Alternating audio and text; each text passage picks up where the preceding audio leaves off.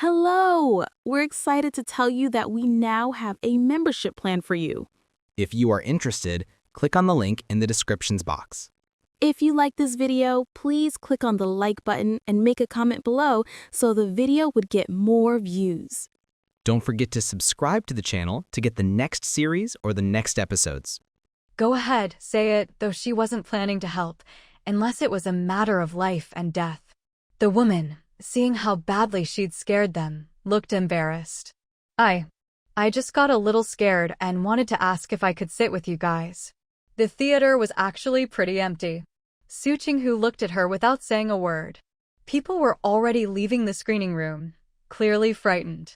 As Su Qinghu debated whether to leave, a burly man behind her said, "What are you all scared of?" "It's all fake." Without turning around, Su Qinghu looked at the woman in front of her, whom she'd previously dubbed the calm big sister, and spoke, though her words were directed at the man behind her. "Uncle, your scream just now nearly deafened me." The burly man was momentarily silenced, then tried to defend himself. "That was because I was excited."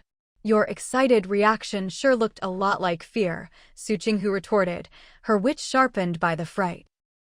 "I've never heard a man scream like that before. It really startled me. I wasn't even scared at first, but your reaction, Uncle, honestly." The man.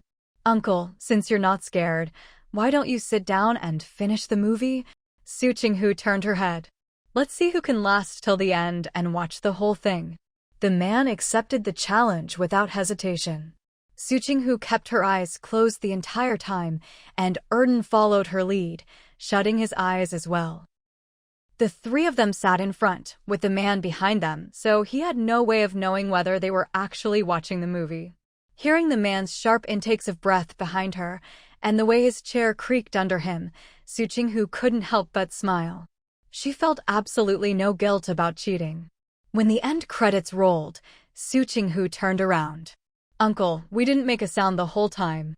The man didn't want to say anything at this point. He just got up and left. "Damn it, why did I pick this movie today? That title was totally misleading." He left grumbling and shivering, looking nothing like the cocky guy who'd been mocking others earlier. Su Qinghu was satisfied. She took the two kids and headed out.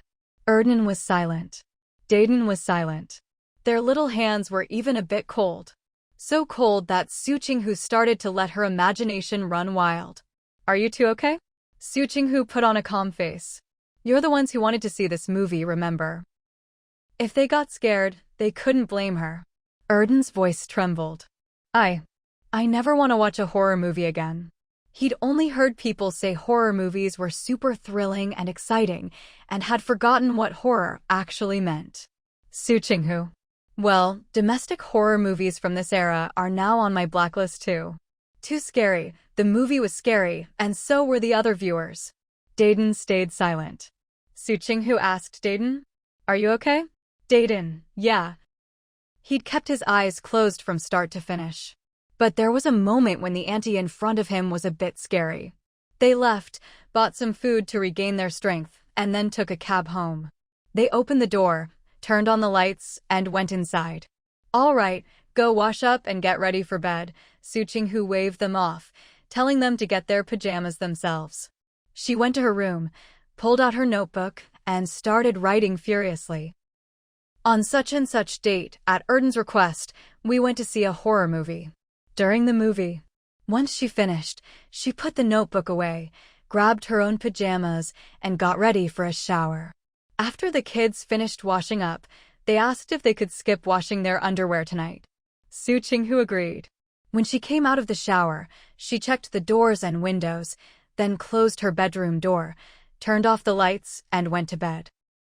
In the darkness, Su Qinghu slowly pulled the cool blanket up to her chin, leaving only her head exposed. Suddenly, her forehead started to tingle. She knew it was just because she'd bundled the blanket up and the air wasn't circulating well, but she still got goosebumps. Knock, knock.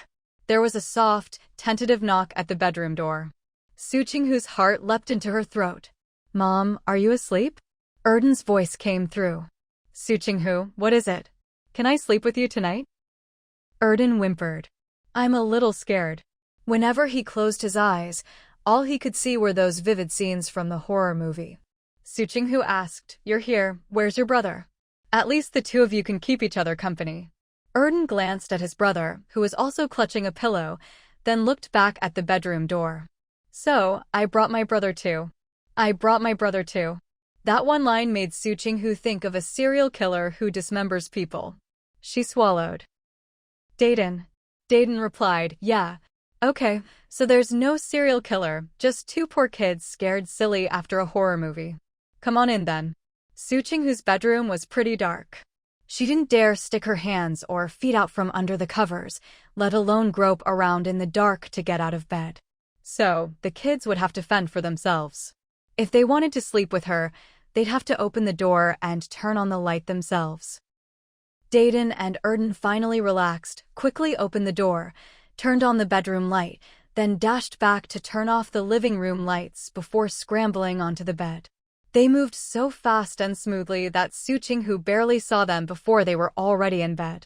Dayton and Erden put their pillows in place and lay down in a row next to Su Qinghu. All three stared at the ceiling, eyes wide open. After a long silence, Su Qinghu blinked, lying on her back and staring at the bedroom light. "Whoever turned on the light has to turn it off." Dayton and Erden were instantly stunned. Dayton looked at her, then at the light torn. Even though he hadn't watched the movie with his eyes open, he'd still heard all the scary sounds and that terrifying auntie in front of him. Erden pleaded, "Mom, I'm scared. Can you do it?" He'd watched the movie with his eyes open and closed, and sometimes he'd open his eyes at just the wrong moment and catch a terrifying scene. He really couldn't get those images out of his head. If they turned off the light and the room went dark, what if he couldn't find his way back to the bed? Just thinking about it was scary, right? Su Qinghu said, "Whoever turned it on, turns it off." She wasn't getting out of bed, no matter what. Erden took a deep breath.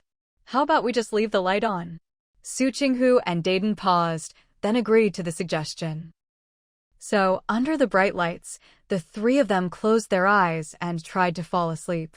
Time ticked by, but none of them felt sleepy. Even without opening her eyes, Su Qinghu could feel how scared the kids were. "Are you two asleep?" Dayton and Erden shook their heads in unison. They couldn't sleep, they were wide awake. Su Qinghu said, "How about I tell you two a joke?" "Okay." Erden opened his eyes, a bit expectant. Su Qinghu said, "Once upon a time, there was a banana. It thought the weather was too hot, so it boldly took off its clothes and tossed them aside. As it walked along, it stepped on its own clothes and slipped." Su Qinghu was cracking herself up as she told the joke, but Erden just looked confused. Even Dayton opened his eyes in bewilderment. Erden asked, "Is that the yellow-skinned fruit we ate on our last trip?" "Bananas are plants. They can't walk," Dayton reminded him. Su Qinghu fell silent. Well, getting this kind of reaction to a lame joke is a kind of success, too. The after-effects of watching that horror movie lasted for a whole month. During that time, the kids wouldn't even go to the bathroom alone. They always went together.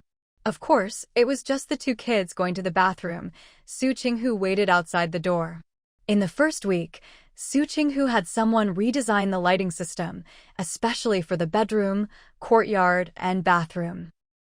Now, with just one press of a button, the entire path to the bathroom was brightly lit.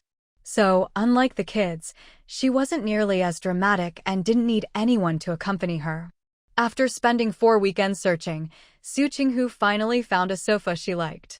She immediately called her financial agent, Cheng Qian, asking to withdraw 3,000 yuan to buy it. But Cheng Qian shot her down, saying, "You can't withdraw 3,000. By the end of the year, you'll have at least 100,000 coming in." Suppressing her urge to splurge, Su Qinghu stuck to her routine of going to work and coming home on time.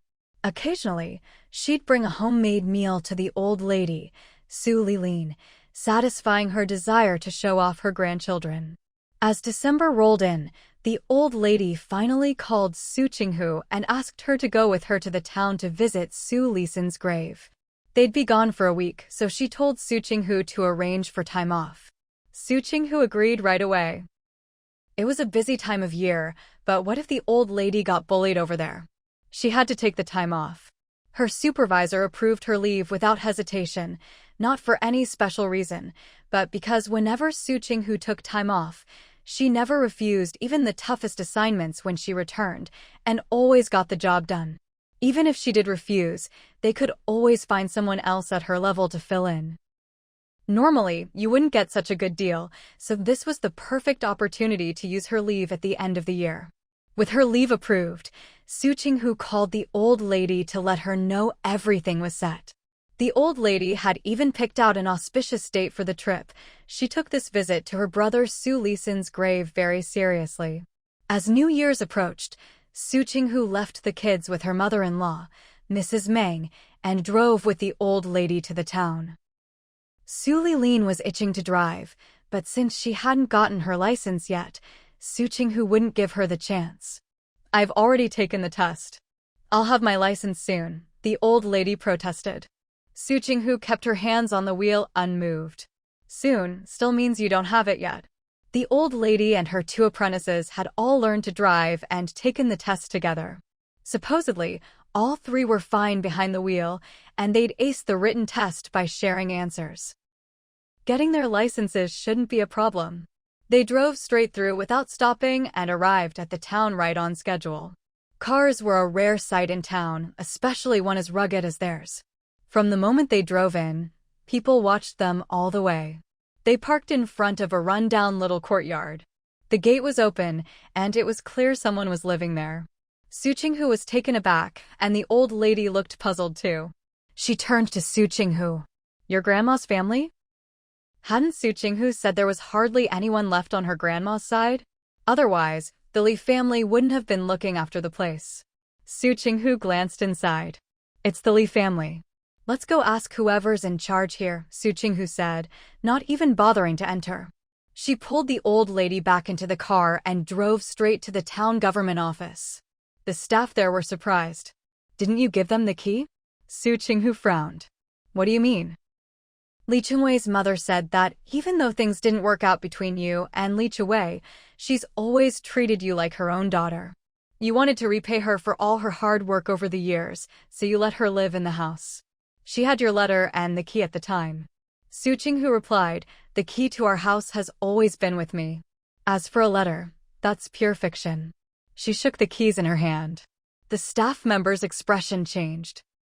"But she really did have a key and a letter. Would you mind coming with us?" Su Qinghu smiled politely but firmly. "I'd like you to witness this and take a look at that so-called letter and those keys." How could they refuse? Just seeing the car parked outside, the staff member didn't dare slack off. He got in and let Su Qinghu drive him to the Su family courtyard. The gate was locked from the outside. Su Qinghu smiled. "Guess someone ran off, feeling guilty?" She thought for a moment, said a few words to Su Lilin, then went to the street corner and brought someone back. "This," Uncle Zhao the locksmith hesitated. "Is this really okay?" The Li family was living there now, and Su Qinghu hadn't explained much. He hadn't asked too many questions before coming. From the looks of it, they were about to break in without the Li family's permission. "This is my Su family's house. Do I need anyone's permission to enter my own home?" "Just open all the locks, big and small, and I'll pay you 50 yuan, Su Qinghu said bluntly. Uncle Zhao, all right. With the town government staff watching, he didn't see a problem. If they didn't object, why should he? Besides, he'd earn 50 yuan for it. He was already here. If he refused, the Li family might give him the cold shoulder later. So, might as well do it. With a couple of clicks, the courtyard gate was open. Then the living room, kitchen, cabinets, drawers. Every locked thing was opened. Su Qinghu paid him on the spot. Uncle Zhao left happily with his money. Then Su Qinghu started throwing things out. First up were the quilts. She grabbed a corner and dragged them outside. After a few quilts, she fetched a basin of water. "I'll count down from 10. If you don't show up by then, I'm dumping this." She didn't sound angry, just calm and matter-of-fact.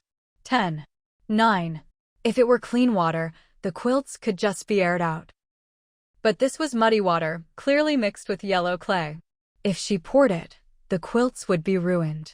So before she finished counting down, the Li family rushed over to save their quilts. Su Qinghu set the basin down and looked at them. "You've got some nerve." The Li family said nothing. Su Qinghu smiled. "Come on, show me the letter and the keys you gave to the authorities." We lost them ages ago," Li's mother said. "It's been so long. You wrote the letter yourself. How could you forget?"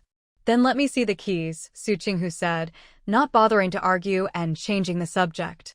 Li's mother replied, "The lock broke, so we changed the keys." Su Qinghu laughed, and the staff member's face darkened. By now, he'd figured out what was going on. When people said the Su family's house had been taken over, they'd come to check. The Li family claimed Su Qinghu had let them live there out of gratitude. "I never said you could live here," Su Qinghu said coldly. "Now, take your things and get out." Li's mother plopped down on the ground, wailing about how much she'd cared for Su Qinghu and accusing her of being cold-hearted and ungrateful. The rest of the Li family joined in, scolding and berating Su Qinghu. Su Qinghu watched coldly, then went inside and grabbed a tape recorder, holding it up as if she might drop it at any moment. The Li family's cries stopped instantly. "You have 1 hour to move your things out.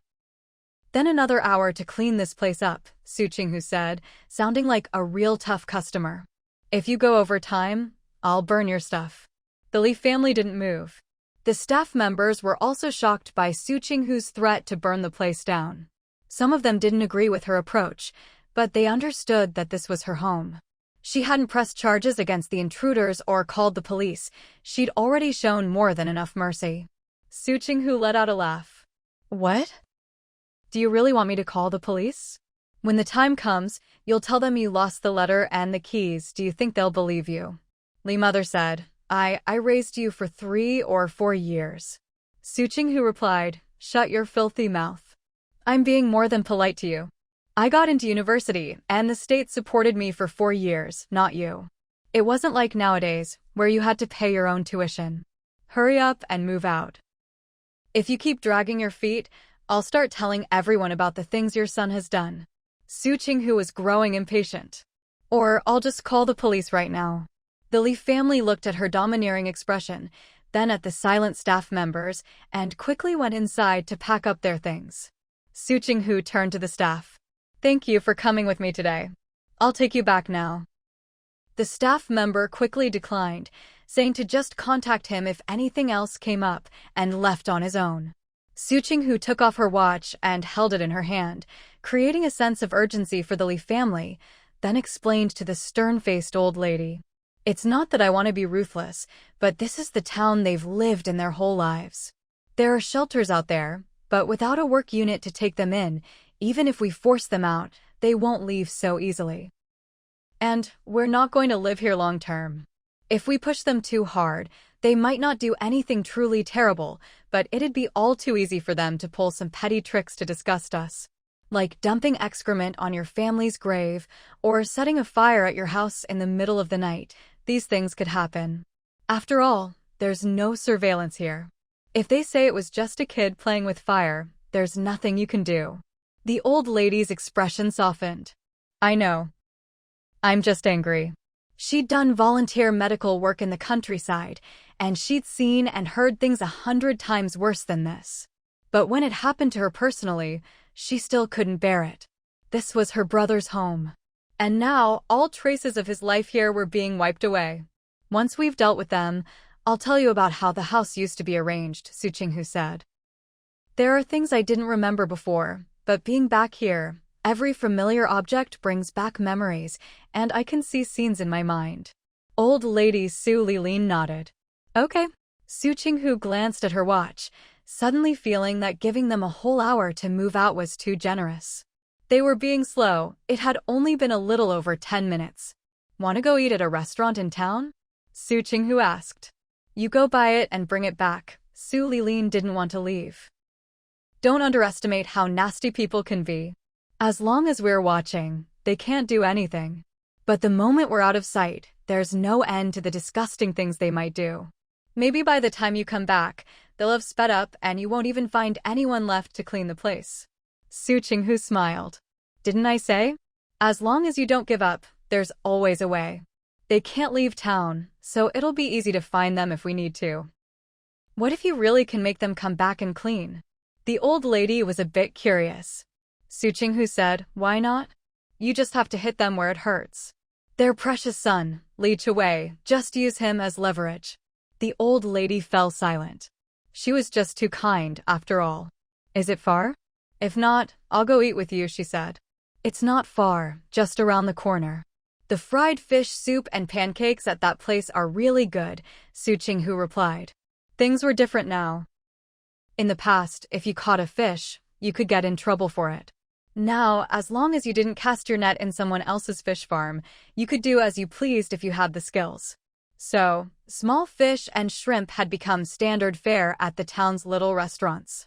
After all, the cost was nothing, just throw out a few nets or set a few baskets at night, and you'd have enough for the day. The two of them went to eat the fried fish soup and pancakes Su Qinghu mentioned. It only took about half an hour, and when they returned, the moving time still wasn't up. The Li family was picking at the window screens, but when they saw the two return, they sped up. 3 minutes left, Su Qinghu said with a smile, reminding them. At her words, the Li family worked even faster, dividing up the tasks and searching the yard in a hurry, afraid to leave anything behind. When the hour was up, Su Qinghu put away her watch. Now you can discuss among yourselves who's staying behind to clean. Or you can all stay. The Li family, having moved their things out, felt emboldened. They looked at Su Qinghu with smug, fearless smiles, ready to leave. Su Qinghu smiled too, and brought a loudspeaker from the doorway. She switched it on, and a long, piercing screech echoed through the room. Testing, testing. Her voice came through the loudspeaker, clear and loud. The Li family had a bad feeling and stared at Su Qinghu, momentarily forgetting to leave. Su Qinghu covered the mic and looked at them with a sweet smile. If you dare walk out that door, I'll tell everyone how your son cheated me out of money, tricked a woman from the Design Institute into a sham marriage, and when he couldn't get her overseas status, he latched onto an old American woman just to go abroad. The room fell silent. I'm serious. Not only will I make sure everyone knows, I'll even give out the address of the woman your son tricked, so anyone who wants to verify the story won't have to search blindly. Su Qinghu had the Li family's weak spot in a death grip. So, after another hour, when Su Qinghu finished inspecting the house and yard and told them to redo the cleaning, none of them dared utter a word. In those days, reputation and face still mattered. The Li family did as Su Qinghu asked, tying rags to brooms to clean the cobwebs from the corners, wiping the dust from the door frames, and finally scrubbing the bathroom before they were allowed to leave. The rooms looked bright and clean, though the bathroom had just been cleaned and the yard still didn't smell great. Su Qinghu tossed her bag into the car and took the old lady to Su Lixing's grave. It was already winter. The trees were bare, with only a few evergreen vines showing a hint of green. Their feet crunched on the yellowed grass as Su Qinghu led the way, and Su Lilin followed silently behind. As they neared the grave, Su Qinghu quickened her pace, putting some distance between herself and Su Lilin. She whispered a few words, then turned to look at Su Lilin, whose eyes were brimming with tears. Auntie, you go ahead and talk. I'll wait for you under that tree, Su Qinghu said. Without waiting for a reply, she walked over to the tree. In those days, people didn't put up gravestones, especially in small towns. Most just piled up a mound of earth. Old lady Su Lilin crouched in front of the grave, her hands trembling as she touched the yellow soil. Finally, she pressed her forehead to the ground, sobbing so hard her whole body shook. Su Qinghu and the old lady, Su Lilin, set out on December 30th and arrived in town on December 31st, which was the first day of the 12th lunar month. It was the coldest time of year. Su Qinghu was wearing a wool sweater and soft velvet pants underneath, with a down jacket on top. That down jacket was custom-made for her. The down jackets on the market these days have very little actual down, the fabrics vary in quality, the workmanship isn't great, and the styles are all pretty much the same, big and puffy. They look just like ski jackets. Still, they're a lot less bulky than the breadloaf-sized ones from a few years ago. But even so, the down content is still low. So she had a tailor make custom ones for everyone in the family, including the old lady, Su Qinghu. They were a lot more expensive, but they were warm and looked much nicer. Su Qinghu stamped her feet and warmed her hands in her down jacket pockets before pressing them to her face. It really was freezing. She could see her breath coming out in white puffs. Through the mist, she could see a few sparrows perched on a tree not far away, chirping away, giving the place a rather desolate feel. With a sigh, Su Qinghu glanced down at the time. It had been over half an hour. Looking up, she saw the old lady, Su Qinghu, still murmuring softly in front of Su Qinghu's grave. She seemed to have gotten her emotions under control and wasn't crying anymore, but her expression wasn't much better than when she was. Su Qinghu put her hands back in her pockets, fiddling with the chocolate inside, her eyes on the old lady. Should she bring her something to eat? The old lady was so small and thin, and after crying like that in this cold weather. Finally, Su Qinghu made up her mind and walked over to her. Hearing footsteps, Su Qinghu looked up. "Have something to eat," Su Qinghu said, unwrapping the chocolate and handing it over. "Your lips are turning white." Su Qinghu stood up, still looking a bit disheveled, took the chocolate and took a bite. As she ate, tears started to fall again. Su Qinghu sighed. "Your grandpa used to spoil me so much," the old lady said, her voice stuffy from crying, sounding pitiful. Su Qinghu, "You have to listen to the elderly, let them talk it out. Bottling it up is no good. He always thought of me, no matter what he was doing. If there was something tasty, he'd always save me a bite. If there was something fun, he'd find a way for me to play too." Tears welled in the old lady's eyes. "He bought me bamboo dragonflies and grasshoppers made from straw. I've kept them all safe." Su Qinghu said, "From now on, if I find something tasty, I'll save you a bite too." The old lady looked at her, clutching the chocolate. "Can you say that with a clear conscience?" Su Qinghu. Clear conscience? Why would her grandaunt think she'd feel guilty? What happened? How come she didn't know about it? And to bring it up here, in front of Grandpa's grave, to call her out? After a quick self-examination, Su Qinghu couldn't think of anything she'd done wrong, so she asked, "What's wrong? How come you never let me have any of your ice cream? And you sneak it behind my back. Same with Coke and soda." The old lady glared at her. Su Qinghu. She was speechless. Why did she sneak ice cream, Coke, and soda? Wasn't it because of the trauma the old lady gave her before? Just think about it. A touch of the wrist, and she'd know your health status, and could even tell you all about your diet and sleep habits. With someone that scary, how could she dare eat ice cream or drink Coke and soda in front of her? Wouldn't that be like openly provoking her? But what was going on now?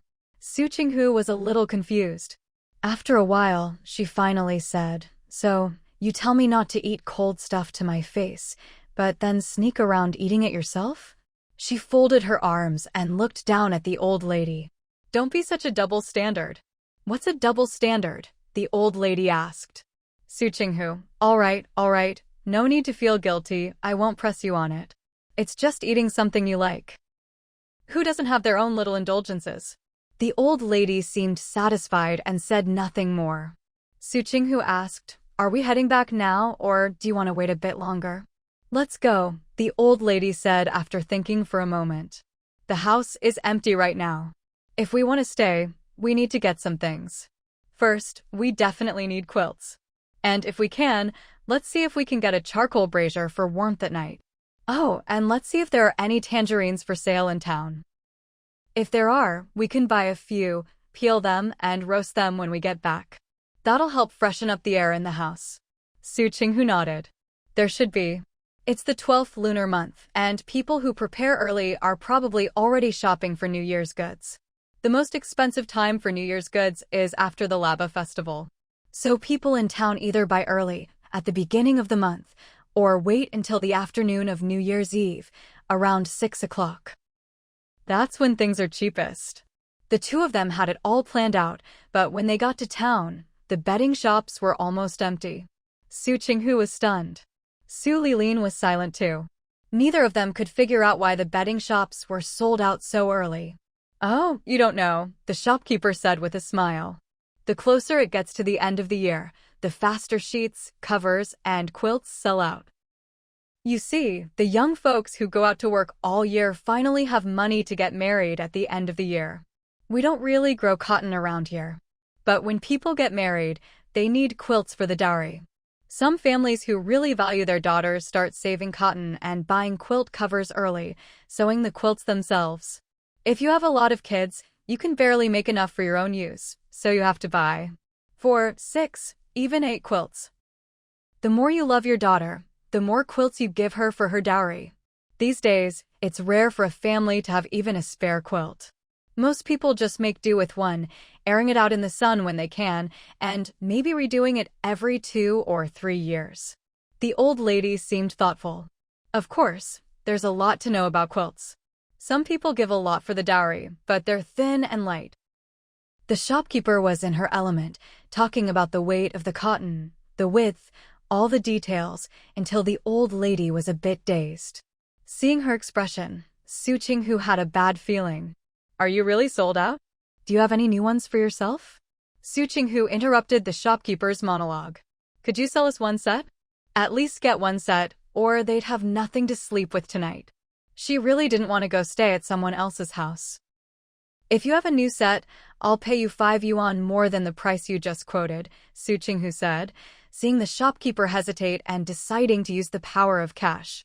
The shopkeeper did a quick calculation and agreed. "All right, wait here. I'll go get it from the back. My relatives won't be back for another 20 days anyway. I'll get them a new one then." Although it was a bit of a struggle, they finally managed to get a new set of bedding, and it was the thick, sturdy kind too. Su Qinghu was very satisfied. At least the sleeping arrangements were sorted out. There were still some lighter-colored sheets and duvet covers left, so Su Qinghu also bought a matching set of pillowcases and pillows. After paying promptly, she and the shop owner stuffed the bedding into the car.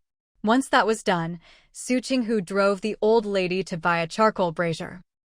"There's only one shop in the whole town that sells this kind of stuff, so tonight the two of us will just have to share a bed," she said. To be honest, she'd gotten used to sleeping alone and really wasn't comfortable sharing a bed with someone else. Having your own quilt was just so much nicer. The old lady said, "I don't mind sharing with you." "Even if you did, it wouldn't matter," Su Qinghu replied, "since we only have this one set of bedding." Su Lilin just smiled without saying anything, took out the leftover chocolate from earlier, broke off a piece, and popped it into her mouth. Su Qinghu continued, "As for meals, we already agreed before we came that we'd eat out for the time being. We need a charcoal brazier for heating and warm water for washing up in the morning, so besides the brazier, we also need to buy a stove and then get some honeycomb coal from someone." As she spoke, the old lady, Su Lilin, nodded along. When Su Qinghu finished, the old lady added, "Let's buy some joss paper too." "Huh?" Su Qinghu didn't react for a moment. "What joss paper?" "The kind you fold into gold ingots," Su Lilin explained. "I want to burn some for your grandfather. Call it superstition or old-fashioned thinking if you like, but this was something she insisted on doing." Su Qinghu nodded. Seeing that there didn't seem to be any for sale by the roadside, she thought for a moment, pulled over, and said to the old lady in the passenger seat, "Wait here in the car, I'll go ask around." "Okay." After closing the car door, Su Qinghu looked around and walked over to an old man selling big red candles. A while later, she came back carrying a bag of things. When Su Lilin saw what was inside, she was delighted. Not only was there gold paper for folding ingots, but also white candles, an incense burner and incense sticks, yellow ritual paper, and so on, everything you could possibly need, really.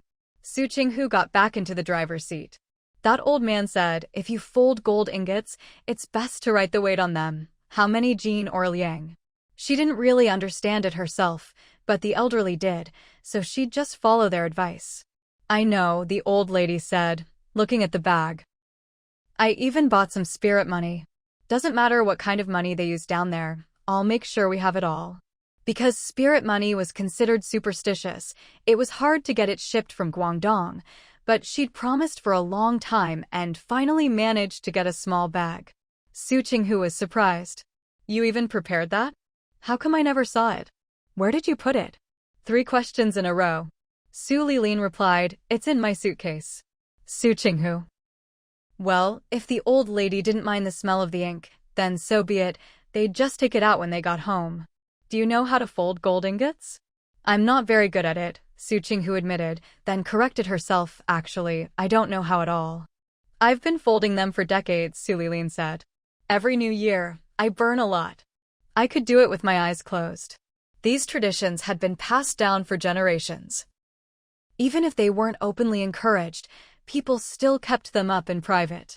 So every new year, she'd burn a lot of joss paper, praying for her family's safety and health.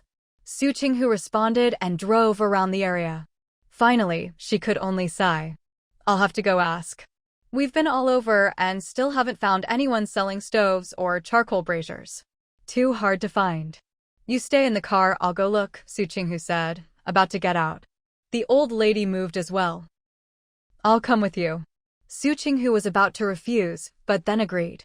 All right, but be careful. If you see anyone selling thermos flasks, let me know so we can get one too. Luckily, they'd brought enough money. With the road right in front of her, Su Qinghu asked some of the older folks. She hadn't been back in years, and there seemed to be more new faces, probably women who'd married into the town from nearby villages, or people from other villages coming to do small business. But when you asked the elderly, you always got the right answer. She'd barely finished asking when an old man stood up and said, I'll take you there. Thank you so much, Su Qinghu said. No need to thank me, we're all neighbors here. I know this town well, just tell me what you want to buy, and I'll take you right to it, the old man promised. Su Qinghu thanked him again. Hey, you're buying a charcoal brazier and a stove, didn't you bring a cart? The brazier's not so bad, but the stove is heavy. It's a big chunk of iron, he said, looking at Su Qinghu and then at Su Lilin. Are you two planning to carry the stove home? We drove here, so we can just load it in the car. No need to carry it, Su Qinghu replied. Stoves really were just hunks of iron, otherwise, they couldn't stand up to daily use with honeycomb coal. The old man didn't care about the difference between carts and cars. As long as they were prepared, he was satisfied. I haven't seen you two before. Are you from this town, or just visiting relatives? He asked. From the way you dress, you look like city folk. Not quite the same as those who'd come back from working out of town. Instead of answering, Su Qinghu asked, Did you just move to town, sir? How did you know? I moved here 3 years ago, the old man replied cheerfully. My son and daughter-in-law went out to work, saved up some money, and bought a plot of land on the edge of town. So we moved here. That's great, Su Qinghu said with a smile. It is. My grandson and granddaughter are doing really well in school too. I'm hoping they'll be like old Su's granddaughter and get into college. Old Su? Su Qinghu and Su Lilin exchanged a glance. Su Qinghu tentatively asked, The old Su you're talking about, is that Su Beiyong? That's him, the old man said, slapping his thigh in excitement. If it weren't for him, none of the villages around here would have anyone going to college. We wouldn't even know what a university is, or that you don't have to pay for it, and they even give you money. Just by studying, you could get so much money paid every month, and after graduation, you'd be assigned a job. Maybe you could even marry a city person or settle in the city. Where else could you find such a good thing? Old Su was really something. Not only did his granddaughter get into college, but Li Chuwei from the Li family also benefited from knowing him and got into college too. Su Qinghu asked, after his granddaughter got into college, did anyone else from the area get in? Yes. The year after old Su's granddaughter got in, another one made it. The second year, no one did, but the third year, 2 got in at once. This year, it's 2 as well. In my eyes, old Su is a man of great merit. Receiving such a sincere compliment from an outsider was, for Su Lilin, a kind of emotional comfort in itself. From the moment she bought the stove, brazier, hot water bottle, and copper kettle and headed home, she couldn't help but smile all the way. She opened the door. The air in the courtyard was much fresher now, with none of the previous unpleasant smells lingering. The house, too, seemed to have shed its gray, oppressive gloom, suddenly filled with a sense of warmth and vitality. Su Qinghu and the elderly lady, Su Lilin, first carried the stove into the courtyard. Then they went next door and soon returned with a burning honeycomb coal briquette, which they stuffed into the stove. The neighbors just finished drying a whole yard of honeycomb coal. Their old supply would only last 5 or 6 days, so they told me where to buy more and suggested I check it out, Su Qinghu said, hanging the fire tongs on the stove's handle and looking at Su Lilin. Let's make another trip and buy some honeycomb coal and charcoal. Should we put some water on the stove first? Su Lilin glanced at the stove, now filled with coal. That way, when we get back, we'll have hot water to wash our faces and hands. Su Qinghu had no objections, of course.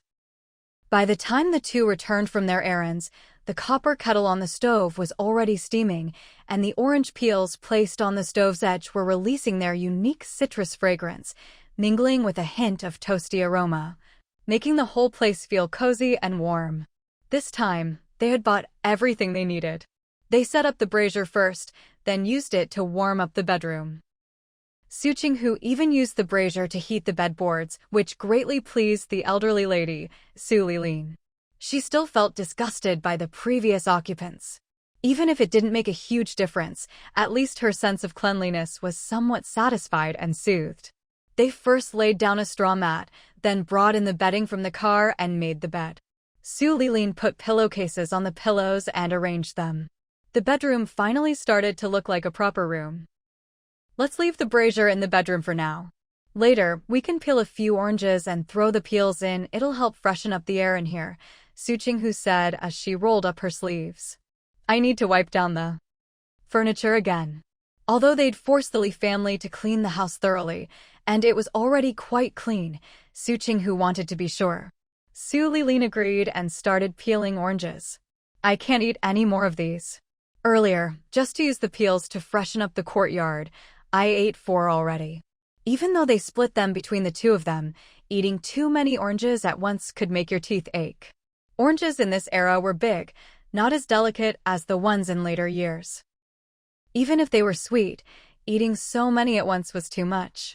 Su Qinghu's voice drifted in from the courtyard, just leave them there. By the time night fell, the two had finished cleaning the courtyard and went out for dinner. When they got back, they washed their feet and crawled into bed. These quilts are thick and soft, the elderly lady said. Despite not looking her age, after such a long journey and all the emotional ups and downs, she was exhausted. Lying down, she let out a comfortable sigh. Su Qinghu smiled at her and climbed in as well. In winter, no matter how many layers you wear, nothing beats the comfort of curling up under a warm quilt. They fell asleep as soon as their heads hit the pillow, only waking when the noise outside signaled the start of a new day. Glancing at the not-so-thick curtains, Su Qinghu didn't move. It's probably 5 or 6 o'clock. She didn't even bother to check her watch. The elderly lady, Su Lilin, always kept a good routine, but this time she didn't get up either.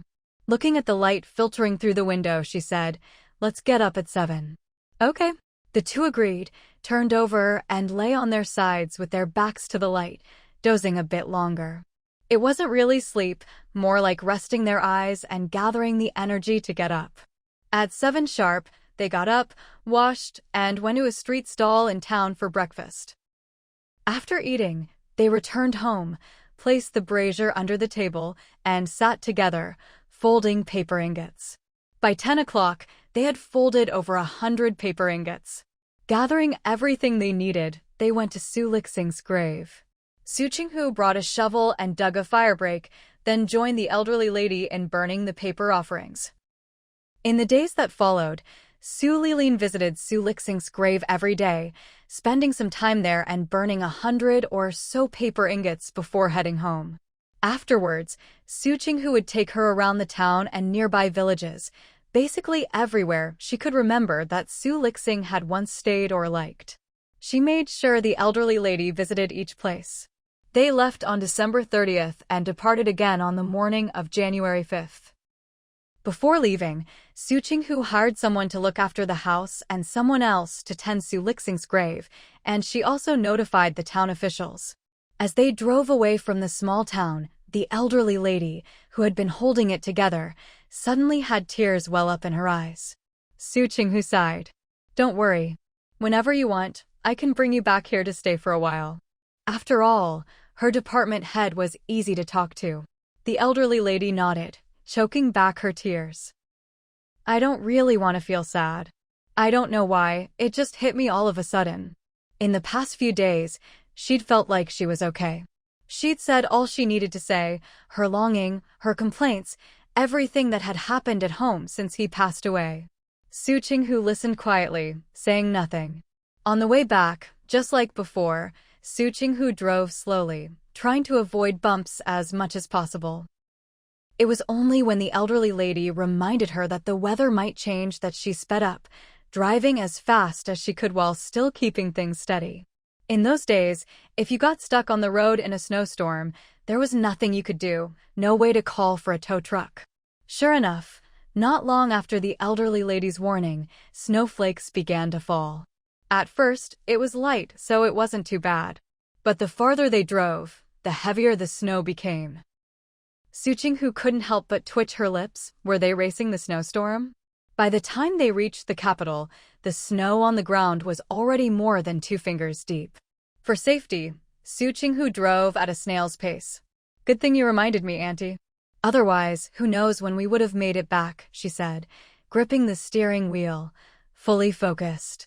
If the roads were filled with cars, it would be one thing, but in those days, there were so many bicycles.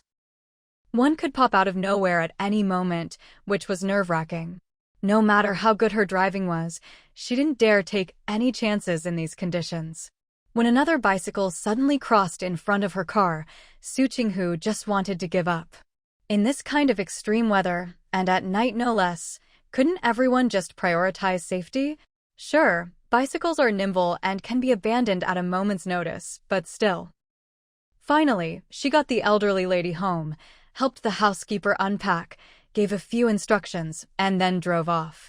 By the time she got home, it was already around 11 at night. She had just knocked on the door when she heard footsteps inside, and then the door swung open. When Su Qinghu dropped the old lady off at home, she called her own house from a landline, saying she'd be home in an hour and asking them to open the door for her. As soon as Su Qinghu called, Mrs. Meng threw on her army coat and waited to open the door for her daughter-in-law.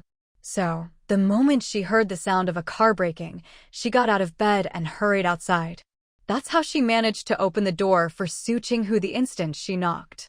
Seeing Su Qinghu smiling at her, Mrs. Meng wanted to say something, but quickly urged her, "Come in, come in. Whatever you want to say, let's talk inside. Look at the weather, it's still snowing out there." Su Qinghu hurried inside. Once Mrs. Meng had locked the door, she followed her into the house. The 2 kids were already asleep, so Su Qinghu and Mrs. Meng kept their voices down and didn't wake them. "Mom, you should go rest," Su Qinghu said, rubbing her hands together as she picked up the hot water flask and headed out. "I'm going to wash up." When she came back after washing up, Mrs. Meng was still waiting for her. "Are you hungry? We have eggs at home. I can make you some poached eggs." Su Qinghu shook her head. No, I've been driving all day and don't really feel like eating. I'll just have some hot water, wash my feet, and go straight to bed." "Then go wash your feet," Mrs. Meng said, heading to the kitchen. "We have a gas stove at home, so if you want to eat anything, I can make it right away.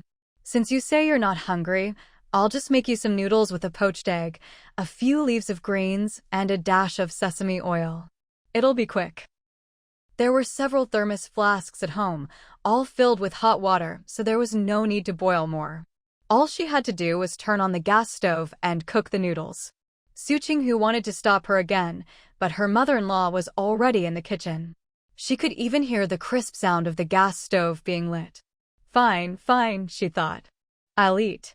After all, with everything her mother-in-law just said, having a bowl of noodles before bed sounded pretty good. It was just a bowl of noodles. Quick and easy. Su Qinghu hadn't even finished soaking her feet when Mrs. Meng brought the noodles in.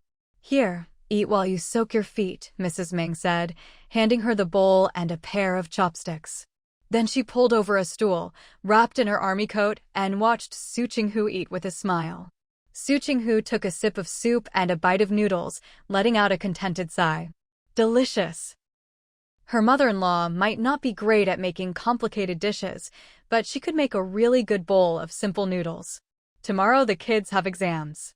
Once they're done, they'll be on holiday, and then around the 17th or 18th, they'll go pick up their report cards, Mrs. Meng said, watching Su Qinghu eat with a smile in her eyes. Yesterday, they even asked me if you'd be home when their exams were over. What could I say? I couldn't promise them anything, Mrs. Meng laughed. They were a little disappointed. They're asleep now, but when they wake up tomorrow and see her home, they'll be over the moon. Su Qinghu smiled. You're back, and it's snowing too. Once their exams are over, they'll be rolling around in the snow for sure, Mrs. Meng said, taking the empty bowl from her.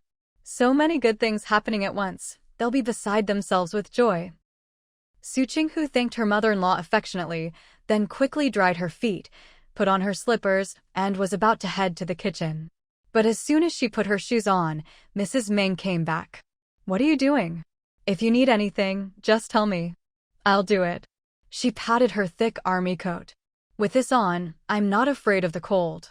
Hearing her mention the army coat, Su Qinghu asked, puzzled, Mom, what about the down jacket we had custom made for you? Why aren't you wearing it? Mrs. Meng smiled. That jacket is really nice, good quality, and stylish. Looks like something you'd wear for New Year's. I figured, since New Year's isn't far off, I'd just save it for then. Su Qinghu. Su Qinghu could understand her mother-in-law's thinking, but didn't quite agree. Mom, clothes are meant to be worn.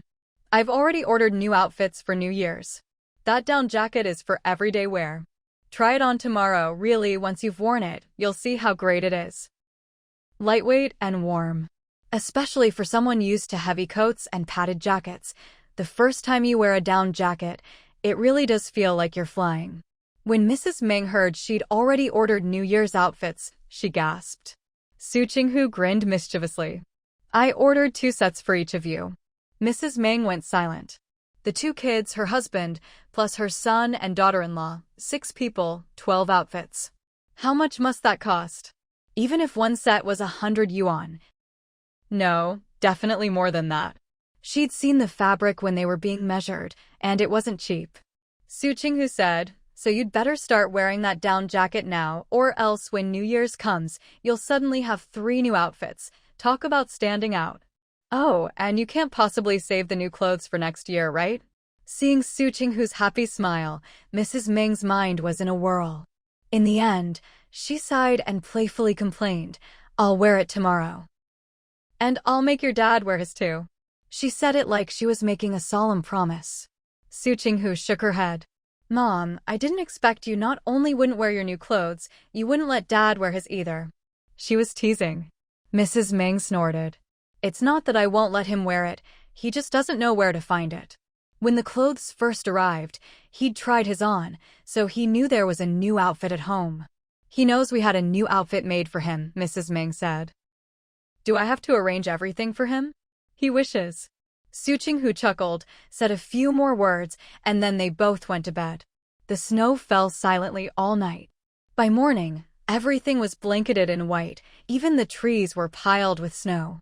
Some houses had little icicles hanging from the eaves, sparkling and beautiful like tiny decorations. Early on the 7th day of the 12th lunar month, Erden woke up needing to pee. As soon as he opened the door, he let out a shocked whoa before dashing off to the bathroom. When he came out, he shouted again, it snowed. It snowed. Bro, it snowed. After our exams, let's go sledding. Dayton, annoyed, yelled toward the window, shut up. Hearing the commotion, Mrs. Meng got up and smiled as she urged Erden, go back to sleep for a bit, it's not even 6 yet. Erden cheerfully returned to the room. Bro. After exams, let's go sledding. His idea of sledding was finding a board, drilling a hole in the front for a rope and having someone pull it while he rode. He didn't go back to sleep either. In a few quick moves, he put on his clothes and shoes and headed outside. Big Egg lay there for another minute, then got up too. Seeing Mrs. Ming shoveling snow, he went back inside to find his little gloves, put them on, grabbed a broom, and followed behind Mrs. Ming, sweeping up the thin layer of snow left after she shoveled. Mrs. Ming wasn't one to spoil children. Seeing the child take the initiative, she only asked if he was cold. When Big Egg shook his head, she continued shoveling snow. Starting from the living room, they needed to clear 3 paths, one to the kitchen, one to the front gate, and one to the bathroom. Second Egg came back in from outside the yard gate, looking a bit down. Seeing his brother and grandma clearing snow, he grabbed a broom too. As he swept snow alongside his brother, he sighed. Big Egg ignored him. Bro? Second Egg called. Big Egg kept sweeping. Bro, did you know? Second Egg kept asking. Big Egg. I thought I'd see a vast world of white, but when I went out, most of the snow had already been cleared. Second Egg sighed.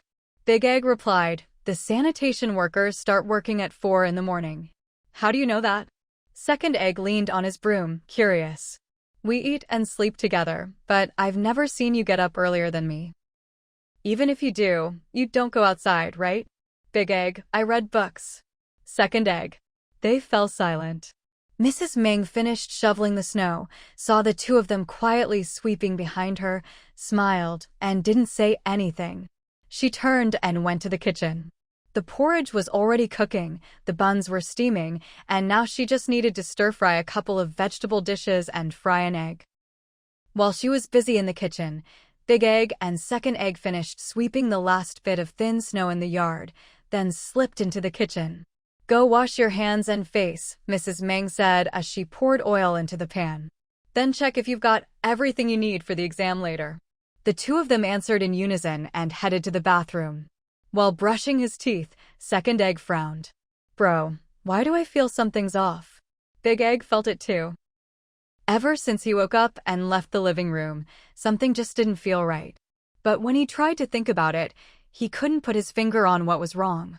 He brushed his teeth, thinking about it, then finally gave up.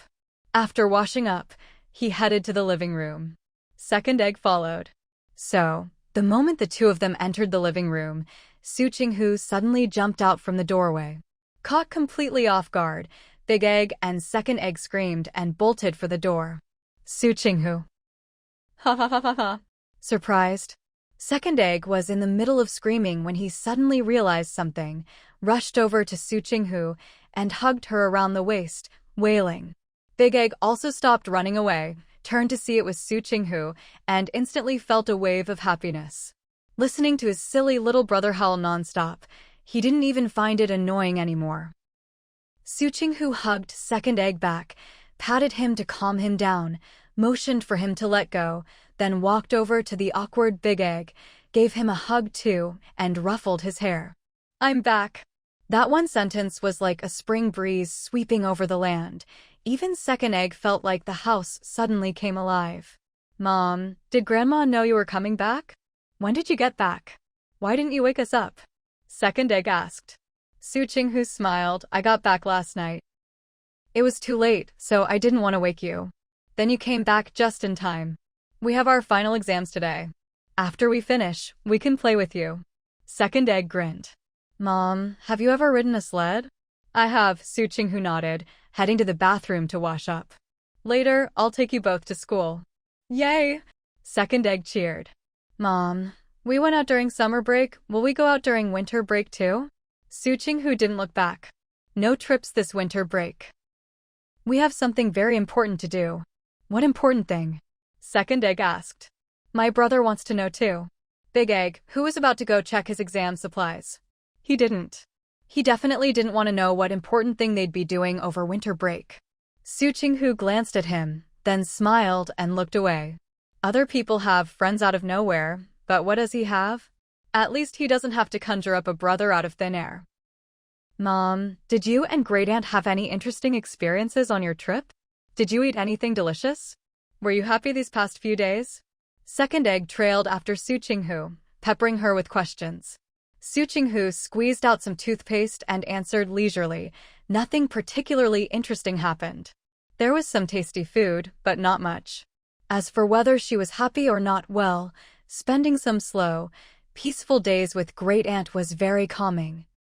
But there were also moments that made her feel a bit sad. Great Aunt didn't plan to move Grandpa's grave, probably because she was thinking of Grandma, so she gave up on the idea. What tasty food? Can you make it, Mom? Su Qinghu replied, I can make it, but I might not be able to find all the ingredients here. Tell me anyway. What if I can find what you can't? I have lots of little buddies who can help, Second Egg said excitedly. Su Qinghu spat out her toothpaste foam and looked at him. When did you recruit more little buddies? If I remember right, before I left, your business was going nowhere.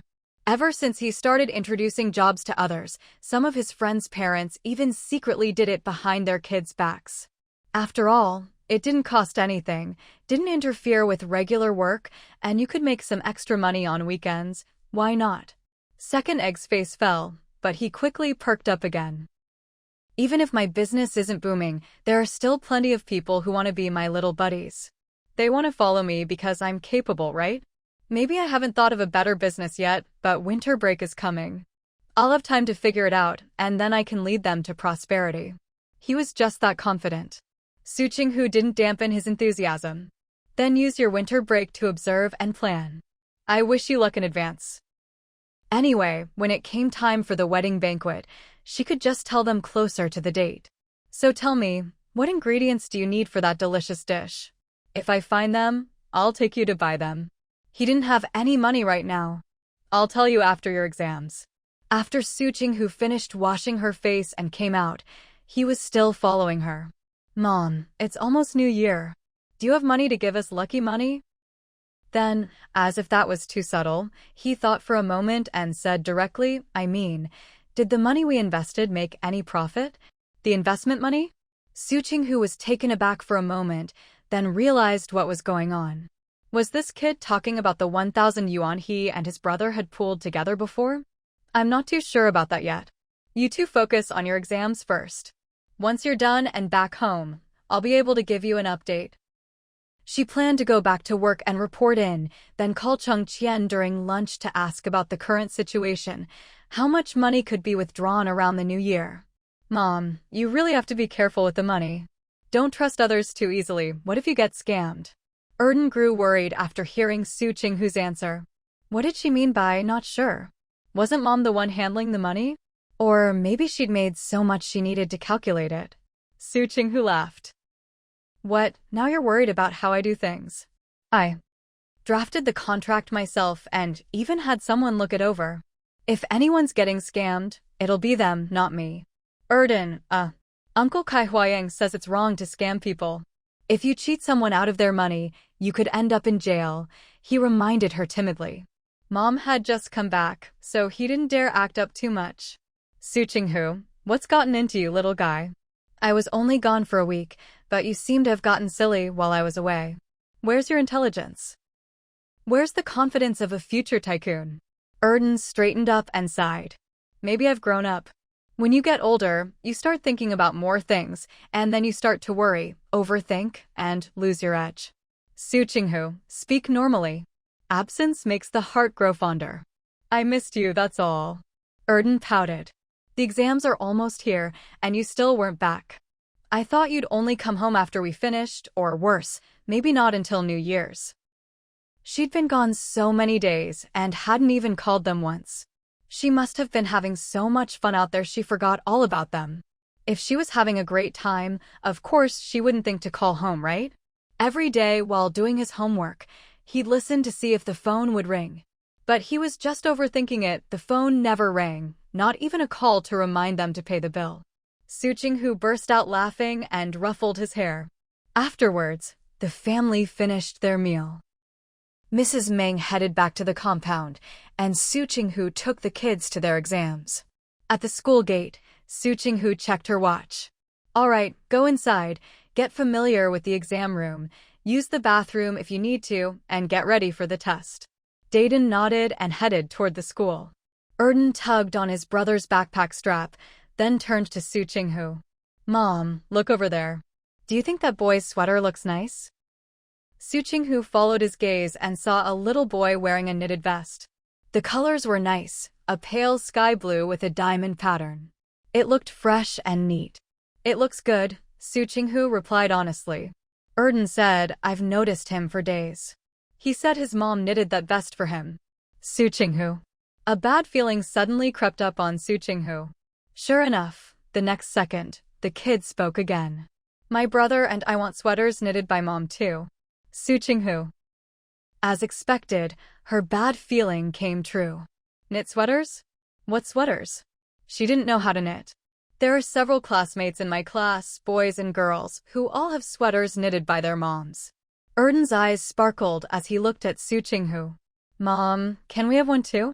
My brother and I both want one. Su Qinghu, nope. Can't do it. Don't know how. What are you thinking? Erden, Mom, you don't know how? Nope, I don't. Su Qinghu looked at him, at a loss for words. Son, don't compare your mom to your classmates' moms. Mom can't bear that kind of pressure. Do you get what I mean? If not, I'll explain. It means, don't even think about it. I'm not going to learn. Su Qinghu said gently. Erden, then I'll knit one for you? As soon as he said it, he realized it actually sounded doable. Su Qinghu, well, I guess that's not impossible.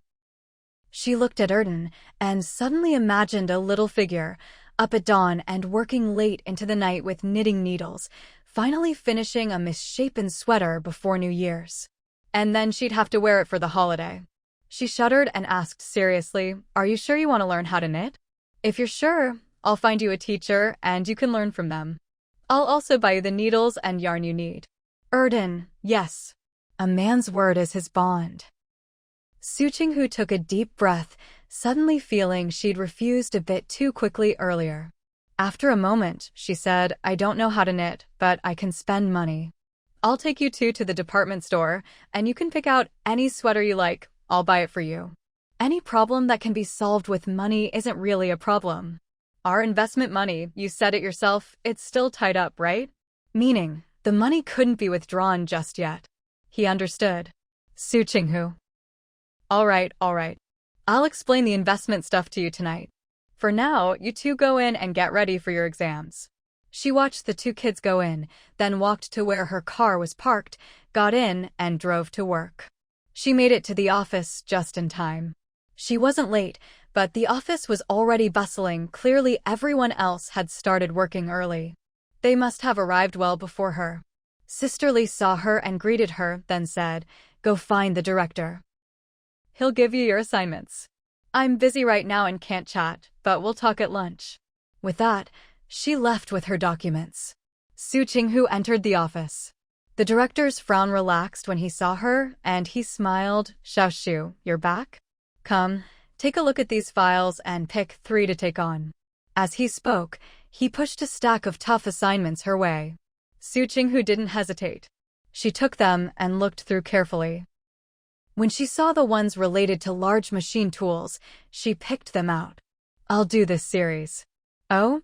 Have you studied this before? The director asked, curious. Su Qinghu replied, sort of. I like reading up on materials and data in my spare time, and some of it covers this area. Good. That's great.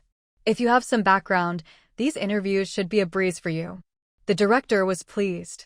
But don't do it like the others before you. We need something fresh. Su Qinghu said, I'll take the materials home and look them over first. As for whether I can come up with something new, I'll write up an interview outline for you to review. Su Qinghu took the documents back to her desk and began flipping through them page by page, occasionally jotting down notes in her soft leather notebook. Auntie Lee returned from outside and immediately spotted Su Qinghu sitting at her workstation. Still so beautiful. Bright, focused. When those qualities mixed together, she gave off a cool, aloof vibe, so strikingly pretty that strangers would hesitate to approach. That was just how she was at work. Auntie Lee knew this well, so she didn't dare disturb her. It wasn't until lunchtime that Auntie Lee saw her close her notebook and lock her drawer. Li Jia, let's go eat, Su Qinghu said. Auntie Lee was her most reliable lunch companion. Su Qinghu stood up with a cheerful smile. How come I don't see you on hang? Auntie Lee got up with a laugh and walked out side by side with her. Remember how someone here bought an imported car a while back? Once someone took the lead, it made it less conspicuous for others to follow suit. So Xiao Yuan went and bought one too. Su Qinghu sighed inwardly. When you already have a company-assigned apartment, between buying a house and buying a car, the latter is just more tempting. So he still didn't buy a house. He bought the car in secret, didn't tell anyone. But come on, how could something like buying a car stay a secret just because he thinks it is? Auntie Lee shook her head, amused. So, ever since his car arrived, he's been sent out on assignment. Su Qinghu couldn't help but laugh. When I took my leave, his car hadn't arrived yet. So this must have happened while I was away these past few days. Her eyes curved into crescents as she smiled, her long lashes making her look even more beautiful. Auntie Lee laughed too.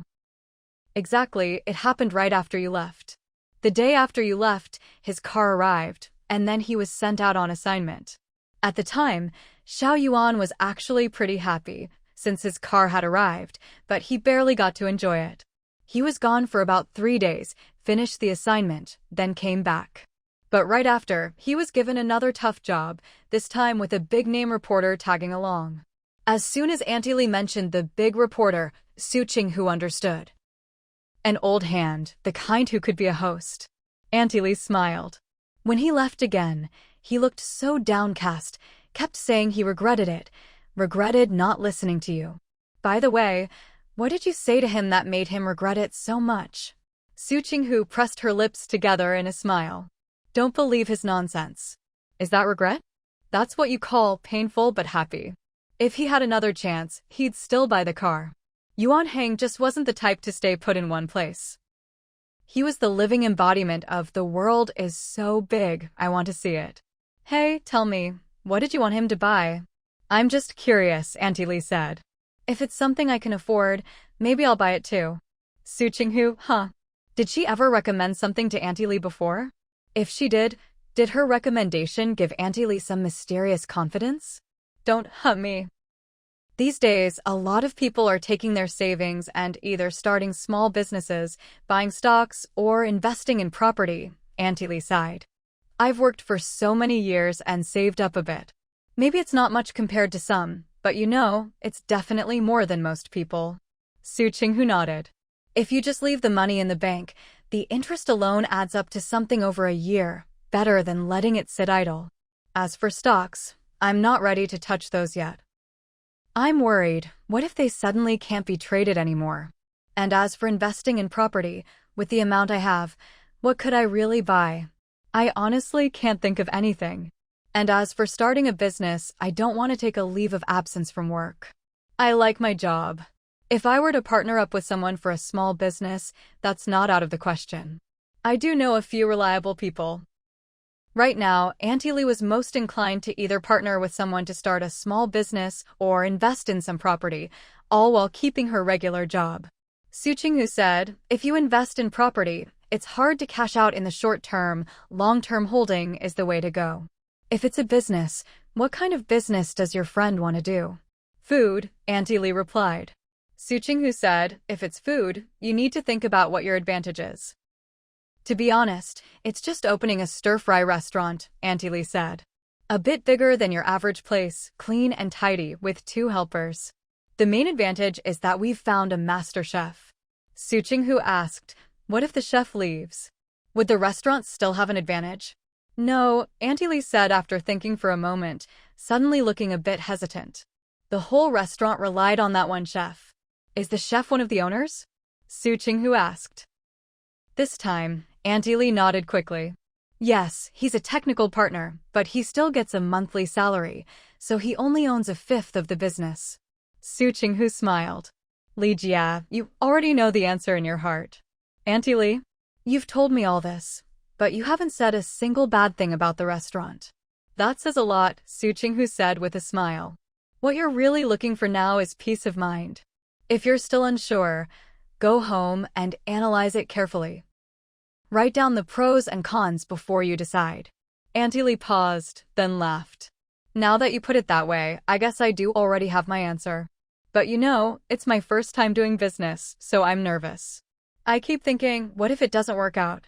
She kept talking, and Su Qinghu listened. Before they knew it, they'd arrived at the cafeteria. After lunch, Auntie Lee headed back first. Su Qinghu didn't go with her. She went to the phone booth. She needed to call Cheng Qian.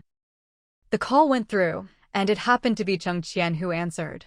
Before Su Qinghu could say anything, Cheng Qian laughed and said, "I'm planning to go to the capital after the 8th of the 12th lunar month to give you a work report in person." Su Qinghu smiled. "Great, I'll be waiting." Since he was coming to give a work report in person, there was nothing more to say on the phone about work. Instead, she asked him to buy some things for her in Shanghai. "I need quite a few things." "Do you have paper and pen ready?" she reminded him. Cheng Qian chuckled, set down his little bread roll, grabbed a blank sheet of paper and a pen. "Go ahead." It really was quite a list. She rattled off items for a full 5 minutes, speaking quickly, with Cheng Qian keeping up as he wrote. "Ahem. Thanks for your trouble. Once you've bought everything, just ship it over and I'll pick it up," she said. Anyway, her grandaunt's car was hers to use as she pleased.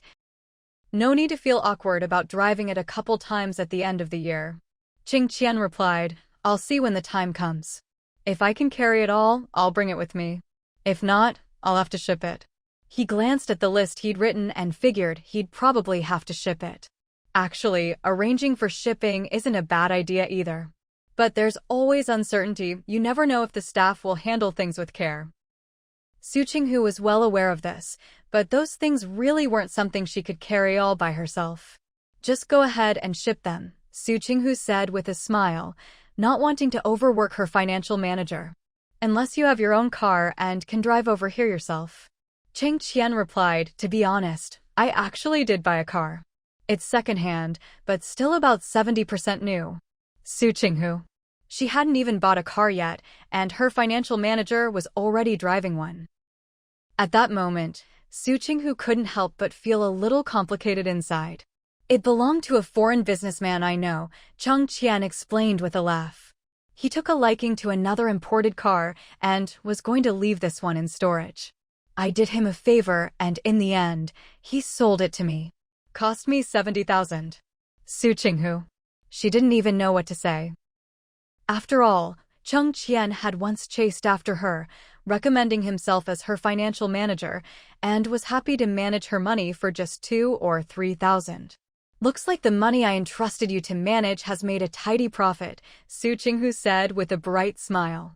"I'm looking forward to your work report when you come to the capital." Hearing this, Cheng Qian understood her attitude and felt delighted. "I'm looking forward to coming to the capital as soon as possible to give you that report." He liked having a boss who trusted her people. Su Qinghu joked, "Now I feel like I didn't have you buy enough stuff earlier." "Haha, just let me know if you need anything else," Cheng Qian replied, his confidence soaring now that his talents were finally being put to use. After hanging up, Su Qinghu's heart was pounding. According to their previous agreement, if Cheng Qian had bought the car entirely with his commission, then she must have made far more than that. When she walked into the office, her face was glowing. Sister Lee was taken aback. "You were only out for a bit? Why do you look like you just took some miracle medicine?" Su Qinghu's eyes crinkled with her smile, but she didn't say anything. "Let me guess. Did you just call that special someone of yours?" Sister Lee teased. Su Qinghu sat down. "Nope. It's just something that made me really happy." At that, Sister Lee realized it might be a private matter and didn't press further. "But, oh right, didn't you say you were getting married at the end of this year? Let me know the date in advance," Sister Lee said. "Whether it's a big or small affair, you have to send me an invitation." Su Qinghu nodded with a laugh. "Of course. Don't worry, everyone in our department who can make it will definitely be invited." After all, it's always tricky to decide who to invite and who not to. Might as well just see who's available when the time comes. Main thing is, it's not like she can't afford it. She was rich now, richer than she'd ever expected. That afternoon, she focused on analyzing her interview subjects and drafted a few outlines. After getting some feedback from her supervisor, she returned to her desk, and before long, it was time to get off work. Su Qinghu drove, first dropping Sisterly off at home. On the way, she picked up some delicious treats before heading to the hospital. When she reached the hospital entrance, she asked the security guard and learned that her grandaunt hadn't left yet. She drove in, parked, and carried some Western pastries and fruit into the hospital's main lobby. Finding out that her grandaunt was in the inpatient department, she pulled out a portion of the snacks for the young nurse at the front desk before strolling over to the inpatient wing. Dr. Su's Jr. is so sweet, the nurse said, looking at the pastries and watching Su Qinghu's departing figure. She whispered happily to her colleague, "She brings snacks every time she comes. Usually it's the elders spoiling the juniors, but how come I feel like our Director Su is the one getting spoiled?" The other nurse sighed, resting her chin on her hand. "I wish someone would spoil me like that. So envious of Director Su." Su Qinghu went up to the inpatient department. As soon as she appeared at the entrance, she heard a few quiet cheers, then someone called out, "Sister Su. Sister Su. Sister Su." Su Qinghu looked over, a bit helpless. "Sister Duan, if you call me sister, what should I call you?" This Sister Duan was 4 years older than her, married, but without children. Every time she called her sister, Su Qinghu couldn't help but sigh. "I don't care about age when I call someone sister, it's all about aura," Nurse Duan said with a grin. "You've got more presents than me, so you're my sister." Su Qinghu. She handed over the treats, smiling. "Fine, call me whatever you want. Anyway, I brought you food, so it's not like you're getting nothing out of it." "Haha, thank you, Sister Su. You're the best. I'll share these with the others in a bit." Nurse Duan beamed. "Oh, our Director Su is right over there." She pointed to the office. Director Su just finished rounds and is resting in her office. Su Qinghu nodded, took long strides, and headed to her grandaunt Su Lilin's office. As soon as she left, Nurse Duan eagerly checked the paper bag. Seeing the pastries, she let out a quiet cheer. Their favorite little cakes, some with filling, some with jam, some with nuts. And oranges, too. Looking down the now empty hallway, Nurse Duan took a deep breath. So envious of Director Su. She wished she had a relative like Director Su. Last time she brought Director Su a meal, that braised pork ribs had made her mouth water for days. Su Qinghu entered her grandaunt's office and saw her still bent over her desk, writing up case notes. She found herself a seat and waited. When she finished, Su Qinghu waved with a smile. "Grandaunt, I'm here to take you home." Su Lilin capped her pen with a smile. "Whenever you come, they're all so happy." They referred to the young nurses and on-call doctors. Su Qinghu grinned. "Of course. After all, I'm your little darling." The elderly Su Lilin was taken aback. "People call themselves little darling now? That was just too much." "I'm just saying what's in your heart," Su Qinghu laughed. "Isn't that right, old darling?" Su Lilin's mouth twitched. "Maybe I just don't get what you young people are into these days. Could you just talk normally?" All this little darling and old darling talk was giving her goosebumps. "Ha ha ha."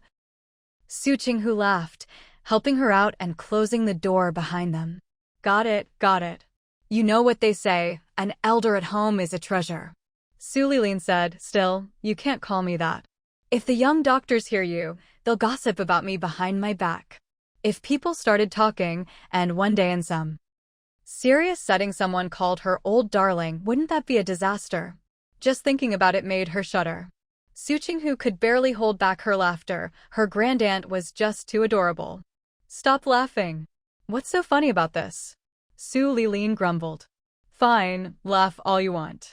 This weekend I want braised ribbon fish. You have to bring it to me." Her tone was bossy, but it sounded like she was being spoiled. Su Qinghu laughed again. "Aren't you going to the countryside for free clinics this week?" "No more trips before the new year," Su Lilin said as she got in the car. "I took a week off before, so I have to finish seeing all the follow-up patients. Besides, aren't you having your wedding before the new year? What if the families need to coordinate something? As the bride's family, I have to be there." Su Qinghu left the car for Aunt Su Liling and walked a bit further to hail a taxi home. After all, she was rich now. With money, of course, she'd choose the most comfortable way to live.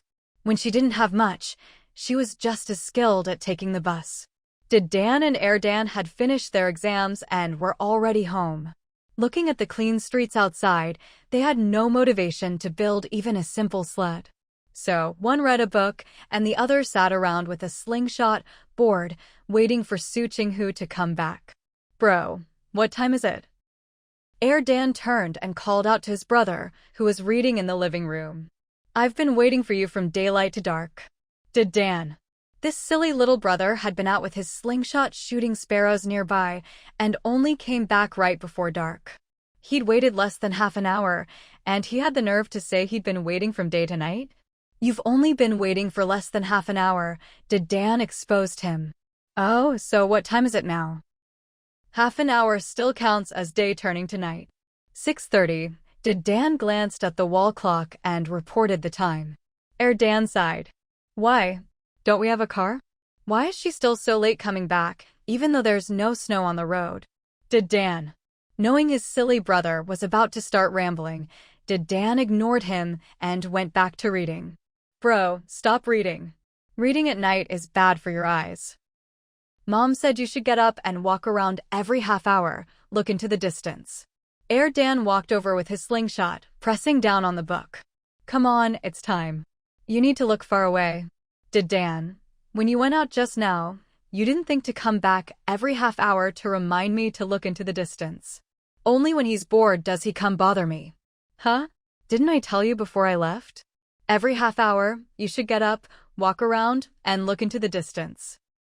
Dan put on an innocent face, still pressing on the book, clearly just wanting to mess with him.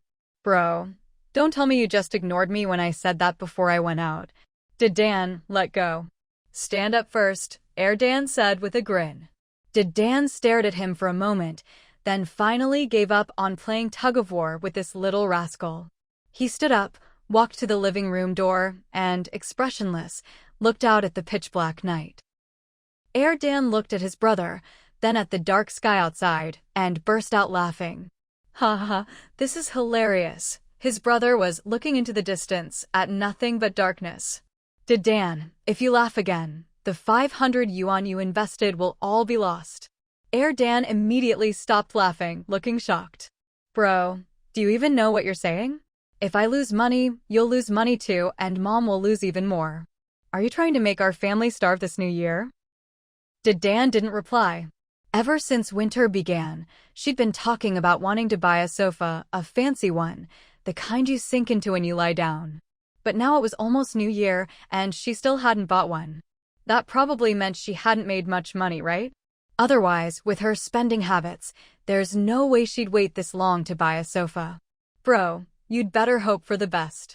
Otherwise, when we get our grades on the 17th or 18th, even if we get first place, we won't get a reward." Dan said, heartbroken. "Do you know how much that is? 200 yuan. That's what a part-timer earns in 200 hours. Dan was curious, but every time you earn money, you barely get to hold on to it before it's gone again. How is that any different from it not being your money? But in the end, it all gets deposited into my account," Dan said, full of hope. "When I have 1,000 yuan in my account, I'll buy the family a..."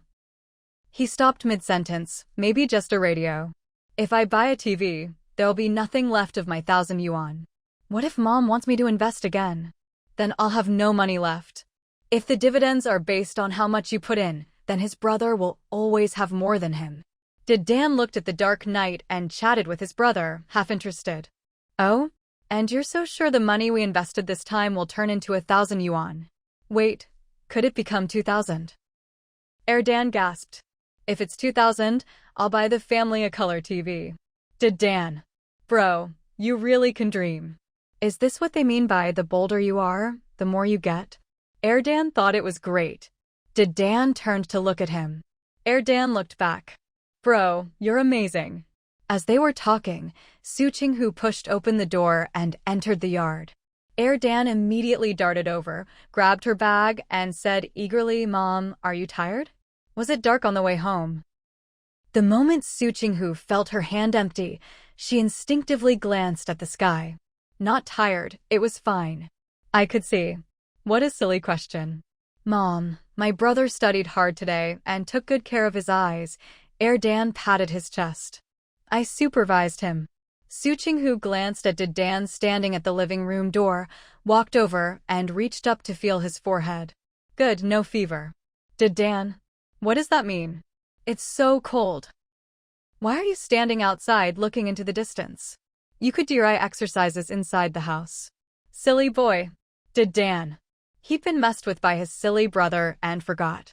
Seeing his expression, Su Qinghu shook her head and sighed. The house didn't have an air conditioner yet, but they'd bought a space heater, so it was much warmer inside than out. Dan had already put her bag away and came back with a big grin, just watching her without saying anything.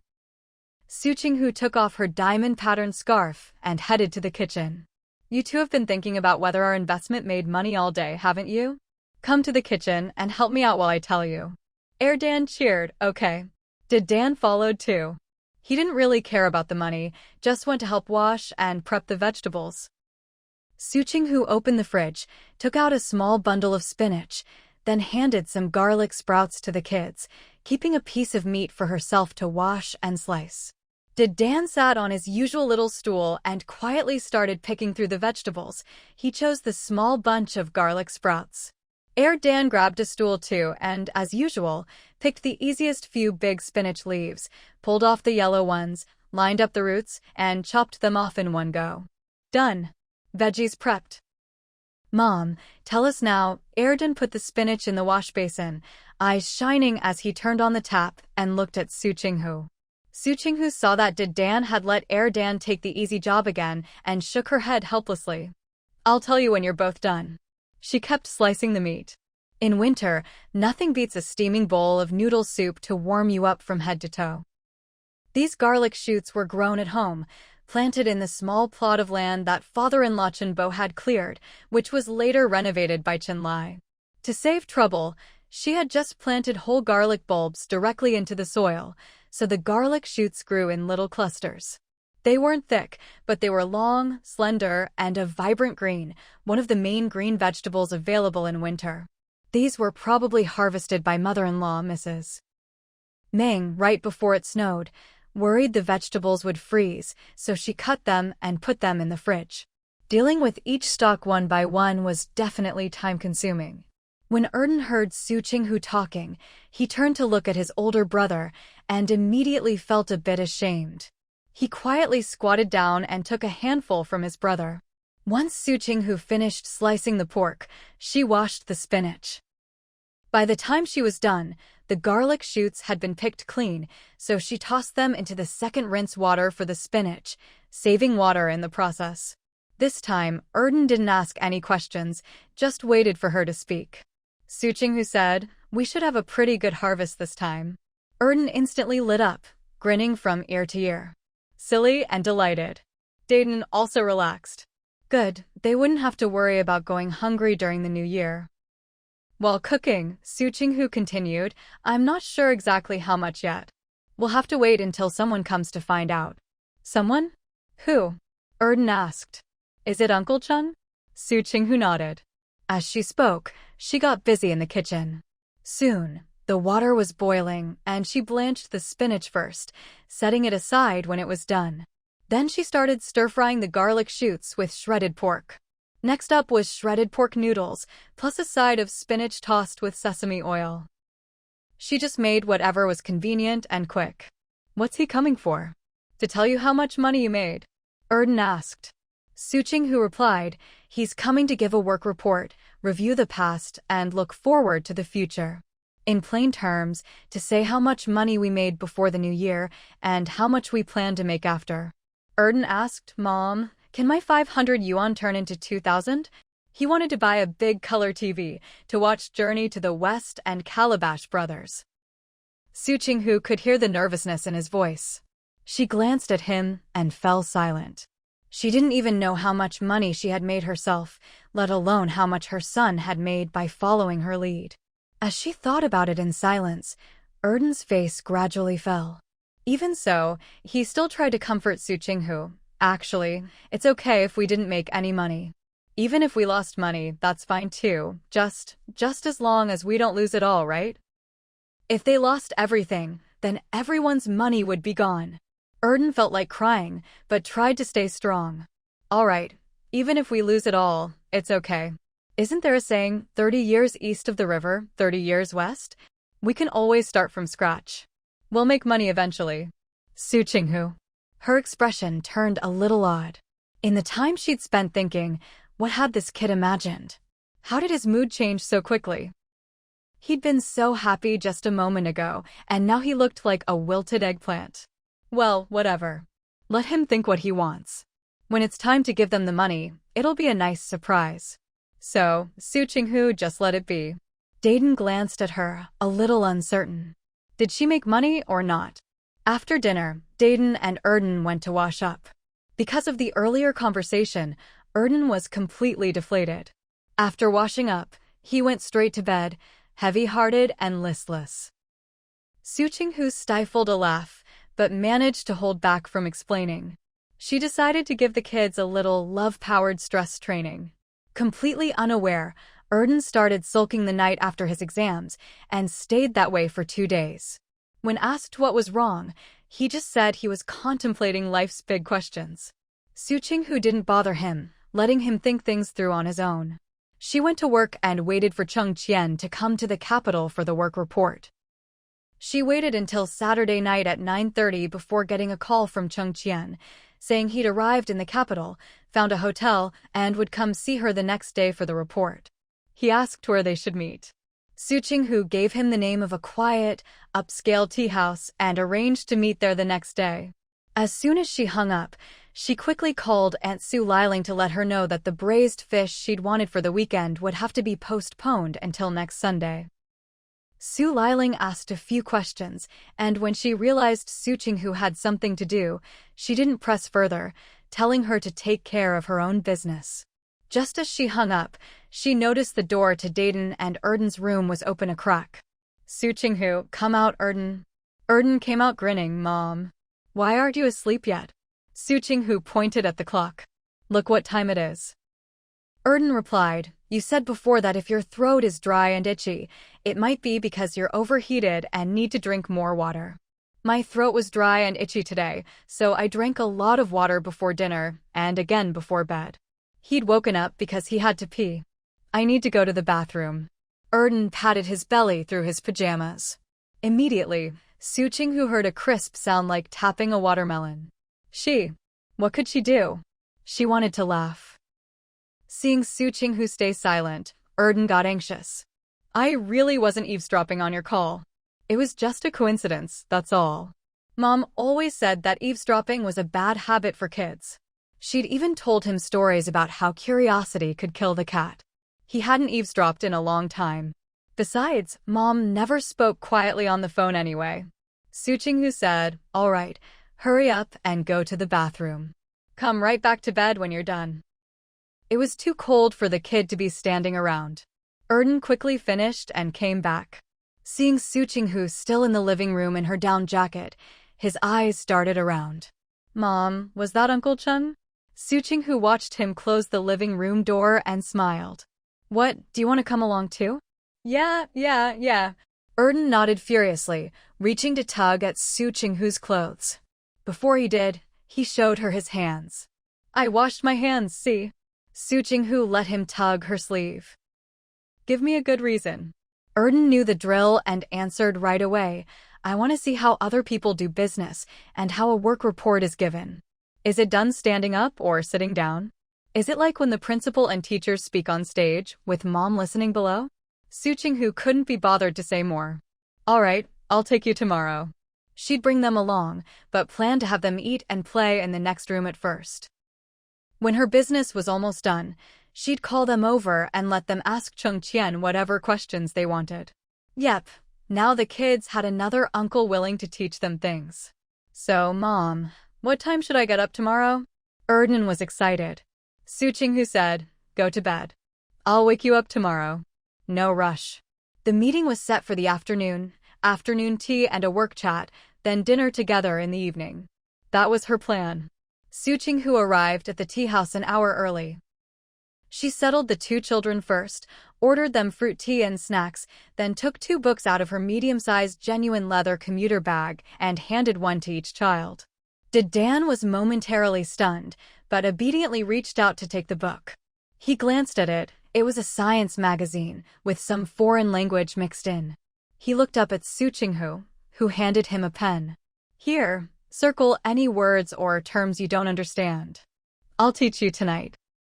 Dan also took his book, but when he saw what it was, his chubby face twitched.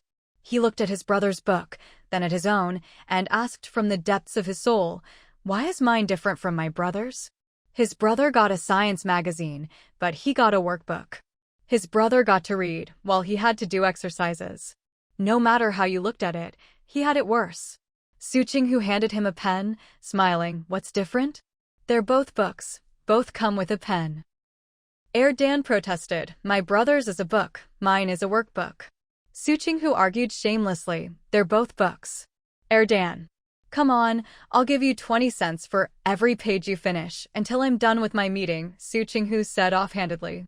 "There are about 50 or 60 pages in that book. Good luck." Dan reluctantly took the pen and flipped through the workbook, 56 pages. His eyes rolled as he grinned. "Can we round it up?" If they rounded up, finishing the whole book would earn him 12 yuan. Su Qinghu, "Sure. Are there more?" Dan glanced hopefully at her camel-colored bag. Su Qinghu, "No more. But if you finish your workbook, you can pick out some Chinese characters you don't know from your brother's magazine, 5 cents per character." As soon as she finished speaking, Dan plopped down, grabbed his pen, opened the workbook, and started scribbling away. "You go handle your business." He was determined to finish the workbook before his mom finished her meeting, then find some rare characters in his brother's science magazine, and try to earn a full 20 yuan.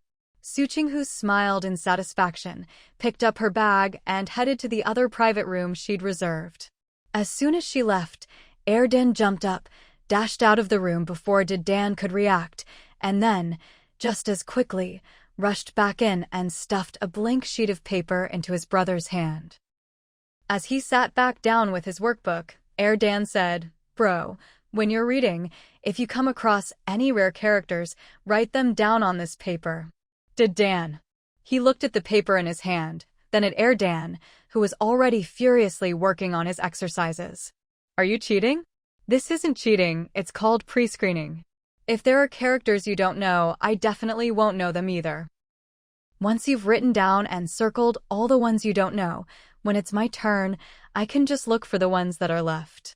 United as brothers, we're invincible." Dan, cutting corners. No, it's called division of labor." Dan waved his pen. "Anyway, after I finish my workbook, I still have to look for rare characters in your science magazine." He had no intention of actually reading the magazine, only to find rare characters. Dan. "All right, bro," Dan said, head down as he worked through the exercises. "If I finish this workbook, I'll earn 12 yuan. Then I'll find some rare characters in your book, maybe make another 8 yuan, and I'll have 20 yuan today. We'll split it. 80-20. He'd take 80, his brother 20. Dan, you said you really like her. If you like her, why are you trying to make money off her?"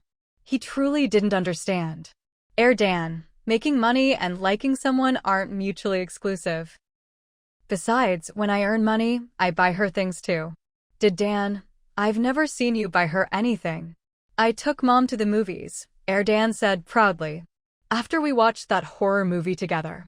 Mentioning the horror movie made Dan's face darken. After that movie, he hadn't been scared at all, but his silly little brother kept saying he saw ghosts everywhere, especially when he closed his eyes, claiming there was something floating above. "We all went together, bro, don't you remember?" It was a comedy. Dan ignored Dan completely and buried himself in his book.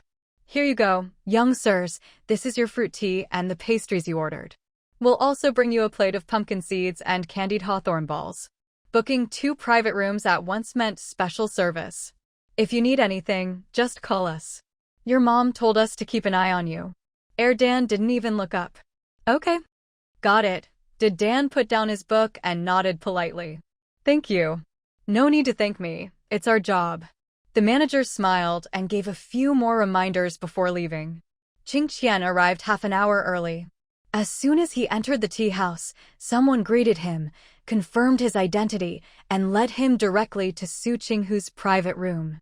You're way too early, Qingqian said, glancing at his watch and showing the dial to Su Qinghu with a smile. I'm half an hour early, so how early did you get here? Su Qinghu stood up, smiled, and raised her hand. Not that early. Please have a seat. Qingqian smiled and handed over a document he'd prepared. This is the financial report up to December 31st. Please have a look. No rush. Let's have some tea first, Su Qinghu said, nodding at the tea in front of him. The owner says this is the best tea of the year. Confident, Qingqian went along with her, pushed the document over, picked up his teacup, took a gentle sniff, and nodded. It is good tea. But truth be told, he preferred coffee. He took a sip and praised the tea a few more times, each comment hitting the mark. It was clear he knew his tea. After he finished his tea, Su Qinghu asked about his trip and whether he planned to do any sightseeing in the capital, then finally lowered her head to read the report. Compared to pleasantries, she preferred these numbers direct and clear. No vague words like about or maybe. Seeing the report accurate to 2 decimal places, Su Qinghu couldn't help but feel pleased. She flipped through page after page and, at the end, asked about a large deposit and nodded. All the paperwork is in order? Qingqian, all in order. I've been in this business a long time. Whatever I do, I make sure to follow the proper procedures and get all the paperwork done. Only by leaving no openings for others could he move forward quickly and steadily. This time, he'd come to discuss splitting the accounts and withdrawing his share. Su Qinghu closed the report, smiled, and said, "You're very thorough. Thank you for your hard work." Qingqian took a deep breath and finally voiced his intention to withdraw his share. After making this request, Qingqian felt a bit uneasy. By the official calendar, he had only been Su Qinghu's financial manager for just over 4 months. By the cutoff date on the financial reports, it was exactly 4 months. To ask to withdraw all his earnings after only 4 months of work was almost like asking to split up and go their separate ways. But he absolutely didn't mean that. He thought about it, sighed, and decided to lay his cards on the table. There are several people in my family, and we only have 10 square meters to live in. This kind of situation was common enough. If others could accept such living conditions, why couldn't he? But he just wanted a study of his own, a quiet place to read and work, a bit of privacy. Su Qinghu raised her hand, stopping him from continuing, and simply asked, "Is it enough money?" Having to explain your own embarrassing circumstances was always hard and hurt your pride. Su Qinghu's natural, matter-of-fact questions spared him some dignity. Qingqian was taken aback, then smiled. It's enough. She could actually estimate his earnings from the numbers on the financial reports. It was enough for him to buy a 3-bedroom apartment in Shanghai. Have you picked out a place yet? Su Qinghu's eyes sparkled with excitement. Qingqian, you. Buy me one too. Su Qinghu grinned. It can be as big as yours, or even bigger if you want. Qingqian hesitated. If we do that, you won't have much cash left. That's fine. Su Qinghu waved it off. Let's focus on buying the apartments first. There was plenty of money. Her nearly 100,000 yuan had, in 4 months, grown to 1.02 million. Spending 5,000 was nothing. She wasn't the type to spend lavishly anyway. After discussing the money for the apartments and next year's work plans and setting some basic goals, their conversation was wrapping up. Hot pot, roast duck, barbecue, or stir-fry? What do you want to try first this time? Su Qinghu tucked the financial reports into her leather commuter bag. Pick one, and next time you come, I'll take you to try the others. Qingqian didn't stand on ceremony. It's cold in winter, let's have hot pot. I've heard the hot pot in the capital is good. My friends who've been here on business trips told me so. Once they'd decided what to eat, Su Qinghu mentioned to Dan and Dan, then went next door to call them. Dan had finished his homework and was poring over the science magazine Dan was holding, copying down rare Chinese characters. A science magazine. Just the chemical elements alone had several characters he didn't recognize. The more he copied, the happier and more excited he got. He even chuckled to himself from time to time.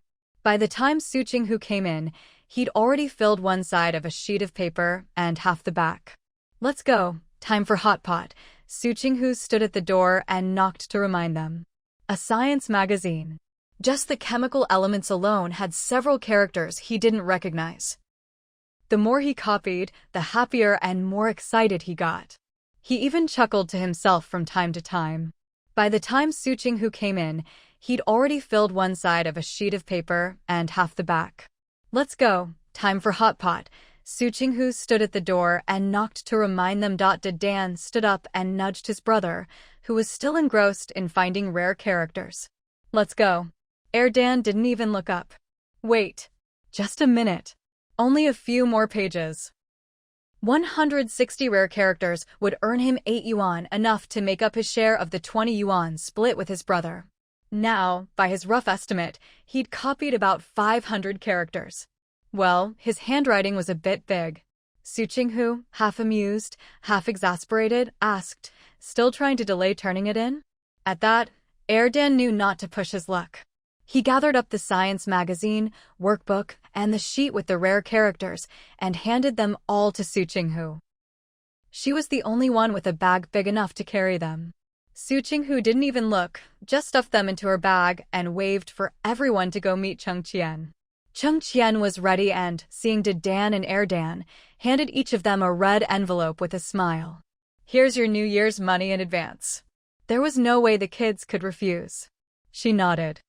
Dan and Dan said thank you in unison and took the red envelopes. There were a lot of people eating, but Su Qinghu had a trump card. She went straight to the restaurant her grandaunt frequented. As soon as they arrived, someone came to greet them and led them to a private room. They ordered a round of meat dishes, the drinks arrived, the pot started boiling, and the meal began. The dinner lasted from a little after 6 to a little after 7. Su Qinghu took everyone by taxi to the hotel, then had herself dropped off at home. Dan was so full he felt like he was floating. I'm so happy." Su Qinghu glanced at him, then smiled and looked out the window. Dan didn't say anything, but he looked relaxed and content. His posture said it all. "It feels like a dream," Dan said to Su Qinghu. "Mom, you must be an angel." Su Qinghu chuckled. "No, I'm not an angel." Dan was confused. "Call me a fairy," Su Qinghu said, giving him a sidelong glance. "Thank you."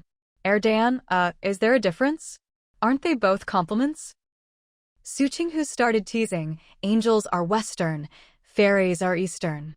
"Should I rephrase it?" Dan asked tentatively. Su Qinghu nodded with mock seriousness. "You may." "Mom, you must be a fairy," Dan declared solemnly. "The most beautiful fairy." Before Su Qinghu could respond, the driver burst out laughing. The laugh was so loud that Su Qinghu, Dan, and Dan all turned to look. The driver, hands on the wheel, chuckled, "You guys are hilarious. You sound just like professional comedians."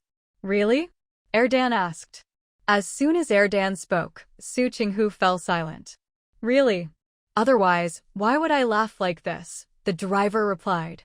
Dan asked innocently, "If I took my mom and brother to perform stand-up under the overpass, would people come watch?" The driver burst out laughing again. Su Qinghu and Dan were silent. Who would go perform stand-up under a bridge? Dream on. After dropping them off at their door, the driver didn't charge extra. He took the fare and sped off, close to the new year. Maybe he could pick up a few more fares at the station. As soon as they got inside, Dan and Dan took their clothes and went to shower. Su Qinghu put their things down, turned on the space heater in their room, and pulled a lock of her own hair to sniff. Yep, it smelled like hot pot. She'd have to wash her hair. She didn't want to go to bed smelling like hot pot. Otherwise, she would have just waited until tomorrow to get it washed at the salon. Dan and Dan quickly washed up, shampooed, dried off, changed into clean pajamas, and dashed back into the warm room. Su Qinghu followed, showered and washed her hair, and came into the room while drying it. "Mom, I finished my workbook. That was 12 yuan. And I copied all the rare characters too. They're in your bag, take them out and let's count. Definitely more than 8 yuan's worth." Su Qinghu nodded, signaling for him to get it himself.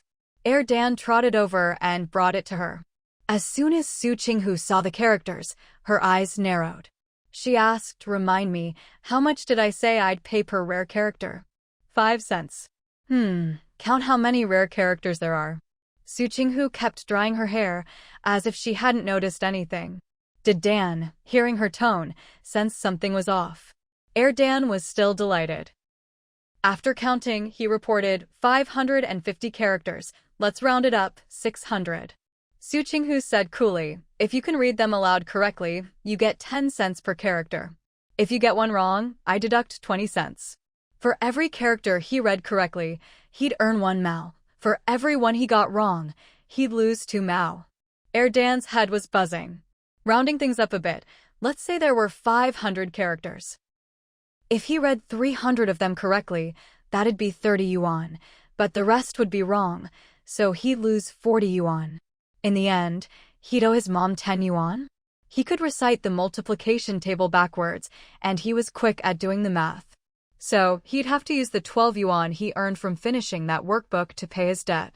Dan sucked in a sharp breath. So after working himself to exhaustion all afternoon like a donkey, he'd only end up with 2 or 3 yuan. He started to think. If he hadn't tried all these little tricks from the start and just done things honestly, how much could he have earned? Oh, right, probably more than 20 yuan. 2 or 3 yuan versus more than 20. That's a huge difference. Dan grinned. "Let's just go back to the original 5 fin per character, okay? I'm not greedy." At 5 fin per character, he'd at least make 15 yuan. Su Qinghu just smiled without saying a word. This little rascal, trying to outsmart her? She had to make sure he learned his lesson. Dan was lying on the bed. While Su Qinghu was talking, he'd already done the math in his head. When he finished, he grinned. "Idiot. Serves you right for being clever. Let's see if he dares to be greedy again." "Mama, is that okay?" Dan asked cautiously, already starting to regret his choices. He'd only been playing around at first, but now he realized something was wrong. He shouldn't have done that. Su Qinghu smiled politely. "Nope, let's get started."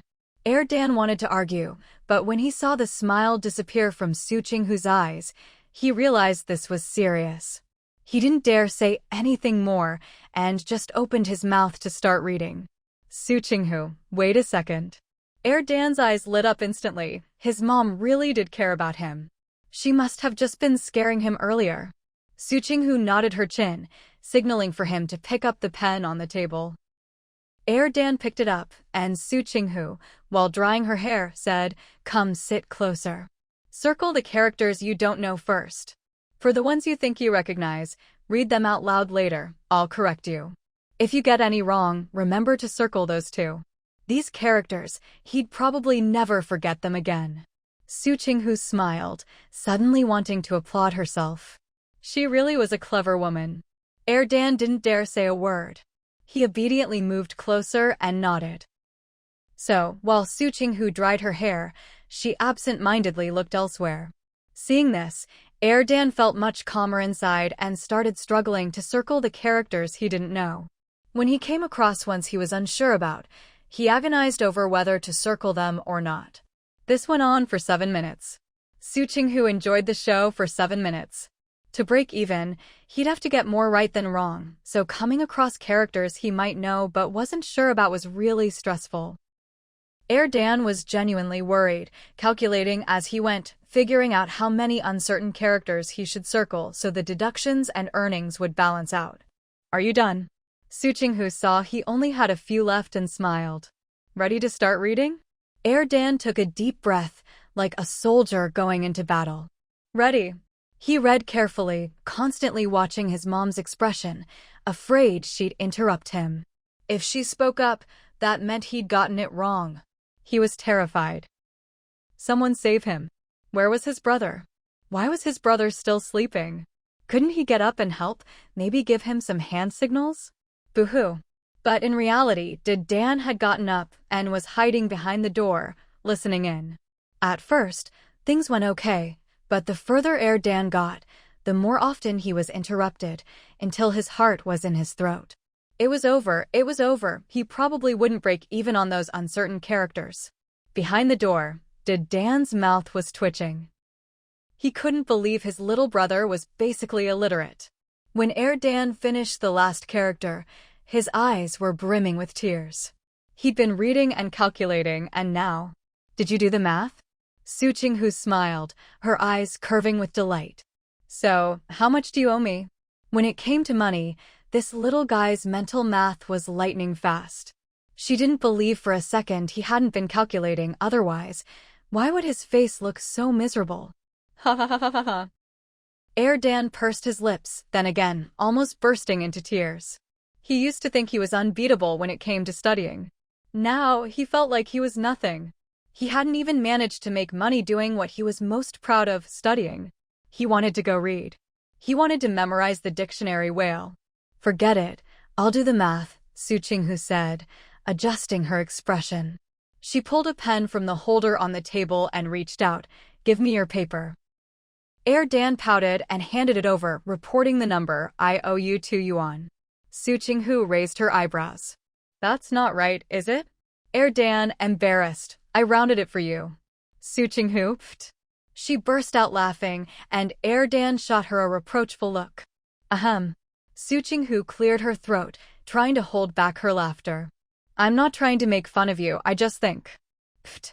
Meeting Dan's, you're not helping, look. Su Qinghu almost laughed again. Seriously, she just couldn't help it. What do you think? Dan said, giving up. You think I'm stupid? Su Qinghu, no, how could you be stupid? Think about it, right after reading those characters, you already figured out how much you owed me. That's impressive. Thaha. Dan was mad. Just laugh if you want, I never said you couldn't. Ha ha ha ha ha. Su Qinghu held the paper, laughing so hard it shook. Really, don't overthink it, you're definitely not stupid. Dan. He was so upset, he wanted to cry. Seeing him holding back tears, Su Qinghu felt a bit guilty. She thought about how to comfort him, but couldn't come up with anything good, so she just looked at him innocently. Dan suddenly burst into tears, for the first time in his life, doubting his own intelligence. Am I really not stupid? Su Qinghu was holding back her laughter so hard her face was almost twisted. She said, You're not stupid. What should she do? Was she one of those parents who set their kids up for failure? Why did seeing her child so sad just make her want to laugh even more? Shame on her. She really needed to condemn her own schadenfreude. But... Pfft. Wah. Dan suddenly broke down, sobbing. You definitely think I'm stupid. If you didn't, you would have just told me I was smart. Su Qinghu. Wait, what? That's how it works? You're very smart, Su Qinghu said. At the very least, your mental math is great. You even figured out how much you owe me. Dan cried even harder. After working so hard all afternoon, he still ended up owing 2 yuan. Who wouldn't be upset? Behind the door, Dan was twitching with laughter.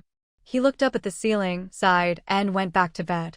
The next morning, before heading to work, Su Qinghu received 2 yuan from Erden. She took it carefully, glanced at him, and said, Thank you. After last night, the kid had suddenly become quiet and withdrawn. That mischievous, cheeky energy he used to have was gone. What a sin. She hadn't meant for this to happen. Who could have guessed that in trying to comfort him, she'd end up making him even more depressed? Hearing her words and seeing her expression, Erden's face twisted again.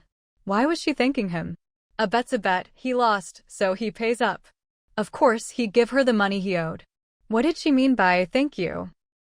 Su Qinghu immediately straightened her face, acting all high and mighty, chin lifted as if she looked down on the world. All right, I'm off to work. After she said that, she glanced at Erden again. He looked a lot less devastated. Seriously, what a strange kid. When she spoke nicely, he fell apart, but when she acted all aloof, he could handle it. Walking out the door, Su Qinghu was left speechless, the corners of her mouth twitching. Once she left, Erden expressionlessly went back inside, took out a dictionary, borrowed yesterday's science magazine from his brother Dayton, grabbed a pen and notebook, and sat down at the table, ready to study hard. Where he fell, that's where he'd get back up. As the leader of the gang, he absolutely wouldn't be a coward. Dayton wasn't studying. He grabbed a few heads of garlic from the kitchen and started peeling them. When he finished, he found a plate and neatly arranged the peeled cloves in a circle. Then he found another identical plate and arranged the unpeeled cloves in a circle as well. Erden glanced over, then continued studying. Dayton fetched 2 enamel cups, filled them with water and poured water into both plates of garlic cloves at the same time.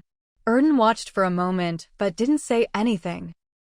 Dayton carried both plates to the coffee table, adjusted them, then moved a stool to the doorway and sat in the sun. Erden asked, "Bro, you're not doing a chemistry experiment, are you? Wasn't this just a little science observation?" What was he up to? Did his brother change hobbies because of Erden's tragic experience yesterday? But isn't this science observation even more troublesome? Bro, you should just keep liking what you've always liked. You don't have to change for me, Erden said. Dayton was stunned for a moment. What? About yesterday, I've reflected deeply. The problem was with me, it had nothing to do with you guys, Erden said solemnly. So, bro, you don't need to feel guilty. Just stick to what you like. Please don't change hobbies again. What if he got himself into trouble again? Dayton. Dayton looked at Erden, completely baffled by his silly little brother. Guilty? Why would he feel guilty? He liked what he liked, and nothing would change that. Why would I feel guilty? Dayton frowned. Yesterday was your own doing. Faking things. Erden grimaced. All right, don't say it. I get it. Great, he'd made a fool of himself again, being all sentimental for nothing. Tried to comfort someone and ended up comforting himself into loneliness. Su Qinghu had no idea what was going on at home. She was busy. When it came to heavy machinery, things were both simple and not so simple. In the past, everything was done by hand, and you'd hardly ever see heavy machinery. But in recent years, demand had grown, labor costs had risen, and productivity couldn't keep up, so advanced technology was needed to boost output. Unfortunately, the country didn't have the capability to manufacture heavy machinery, especially products where they couldn't master the core technology. New meant expensive. Old meant cheap. They couldn't afford new ones, but could buy old ones. The problem was most of the old ones were obsolete. Some discarded equipment was still good, but much of it was outdated, and some heavy machinery wasn't even suited to domestic needs. So you had to keep your eyes open and use your brain to find what really worked for you. Otherwise, you might end up importing a batch of junk machines that had been eliminated elsewhere and didn't perform well. Getting scammed was almost routine. Su Qinghu had heard stories before, so she knew that some places went bankrupt after importing these obsolete first-generation machines. Or they caused irreparable losses to the factory. So you needed to understand foreign heavy machinery, know the strengths of different types, which discarded machines were still usable, and which were just hype. It was hard to get foreign information in China, so Su Qinghu started with what was available domestically, visited several factories, and after much effort, met their managers. She learned some things from someone who had studied abroad. Through another introduction, she went to the Chamber of Commerce and got even more materials. She summed up the basic requirements everyone had for heavy machinery. By the time she submitted her report, it was already the 16th day of the 12th lunar month. The director was overjoyed after reading it, especially since Su Qinghu had even included foreign terms after some technical jargon. Not bad, Xiao Su, this article is excellent, the director said with a big smile. Looks like you'll be able to finish the other topics before the new year too. Su Qinghu forced a smile. Director, if you see anything that needs revising, please let me know now so I can fix it before I leave. She really didn't want to work overtime, whether at the office or at home. This week, she was going to buy her beloved sofa. No one was going to stop her. The director said, "My foreign language isn't great. Go take a break, I'll find someone to check it." Su Qinghu usually reported directly to the director, so as long as he signed off, she was free. 10 minutes later, Su Qinghu got a definite answer. The article was perfect, no revisions needed. Her eyes curved in a smile. "I'm going out to observe people on the street, see if I can find any inspiration for new topics. Can I leave early?" The director had heard this line countless times and just nodded, waving her off. "Go ahead and take those files I gave you before. Look them over, think about them, and try to finish everything before the new year." Su Qinghu sighed, opened her drawer, pulled out the materials, and put them in her commuter bag. Under someone else's roof, you have to keep your head down, especially since she often took leave. She had to be extra humble. "Oh, did you buy a new bag?" The director raised an eyebrow. "It's darker than the last one, isn't it?" "It is, and the style's different too," Su Qinghu said happily. "My grandaunt gave it to me." Her grandaunt's student had gone abroad for an exchange, and her grandaunt asked them to bring it back. When Su Qinghu got it, she hugged the old lady and gave her several kisses. The director said, "That brand isn't cheap. Your grandaunt really dotes on you." Su Qinghu grinned proudly. "I dote on my precious old lady too." Getting off work an hour early was more than enough time for Su Qinghu. She grabbed the commuter bag her grandaunt had given her, hailed a cab, and headed straight for her destination. She'd already called ahead, so picking up the sofa she'd reserved took just a few minutes. After checking that everything was in order and paying the balance, Su Qinghu and her new sofa were delivered home together. Dan and Dan were already home. As Su Qinghu's usual end-of-work time approached, Dan pulled out his and his brother's award certificates and report cards, spreading them out on the table. Dan watched, feeling awkward. He wanted to snatch them back, but his hands wouldn't cooperate, so he just stood there and watched Dan lay out both their certificates and report cards. Dan said, "Bro, what's the point of hiding these? In the end, Mom still has to sign them, right? She's going to see them anyway. And besides, we earned these fair and square. Why shouldn't we show them off?" Dan was delighted. "I'm just going to lay out the certificates and the report cards like this, and then she'll know what's up." That way, he wouldn't even have to bring up the subject of rewards. Dan dug his toes into the floor. "Feels a bit show-offy." Actually, it felt a little too show-offy. "It's not. Don't say that. This isn't showing off, it's sharing our happiness," Dan said righteously. "When Mom gets a reward at work, she tells us, doesn't she?" When Mom got a reward, she called it sharing her joy. Now that they'd gotten good grades, of course they should share their happiness too. Dan fell silent, but he still felt embarrassed. His ears were even turning red. Dan, completely unaware that his brother was about to combust, just kept glancing at the clock, wishing time would pass faster and faster. Sigh, when Uncle Chung came over last time, Mom didn't tell us how much money she made either. Dan propped his chin on his hand, listening to the wind howling outside. "I really want to know." Dan, you want to take out that money?" "No way. The money's still making more money. Why would I take it out?" "If I take it out, how am I supposed to get rich?" Dan quickly denied it, dropping his hand and patting his idiom storybook. "You can't kill the chicken to get the eggs." Mom thought the Chinese dictionary was too boring for him, so she bought him a book of idiom stories instead. He could learn new words and have fun at the same time. He was very satisfied. "Bro, how's your foreign language class going?" A few days ago, Mom had signed Dan up for a class. The teacher was teaching him and 4 other kids, and it had been 2 or 3 days now. Dan shrugged. "It's okay." For the past 3 days, the teacher had just been drilling them on pronunciation, correcting them over and over again. Dan was just making conversation to pass the time, not really looking for a detailed answer. So once he got a reply, he didn't ask any more, just went back to daydreaming. Dan didn't pay him any mind either. His gaze kept drifting from his own certificate and report card on the table to the clock on the wall. As the end of the workday drew closer, he grew more and more restless. So embarrassing. Really, it was just too embarrassing. With the certificates laid out on the table like that, anyone walking into the living room would see them right away. When the delivery truck pulled up outside, Erdan jumped up in excitement and dashed to the front door.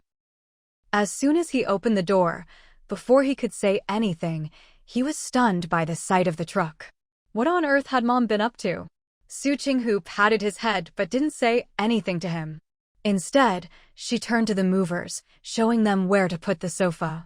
The movers were all experienced pros, especially since this sofa was expensive. They'd sent their most careful workers. They unloaded the sofa, checked out the layout of the living room, confirmed with Su Qinghu, and got to work. First, they had to move out the old furniture, then bring the new sofa in. Seeing this, Dan tried to sneakily grab the certificates and report cards to hide them, but one of the movers spotted him and exclaimed in surprise. His wow startled Su Qinghu, who was watching the movers from outside. She turned to look. The mover, seeing her look over, smiled and patted the table. "Your kids are great students. I just saw 2 certificates and a report card here, and if I'm not mistaken, it's all 100s on the report card." Dan quickly hid the certificates and report cards behind his back, but the rustling of the papers only made it more obvious. Dan, who had been engrossed in the sofa and the truck, was snapped back to reality by the mover's words. He'd been so excited he'd forgotten about the certificates. But Su Qinghu was already beckoning. "Come on, let me have a look." Certificates, huh? She hadn't seen these in years. She wondered if today's certificates were any different from those in the future. Dan, mortified, blushed furiously. His feet seemed to move on their own as he obediently walked over. He handed the report card to Su Qinghu, then didn't dare look at her, just kept his eyes down. Su Qinghu looked at the certificates first. After reading them, she nodded. The certificates from this era were still beautiful, just a little different. Simple and unadorned, yet radiant. Rows of perfect 100s on the report card, so satisfying. Not bad. Su Qinghu finished reading and smiled. "Once the sofa's in place, let's go out for a celebratory meal." The movers looked at Su Qinghu with a hint of envy. If she wanted to spend money, she just did it, so confident. Dan, yay. Dan didn't say anything, but the corners of his mouth lifted, so subtly even he didn't notice. Once the living room sofa was set up and the one for the bedroom was in place, Su Qinghu gave each mover a pack of cigarettes. After seeing them off, she flopped onto her new sofa, feeling the long-missed softness and bounce, and closed her eyes in contentment. "Mom, don't we get a sofa in our room?" Dan asked curiously. His mom had a sofa in her bedroom, placed right where the sun would shine in winter. Lying there, basking in the sun and napping, must be so comfortable. Su Qinghu laughed. "You two are still growing. Better not sleep on such a soft sofa." "What do you mean, growing?" Dan pouted. Su Qinghu sat up. "It means you're still at the age where you're getting taller." "Then you shouldn't sleep on it either," Dan said, standing tall and bossy. "I heard the ladies at the end of the alley say, at 23 you get another growth spurt, and you're not even 23 yet." Su Qinghu grinned. "Only people who are malnourished and develop late get that extra spurt.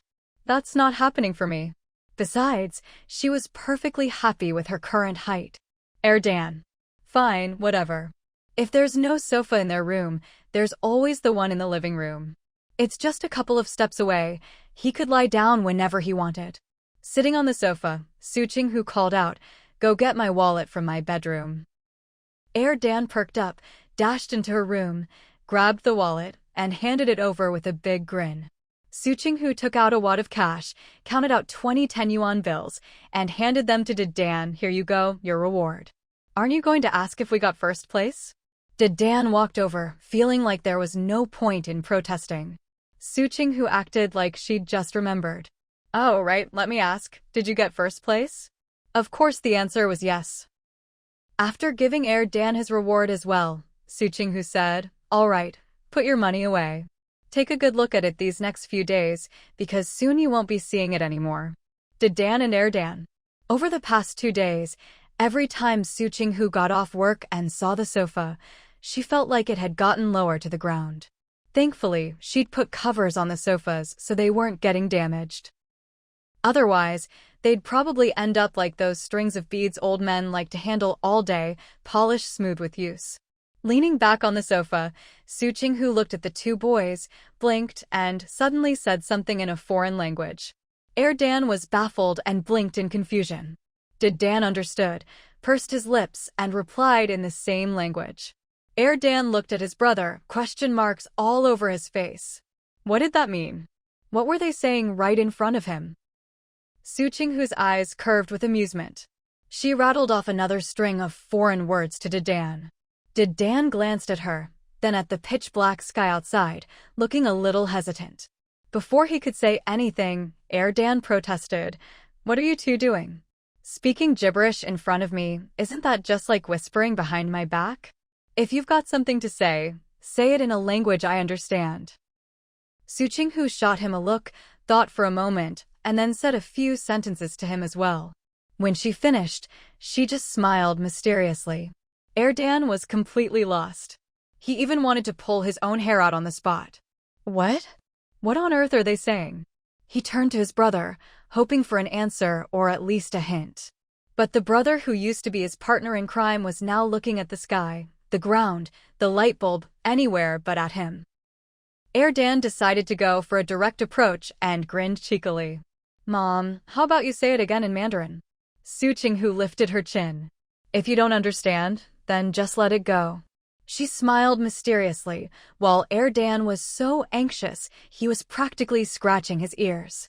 For some reason, he had a feeling that whatever his mom had just said in that foreign language was really important. Su Qinghu stood up and ignored Dan, turning to Dan, whose pronunciation wasn't perfect but could converse with her smoothly. "Since you're afraid of the dark, I'll reluctantly go out with you." Dan, he wasn't. He really wasn't. He was just looking at the sky, not because he was scared. "Don't bother denying it, I know you're scared," Su Qinghu exposed him. "Remember that time you and Dan always went to the bathroom together at night?" Dan's face froze instantly. Su Qinghu left it at that, waved her hand, and said, "Come on, let's go out together." Thinking of the horror movie she'd watched earlier, she glanced outside. Yep, it was pretty dark. Dan, "I'll go get some money." "Go ahead," Su Qinghu said, standing still. "Take a couple extra yuan. In case we pass a snack stall after dinner, we can buy some treats." Dan turned to get the money. She hadn't said much earlier, just told him to get her wallet and take out 5 yuan to buy dinner. He looked at the sky outside. He wasn't afraid of the dark. He just thought it was cold and it'd be nice for everyone to go eat together. But before he could say anything, he was misunderstood as being scared of the dark. Dan pouted, watching his mom and brother talk, feeling a little left out. They were both ignoring him. While waiting for her eldest son to get the money, Su Qinghu called out to Dan, "Come here, I'll repeat what I just said. Listen carefully this time and ask someone about it tomorrow." Dan perked up instantly, focusing all his attention on her, trying to convert the bird language into Chinese characters in his mind. After Su Qinghu repeated it 3 times, he was completely deflated. He just couldn't keep up. "What? What's AI moosening?" Su Qinghu was so amused by his expression she nearly burst out laughing. When Dan handed her the money, she waved him off to keep it himself, grabbed a flashlight, and locked the door, still chuckling. Even after they left the house, she was still laughing. Dan lagged a step behind, sticking close to his brother, feeling aggrieved. "Bro, am I still your little brother?" Dan, clutching 7 yuan in his hand, replied, "Yeah." "Then tell me, what did Mom say?" Dan squeezed up next to his brother. "She already told me, so I can ask someone else anyway." Dan thought for a moment. "Give me 2 yuan. Dan. 2 yuan for 1 sentence. Was he crazy, or was his brother crazy? Did he really look that easy to fool? Forget it. I'm not in a hurry anyway. Tomorrow, I'll just ask your language teacher at the foreign language class. And that would be free." Dan was genuinely annoyed. For just 1 sentence, if it were 10 or 20 cents or even 50, he'd have given it. but his brother was asking for 2 whole yuan.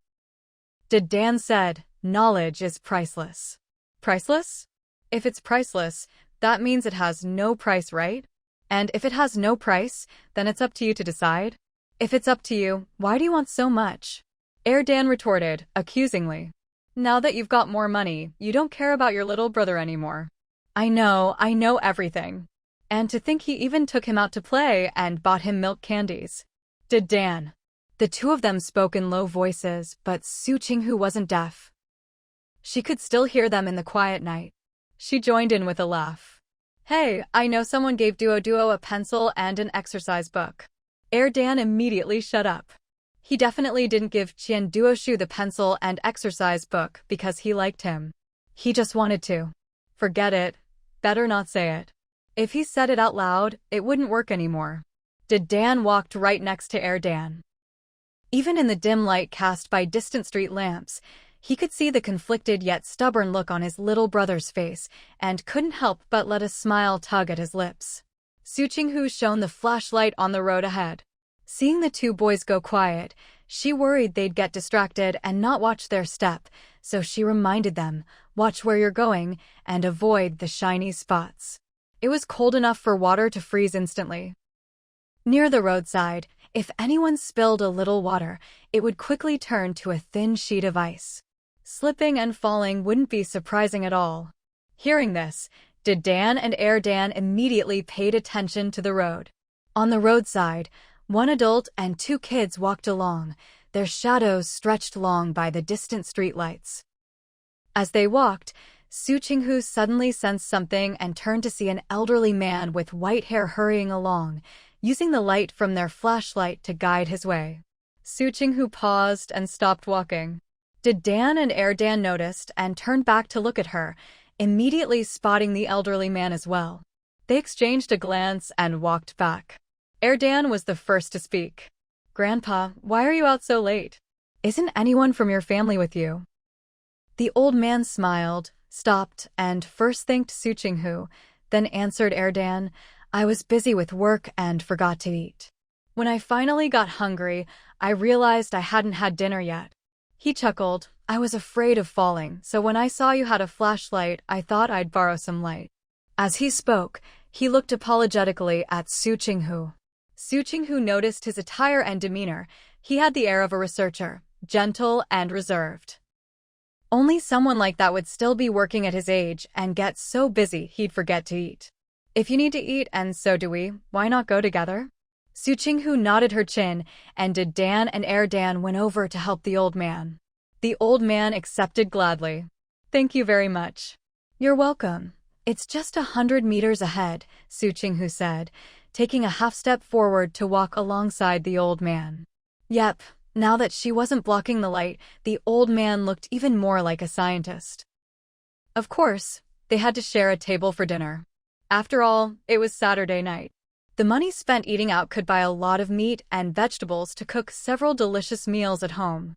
People these days really hadn't developed the habit of dining out. Thriftiness was still the norm. So, apart from their group, the only other customers in the restaurant were 2 workers with toolboxes by their feet. The elderly man was witty and humorous, as well as knowledgeable and cultured. He could talk about almost any topic. By the end of the meal, Dan and Dan were already won over by his learning and character. Seeing that the old man wasn't in a hurry to leave and seemed eager to chat more with the kids, Su Qinghu didn't rush either. How many times in life can you meet someone like this? It was a rare and precious experience. She listened, and whenever the old man brought her into the conversation, she'd chime in with a few words. She really was the perfect conversation partner. As closing time approached, the group finally got up to leave. Su Qinghu and the 2 kids wanted to walk the old man out, and he didn't refuse. "I'll show the way," the old man said gently. "All right, whatever you like," Su Qinghu replied. On the way, they naturally chatted about everything from astronomy to geography. The kids even asked about the unsolved mysteries of humanity they'd seen at the library with Su Qinghu, and did so with great enthusiasm. The old man didn't mind at all. He answered seriously, and for the questions he couldn't answer definitively, He offered ways to think about them, encouraging the kids to explore on their own. Su Qinghu thought to herself, if I'd had a teacher like this, I could have gone to any university in the world. Let's stop here, the old man said with a smile when they reached the entrance to the alley. He turned to Su Qinghu. You've raised both children very well. Su Qinghu smiled. You flatter me. It's mainly because the kids have good hearts, and with a positive environment, they can't go too far wrong. The old man smiled, his elegance showing through. The way you all get along is really pleasant. Oh, mainly because. She glanced at Dan and Erdan, then looked back at the old man and said something surprising. I'm still just a child myself, just over 200 months old. The old man was stunned, clearly not expecting that. For a moment, he was speechless. But once he figured it out, he burst out laughing. Dan and Erdan were also confused, but their math was fine. After a quick calculation, Dan fell silent, his mouth twitching. Erdan, on the other hand, stared wide-eyed. You can count it like that? How old are you, and you're still calling yourself a kid? Su Qinghu said, why not? In my grandaunt's eyes, I'm still a baby. Erdan grimaced. You're giving me goosebumps. That just means you lack composure. Look at your brother, he's so calm.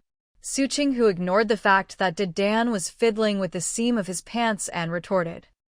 Erdan said, it's dark tonight, but just because you can't see my brother picking at his pants doesn't mean he's calm, right?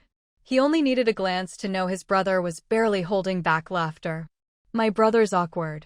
When we're all laughing like crazy, he's laughing too, just not on the outside. He laughs in his heart.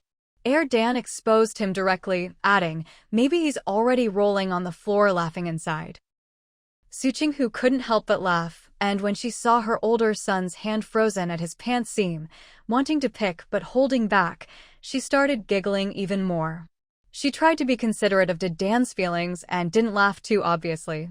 The flashlight shifted a bit, making things even harder to see. Dan said, shut up. I won't.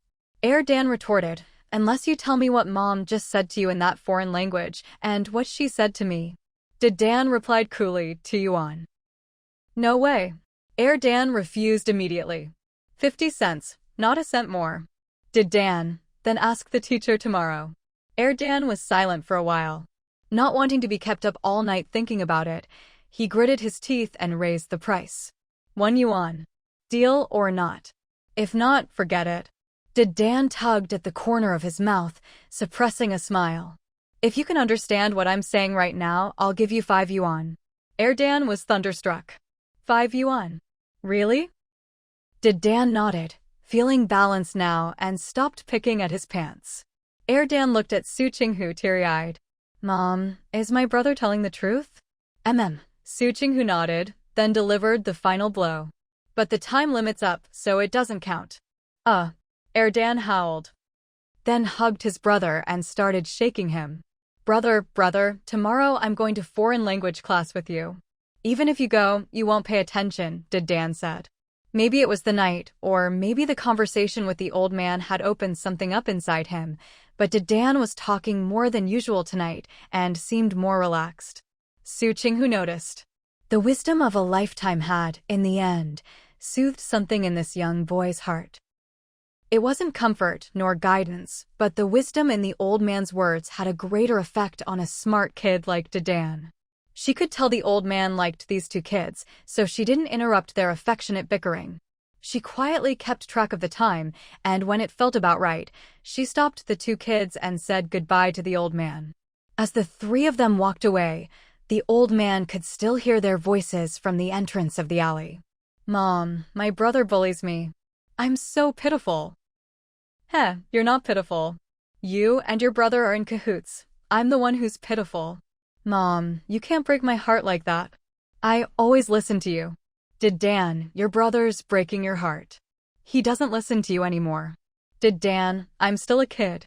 Whether they listened to him or not, it didn't matter. A kid of several hundred months? Su Qinghu tried not to laugh. Then it's time for you to grow up, haha. Their cheerful voices drifted back to the alley entrance, and the old man listened until they disappeared from sight. He let out a long sigh and said to the empty night, let's go. At his words, two young men with steady steps emerged and called out, "Engineer Zhang." "Yes, I was a bit willful today," the old man, now addressed as Engineer Zhang, nodded apologetically. "Let's go." The two looked at his graying hair, feeling a surge of sadness and respect, not knowing what to say, so they simply saluted him. What are you doing?" "No need for that," the old man waved his hand. "Let's go, I've seen what I needed to see, and now I'm at ease." Who knew when there would be a next time, or if there would be a next time at all? What you've done for the country, we'll always remember. One day, future generations will remember too. There are plenty of people like me. Whether anyone remembers or not doesn't matter. As long as I've done something for the country, I have no regrets. The old man walked slowly, only stopping when a car pulled up. He looked back once in the direction of Su Qinghu's home, then climbed into the car with firm steps. "Let's go," he said. The driver answered, and the car silently drove out of the capital. On Sunday morning, after the two kids finished their foreign language class, they saw Su Qinghu waiting for them outside. Dan was momentarily stunned, then immediately ran over, all smiles. "Mom, what are you doing here?" "I'm here to take you two to do something," Su Qinghu said, glancing at Dan, who had just caught up and waved them over. "What is it?"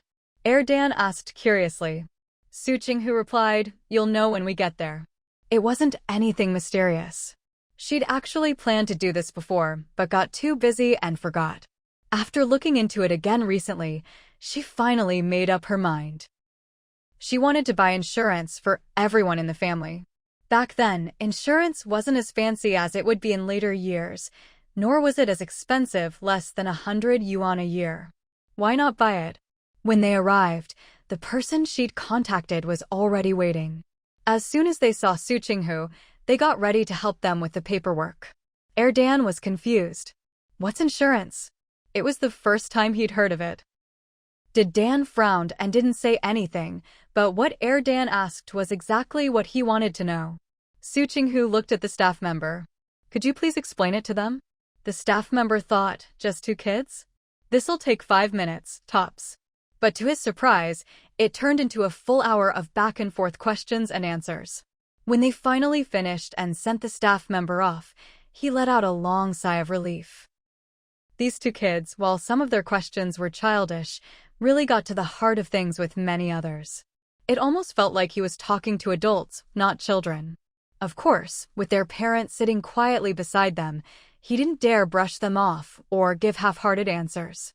After Su Qinghu finished everything, she asked the two, "Where do you want to go this afternoon? Or is there anything you want to do?" "Let's go ice skating," Dan said eagerly. It snowed before, but by the time we found out, all the snow had already been cleared away. Su Qinghu looked at Dan. Dan said, "We don't have skates, no ice sled, and you're not wearing warm clothes." "Su Qinghu? What do you mean? Can't we just buy them?" "There's nowhere to buy them," Dan replied, looking at her. Su Qinghu said, "Then I'll rent them." "It's the weekend," Dan reminded her. "At this time, we probably won't be able to rent any. Even if we wait in line and get our turn, we might only get to skate for half an hour before we have to leave. It gets dark early in winter." Su Qinghu said, "Then I'll find someone to buy from." She could just snatch them up from someone with connections. "The clothes you're wearing probably wouldn't keep you warm on the ice for even 5 minutes. She'd bought thermal underwear for the boys and for their grandparents, but never for herself, let alone actually wearing any. Basically, all winter, there wasn't a single set of thermals for her hanging out to dry at home. Just a single thin pair of pants. If she went out on the ice, she'd probably end up with chronic cold legs. Dan looked at her wool coat, then at her pants. "The coats you can borrow outside have been worn by a lot of people. They even smell. Would you be okay with that?" Su Qinghu. No, she would not. "Let's go home." Su Qinghu turned around first. "Isn't it nice to stay home and roast sweet potatoes? Or I could even set up a grill and we could have a barbecue outside. Good food and drinks, plus lounging on the sofa, wasn't that better than freezing outside?" Dan opened his mouth, but couldn't get a word out. That's it? She wasn't even going to ask his opinion? Just like that, no ice skating? We're not going? Erdan was in disbelief. Can't we at least go check it out first, and then decide if we want to skate? Su Qinghu and Dan both looked at him. Erdan insisted, seeing is believing. Let's just go take a look. What if we get lucky? Dan said, it's not like you don't know what it's like. Back when they were trying to find ways to make money, what hadn't they checked out? He was talking about how it usually was. Erdan knew his brother was right, but he still wasn't willing to give up. Let's just go. I won't be satisfied until I see for myself. Even if we can't skate, we can look around for something good to eat nearby. Su Qinghu considered it. It wasn't a bad idea. Food these days was simple, without all those additives. Eating out was nice, and she wouldn't have to wash all the pots, bowls, and the grill afterward. All right, let's go check it out. Su Qinghu made the final decision. An hour later, the three of them were each gnawing on a stick of candied hawthorn, watching as an old man sliced steaming hot pea cake for them. Here you go. The old man handed the pea cake to Dan and Erdan, while Su Qinghu handed over the money. Anything else you want to eat? Su Qinghu asked, holding her stick of candied hawthorn, tears in her eyes, as she looked at her two little sidekicks on either side. The hawthorn she'd just bitten into was so sour it made her eyes water. She tilted her head back, not looking at the kids. Winter air was dry, and the pea cake was a bit hard to swallow.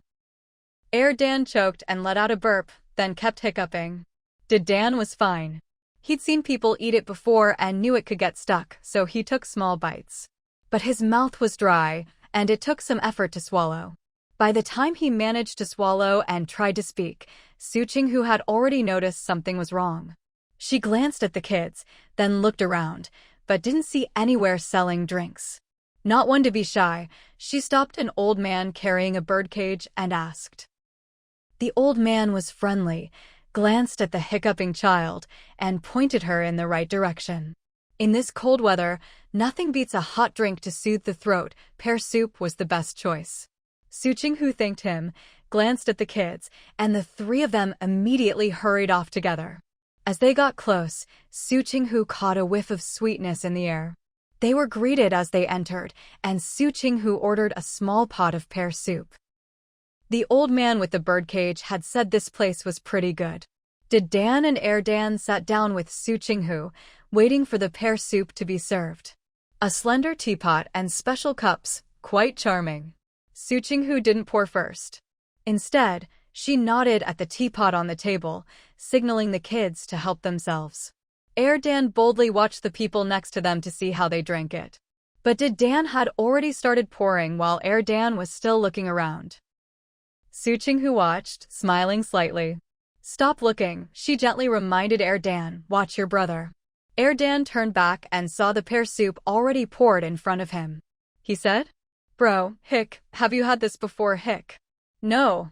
Seeing his brother still looking at him, Dan added a few more words. I figured it out when we came in. Erdan.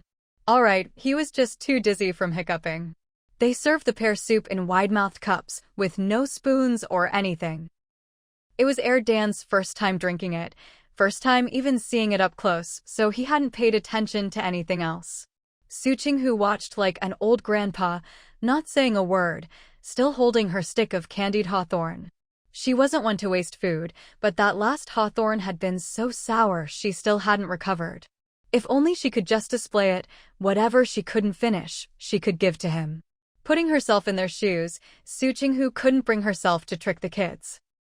In the end, before heading home, she nervously finished off the last few hawthorns left on the candied fruit skewer. Turns out, the last one wasn't sour either. The tingling at her scalp instantly relaxed, and Su Qinghu's steps became lighter as she walked. Come on, let's go home. Dan and Erdan had already finished their candied fruit and pea cakes, washing them down with little cups of pear soup. But each of them was still carrying 2 strings of popcorn balls. Erdan looked at the approaching bus. Mom, why don't we just walk home? Good grief, the bus was so packed, people were practically pressed up against the windows. It seemed like everyone was out and about for the holiday, crowding the streets. He stood on tiptoe to peek inside. Sure enough, there were plenty of kids too. Kids under 1.2 meters ride for free. So nice. Too bad, after all that milk and good food, he'd shot up in height. He wasn't in the same league as those little ones anymore. Dan's mouth curled up in a huge grin.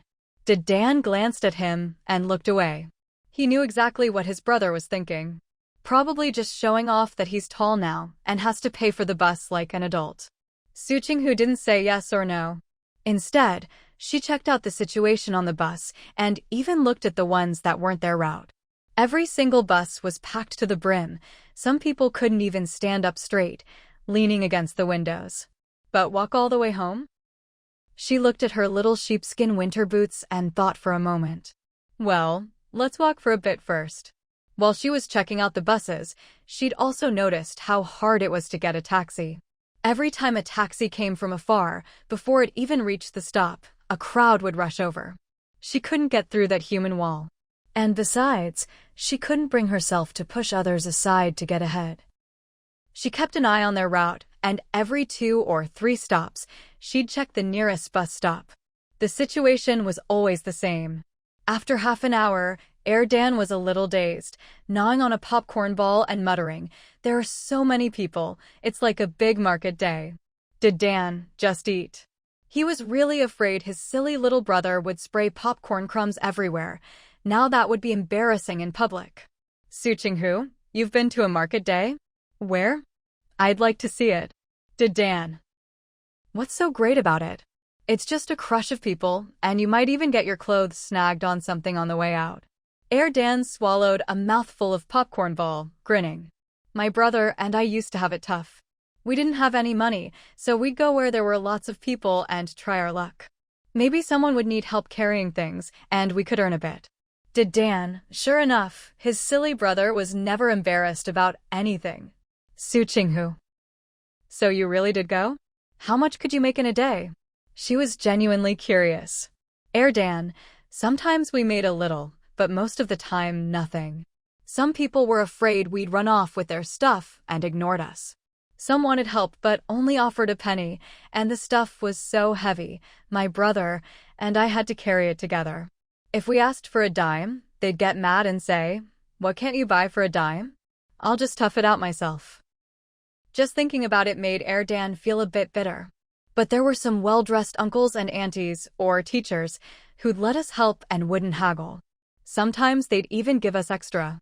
But my brother wouldn't let me spend that money. Well, not that he wouldn't let me spend it at all, just not on snacks. He said we had to save it for notebooks and pens.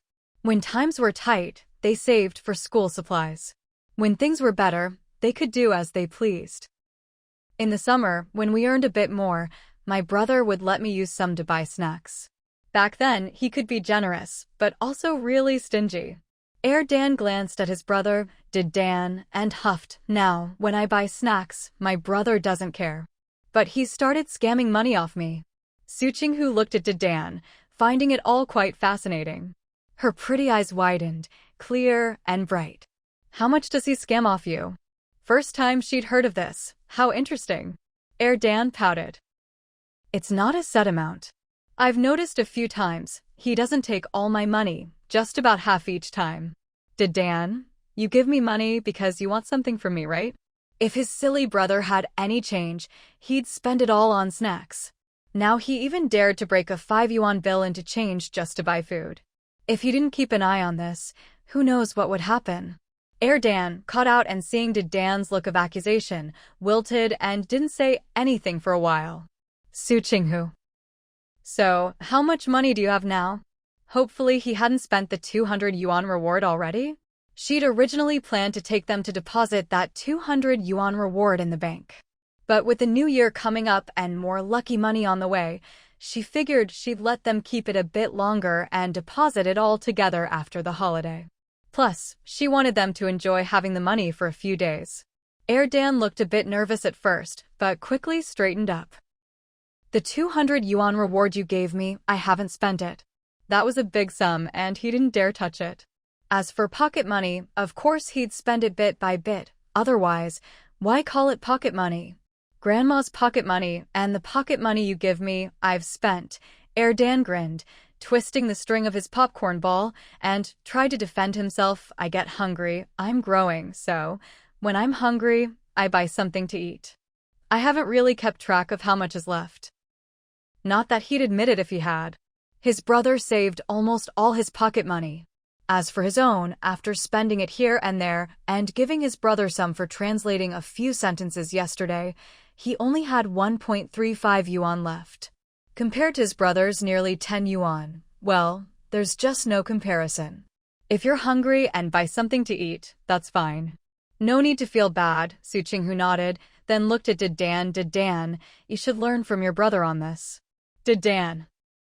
I'm not hungry. He ate well at home, and at school, he hardly needed snacks. Ever since. He glanced at Su Qinghu. Ever since she came, there was milk every day, an egg every day, plus meat, vegetables, buns, steamed bread, fried dough sticks, rice porridge. Every meal was filling and delicious. If he ever got hungry at school, it was almost always right before school let out. If he hurried home, he could grab something from the fridge and make himself a snack. Mini wontons, egg noodles. They always had those at home. He flipped through his memories, page by page, and suddenly felt a little awkward. He hadn't even called her auntie yet. Su Qinghu didn't notice his little sulkiness. She was tired from walking and wanted to rest. But there weren't any shops around where she could sit down. I think I smell roasted sweet potatoes. As soon as she spoke, a puff of white breath appeared in front of her, but that didn't stop her from catching the delicious scent. Come on, keep up. Without looking back, she waved to the two kids, signaling them to follow as she tracked the rich, sweet aroma in the air. Sure enough, there was a roasted sweet potato stove. She lifted her long legs, ready to rush over, but someone tugged at the corner of her coat. She turned around and found herself looking right into the eyes of the two children. Su Qinghu, oh dear, I forgot I had two kids with me. She put her foot down, just about to suggest they go together, when Erden piped up, Mom, we have yellow-fleshed sweet potatoes at home. Su Qinghu was puzzled. I know, I bought those to make candied sweet potatoes. She'd carefully picked out a small bag just for that. Erden, he was practically drooling. Are candied sweet potatoes tasty? What are they anyway? Are they like those candied apples people talk about? Are they just as good? Su Qinghu smiled. They're just as tasty, or maybe tasty in a different way. We can make both and compare. She thought both were delicious. Candied sweet potatoes were sweet, with a slightly crispy outer layer and soft, fragrant sweet potato inside. When you picked them up, you'd pull out a long, thin strand of sugar. As for candied apples, if you picked crunchy apples, they'd stay crisp after cooking, and the fresh sweetness of the apple combined with the sugar coating was a whole different experience. Oh, and there's candied bananas, candied yam, all delicious. Erden, can we make them today? I don't think we have any apples at home. Su Qinghu, if we don't have any, we'll just buy some. Though, I'm not sure if we'll be able to find any. She started out sounding confident, but her tone weakened at the end. These days, people were starting to enjoy life more, but even if you wanted to spend money, you didn't always know where to spend it. There still wasn't much to buy. So should we go home now? Or go buy apples? Erden was still holding onto her coat. Su Qinghu sighed, buying roasted sweet potatoes, going home, and buying apples aren't mutually exclusive, right? We can get the roasted sweet potatoes first, eat them while we rest, then go buy apples, and after that, we'll head home. Isn't that perfect? It's all on the way. Why was he holding her back? Erden, but we have sweet potatoes and charcoal at home. We can roast them ourselves. Su Qinghu replied, even if it's the same sweet potato, the ones we roast at home and the ones you buy outside just taste different. They're both sweet potatoes, Erden insisted. If there's any difference, it's just because of the sweet potatoes themselves. Whether a sweet potato is sweet or not is up to the sweet potato, after all. Su Qinghu laughed and started spouting nonsense. Which tastes better, the food in your own bowl or someone else's? Erden answered without hesitation, of course the food in my own bowl. Our family eats way better than others. Other families only get to eat meat once in a while, but they had meat almost every day. Maybe not big chunks, but there was always plenty of shredded meat in the dishes. Hee. Home-cooked food was the best, no doubt about it. Su Qinghu. She'd let her guard down and forgotten that her own cooking was better than most, and that their family's standard of living was higher too. If you really compared, their home-cooked food really was the best. If it was before, I'd have told you that other people's food tasted better, Erden said with a sly grin. Erden was sharp. He knew exactly what his mom was getting at. Let's just go home. I'll roast them for you, Erden promised, patting his chest. Su Qinghu, no. I refuse. She wanted roasted sweet potatoes right now. And she wanted the ones someone else made. That's right, she was being picky and a little spoiled. She had money, so she could be willful. So she headed straight for the roasted sweet potato stand, but Erden called after her, Mom, why don't we use the money for the sweet potatoes to buy apples instead? Su Qinghu, it's not that bad. Your mom can afford a roasted sweet potato. Besides, the three of us together probably couldn't buy even 2 apples with the money for roasted sweet potatoes. Plus, sweet potatoes come in all sizes. Pick a few thin, long ones, and they'll satisfy your craving without wasting anything. Erden. Big bro. He was looking for backup. But when he called out, Dayton just glanced at him and didn't try to stop their mom. Su Qinghu smiled, pried Erden's hand off, and said, Let go, will you? Your brother isn't stopping me, so you don't need to either. Remember how supportive you used to be when I spent money? Back then, you were always smiling and your brother was the one pouting. Now you should learn from him. Be calm and unbothered. All right, enough chatter. You and your brother wait here.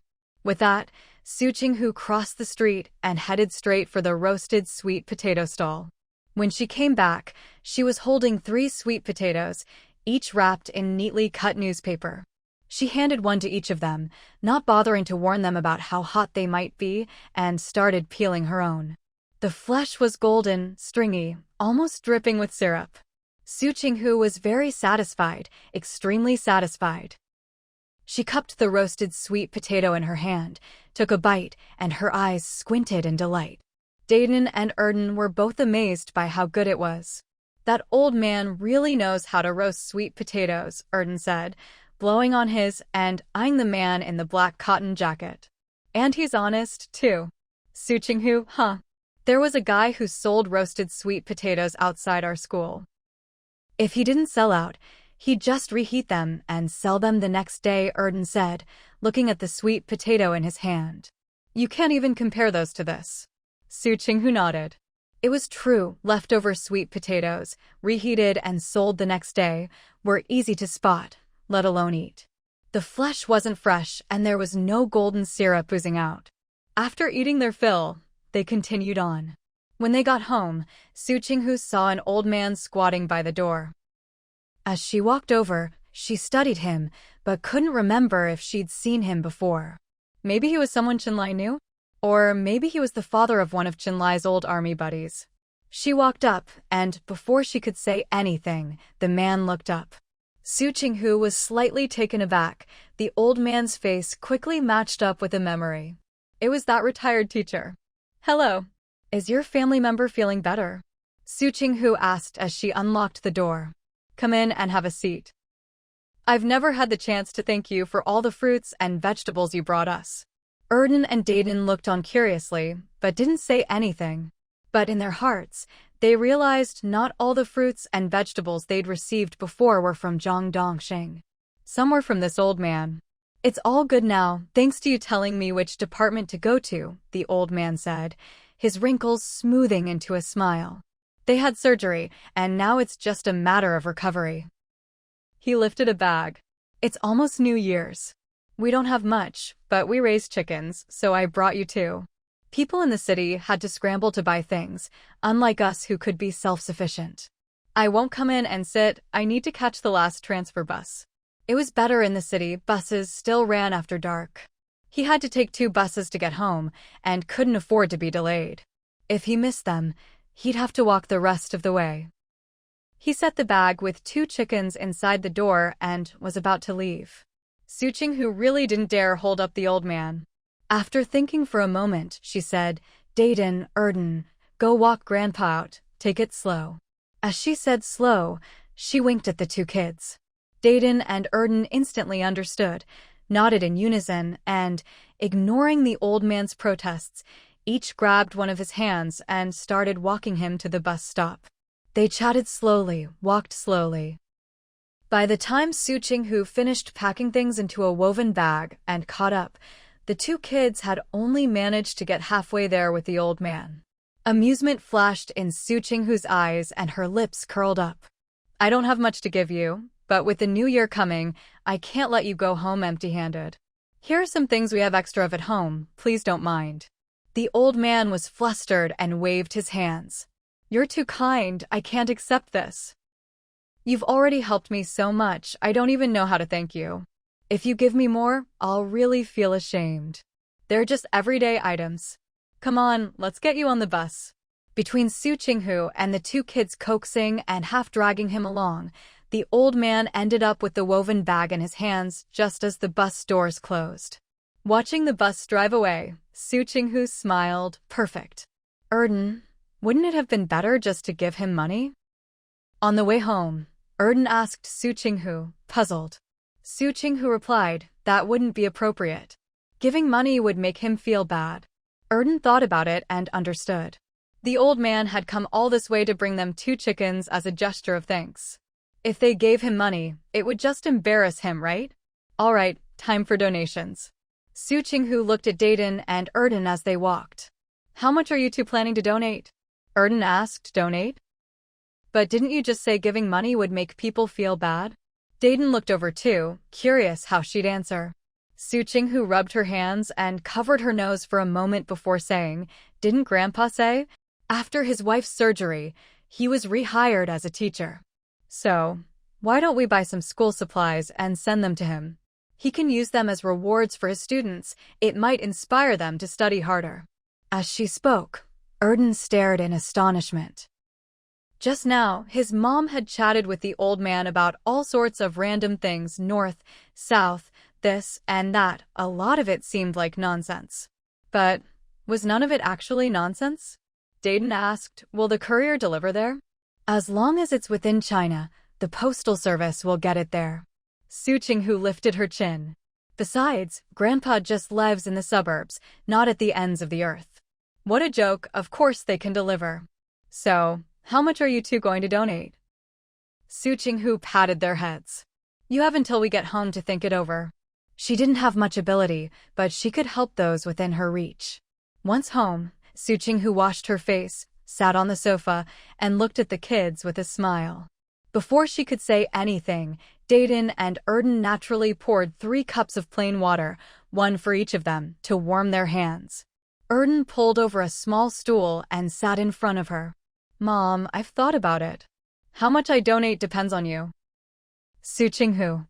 I heard people say when they play chess, help others when you're well off. Take care of yourself when you're struggling. Erden cupped his mug, lips moving quickly. So, am I poor or well off right now? Su Qinghu was silent. She hadn't told him how much his investment had earned last time. Was he trying to find out in a roundabout way? Schemer. What counts as poor? What counts as well off? Su Qinghu nonchalantly blew on her cup. Are you saying the amount you donate could vary 10-fold or 100-fold depending on that?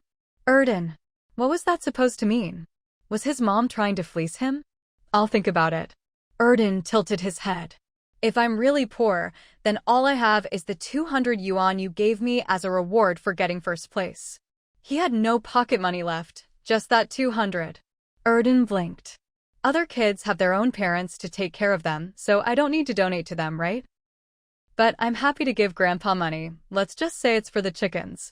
Grandpa brought them 2 big roosters. He checked. They were tied up and quiet. Both were fat, and those drumsticks would be delicious. How much is chicken per gene these days? Let's weigh the chickens, calculate the price, and split the cost. Anyway, he wasn't about to help raise someone else's kids. Su Qinghu. Su Qinghu actually felt Erden made a lot of sense. But sometimes you had to look at things case by case. She explained her reasoning. After listening, Erden thought for a bit and said, "Then let's just give him the money. Tell him it's his to spend however he wants on himself or his students." I wish my teacher would reward me with cash. This time, Su Qinghu didn't say anything. She turned to Dayton. "What about you?" Dayton pursed his lips. "Let's buy things and send them, don't give cash." "Why?" Su Qinghu prompted him to explain. Dayton glanced at Erden, understanding Su Qinghu wanted to use this as a lesson for Erden, and said, "Grandpa lives in the countryside. If you give him money, he can only buy things at full price. He can't save much. If he gives the money to students as rewards, the kids might just take it home, and who knows who will end up spending it." Su Qinghu smiled, then looked at Erden. Erden hesitated. If their parents want the money, can't they just say it's all spent? Dayton and Su Qinghu both looked at him, saying nothing. What if the reward is just 50 cents or 1 yuan each time? Erden blinked, but was already feeling guilty.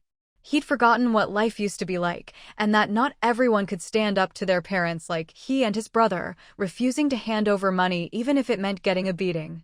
50 cents can buy a lot, Su Qinghu said coolly. She started to wonder if she'd been too generous, making the kids think 50 cents or a yuan wasn't much. But in the city, 50 cents wasn't a lot, right? Maybe enough for a frugal family's vegetables for a day? She wasn't sure. She never really looked at prices when shopping, just bought what she liked. They looked at each other. Su Qinghu said, "Let's talk more after dinner, we'll have a family meeting. For now, let's get started in the kitchen." When you can't decide, have a meeting. If one isn't enough, have two. That evening, they never did manage to have their meeting. As soon as they entered the kitchen, Chen Bo and Mrs. Meng arrived, carrying quite a few things, food, drinks, and more.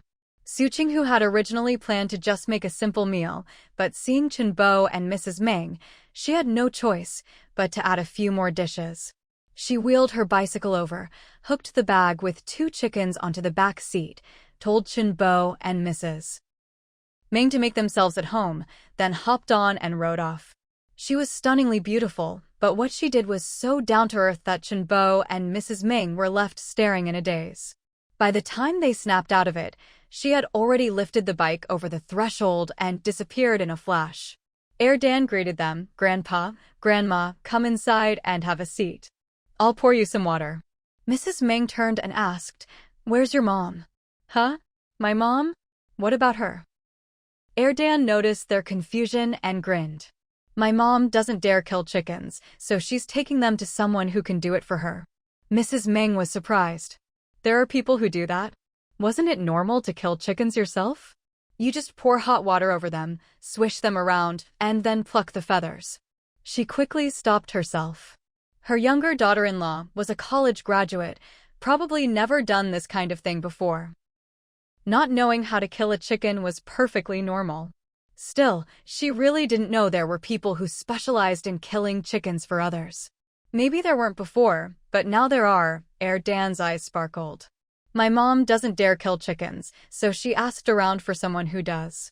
No one knew at first, but eventually she asked someone at a restaurant, and they introduced her to someone. That person is an old lady, no son, no husband. Usually, she just eats leftover vegetable leaves she picks up and fixes up for herself. Dan sighed. "When my mom asks her to kill chickens, she gives her some money, or maybe some vegetables, or sometimes just leaves her the chicken blood and some of the offal." See? His mom was so kind. She couldn't kill chickens herself, but she wasn't being fussy. She was just looking out for the old lady. As Dan spoke, Dan nearly burst out laughing. Her silly little brother. Almost everything he said involved her mom giving things away. Was he saying she was too generous? The old men and women in the alley and park were always talking about how mothers-in-law and daughters-in-law didn't get along, and how the worst thing was being wasteful, like using too much oil when cooking. Dan added, "That old lady's son went off to war and never came back." Chen Bo and Mrs. Meng hadn't thought much of it before, but after hearing that, their expressions turned serious. The couple exchanged a look and started rummaging through the things they'd brought. This time, they'd brought some dried vegetables, dried ribbon fish, honey, canned fruit, and some fresh fruit. Some were year-end gifts, others were sent by friends from their old military circle. After asking about the old lady's age, Mrs. Meng started picking things out, but hesitated. "What's wrong?" Qinbo asked. Mrs. Meng looked at what they'd brought and sighed. "These things aren't really practical. For daily life, isn't rice, oil, and salt the most important?" They were just making an ordinary visit, so what they'd brought was pretty standard. Besides, rice, oil, and salt weren't things you could just bring over. After all, their daughter-in-law didn't lack any of that. Dan piped up, "There's some in the kitchen, just take it from there." His matter-of-fact tone made Mrs. Ming give him a sideways glance. How did this kid get so familiar with everything here? "I figure that old lady must be running low by now. If we bring her something now, we won't have to do it again at New Year's, right?" Dan mused, rubbing his chin. "Last time, my mom gave her 2 jin of oil, 10 jin of rice, 5 jin of flour, and 2 big cabbages." Qinbo chuckled and patted his head. "Let's not bring anything just yet. We'll go see what she needs and bring it to her another day." Since their daughter-in-law wasn't home, it wouldn't be respectful to take things from her kitchen. Mrs. Ming agreed this was a good idea. She picked up the bag. "Let's just bring these for now." She smiled and waved. "Did Dan, which one of you will show us the way?" Dan glanced at her eager younger brother, who was barely holding himself back, and said, "I'll stay and watch the house." "Let Dan go." Let's go. We should hurry. That old lady is really quick and clean at killing chickens. If we don't get moving, my mom will probably be on her way back before we even get there." The old lady killed chickens for restaurants. She was a pro. He'd watched her before. She was like a martial arts master. So off they went. When they arrived, Su Qinghu was tying the bag with the chickens onto the back of her bike. She was a little surprised to see them. But when she saw what they were carrying, she immediately understood. She set the bag on the bike seat and told Dan to keep an eye on it, then led her in-laws inside. Dan wanted to go in too, but was afraid the chickens might get stolen, so he hovered at the door, peeking in, then hurried back to the bike like an ant on a hot pan. By the time everyone came out, half an hour had passed. After politely refusing the old lady's offer to walk them back, Su Qinghu led everyone home. As they turned the corner, they could still see the old lady standing at her door, watching them leave. "Mom, what brings you here?" Su Qinghu asked as she busied herself in the kitchen. "It's almost New Year's, and I figured you'd be busy, so I didn't dare bring the kids over to visit." With the end of the year approaching, there were probably a lot of people visiting her in-laws. Mrs. Meng was peeling a winter melon. Hearing this, she chuckled. "So you do know it's almost New Year's, huh?" "Huh?" Su Qinghu looked at her mother-in-law, a bit uncertain. That sounded like it had a deeper meaning.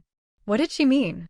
Before Su Qinghu could figure it out, Mrs. Meng continued, "You've been busy with work, so when I came by to see the kids, they said you were tied up, so I didn't bother you.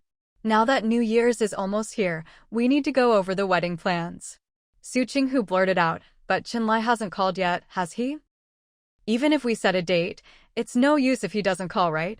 Or had that guy only called her parents and not her? Was he planning some surprise attack? Just imagining Chenlai dragging her straight from work to the wedding on the big day made Su Qinghu's mouth twitch. That was one surprise she definitely didn't want. "Let's not worry about him for now." Mrs. Ming pulled Su Qinghu's wandering thoughts back. "Your father and I came today to go over the wedding details with you, see if there's anything that needs to be added. We want to be fully prepared, so when the time comes, everything will go smoothly." Basically, they wanted to be so ready that as soon as the groom came back, they could immediately set up the venue, and the next day she'd be whisked off to the wedding. Su Qinghu didn't know what her mother-in-law was thinking, but she found it all pretty amusing. With her mother-in-law talking like this, the wedding felt more like a military operation. "Don't worry, your father and I both have good handwriting. Leave the invitations to us. You and Chenlai just show up to the wedding on time." Mrs. Meng's words were so powerful that Su Qinghu nearly dropped her kitchen knife. Is it a bit much to say you don't have to do anything at all for your own wedding?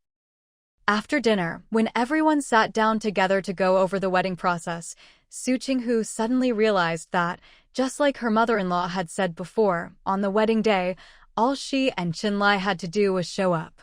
Looking at the process, most of the details and etiquette didn't really need any changes. She said most, because on the groom's side, Qinlai's side, there was nothing to nitpick. On the bride's side, her side. Since she didn't have many relatives left except for her grandaunt, the guest list and how many invitations to send out needed some careful thought. Ms. Ming looked at her and said, "Your dad and I have already gone over it once. For your side, we've drafted a preliminary guest list." But it was really short. Aside from a few people from her grandaunt's side, it was basically just people from her university and workplace. But since they didn't know how close she was to those people, they couldn't just decide for her. Also, should they invite people from her younger daughter-in-law's hometown? If so, who? Su Qinghu understood what she meant and thought for a moment. "I'll think about the list a bit more and bring it over to you on Monday or Tuesday night." Wait. As soon as she said that, Su Qinghu realized something was off. What was she even saying? Didn't she promise to take on whatever tasks she could? Why was she handing the guest list over to her in-laws?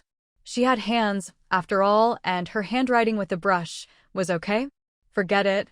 Better task. "Dad, Mom, how are we doing the wedding invitations? Are we writing them with a brush or a fountain pen? If it's a fountain pen, I can write them. If it's a brush," she gave an awkward smile, "then I'll have to trouble you too." She'd never seriously practiced calligraphy. If she had to write the wedding invitations with a brush, it'd probably go down in history as a black mark. In this era, anyone from a cultured family had decent calligraphy skills. Ugh. Just imagining her brush-written invitations being handed to friends and family on both sides made Su Qinghu want to curl up in embarrassment. Ms. Ming replied matter-of-factly, "We plan to use brush calligraphy. It's more formal, and it shows how much they value and look forward to their new daughter-in-law." Su Qinghu clasped her hands in a mock salute. "Thank you, Dad and Mom." Qinbo smiled. "Like you said, we're keeping things simple, so there aren't many invitations. Your mom and I can finish them all in a day." Looking at that long list of names, Su Qinghu seriously doubted her in-laws' definition of not many. She gave a dry laugh. "My fountain pen handwriting is fine, but I really can't manage brush calligraphy. But don't worry, after the new year, I'll find a calligraphy teacher and really learn." These days, cultured people truly were cultured. Everyone had good handwriting. She'd been lazy for half a year. It was time to find something to do. Calligraphy didn't require much physical activity, so it suited her well. As she thought about it, she suddenly looked at Ms. Meng, who happened to look at her at the same moment. Their eyes met in the air. She said, "Mom, have you ever thought about learning something new? We could go together. It'd be nice to have a companion to learn with." Ms. Meng replied, "I studied accounting and I've already got my certificate." As for brush calligraphy, she didn't need to find a teacher for that. "How about dance?" Su Qinghu blinked, looking hopeful. "Or we could sign up for Tai Chi, Bajuanjin, or the 5 animal exercises?" MS. Ming said, "Tai Chi, Bajuanjin, 5 animal exercises? Do we really need to sign up for a class for that? I bet your grandaunt knows them." Su Qinghu, "That's true." "Then, Mom, how about I sign you up for a dance class? Treat it as exercise and stretching." Su Qinghu was practically ready to make the decision. She turned to her father-in-law, Qinbo, "Dad, I'll buy you a camera. You can learn photography, and then you'll be able to record all the changes in our country after its founding." Ms. Ming had previously learned to swim from Su Qinghu and had experienced the joy of swimming, so the idea of dancing tempted her. Who hasn't dreamed of dancing gracefully? As for Qinbo, he hadn't thought much of it at first and was about to refuse, but when he heard about recording the country's changes, he was moved. To record it all would create a visual archive, which would help future generations understand people's lives at this stage.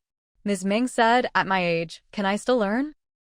Dance is a gradual process. You can start by stretching. Once your muscles are loose, learning to dance won't be hard.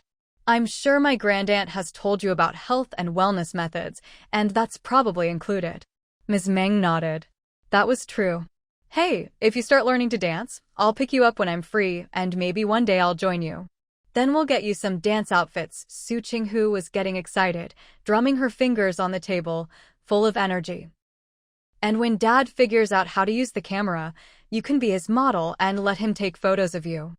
She looked at Chenbo, who was calmly sipping water. Dad, you have to learn well. Then you can tell your great-grandchildren and great-great-grandchildren which photo was taken when. Chenbo could barely hide his smile. It was really something to look forward to. What's this called? This is called reliving the good times. Su Qinghu felt it was so meaningful just thinking about it. If you have time, you could also take photos of your old comrades, record their stories, and submit them to the newspaper. That would count as patriotic education for the youth too. The future Su Qinghu described for Ms. Meng and Chenbo was so enticing that neither of them noticed how far they'd strayed from the original topic of discussing the wedding process. She'd led them all the way to the Mariana Trench. Meanwhile, at a round table in the bedroom, did Dan and Dan, who were diligently working on their winter homework, were completely baffled by what they overheard. Dan, aren't they way off topic? It was like when the teacher assigns an essay on my favorite person, but you end up writing about your favorite weather. Did Dan, as long as they're happy. Let them chat as they like. When they're done, they'll get back on track. It's not like an exam where you lose points for going off topic. What do you mean, as long as they're happy? We can't just let them do whatever they want. Isn't the wedding the most important thing right now? Dan was so anxious, he wanted to scratch his head. And there are only 10 days left until New Year's. Did Dan put down his pen and looked up? So, you're going to remind them? You said it. You said I should remind them, so I'm really going. Dan jumped up and dashed out. Did Dan? That was sarcasm, not a challenge. How did his silly little brother get the idea that he was actually being told to go remind them? Dan's sudden appearance was like a thick vine sprouting out of the lively atmosphere, cracking through the air with a sharp snap. Ms. Meng, Chenbai, and Su Qinghu all turned to look at him. Dan, anxious, blurted out, "Don't get off topic. Weren't we talking about the wedding? How did you all end up on this instead?" Su Qinghu blinked. Let me tell you, there's a student in my class who always writes off-topic in essays. The teacher asked us to write about the person I like most, but he wrote about the weather I like most. The teacher gave him a big fat 0. Though the teacher did privately praise his sentence structure, a 0 is still a 0. Su Qinghu, well, this is awkward. Ms. Meng was also a bit uncomfortable. She glanced at her husband. Why didn't you remind us? Chenbai, that's my fault. Let's get back to discussing the wedding. Ms. Meng and Su Qinghu obediently followed his lead, cleared their throats, and began a serious discussion. Dan's satisfied grin hadn't even had time to bloom before he saw Su Qinghu raise her hand, wave it, and make a shooing gesture. Dan pouted. He wanted to join the discussion too. But no one wanted to include him, so he had no choice but to slink back to his bedroom. Dan glanced at him and started tidying up his winter break homework. Starting tomorrow, you'll be the only one in the house doing winter homework. Thunderstruck. Dan instantly felt something was wrong. You finished already? When did that happen? How come I didn't know? You didn't just scribble it, did you? Dan shot him a look but didn't answer. Dan protested, weren't we supposed to do our winter homework together? Did you secretly do some behind my back? Dan was speechless. Why would I do homework behind your back? Do I get paid for that? When he did homework, he focused on nothing but homework. His silly little brother, on the other hand, was always looking around, fidgeting like he was sitting on a hot iron plate, never managing more than 5 minutes of concentration at a time. After that look from his brother, Dan wilted. Well, it wasn't that surprising. His brother was always serious about homework. If I'm not mistaken, your classmate, your little sidekick, has probably finished his winter homework too. Dan delivered another blow. Dan. Qian Duoshu finished before him? Absolutely unacceptable. He pulled out his chair, sat down, gripped his pen, and raised his arm high. If I don't finish my winter homework tonight, I'm not going to sleep. What if Qian Duoshu comes looking to play tomorrow? So many things could go wrong overnight. He had to finish today. Dan smiled faintly. No, you have to sleep tonight. Dan. I'll tell her, Dan said, packing his homework into his backpack and hanging it on the coat rack. She never approves of us staying up late to do homework. Every night at 9:30, she tells us to go to bed. That hit Dan right in the gut. He remembered that one time he'd played too much and hadn't finished his homework. He had to get up early the next morning to do it. He muttered, "Only little kids tattle." "I am a little kid," Dan replied calmly. "And she tattles too." Dan gritted his teeth, lowered his head, and started writing, grumbling as he went. Can someone really die from holding in their pee? Fine, I won't stay up late. I'll just get up at 4 in the morning to do my homework. Dan, you can do homework and you can get up that early, but you can't do it under the covers. If you want to work, get dressed and go to the living room. Quietly. Don't disturb anyone. Dan pouted, unhappy, but accepted it.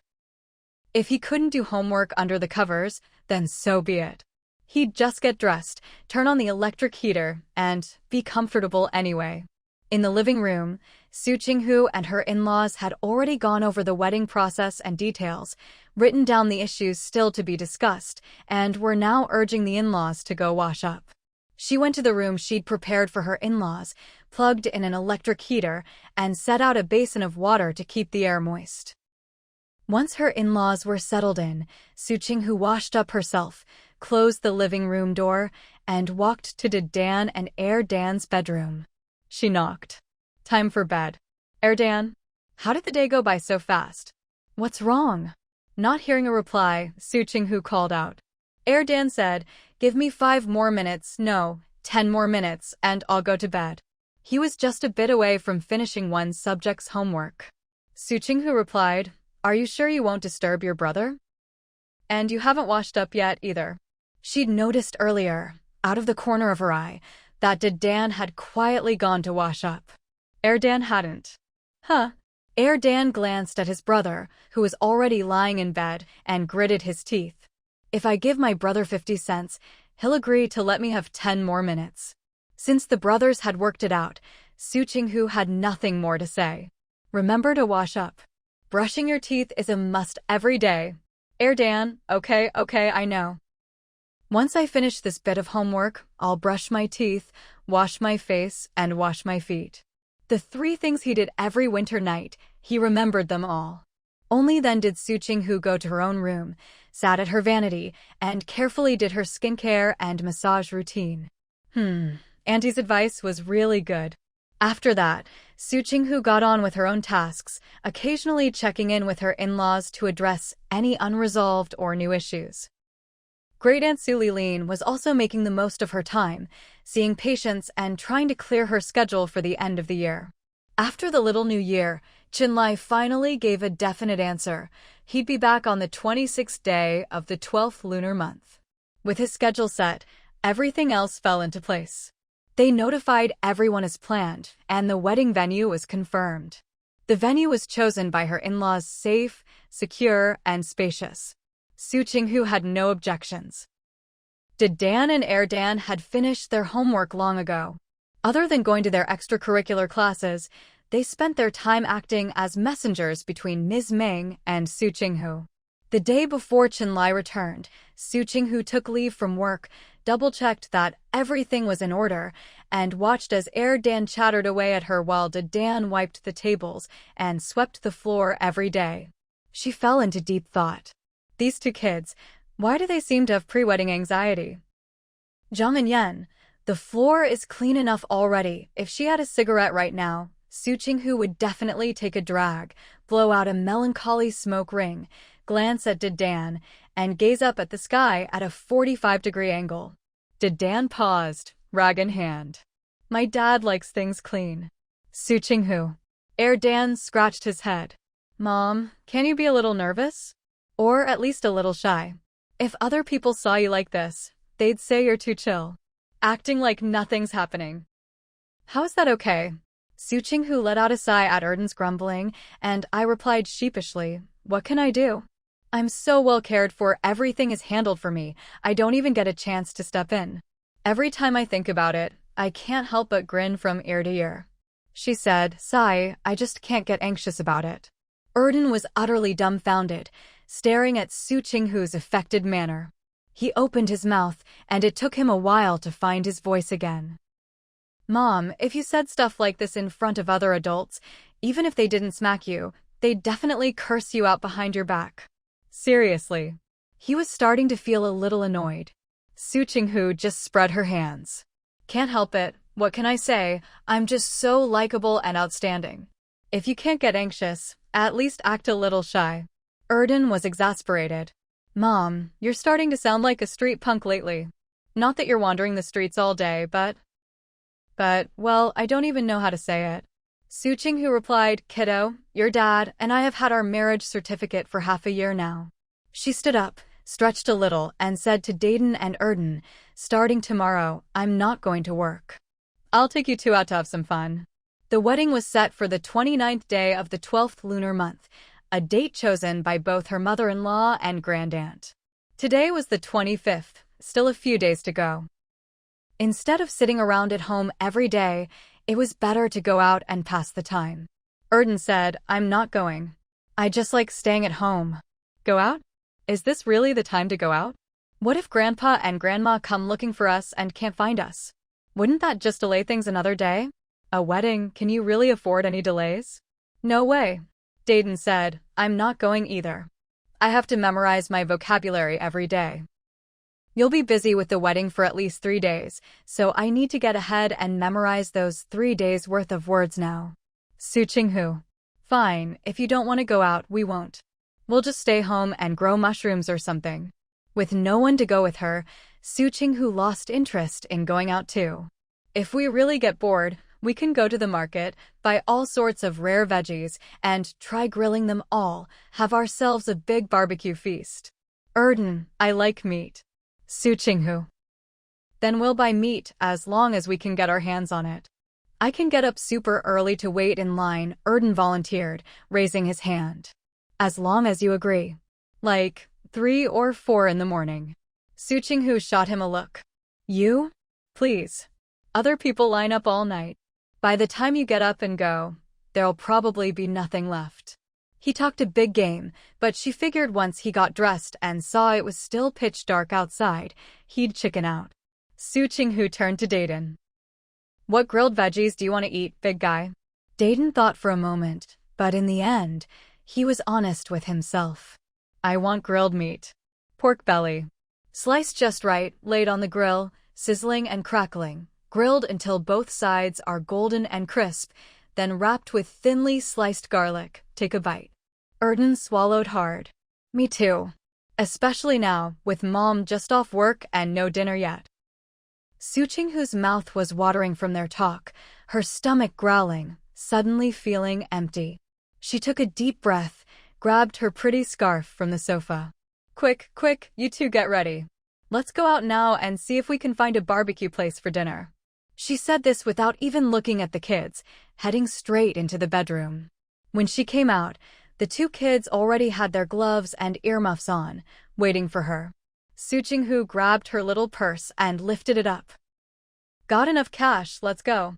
Dayton and Erden followed her out, waited for her to lock the living room door, then watched as she locked the main door, and finally, the 3 of them headed out of the alley together.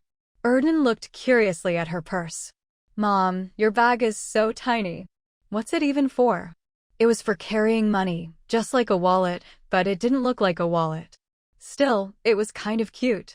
Su Qinghu glanced at him. "It's for looking good." Erden, "Huh? What?" "Looking good. That's what it's for." Su Qinghu smiled. "If it looks good, it's useful. Buying a bag is all about whether you're happy and whether you like it. As long as you're happy, as long as you like it, and you can afford it, then buy it. Besides, this little bag is so cute, just carrying it makes me feel great. When you're in a good mood, your hormones are balanced, and when your hormones are balanced, you're even more energetic." Ahem. Getting off track. Erden was at a loss for words. He looked at the bag, then at her. What she said made sense, but somehow it just sounded a little weird. Dayton had already figured it out when he saw the bag in the living room. She definitely didn't buy it for practicality, but for looks. With that tiny capacity, it could barely hold money, keys, her lipstick, and a little mirror, nothing else. She just liked to judge bags, shoes, and clothes by how good they looked. Mom, Dad's coming back tomorrow. Are you excited? Looking forward to it? Nervous? After walking a while, Erden couldn't help himself and started chattering again. Su Qinghu was busy thinking about whether there were any barbecue places near the restaurants she'd been to before. When Erden asked, she snapped out of her thoughts. Huh? Nervous about what? My dad. Dad's coming back tomorrow. Erden reminded her. Su Qinghu, I know your dad's coming back tomorrow. Erden fell silent. Okay, he got it. His mom wasn't nervous at all. Are we going to pick up Dad tomorrow? Erden changed the subject. What time is he coming back? Let's get a car and go pick him up. The bus was too tiring and always crowded. A taxi wasn't crowded, but it was hard to get and expensive. But if Mom drove, that was different, cheaper, more comfortable, and exciting. He thought about the times Mom drove him and his brother around, kids older, younger, and the same age as them all looked on with surprise and envy. He felt like he could float right up to the sky. Ha ha, so cool. In his mom's words, she was a super cool lady driver. Wherever she went, people looked on with admiration. I could drive to pick up your dad, sure, but the question is, would you two back me up? When your dad interrogates you, can you tell him I drive safely and never treat the car like an airplane? Su Qinghu chuckled.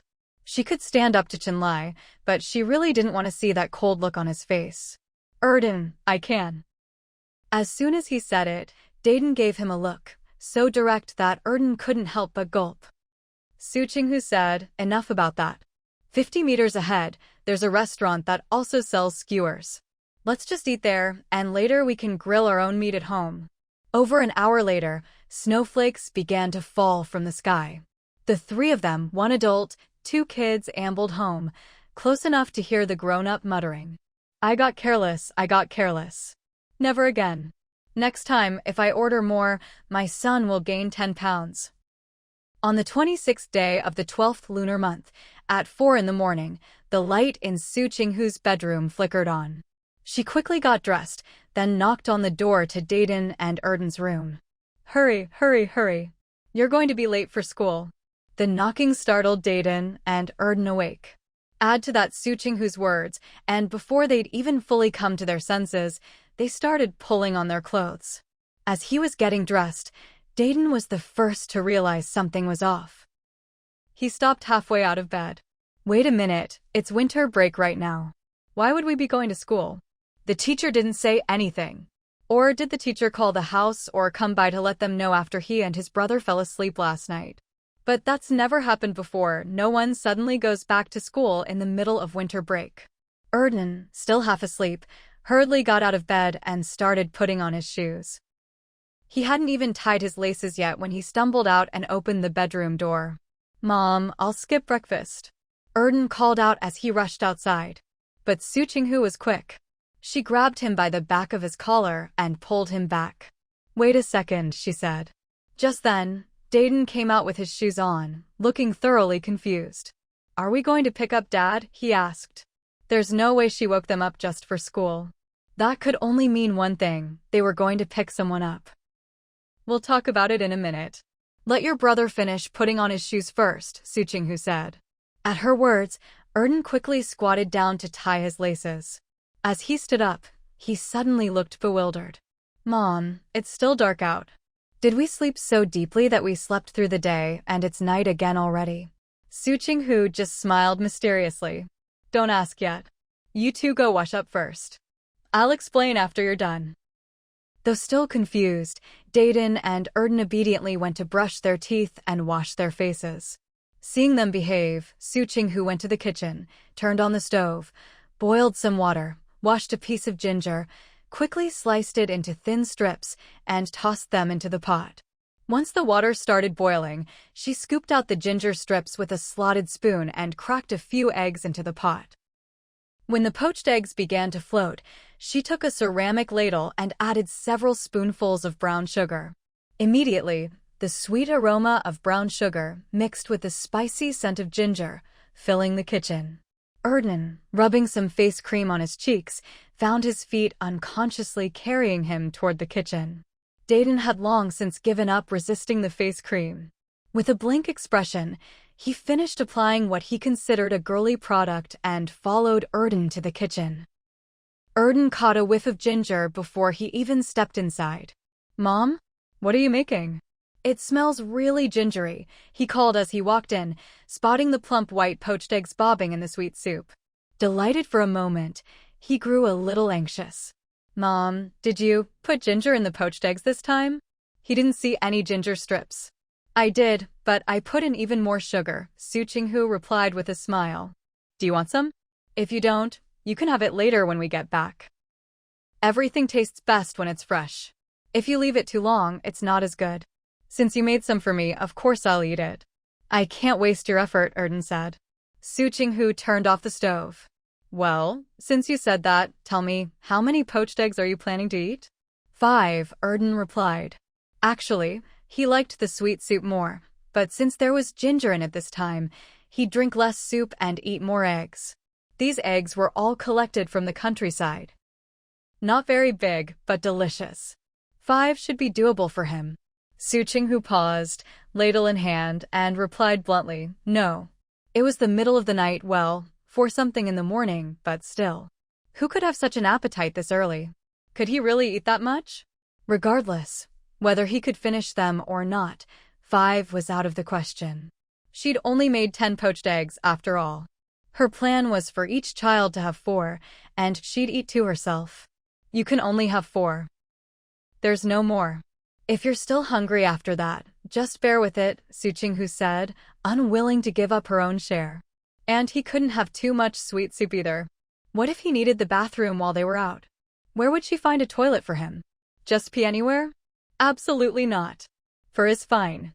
Once we're out, in a few hours, there'll be people selling breakfast. I'll buy everyone some fried dough sticks then, Erden said. Su Qinghu nodded. Sounds good. As she spoke, she quickly served the poached eggs into 3 bowls. Erden looked at his bowl, then at her. Mom, I'll give you one of mine. Then he turned to Dayton. Bro, you should give Mom one too. For is too many. I just woke up, I can't finish them all, Dayton said. Su Qinghu's mouth twitched. You're a big kid now. You think I don't know how much you can eat? Dayton replied. All right, don't get too sentimental. I'm eating too. Not for your sake, but because that's all I can manage at this hour. I really don't have much of an appetite right now, 2 is enough, Su Qinghu said, pointing at the bowls. Take them to the table. Really? Mom, you eat a lot too. Are you sure it's not because I said I wanted 5 eggs, so you changed your mind about your own portion? Erden asked, genuinely feeling a little guilty. Su Qinghu opened her mouth, but honestly, at this hour, she didn't want to eat more, let alone talk more. But she pointed to the fridge in the kitchen. Tell me, classmate Gao Haixing, how far is the fridge from where I'm standing? Erden was baffled, completely lost. He looked at the fridge, then at his mom. About 2 meters? Su Qinghu neither confirmed nor denied it, just kept going. How many steps do you think it would take me to get from here to the fridge? Mom, is this a math problem? Erden asked cautiously. If I answer, it'll just be an estimate. I don't know the exact number. Just estimate. How many steps? Su Qinghu pressed, looking every bit the teacher quizzing a student. 3 steps. Erden guessed. Su Qinghu immediately demonstrated, taking 2 steps to the fridge, opening the door, and looking back at him. So, what did you learn? Mom, your legs are long? Erden's heart was in his throat. What was she up to? Why was she suddenly acting like a head teacher? Su Qinghu paused. She was pleased at the compliment, but still needed to explain. There are plenty of eggs in the fridge, and it only takes me 2 steps to get more. So you really don't need to let your imagination run wild, thinking I'm giving up my own eggs for you. Dayton suddenly felt at a loss for words. Why couldn't she just let them think well of her for once?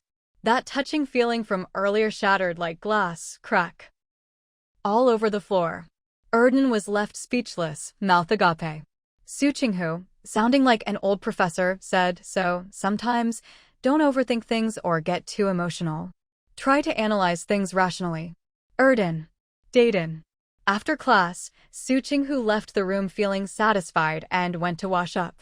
The two children silently picked up their bowls, set the table, arranged the chopsticks, and then sat down together, waiting quietly.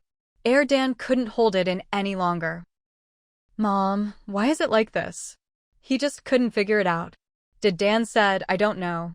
He'd thought about it, but there was no solution. Dan scratched the table. You don't know either? Looks like your brain isn't that great after all, big bro. Dan replied, this has nothing to do with how smart you are. Then what's the problem? Dan asked. Dan didn't want to bother with him, but just sitting there was boring, so he answered anyway. It's about what she's thinking. How could he know what she was thinking? Uncle had said before that human nature is complicated and unsolvable. Unlike science, science lets you get to the bottom of things. As long as you set up all the possibilities and work hard, you'll eventually find the right answer. Dan pondered this. Then he had a sudden realization. Mom must be thinking about something really complicated. That's why you can't answer my question, right, bro? Su Qinghu was flexing her fingers, pressing on the health acupoints Auntie had taught her as she walked in, just in time to hear Dan's words. She strolled over and sat down, picked up her chopsticks, and looked at Dan and Dan. Didn't I already explain it to you? Why are you still talking about this? Really, kids, don't get too emotional. She took a sip of soup. The ginger flavor hit her hard, bringing tears to her eyes. She swallowed the mouthful of brown sugar ginger soup, her eyes watery. As for you, Dan, it's not that I'm overthinking, it's that you are. Have you ever thought that the things you can't understand might not actually be that complicated? She took a bite of the poached egg, delighted to see the yolk was still soft. After swallowing, she said leisurely, the greatest truths are the simplest.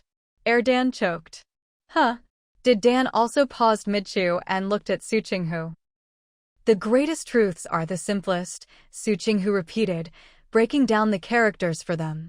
As for what it means, you're mature students now. You should look up the answer yourselves. Dan protested, but if you explain it to us now, wouldn't we remember it better? Whenever we think back to today, we'd remember what this phrase means. Su Qinghu shook her head. No.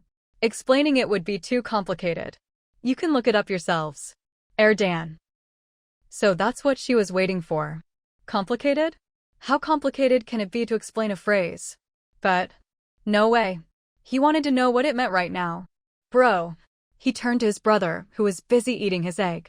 What does that phrase Mom just said mean? Can you find it in the dictionary? Dan paused, swallowed, and said, if you eat faster, you'll have time to look it up in the dictionary and see if you can find it. Dan was stunned, then gripped his chopsticks and started eating in silence. As for the ginger flavor, there was some, but with all the brown sugar, it was mostly sweet. Su Qinghu tapped the table. That's enough, Dan. Your brother told you to eat faster, but he didn't say to wolf it all down. Now, I order you to chew slowly and thoroughly. No matter how soft a poached egg is, you still have to eat it one bite at a time and chew it well. Dan replied, okay, I'll eat slowly.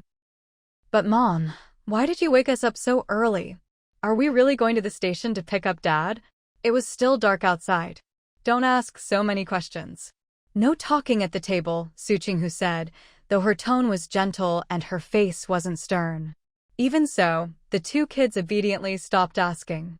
10 minutes later, after finishing their ginger brown sugar poached eggs, Su Qinghu had them gather up basins, ropes, wooden boards, and other things.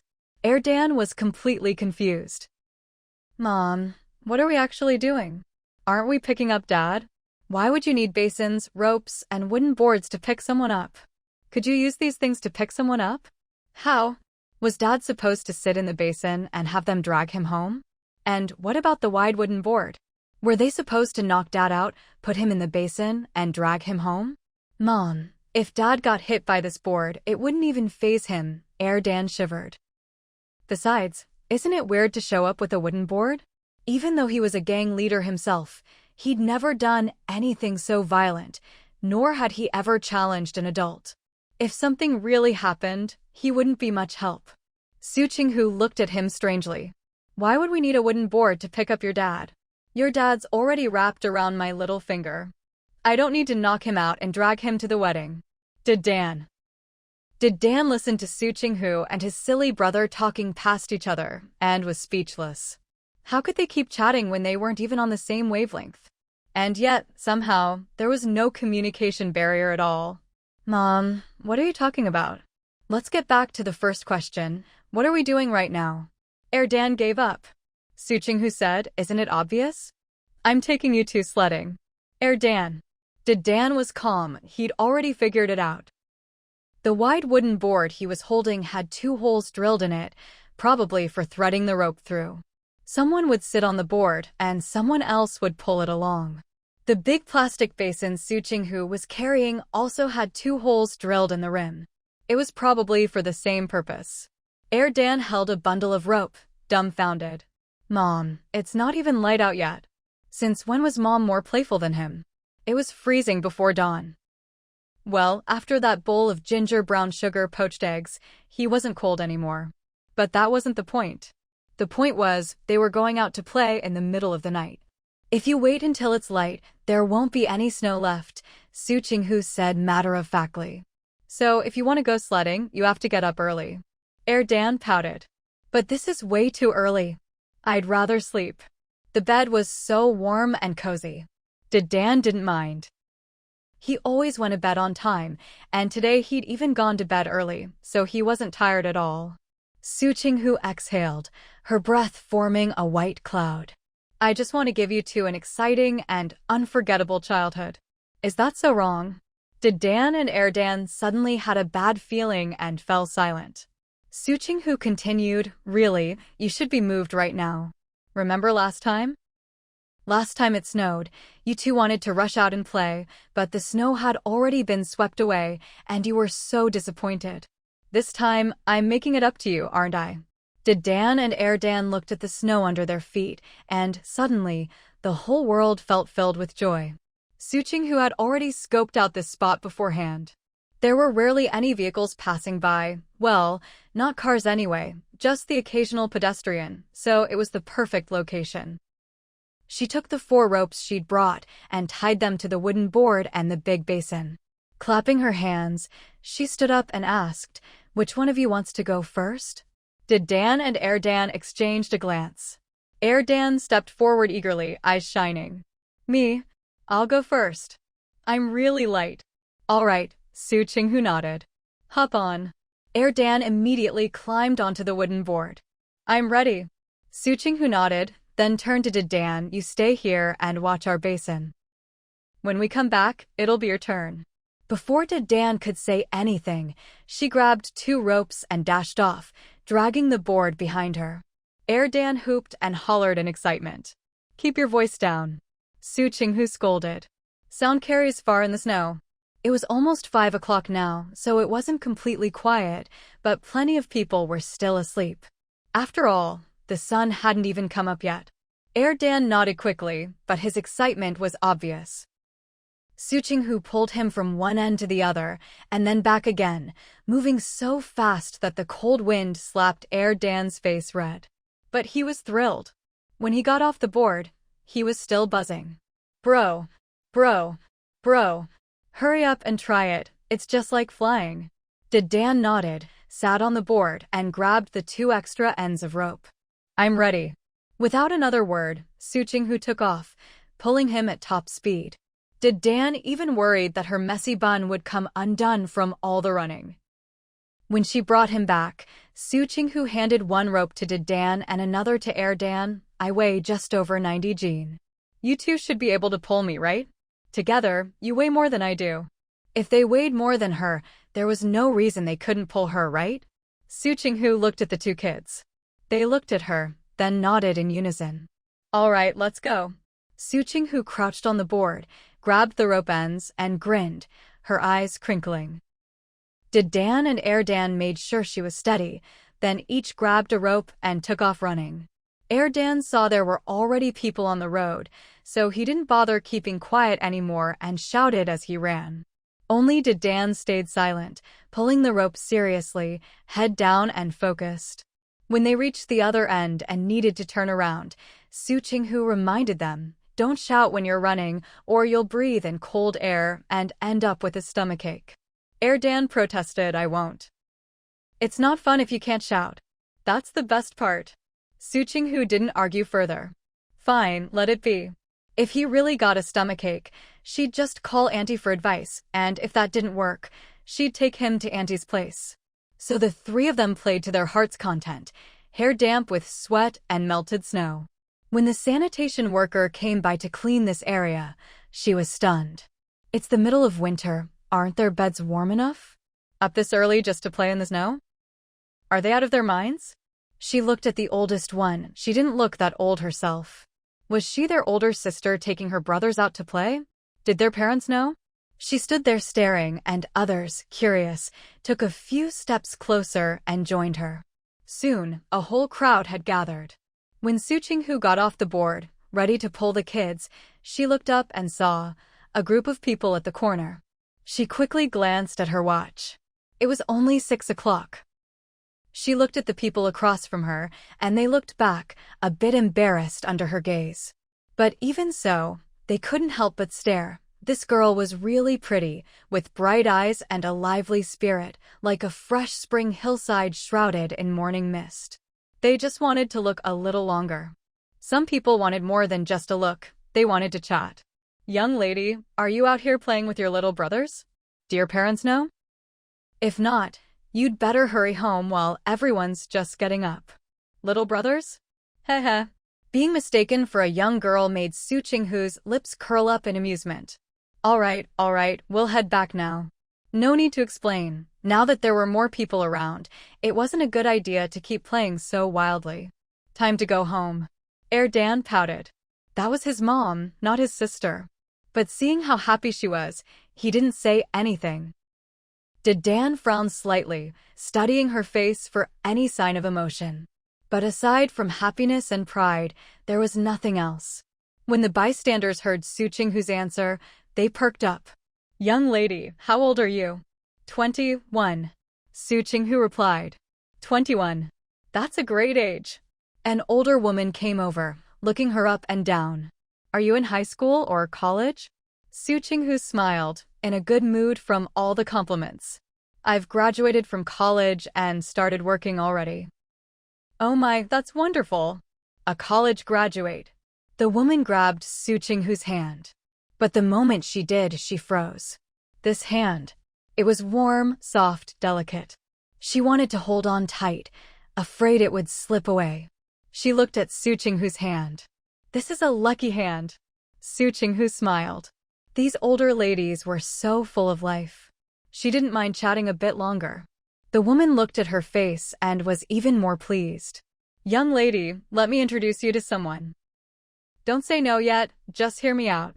My nephew works in a government office, has a stable job, no bad habits, well-educated, even a leader, and he's good-looking too. If you're interested. Mom, Dedan interrupted. Su Qinghu froze and looked at Dedan. What? Did she just hear that right?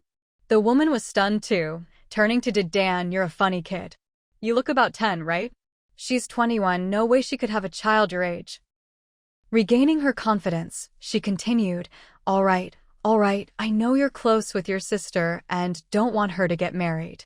But the guy I'm introducing is really great. You won't find another like him. She was about to go on when Dedan said, She's already married. No need to introduce anyone. Su Qinghu. Is this what they call getting exposed? Really, Erdan chimed in, pointing at the big basin. What kind of parents would let their kids drill holes in a brand new basin? Only the parents themselves, right, Grandma? The woman looked at Dedan and Erdan, then at Su Qinghu, then at the basin and back again. She really didn't want to believe what the kids were saying. At a time like this, what is there to hesitate about? Of course you run. Su Qinghu, who had just messed with the auntie's feelings, met her searching gaze and started to feel a pang of guilt. She glanced at Dedan and Erdan, quickly gathered up the rope, grabbed the edge of the basin, and made a run for it. Erden, catching Su Qinghu's "the coast is clear, let's scram" signal, exchanged a look with his brother. In perfect sync, one picked up the rope, the other grabbed the wooden board, and they dashed off after her, disappearing in a flash. By the time Su Qinghu finally stopped running, she was drenched in sweat. To stay warm and stylish in winter, she and the kids were all bundled up in cashmere sweaters. The boys even had on light down pants and puffy jackets on top. No wonder they were practically steaming. She stopped under a tree, panting, and waited for the kids to catch up. Deden and Erden didn't keep her waiting long. They soon caught up, and just as they were about to pass her, Su Qinghu called out, making them slam on the brakes. Unfortunately, they lost their balance and went sliding right past her. Su Qinghu. Even as they tumbled, the boys clung to their board and rope, ending up in a tangled heap. Hearing their cries of pain, Su Qinghu felt a little guilty and hurried over with her basin to check on them. But the ground was too slippery. She slipped too, and even managed to kick the boys, who had just slowed down, sending them sliding several more meters ahead.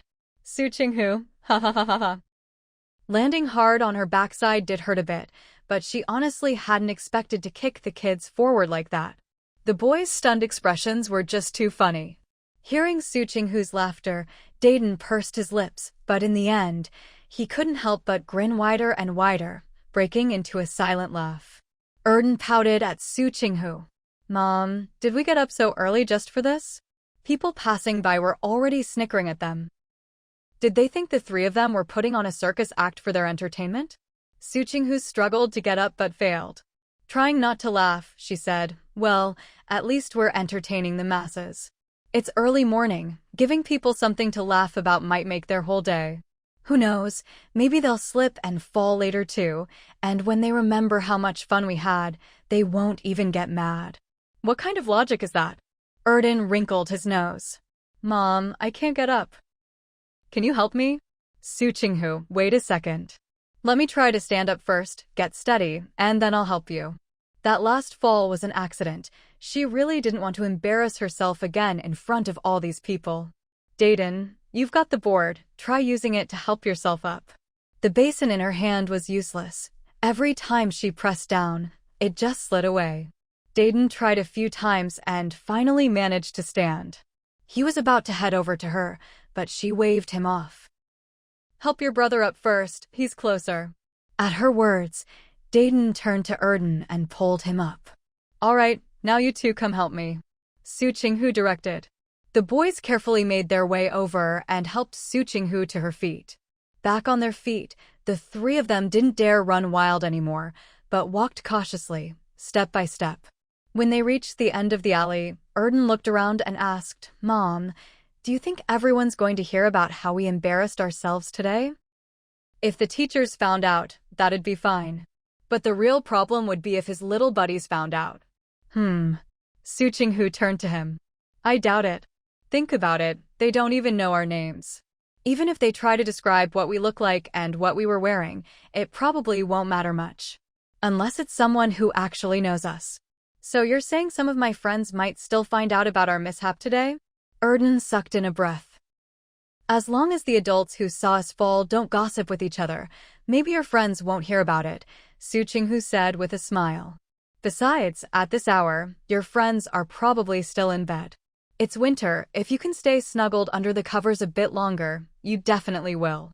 But once you're dressed, you just go wherever the fun is, wherever the action is." Erden wilted.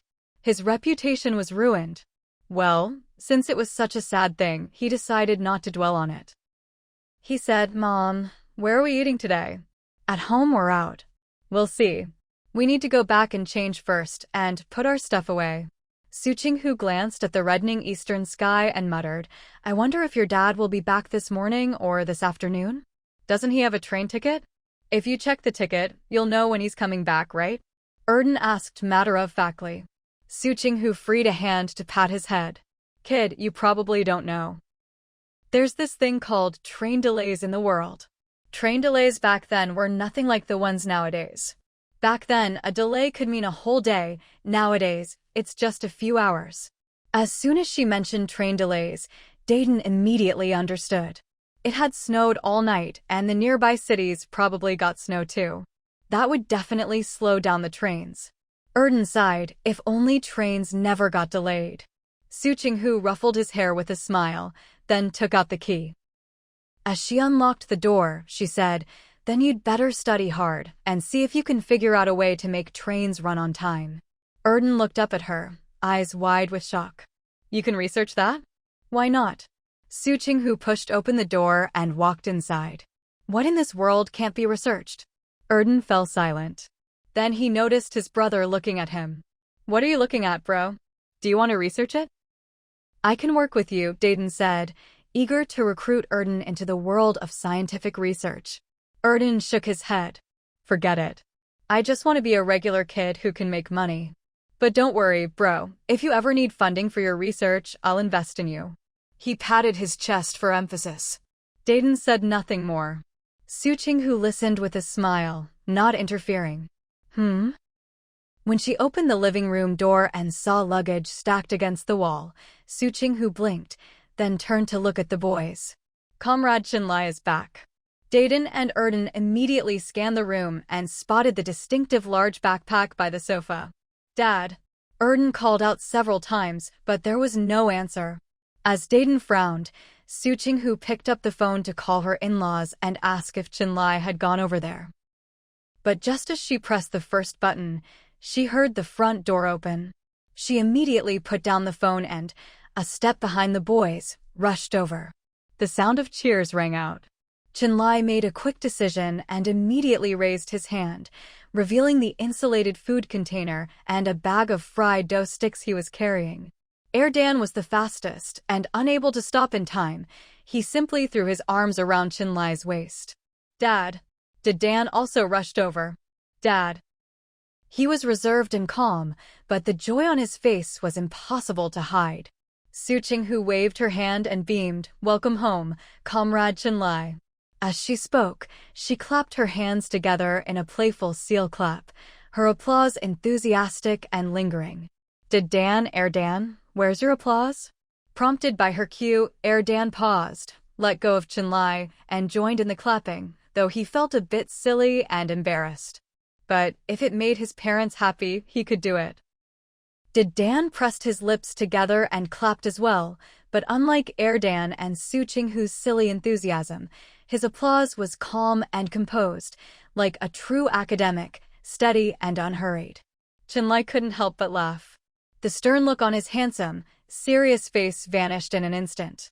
"I bought breakfast for you all." Ignoring Erdan, who had latched onto him again, Chinlai led everyone forward without a care. "I got soy milk and fried dough sticks." He'd bought 20 youtiao and a whole insulated container of soy milk, the kind usually used for food deliveries.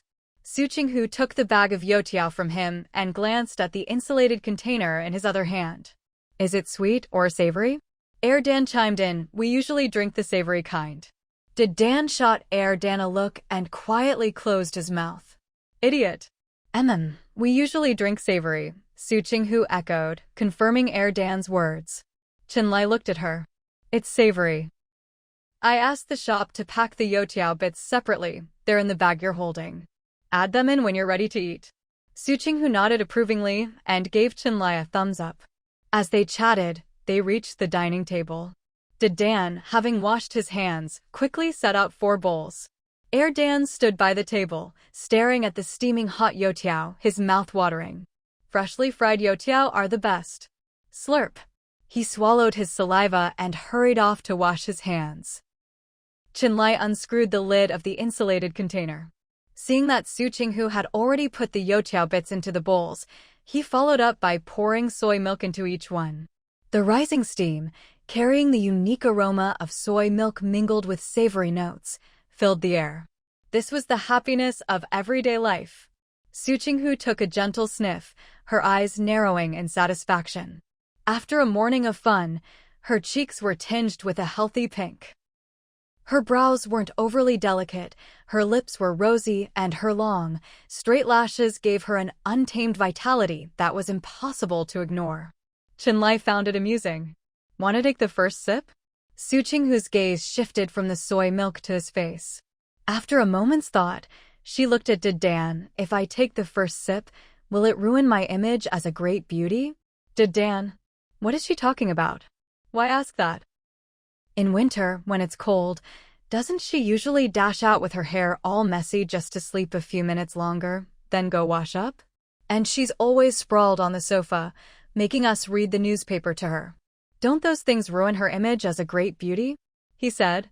No. If her image was going to be ruined, it would have happened long ago. Drinking soy milk hardly counts. Su Qinghu hesitated, about to pick up her bowl, when Qinlai reminded her. It just came out of the insulated container. You know it just came out of the insulated container, so why ask if I want to drink it first? Su Qinghu pouted, her cheeks puffing out a little. If I burn myself, what good does that do you? Careful, I'll tell Mom and Dad you're bullying me. Qinlai just smiled and pointed to a stool by the table. Sit down, I'll get you a spoon.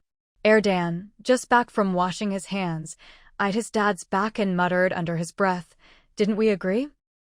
Handle your own problems. Don't go running to Mom and Dad unless you really have to. His mom was so forgetful. Su Qinghu retorted. I'm just saying it. Have you ever seen me actually do it? Never. Dan immediately started digging through his memories. If he could find an example, he'd have something to hold over his mom. Maybe it'd save his skin one day. Dan kept his eyes down, pretending not to notice. How childish could these two get? The way they were itching to expose each other's secrets, honestly, it was almost painful to watch. Qinlai turned around, his tall figure coming closer as he handed Su Qinghu a porcelain spoon. She took it, and Qinlai sat down beside her. You guys went out to play this morning? Qinlai asked, handing a youtiao to Su Qinghu and tapping the table to signal to Dan and Dan to help themselves. After a morning of fun, Dan and Dan were already starving. They'd been sitting quietly, just waiting for the go-ahead. Now that they had it, they dug in right away. They'd long since learned, if you want something, do it yourself. Su Qinghu took a sip of the savory soy milk and nodded. Yeah, we'd always wanted to go skiing, but never had the time or the right conditions. Yesterday, when we went out to eat, it started snowing, so we figured the snow would be good enough today. We decided to go for it together. Qinlai watched her eat happily, took a sip of soy milk himself, then picked up a youtiao. He was used to eating quickly, almost wolfing down his food. But after just one youtiao, he felt someone watching him. He turned and met Su Qinghu's narrowed eyes, full of warning and dissatisfaction. And just below that, those rosy lips. His Adam's apple bobbed. He glanced at the 2/3 of a youtiao still in her hand and understood. I forgot for a moment. I'll try to eat slower. Sure enough, after he said that, his girl's expression softened, and she went back to being her usual smiling, beautiful self. Su Qinghu said, at home, even if you can't chew slowly, at least try to chew a few more times. It's better for your health. Qinlai replied, all right. He smiled. I'll pay attention and try to meet your standards. Was this really his business and her satisfaction the measure? Well, whatever, if it worked, that was enough. Dad, how did you know we were home? Dan asked, munching on youtiao and sipping soy milk, suddenly remembering to ask. They'd gotten up so early, the beds were already cold. So how did Dad know they were home and even bring breakfast for them? Qinlai glanced at him. The coal stove in the kitchen was burning. If they'd gone to the compound yesterday, the stove wouldn't be burning today. And if they were going to the compound today, the stove wouldn't be burning either, it'd be cold. Dan wasn't the type to nitpick. Once he got a reasonable answer, he relaxed and went back to eating and drinking. Qinlai ate as he sized up Su Qinghu, occasionally glancing at the two kids, his eyes always filled with a gentle smile. Su Qinghu didn't even look up as she sipped her soy milk, her tone lazy. Don't think I don't know you're staring at me just because I'm not looking up. If you have something to say, just say it. Don't make me guess. I've got a bad temper. If I guess wrong, I might just scratch you. He'd been watching her for a while now. Qinlai chuckled. I just feel like the four of us, our lifestyles really mesh well together. Su Qinghu looked up at him, stuffing a piece of fried dough stick into her mouth. What makes you say that? Dan's cheeks were puffed out from the fried dough, his eyes a bit round, looking rather cute. He was baffled. We're a family. It'd be weird if we didn't get along. Dan finally couldn't hold back. Starting today, you should read a few more pages of a book every day. What do you mean? Dan didn't sense any danger, grinning. Bro, what you just said didn't sound like a compliment to me. Su Qinghu raised her hand and put it down. I know this one. All three men in the family looked at her. Qinlai found it funny. Dan was helpless at her eagerness to answer, while Dan stared at her, his mind racing. Just as Su Qinghu was about to reveal the answer, Dan suddenly had a flash of inspiration and blurted out, I got it. Su Qinghu gestured, I'll let you answer. Go ahead. Dan hesitated, then pursed his lips and went for broke. What else could my brother mean? He was basically saying I'm dumb. Reading makes you wise, he's told me that 1,000,000 times. By the end, he was practically muttering. What, was he supposed to shout out that his brother thinks he's dumb? But he didn't think he'd said anything wrong just now. No matter how he thought about it, he couldn't figure out what was off. Su Qinghu kindly explained, let's not debate whether lifestyle habits mean we get along or not. What your dad meant was that our habit of eating a bite of fried dough and sipping soy milk is really in sync, which led to his sentiment just now. Guess you could call it a sentiment. He was just feeling moved. Giving herself a mental thumbs up, Su Qinghu's eyes sparkled as she looked at Qinlai. Qinlai, do you have anything to do later? Qinlai ate a bit faster than Su Qinghu. By now, he was on his third fried dough stick.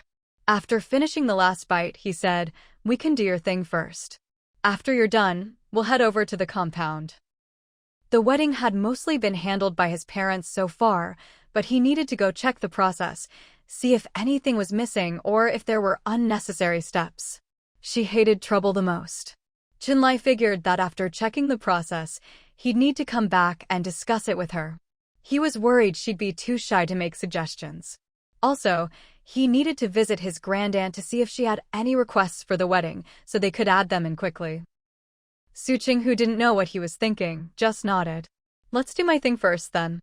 This morning, let's go check out the wedding outfits. If anything needs altering, we'll have the tailor fix it. At noon, we'll buy some things and bring them over, and maybe mooch a meal while we're at it. After buying the sofa, she still had plenty of money left, so she'd found a famous tailor to make clothes according to her sketches and requirements. The finished outfits should be ready these days, but she hadn't seen them yet. Qinlai, all right.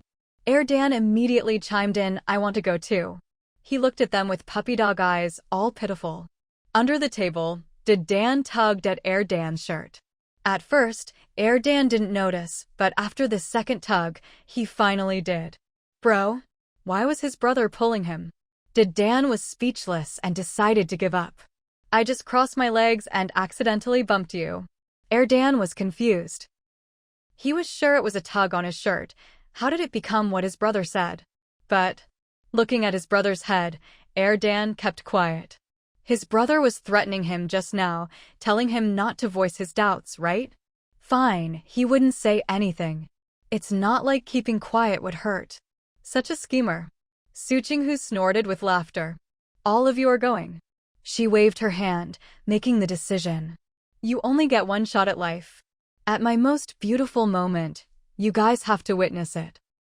Dan cheered, jumped up, did a little happy dance, then sat down and hurried to eat and drink. After the meal, Su Qinghu smiled at Dan and Dan. Dan started clearing the dishes, while Dan grabbed the copper kettle from the stove, poured some hot water into the basin, added a bit of cold water, and when the temperature felt right, called his brother over to wash the dishes. In the living room, Su Qinghu watched as Qinlai opened his big backpack and took out all the food inside. This is for you and the kids, he said, handing over some beef jerky and dried fruit. Then he took out malted milk and honeyed walnuts. These are for Mom and Dad. Su Qinghu blinked. Not giving any to Dwishu's kid? Nope, Qinlai replied firmly. If he wants some, he can eat at Mom and Dad's, or hear why.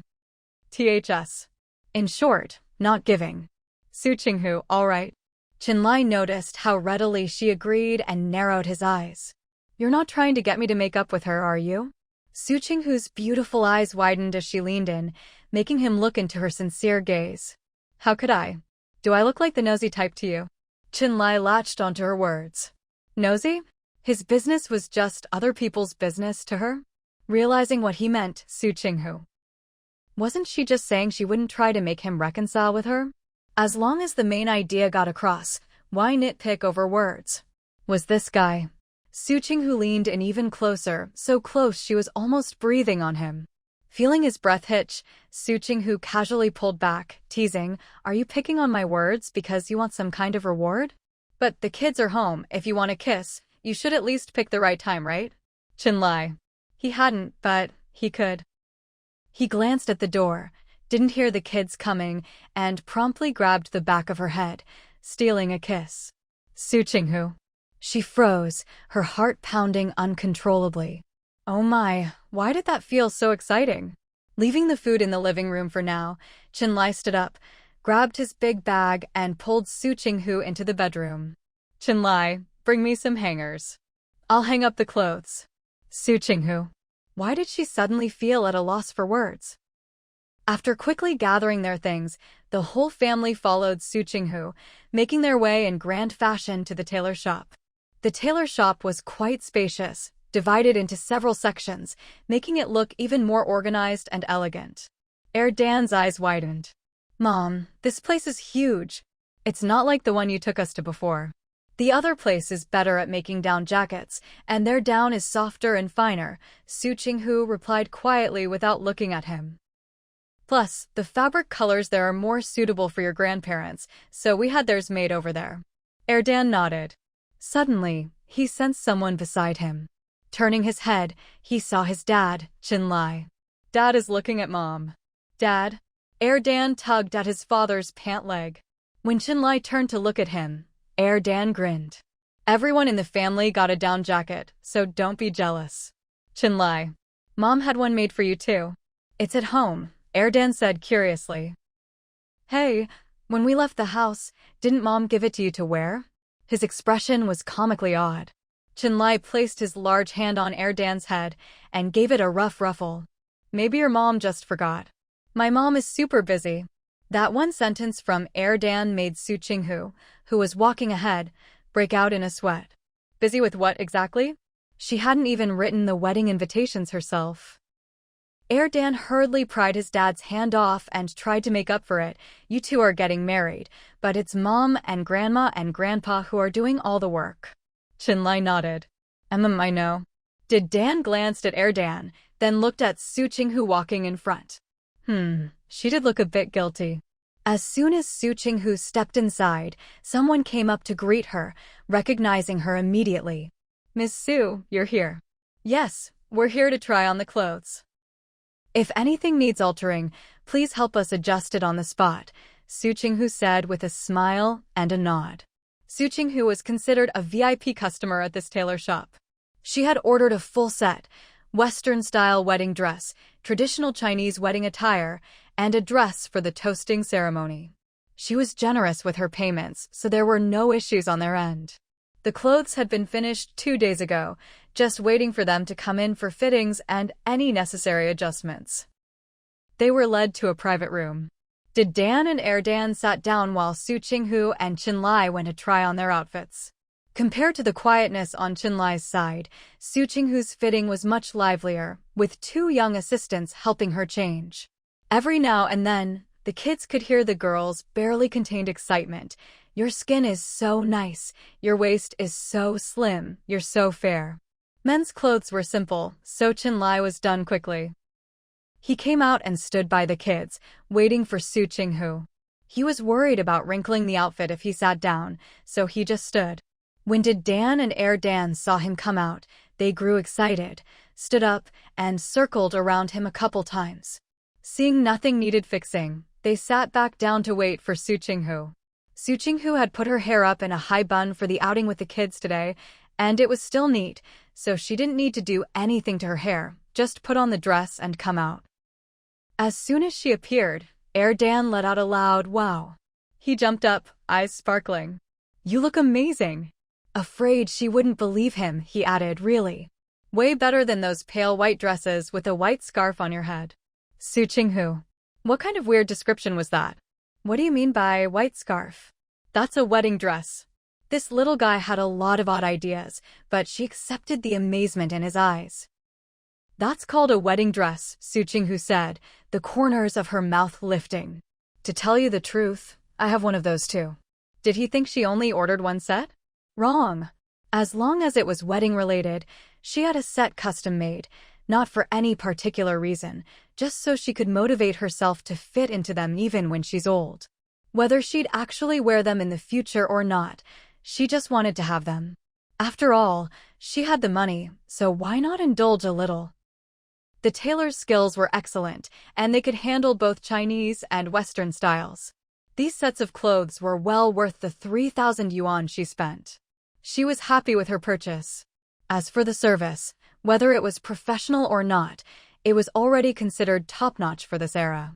In fact, when she first started coming here, she'd given them some suggestions, and to her surprise, they'd adopted them quickly.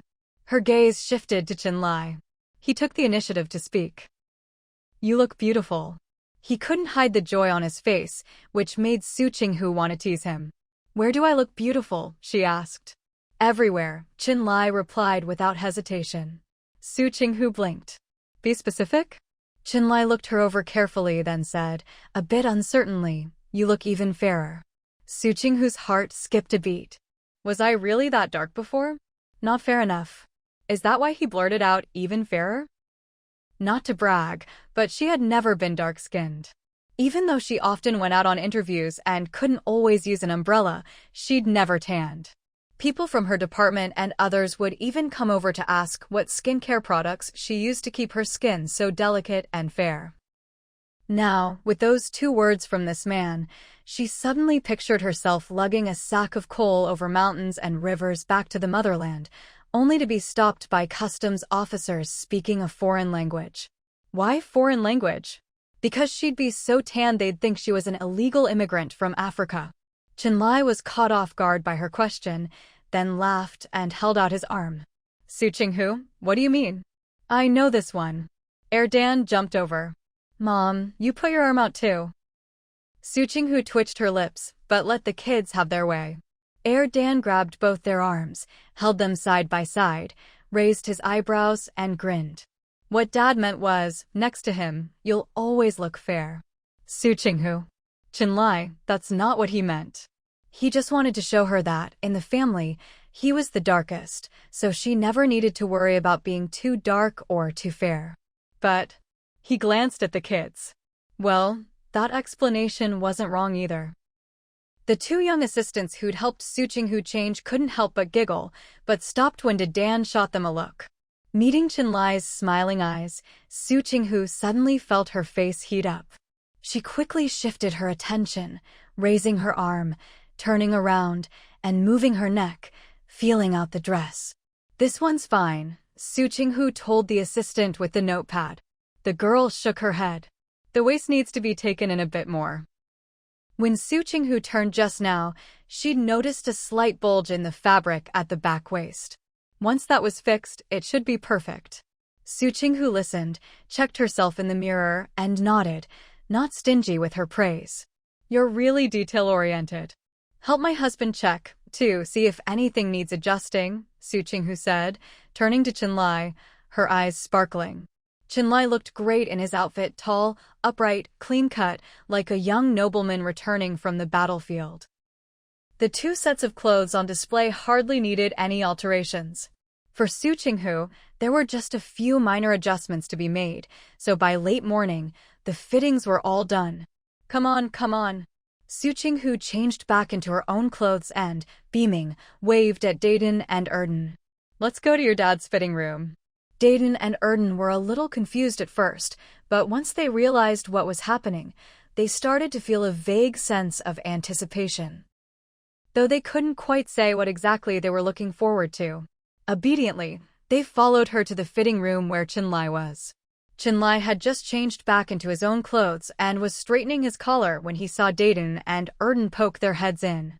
He met their eyes, but before he could say anything, a hand reached in from outside the curtain, holding two small suits.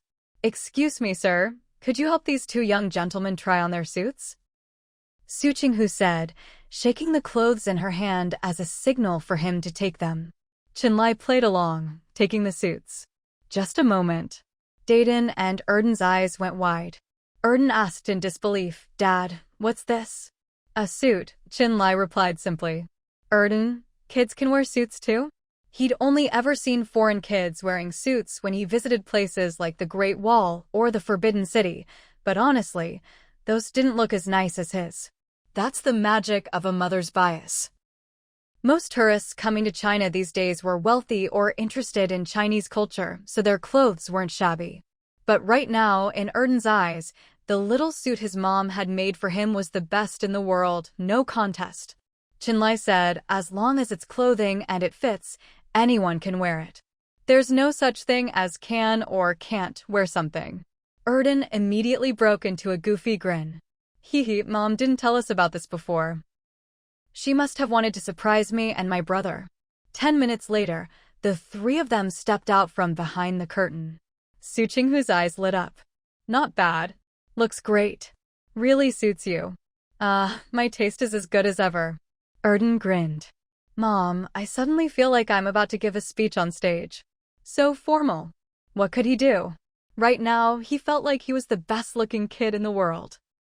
Su Qinghu laughed, then told them to move around and see if anything felt tight or uncomfortable. Erden said, "Everything feels great, just missing a pair of dress shoes." The feeling of wearing new clothes, damn, it's wonderful. He wanted to go show off in front of his little buddies and let them feel the aura of their big boss. "We have some at home, already bought and waiting," Su Qinghu replied, glancing at Dayton and shaking her head slightly. "Looks like I miscalculated. You've grown too fast. The length I left on your suit pants wasn't enough to keep up, but it's fine. We can let out the hem a bit more." Then she asked Dayton, "Tell me, do you feel like anything else needs adjusting?" Under Su Qinghu's gaze, Dayton moved his arms and legs, then shook his head. "Nope." "Then we're all set," Su Qinghu told the young woman taking notes. The girl nodded. "All right, I've got it all down. Please come by again tomorrow morning. Our master tailor will be here then. If everything's fine, you can take the clothes home." After Chenlai helped the boys change out of their suits, they left the tailor shop. After just a few steps, Su Qinghu reached out and grabbed Chenlai's upper arm. Chenlai stopped and looked down at her. Su Qinghu put both hands around his arm and frowned. "Is it just me, or have you been working out more lately? Your arms feel a bit bigger." She wasn't sure, but the suit sleeves did look a little tight on his upper arms. Before Chenlai could answer, she'd already muttered her thoughts and snapped out of it. "You don't have to answer, I'm not really asking. It's just that when you tried on the suit earlier, I felt like the sleeves were a bit snug when you lifted your arms." Waving her hand dismissively, Su Qinghu smoothly changed the subject under Chenlai's amused gaze. "Let's go home, grab our things, and then head to Mom and Dad's place?" And then Chenlai glanced at the time. "If we go now, we should make it in time for lunch." Back home, Su Qinghu called her mother-in-law, Mrs. Meng, while Chenlai gathered the things he wanted to bring. The boys, of course, helped Chenlai. After her call, Su Qinghu strolled over to watch, but didn't offer to help. While helping out, Erden reminded Su Qinghu, "Mom, you should find Dad's down jacket and have him put it on too." "All right," Su Qinghu replied, turning to look for it, but Chenlai said, "I don't need a down jacket right now." He didn't feel cold. What he was wearing was perfectly comfortable. Su Qinghu stopped and looked back at him. "We just want you to wear the same clothes as us." "Chenlai, okay. If you get hot, just leave it unzipped," Su Qinghu said as she went to find the jacket, not looking back. "Once we get to Mom and Dad's, you can take it off." The four of them did manage to arrive just in time for lunch. Mrs. Ming opened the door for them and, seeing her son in a down jacket, laughed. "Why are you wearing a down jacket too?" Her son was the type who was warm in winter and cool in summer. Wearing a down jacket was probably a bit much for him. Chenlai glanced at Su Qinghu and smiled. "This is a special thin version made just for me." It's not as thick as yours, feels fine to wear.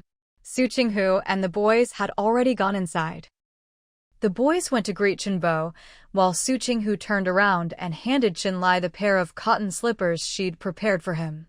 Chenlai took them and changed. Mrs. Ming closed the door, smiling. Winter comes fast, and it gets cold quickly.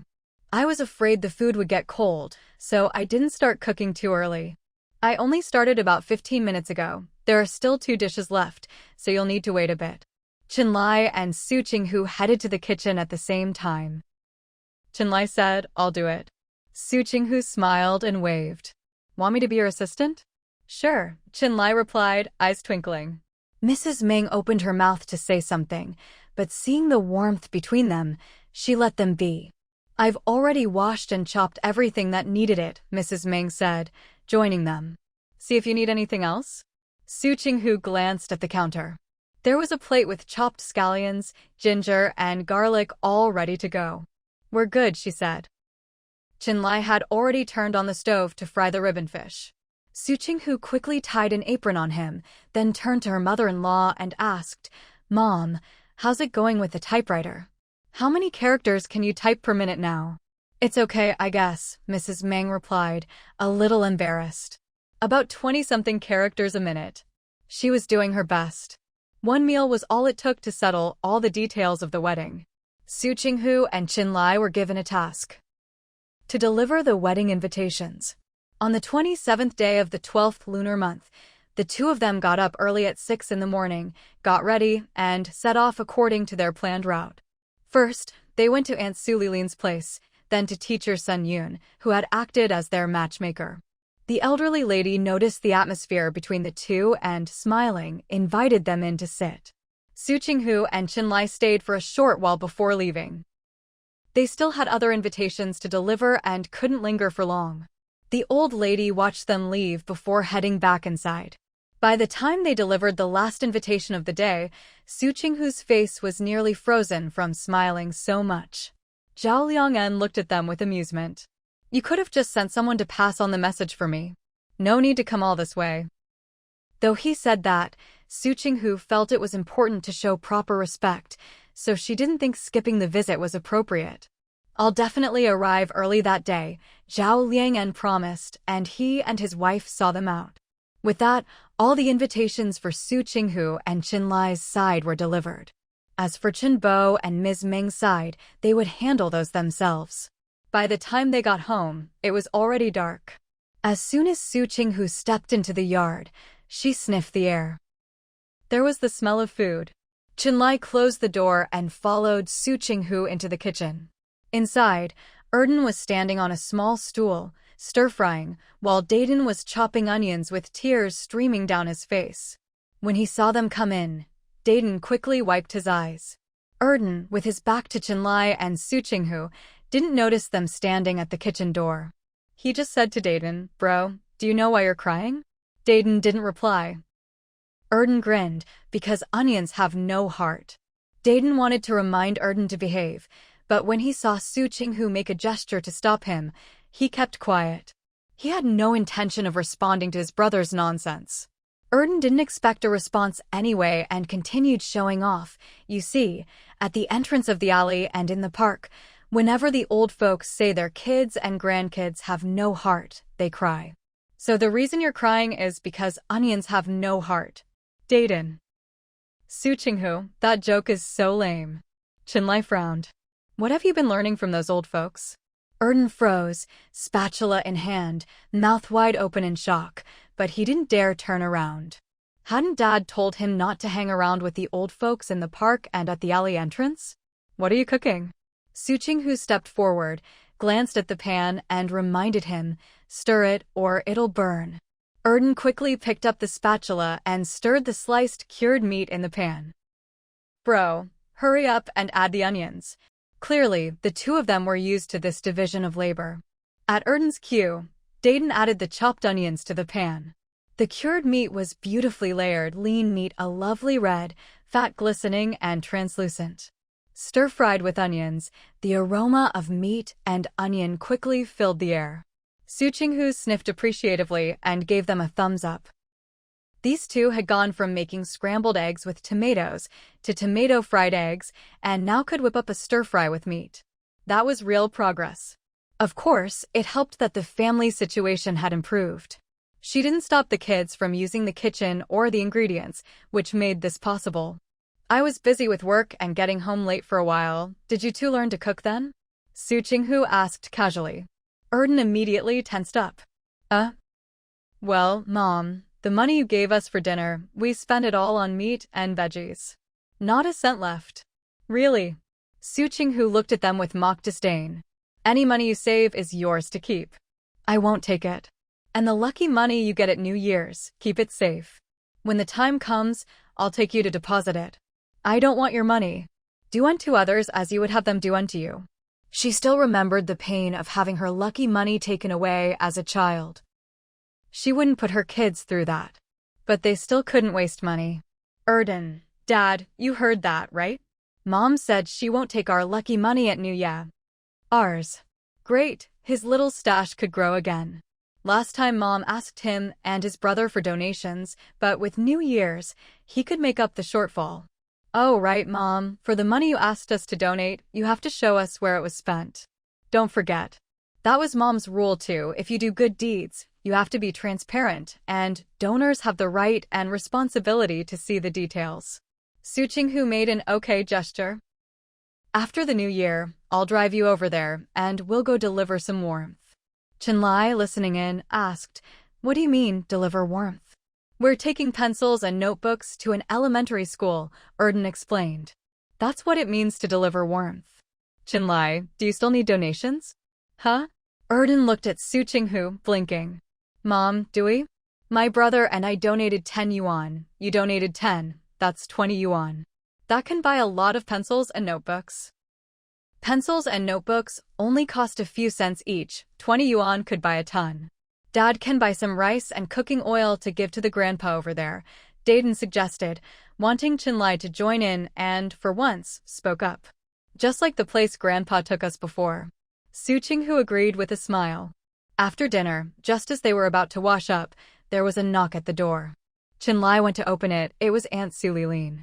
Behind her was a car, the one he'd sent over earlier. Still awake? Su Lilin asked Chenlai with a smile. Chenlai invited her in as he replied, Not yet. Good, good. If you'd already gone to bed, I'd have to make you get up again. Su Lilin said as she walked inside. Su Qinghu heard the commotion and came out of the kitchen, the two kids following behind. Aunt? What brings you here at this hour? The winter night roads were a bit much for an elderly lady. Su Lilin said, You're getting married on the 29th. Even if we don't follow the old rule of the bride and groom not seeing each other for 3 days before the wedding, we should at least keep them apart for a day, right? Before, she hadn't mentioned it because she didn't know when Chenlai would be back. Now that he was back, they had to observe some tradition. Su Qinghu, huh? What do you mean, huh?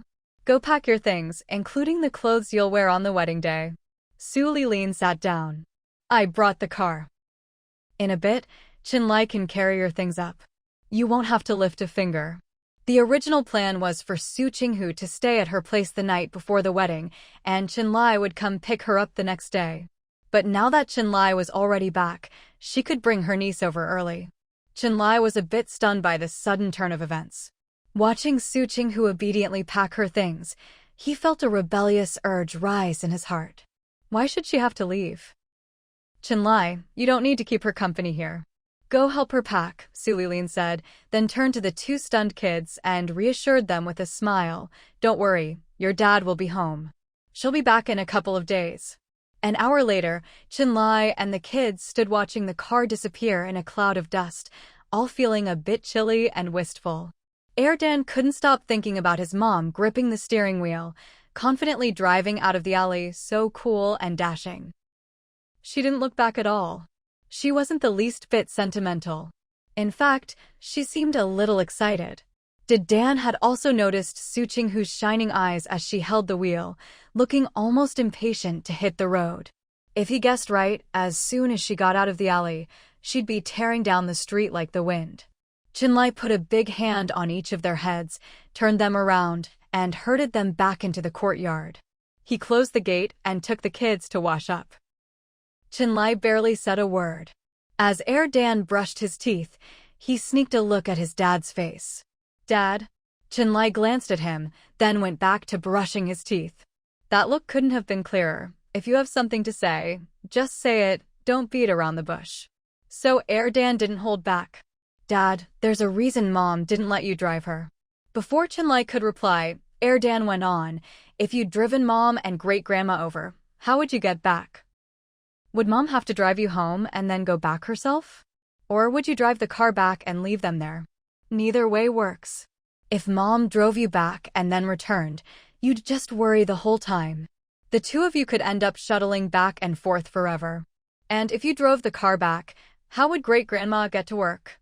Chinlai paused, toothbrush in hand, and looked at him. Dan summed it up, "So, Dad, Mom didn't let you go for a reason. Don't be upset about it." Chinlai was baffled. He wasn't upset. He just felt a little strange watching someone else drive her away. "You're overthinking it. I was just wondering whether, if you two wet the bed tonight, I'll be able to resist spanking you." With that, Chinlai rinsed his mouth, wiped his face, and headed straight for the living room. Dan exchanged a look with his brother, hurried through washing up, and followed. In the living room, Chinlai drank a glass of cold water. When the kids came in, he said, "Go to bed." Dan's eyes lit up. "Dad, how about we sleep with you tonight?" He'd hardly ever slept with his dad before. Chinlai replied calmly, "Go to your own room." He knew Dan was a chatterbox, but he hadn't realized the kid could be so fanciful. Dan pouted, but obediently went to his own room. Being rejected wasn't new. His dad had turned him down plenty of times before.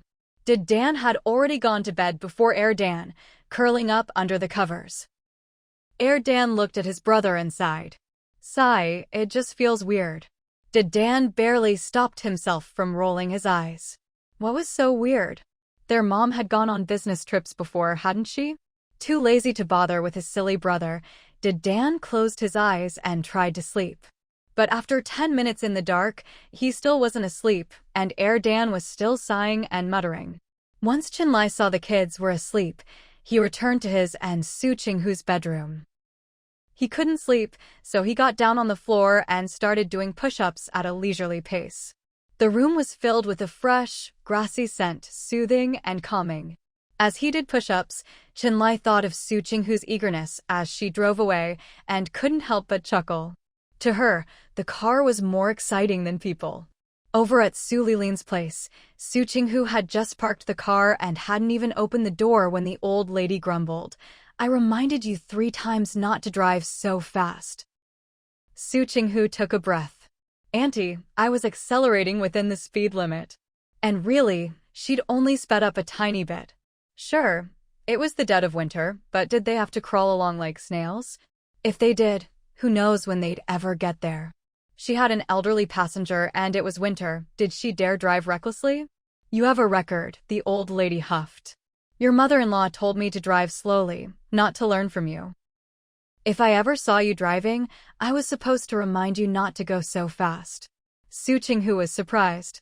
When did this happen? She'd driven them on long trips before. Her driving skills were top-notch. "When we were discussing the wedding arrangements for you and Chinlai, just a few days ago," the old lady said as she got out of the car. The housekeeper came out to help Su Qinghu carry things inside. Su Qinghu said, "You really don't have to worry. I know what I'm doing."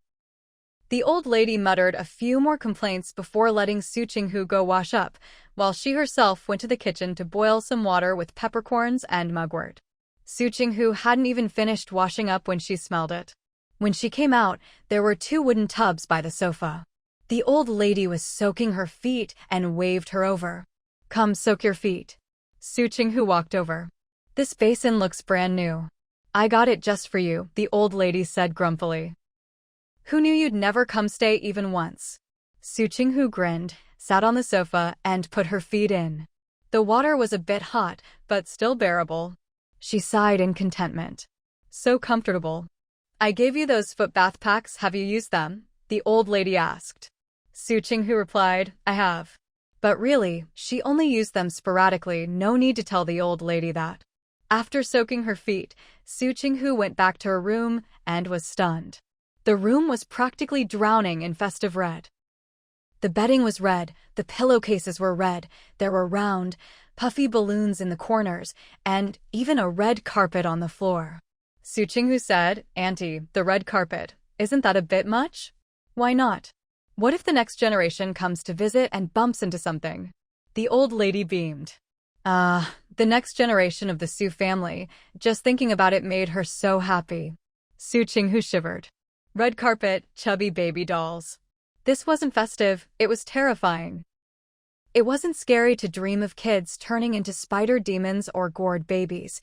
What was scary was her aunt's imagination, which made her break out in goosebumps before she could even think too deeply about it. "Listen, you just focus on having a baby. Leave everything else to me. I guarantee that after you have a child, you'll be even healthier, prettier, and in better shape than before. Young people with careers these days just aren't in a hurry to have kids. I promise you'll be amazed at how fast you recover after giving birth." Aunt Su Lilin was practically rubbing her hands with glee at the thought of the Su family's only heir soon taking root in Su Qinghu's belly. Su Qinghu shook her head to clear away the weird images, then said, "Having kids, let's just go with the flow." Aunt Su Lilin grinned. "So you're not using birth control, right?" In her lifetime, she might soon get to hold the next generation of the Su family. Su Qinghu felt that she'd be able to give her child a good life, so whether it happened sooner or later didn't really matter to her. The 29th day of the 12th lunar month, a perfect day for a wedding. Early in the morning, well, to be precise, it was just barely light outside, Su Qinghu was woken up. She looked at her gray tant's beaming face, still a bit groggy and confused. Peeking through the gap in the curtains, she saw it was still pitch dark outside. "Auntie? Hurry up and get up, people will be arriving soon," Su Lilin said proudly. "I found an old lady with a big, happy family to come and do your hair. Her children are all filial, and she's lived a long, healthy life herself." To say she'd carefully selected this lady was no exaggeration. She'd used her own connections to find candidates, narrowed them down, and then personally went to invite the final choice to come. To make sure the old lady could come at this early hour to do her precious girl's hair, she'd even arranged for her to get a health checkup in advance. When she'd met the old lady yesterday, wow! You could see her vitality with the naked eye. Still half asleep, Su Qinghu clutched her hair in confusion. Do my hair? Why did she need an old lady to do her hair? She'd already hired a professional stylist for her wedding look, wouldn't the stylist mind? That's right. Su Lilin grinned. She's a kind, gentle old lady. She was nearly 20 years older than Su Lilin herself, but still sharp and full of energy. Su Qinghu's brain finally started functioning. She took a deep breath and hurriedly got out of bed. "I forgot to tell my stylist I'd arrived yesterday. I'll drive over and pick her up."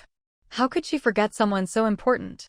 She reached for her down jacket, planning to throw it on and go pick up her stylist. Su Lilin smiled. "The stylist you hired?" "She's already been brought over." "Huh?" Su Qinghu paused, halfway through putting on her shoes, and looked at Su Lilin.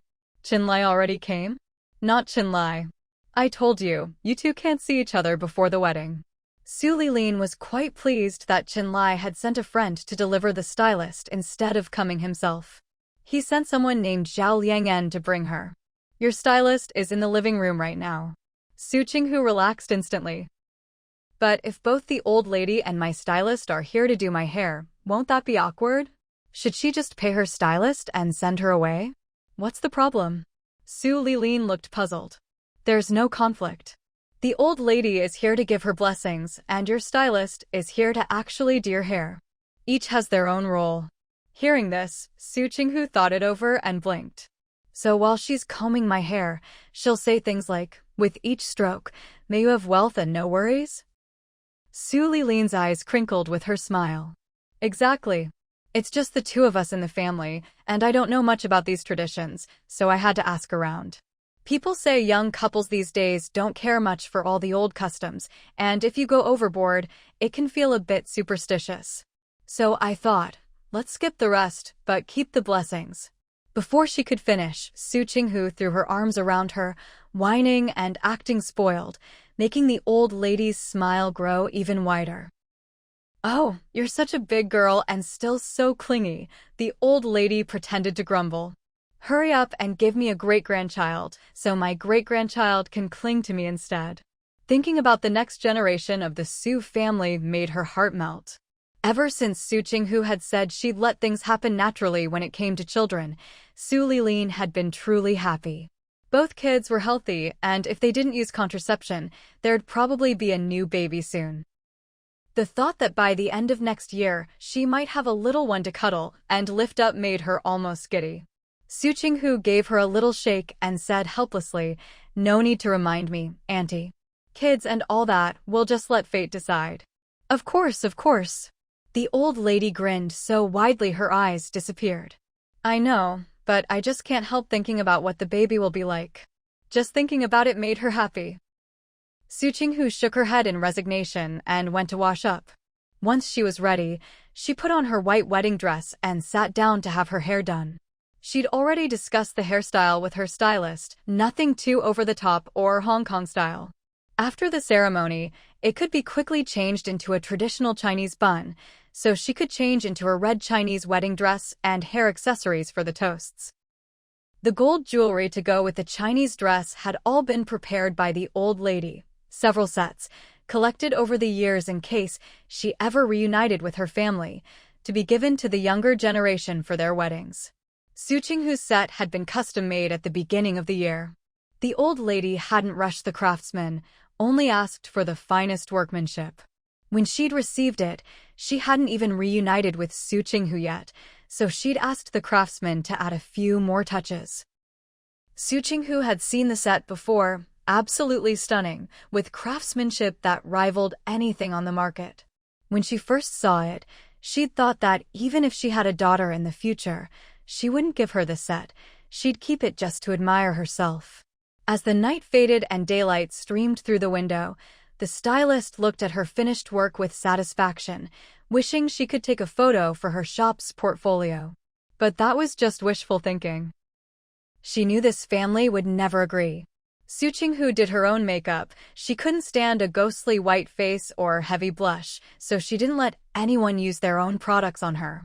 She used her own carefully collected makeup, following a more elaborate routine than usual. An hour later, Su Lilin looked at Su Qinghu's face and took a deep breath. Beautiful. Her features looked even more defined and elegant, but unless you looked closely, you couldn't even tell she was wearing makeup. There was just one thing she wasn't satisfied with.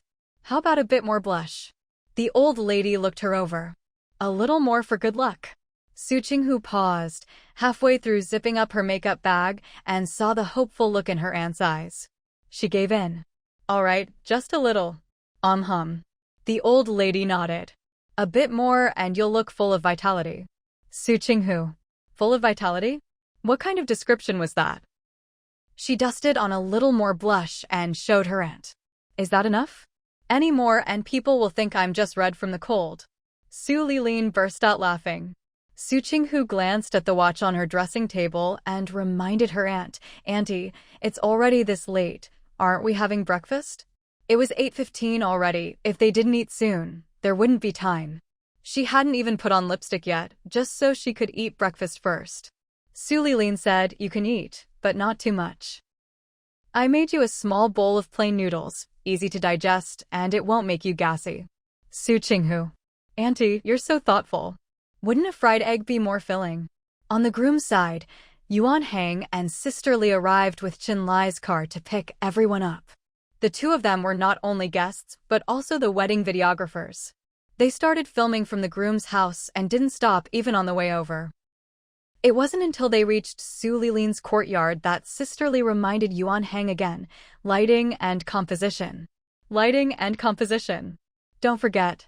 I noticed you weren't paying much attention to those on the way here. Yuan Hang replied in a low voice, Sister Li, we don't need to film the bride and groom on the road. Just set up the camera and let it roll. It's more authentic that way.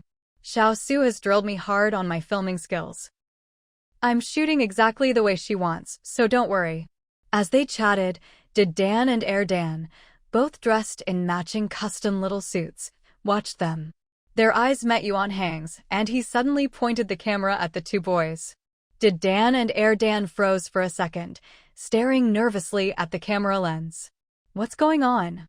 Didn't they say this thing records your face and voice and told us not to talk nonsense? Why is it pointed at us now? How do you feel about your mom getting married? Yuan Hang whispered to them. Dan wanted to scratch his head, but remembered he had mousse in his hair today and held back. He tilted his head, confused by the question.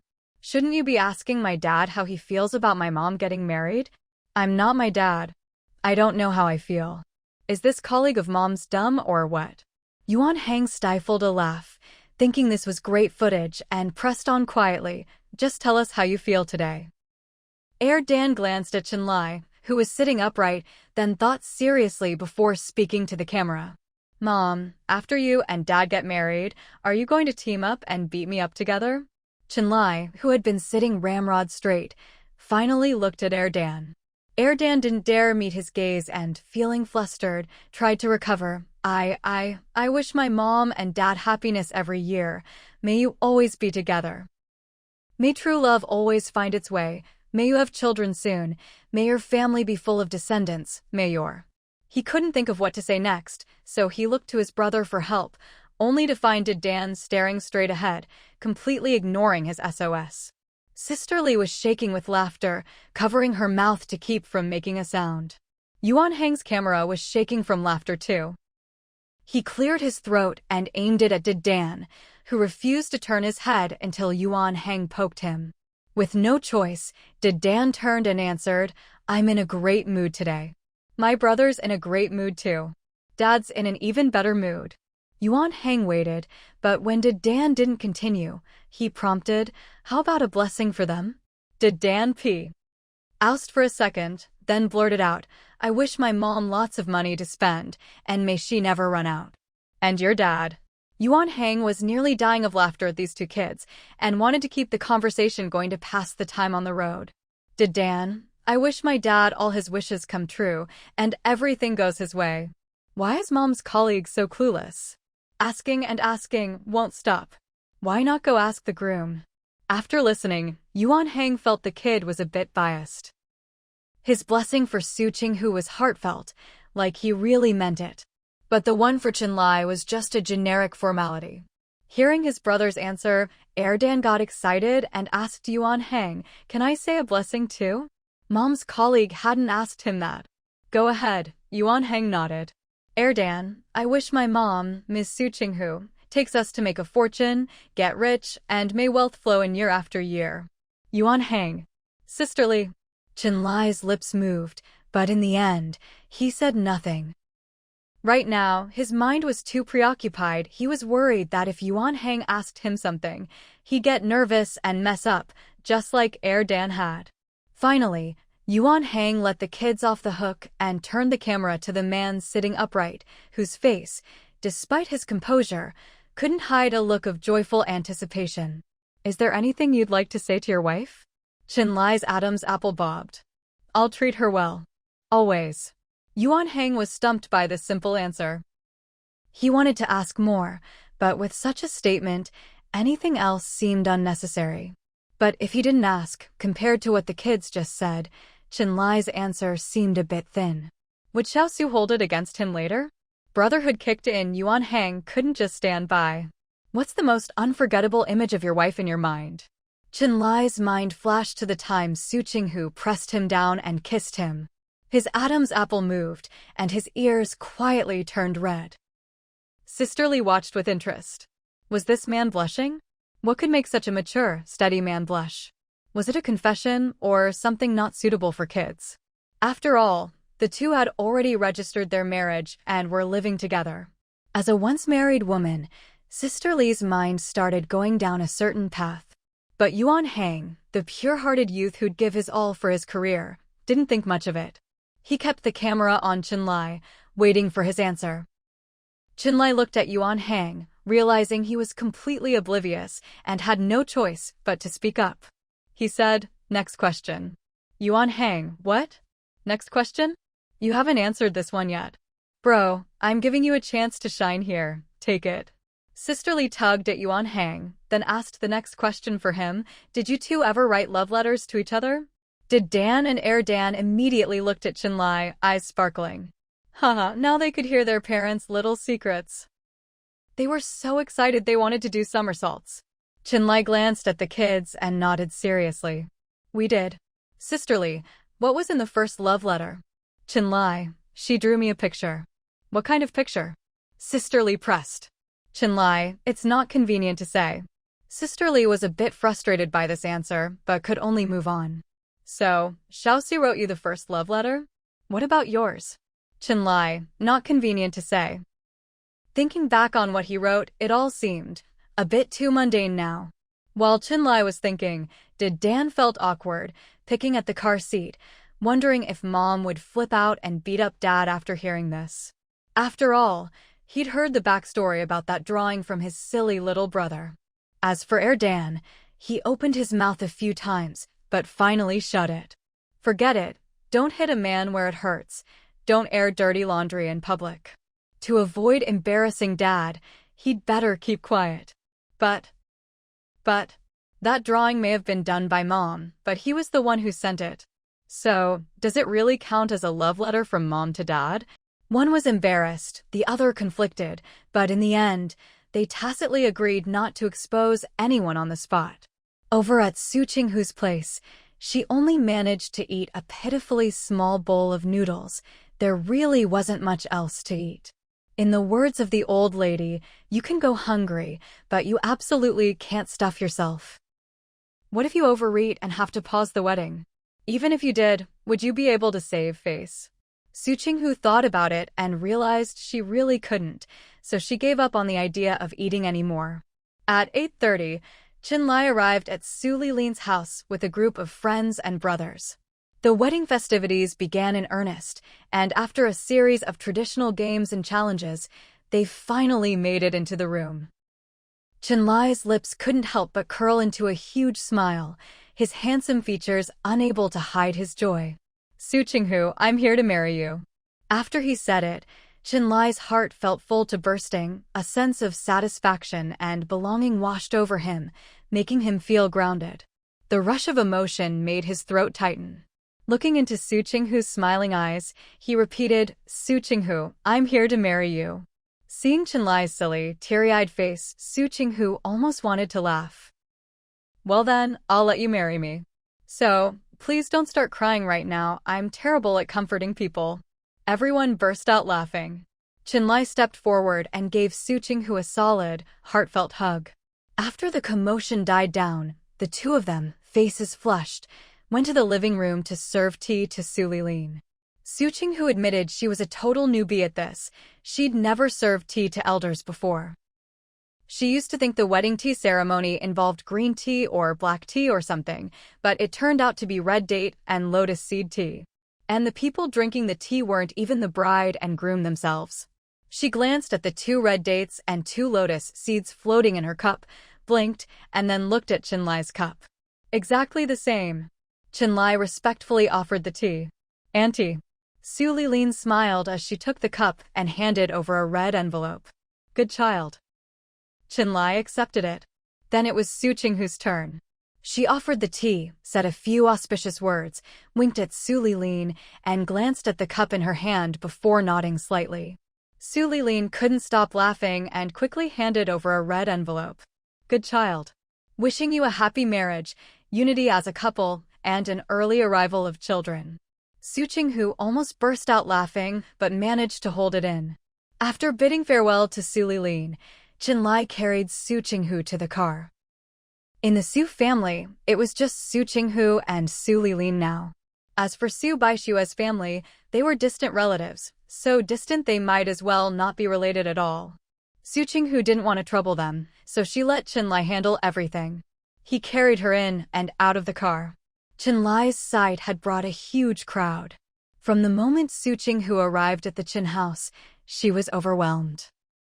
She followed Chenlai around, toasting each guest in turn, until her face was almost frozen from smiling. She didn't drink much, and neither did Qinlai. His friends and brothers blocked almost all the drinks for him. Su Qinghu found it amazing. No one tried to force Qinlai to drink, not even the high-status guests. They all let him off the hook. It was unbelievable. What Su Qinghu didn't know is that Mrs. Ming had subtly mentioned good prenatal care to the other ladies when delivering the invitations. They were all elders who wouldn't understand. So that's how it was decided. Even though they didn't quite get why Qinlai was being excused from drinking, since Mrs. Ming said so, that's how it would be. So, his friends blocked the drinks from the regular guests, and Mrs. Ming's social maneuvering took care of the high-status ones. By the time the toasting and the banquet were over and they'd said goodbye to all the guests, it was already 3 or 4 in the afternoon. Mrs. Ming started shooing people away. "You all go home now. Leave the rest to us and the kids." Su Qinghu's ears turned red. She felt a bit shy and a bit amused. Her mother-in-law and great-aunt were being so blatant about wanting them to make a baby. Qinlai was about to say something, but Mrs. Ming waved him off. "Go on, go on. Today, Big Egg and Little Egg are coming with us to the compound. There's a swimming pool and a bathhouse there, perfect for a thorough wash before the new year, so you don't have to wait in line tomorrow." So reasonable. She really had it all figured out. Su Qinghu couldn't help but laugh. "So, should we go?" "Mrs. Ming, go, go, go. Your dad and I have got everything here. No need for them to worry about the rest."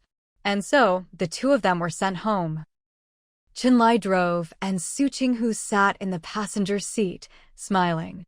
Qinlai was smiling too. It was the afternoon, when most people were off work or had left early, so the streets were packed. By the time they got home, it was already getting dark. As soon as Su Qinghu entered the courtyard, she wanted to remove her makeup and wash her face. But just as she took off her light-colored down jacket, Qinlai came in carrying a big, festive red wash basin. Su Qinghu. There was a big double happiness character at the bottom of the basin, super festive. But she hadn't bought it. It wasn't on the shopping list either, was it? "You bought this." Su Qinghu tried not to laugh. "Qinlai, Mom bought it. She brought it over early this morning. There's another one just like it from Auntie." Su Qinghu blinked. "All right, I feel like these 2 basins could last us a lifetime." She checked the water temperature. It was just right. So she grabbed her makeup remover and started cleaning her face. When she was done, a towel was handed to her. She took it and wiped her face. "Aren't you going to wash your face?" Su Qinghu asked, holding the towel. Her skin was clear and glowing, droplets of water clinging to her hair, making her look like she was bathed in light, stunningly beautiful. Qinlai met her gaze and smiled. "I'll go as soon as you're done. Let's go together." "I still need to brush my teeth," Su Qinghu said. Lunch had been pretty good, after all. After brushing her teeth, Su Qinghu didn't wait for Qinlai to finish washing his face. She went to the bedroom, found her skincare products, and started her routine. When Qinlai came back, she was still doing a simple facial massage. "Did you lock the front door?" she asked while massaging her face. "Locked," Qinlai replied. "What about the living room door?" Su Qinghu asked, moving on to her neck as part of her skincare routine. Qinlai walked over, took her hand, and said seriously, "I don't like eating skincare products." "Huh?" Su Qinghu was stunned for a moment, not quite processing what he meant. When she did, her face turned bright red. Wait, was he making a dirty joke? Was he? All the doors that need to be locked are locked. "I checked, everything's fine," Qinlai said, still holding her hand. Su Qinghu stammered, "Are really?" And then, Qinlai nodded, his eyes still locked with hers. Su Qinghu's face was burning, and she felt a little guilty.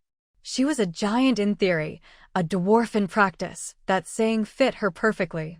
Honestly, she couldn't even tell if she was nervous or not anymore. Her heart was beating so fast she could actually hear it. She looked at Qinlai, tilting her neck slightly to one side, exposing her smooth, delicate skin. "Well, there's no skincare product here."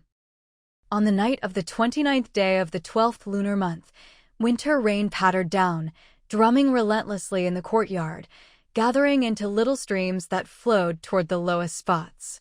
Thick curtains blocked the windows, shutting out everything in the yard and enclosing the room in a dim, hazy glow.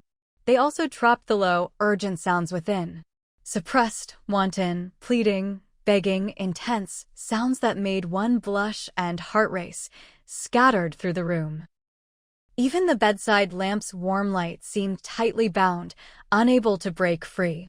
The bow was drawn to its fullest, forming a beautiful arc, like a streak of blood-red jade on creamy white, making one's blood surge and driving a wild urge to possess. After the storm had passed, Su Qinghu was left breathless. She took deep breaths, her mind blank, her limbs still trembling uncontrollably. She'd never been this exhausted in her life, until now. Qinlai lay against her shoulder, his breath hot, almost burning. Su Qinghu didn't even want to move. She urged him, "Go turn off the light." Still catching her breath, her voice came out soft and sweet. Qinlai replied, "Okay." But he didn't move. Puzzled, Su Qinghu suddenly felt his teeth graze her neck as Qinlai bit down gently. "Hurry up," she protested. She was about to fall asleep. She really couldn't take any more. Dawn would bring New Year's Eve, with spring couplets to hang and dinner to prepare. So much to do. She needed to save some energy, or she'd end up sleeping till noon. Hurry up. Her perfectly reasonable words, however, conjured up a different image in Qinlai's mind. Entwined, soft, irresistible. His Adam's apple bobbed unconsciously. He took a deep breath, finally pushed himself up, and reached out to turn off the light. Su Qinghu let out a sigh of relief. Good, turning off the light meant he agreed it was time to rest. She snuggled deeper under the covers as sleepiness began to wash over her. Nothing beats being warm in bed in winter. Qinlai turned off the light and slipped back under the covers, his rough hand finding her waist with uncanny precision. Su Qinghu's eyes flew open in the darkness. She felt like a bright yellow sunflower was radiating light. Qinlai. If this man's caresses didn't have some ulterior motive, she'd eat her hat and go another 300 rounds with him. Let's do it again, he said, already pulling her closer by the waist. Even in the pitch dark, Su Qinghu could almost see the hungry wolfish gleam in his eyes. She quickly lifted her foot and pressed it against his firm abdomen, putting some distance between them. You're already 30, can you show some restraint? What if? Before she could finish, he grabbed her foot and easily pulled her close, swallowing her words with a kiss. Su Qinghu could only curse her own youth and stamina, and the fact that this man was so good at pacing himself that she could never win against him, even in theory. When she was finally allowed to sleep, Su Qinghu vaguely remembered him saying, "There's no what if." What if, she didn't want to think about it anymore. She just wanted to sleep, to drift into sweet dreams. After a dry winter, it started raining just before the new year. By morning, it had turned into a gentle drizzle. If it weren't winter, it would almost feel like a soft spring rain that moistens the heart but not the ground. Qinlai, fully satisfied from the night before, didn't dare disturb the girl who'd matched him so perfectly.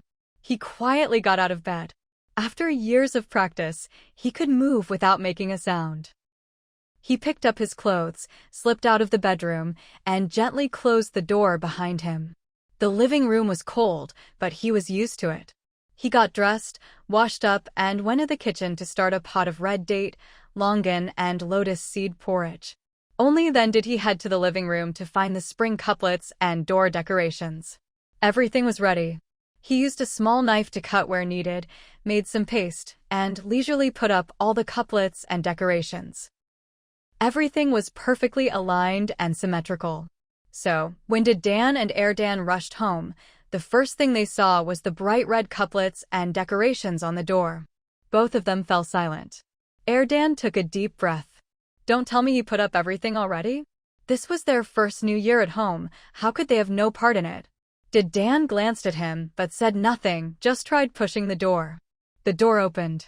What greeted them was a courtyard awash in red. Dan gasped, almost choking on his own breath. Eyes wide, he couldn't believe it. He didn't even leave us the spring blessing character to hang. Every spot that needed a decoration had one.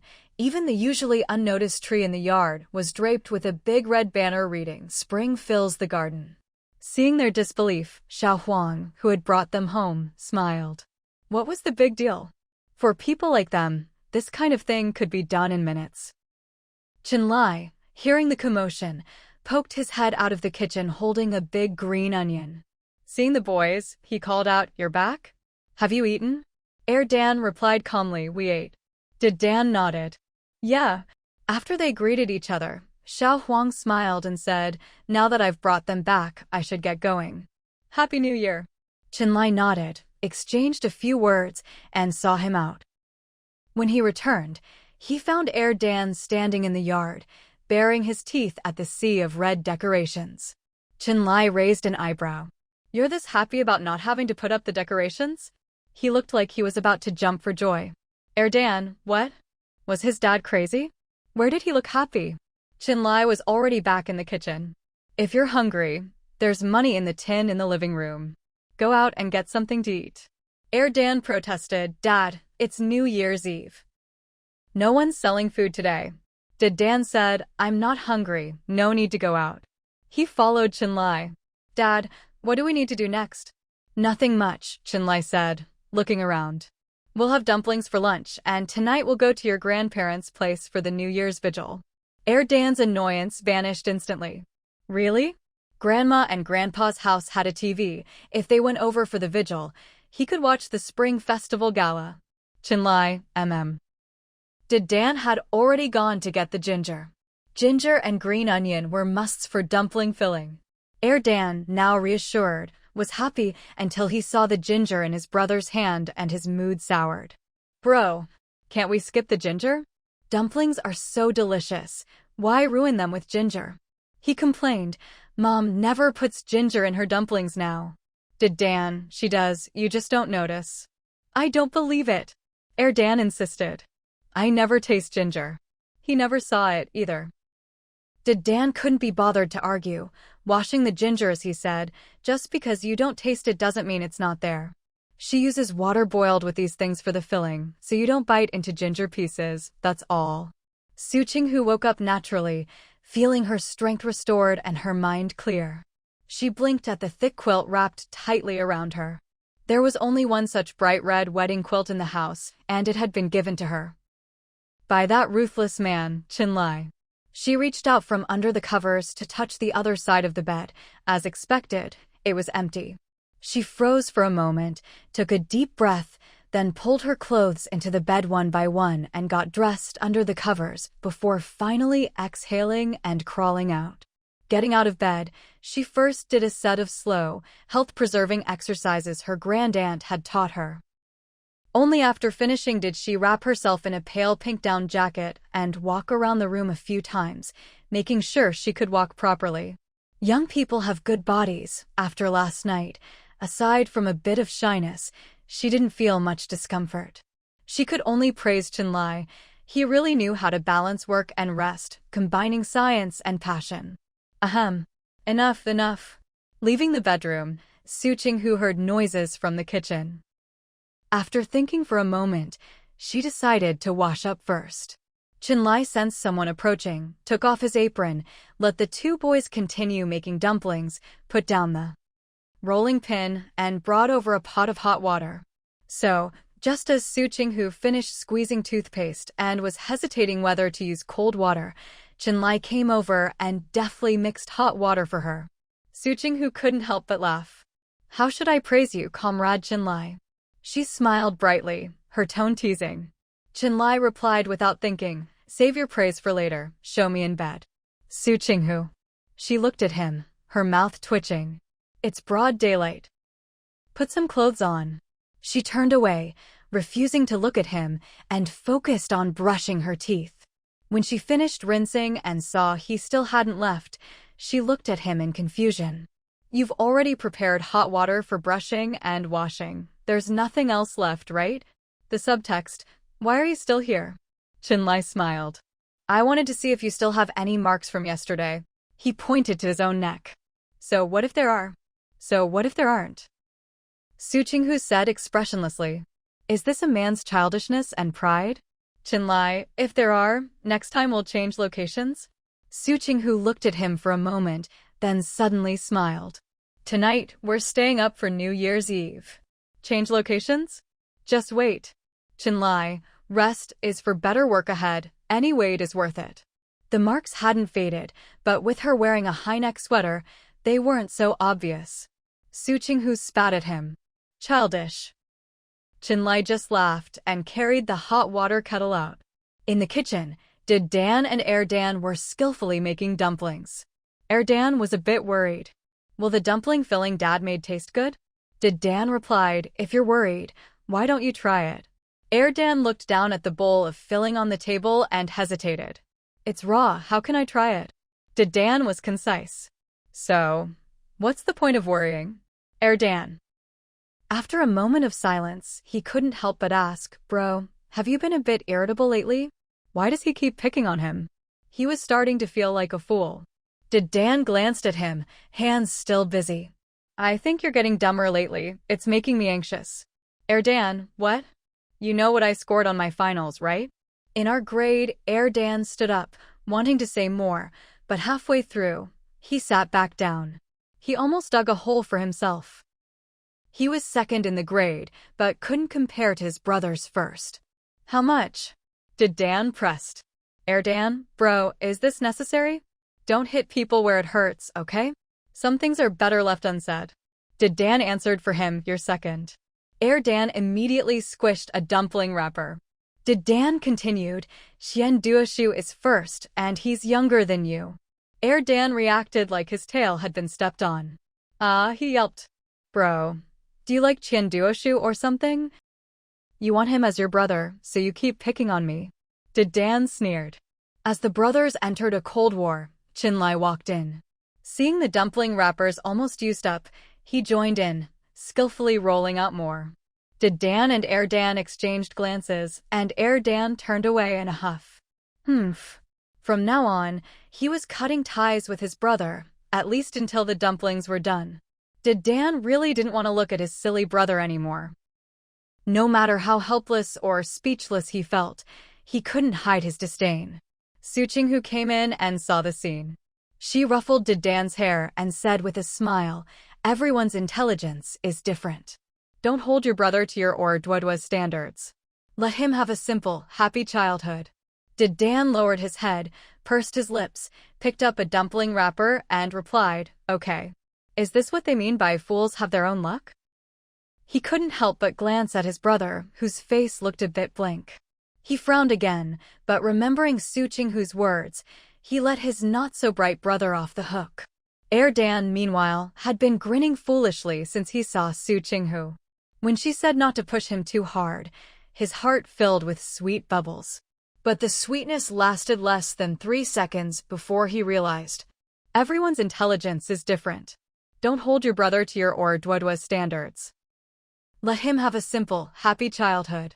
At first, it sounded fine, but thinking more about her tone and expression, something felt off. And when did he ever have a simple, happy childhood? Wait, was she calling him dumb? And as for a happy childhood, he was always either working hard or on his way to work hard, with his mom as the biggest challenge on his path. How could he have a simple, happy childhood in these conditions?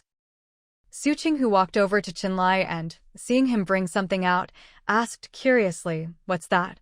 Some nourishing porridge to replenish your energy and blood, Chinlai replied. Su Qinghu. Well, thank you. You're welcome. Whenever Chinlai spoke, Su Qinghu felt like their conversation was about to go off the rails. Can I have some? Dan came over. Life is so hard for me, I need to replenish my energy too. Su Qinghu? Kid, do you have some misunderstanding about your health? She'd taken the boys for checkups before. Their health was excellent. Dan remembered the last checkup, where his mom took him to see the doctor. He kept asking questions until the doctor got annoyed and sent them to the nurse. The nurse had made it clear their health was truly excellent. Not a single indicator was off. Then I won't have any, Dan conceded. Mom, why did you get up so late today? Didn't we agree to get up together and put up the spring festival couplets and door decorations? I can probably only grant you half of that wish. Su Qinghu took her time sipping her porridge, then glanced at Erden. Erden blurted out, "Why?" Every time something delicious was mentioned, he, his brother, and her would always be instantly on the same page, wouldn't they? Once they agreed, they'd head out together to the market or to those places on the outskirts where old folks sold their homegrown produce, pick out ingredients, and once they had everything, head home and start cooking. Su Qinghu said, "Why?" "What do you mean, why?" "In the dead of winter, it's already a miracle if I can find lotus root for you, and you still want corn and pork rib stew." Where was she supposed to find fresh corn? Although, as soon as her second son mentioned it, she could instantly recall the sweet taste of corn. Erden blinked. "I guess that's true." "It's not, I guess, it just is." Su Qinghu took another sip of porridge, then couldn't help herself and said, "Erden, can I ask you a question too?" Erden replied eagerly, couldn't help herself and said, "Erden, can I ask you something?" Erden replied quickly, "Ask away." "Whatever you want to know, if I know it, I'll tell you everything." Su Qinghu said, "I've noticed you've been blinking a lot today. Why? Are your eyes uncomfortable? Or are you trying to get me to notice how cute you are?" As she finished, Su Qinghu blinked at him too. Erden was stumped. "Huh? Blinking? What blinking? Was I blinking?" Su Qinghu nodded, her expression serious, and told him that he really had been blinking a lot. Erden blinked again.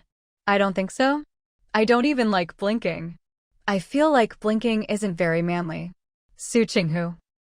"Sorry to break it to you, but you're blinking right now." Erden blinked and started to think hard. When did he start blinking? Was there some context for it? The more he thought about it, the more confused he got. He was just blinking, there wasn't any particular reason. What did that mean? Did it mean he was trying to act cute? Suddenly disgusted with himself, Erden shuddered. Su Qinghu watched him, a little puzzled. Why did the kid look like he'd just been scared? She was a bit curious, but didn't ask. She just focused on her porridge, occasionally glancing over at Dayton. That kid was silent as ever, but his dumpling wrapping speed was impressive, keeping pace with Chen Lai as he rolled out the wrappers. Dayton felt her gaze and started messing up the dumpling pleats. He sighed inwardly and finally looked up at Su Qinghu. "Is there something you want?" If she had something to say, she could just say it, no need to stare at him like that.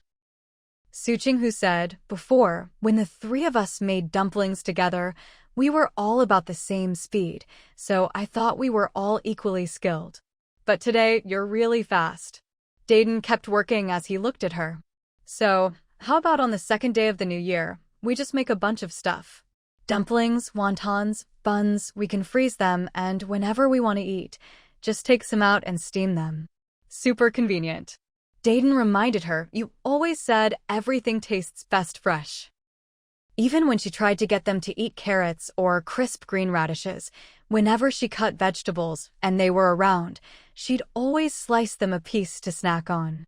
Su Qinghu said, "Pan-fried dumplings, pan-fried buns, deep-fried buns. No one wants to help." "I'll help." Erden immediately raised his hand. Su Qinghu smiled, "Good boy." She finished her porridge and was about to wash her bowl, but Chen Lai stopped her. "I'll do it." Su Qinghu said, "It's just one bowl." She figured it was normal to wash her own bowl after eating. It's not like it was New Year's with a pile of dishes from visiting relatives.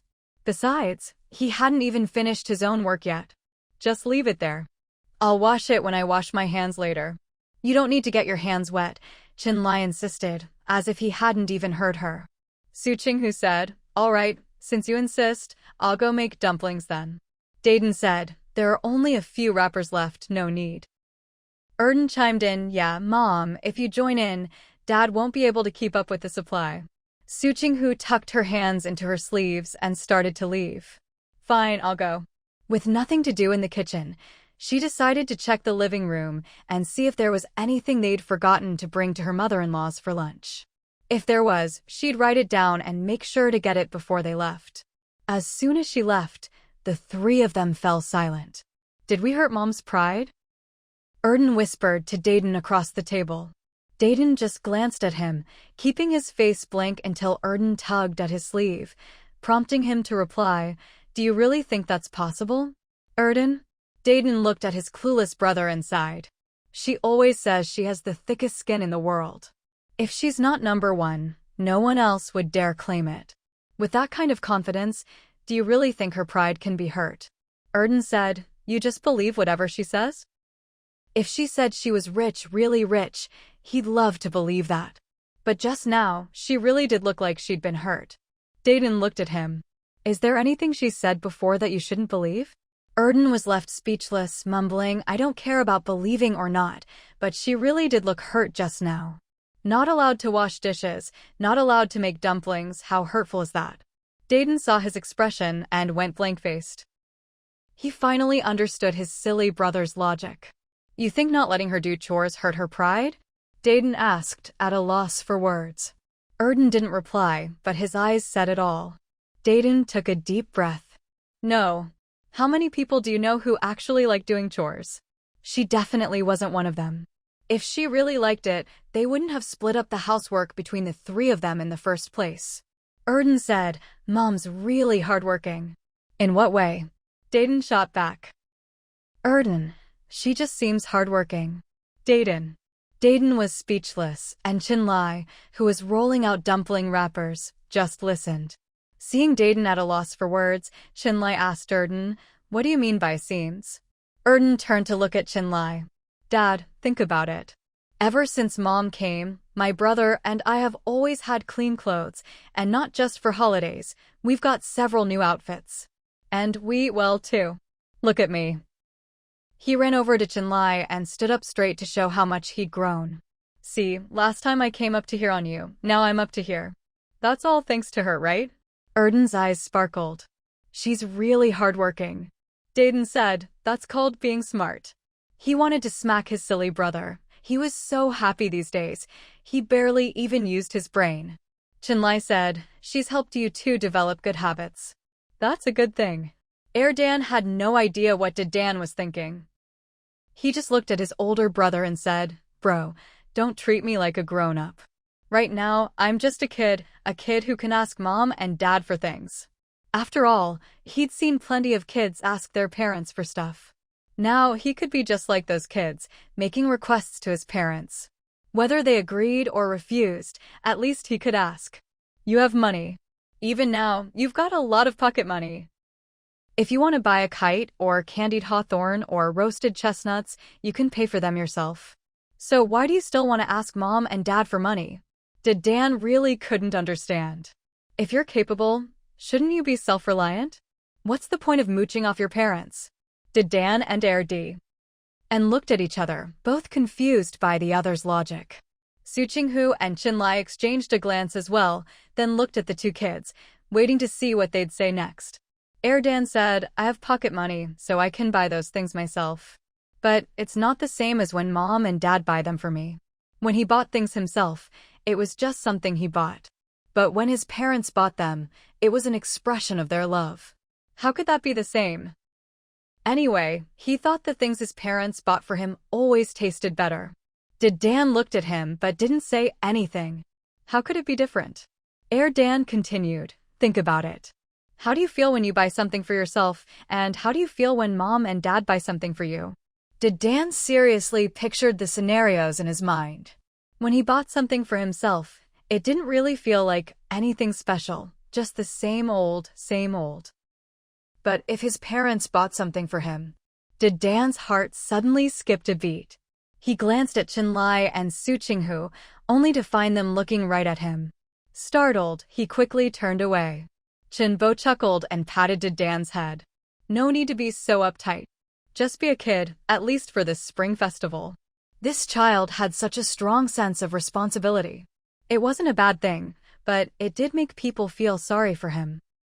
Before Dan could say anything, Su Qinghu pulled him into a headlock and gave his head a good rub, leaving his face flushed and his hair sticking up everywhere before finally letting him go with a laugh.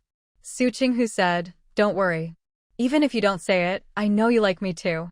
Dan's face was bright red, his messy hair sticking up, looking like a wildcat that had been thoroughly roughed up, wanting to bare its claws, but holding back because the person was just too nice.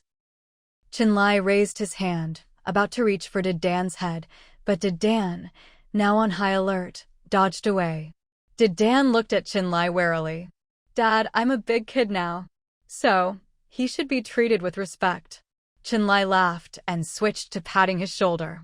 All right, you're a big kid. Dan still didn't let his guard down, worried that if he wasn't careful, his dad would copy a certain narcissist and start rubbing his head too. How could she say that out loud? No, he needed to add another word. How could she say it so shamelessly? He liked her, he really did. But at that point, he didn't want to think any further. Being with her, both he and his little brother felt relaxed and at ease. While Dan was lost in thought, Dan took action. He stuck his head in front of Chinlai. Dad, rub my head. Go ahead, I won't resist at all. He loved it when his parents rubbed his head. It made his heart feel all warm and fuzzy. Chinlai obliged, giving his head a good rub with a smile. Chinbo joined in the fun. Want Grandpa to rub your head too? Yes, yes, yes. After Chinlai finished, Dan immediately darted over to Chinbo. Grandpa, your turn. Chinbo laughed and rubbed his head, then waved his hand. Come on, come on. Since we've got some free time, Grandpa will take you out to buy some snacks. As he spoke, he started grabbing his scarf. Dan nodded excitedly and followed right behind him. Dan wanted to remind them it was cold outside, but then he remembered what Dan had just said.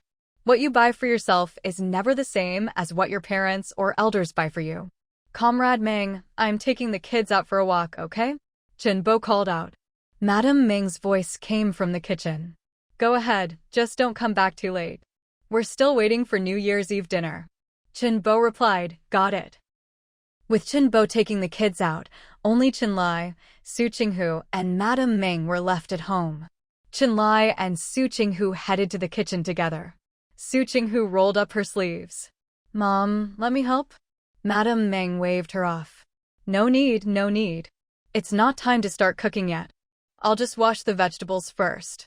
We can sit and relax for a while. It's not too late to start cooking at 3 this afternoon. Su Qinghu didn't insist.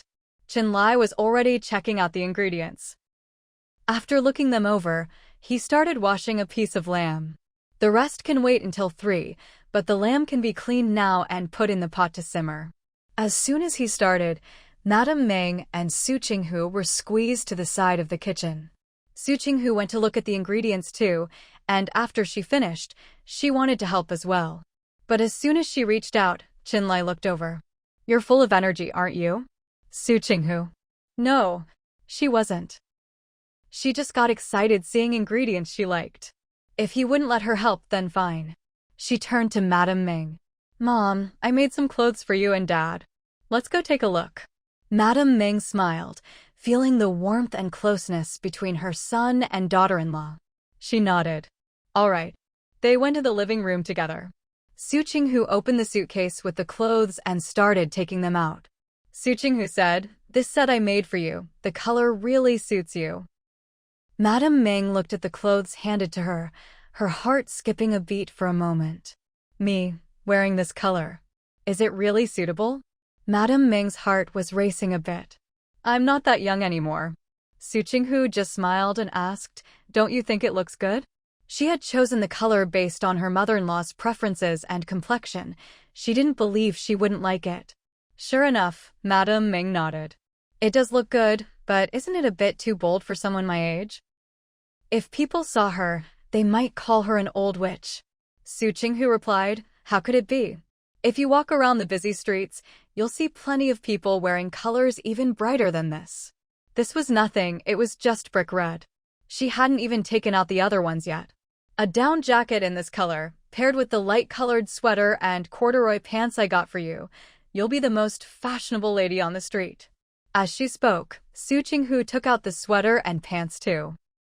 Stacked together, they really did look great. Madame Meng was delighted. But I'm already old. Don't worry, there's lipstick too. Su Qinghu grinned. The shade suits you perfectly, it'll make you look vibrant and younger. Suddenly, Madame Meng felt like a pampered young girl again. With a daughter-in-law like this, how could she refuse? Su Qinghu then took out Chinbo's clothes. Mom, these are for Dad. You can take them to your room later. Tomorrow, we can all put on our new clothes and go fly kites and stroll around town. Dan had no idea what Dan was thinking. He just looked at his older brother and said, "Bro, don't treat me like an adult. Right now, I'm just a kid who can ask Mom and Dad for things." After all, he'd seen plenty of kids ask their parents for stuff. Now, he could be just like those kids, make requests to his parents, and then they could either agree or refuse. Either way, he just wanted to ask for things. You have money. Even now, you get a lot of pocket money. If you want to buy a kite or candied hawthorn or sugar-roasted chestnuts, you can pay for them yourself. So why do you still want to ask Mom and Dad for money? Dan really couldn't understand. If you're capable, shouldn't you take care of yourself? Why rely on your parents? Dan and Dan stared at each other, both confused by the other's logic. Su Qinghu and Qinlai exchanged a glance as well, then looked at the two kids, waiting to see what they'd say next. Dan said, "I have pocket money, so I can buy those things myself. But it's not the same as when Mom and Dad buy them for me. When you buy something for yourself, it's just that you bought it. But when your parents buy it for you, it's their way of showing love. How could it be the same?" Anyway, he thought the things his parents bought for him always seemed better. Dan looked at him but didn't say anything. How is it different? Dan continued, "Think about it. How do you feel when you buy something for yourself, and how do you feel when Mom and Dad buy something for you?" Dan seriously pictured the scenarios in his mind. When he bought things for himself, it didn't really feel like much, just the same old, nothing special. But if his parents bought something for him, Dan's heart suddenly skipped a beat.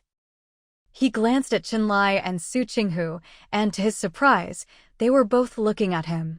He was so startled he immediately turned away and wouldn't look at them again. Qinbo chuckled and patted Dan's head. "No need to be so tense. Just be a kid and enjoy yourself, even if it's just for this spring festival." This child had a strong sense of responsibility, not a bad thing, but it made people feel sorry for him. Before Dan could say anything, Su Qinghu grabbed his head and gave him a vigorous rub.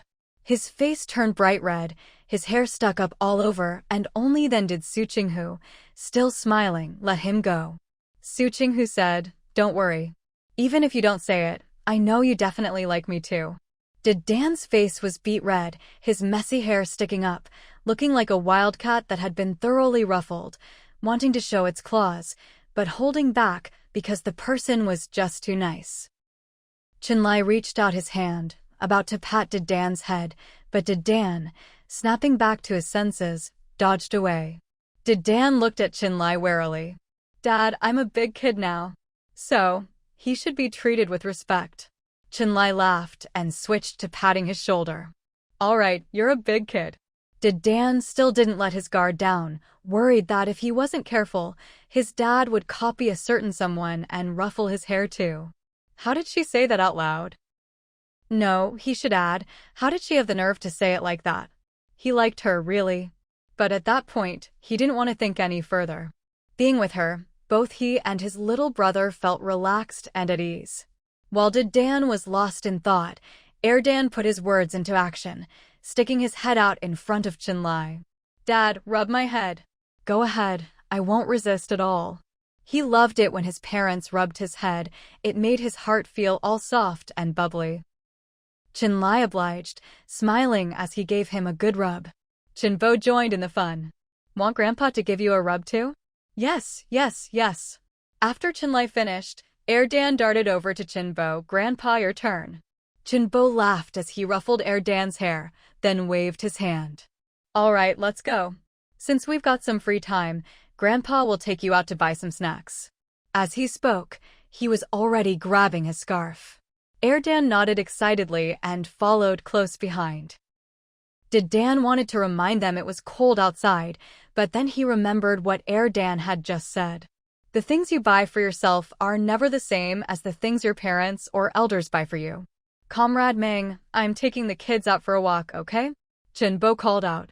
Madam Ming's voice came from the kitchen. "Go ahead, just don't come back too late. We're still waiting for New Year's Eve dinner." Qinbo replied, got it. With Qinbo taking the kids out, only Qinlai, Su Qinghu, and Madame Ming were left at home. Qinlai and Su Qinghu went to the kitchen together. Su Qinghu rolled up her sleeves. Mom, let me help? Madame Ming waved her off. No need, no need. It's not time to start cooking yet. I'll just wash the vegetables first. We can sit and relax for a bit. Starting at 3 in the afternoon is plenty of time. Su Qinghu didn't insist. Qinlai was already checking out the ingredients. After looking them over, he started washing a piece of lamb. The rest can wait until 3, but the lamb can be cleaned now and put in the pot to simmer. As soon as he started, Madame Ming and Su Qinghu were squeezed to the side of the kitchen. Su Qinghu went to look at the ingredients too, and after checking them, she wanted to help as well. But as soon as she reached out, Qinlai looked over. You sure have a lot of energy, huh? Su Qinghu. No, she didn't. She just got excited when she saw ingredients she liked. If she wasn't allowed to help, then she wouldn't. She turned to Madame Ming. Mom, I made some clothes for you and Dad. Let's go take a look. Madame Ming smiled warmly. She could sense the closeness and harmony between her son and daughter-in-law. She nodded. All right. They went to the living room together. Su Qinghu opened her suitcase and started taking out the clothes. Su Qinghu said, this set I made for you. The color really suits you. Madame Ming looked at the clothes handed to her, and her heart skipped a beat.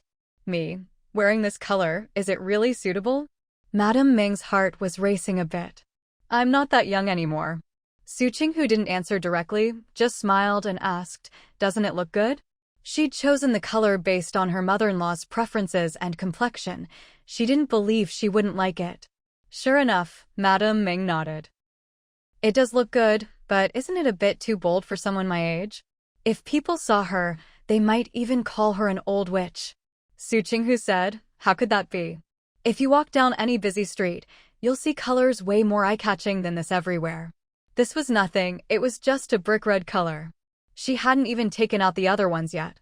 A down jacket in this color, paired with the light-colored sweater and corduroy pants I bought for you. That's a real fashionista on the street. As Su Qinghu spoke, she took out the sweater and pants too. When put together, they really did look great.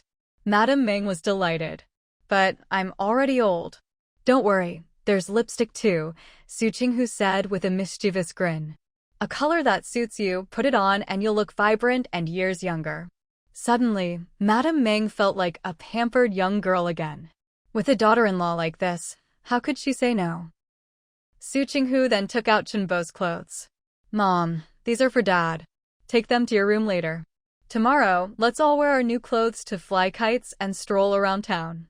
When Qinbo came back with the kids, each of them holding a stick of candied hawthorn, it was just about time for the New Year's Eve dinner to be served. They set off a string of firecrackers, making wishes as the explosions rang out. When the firecrackers finally quieted down, it was time for the main event. The New Year's Eve feast.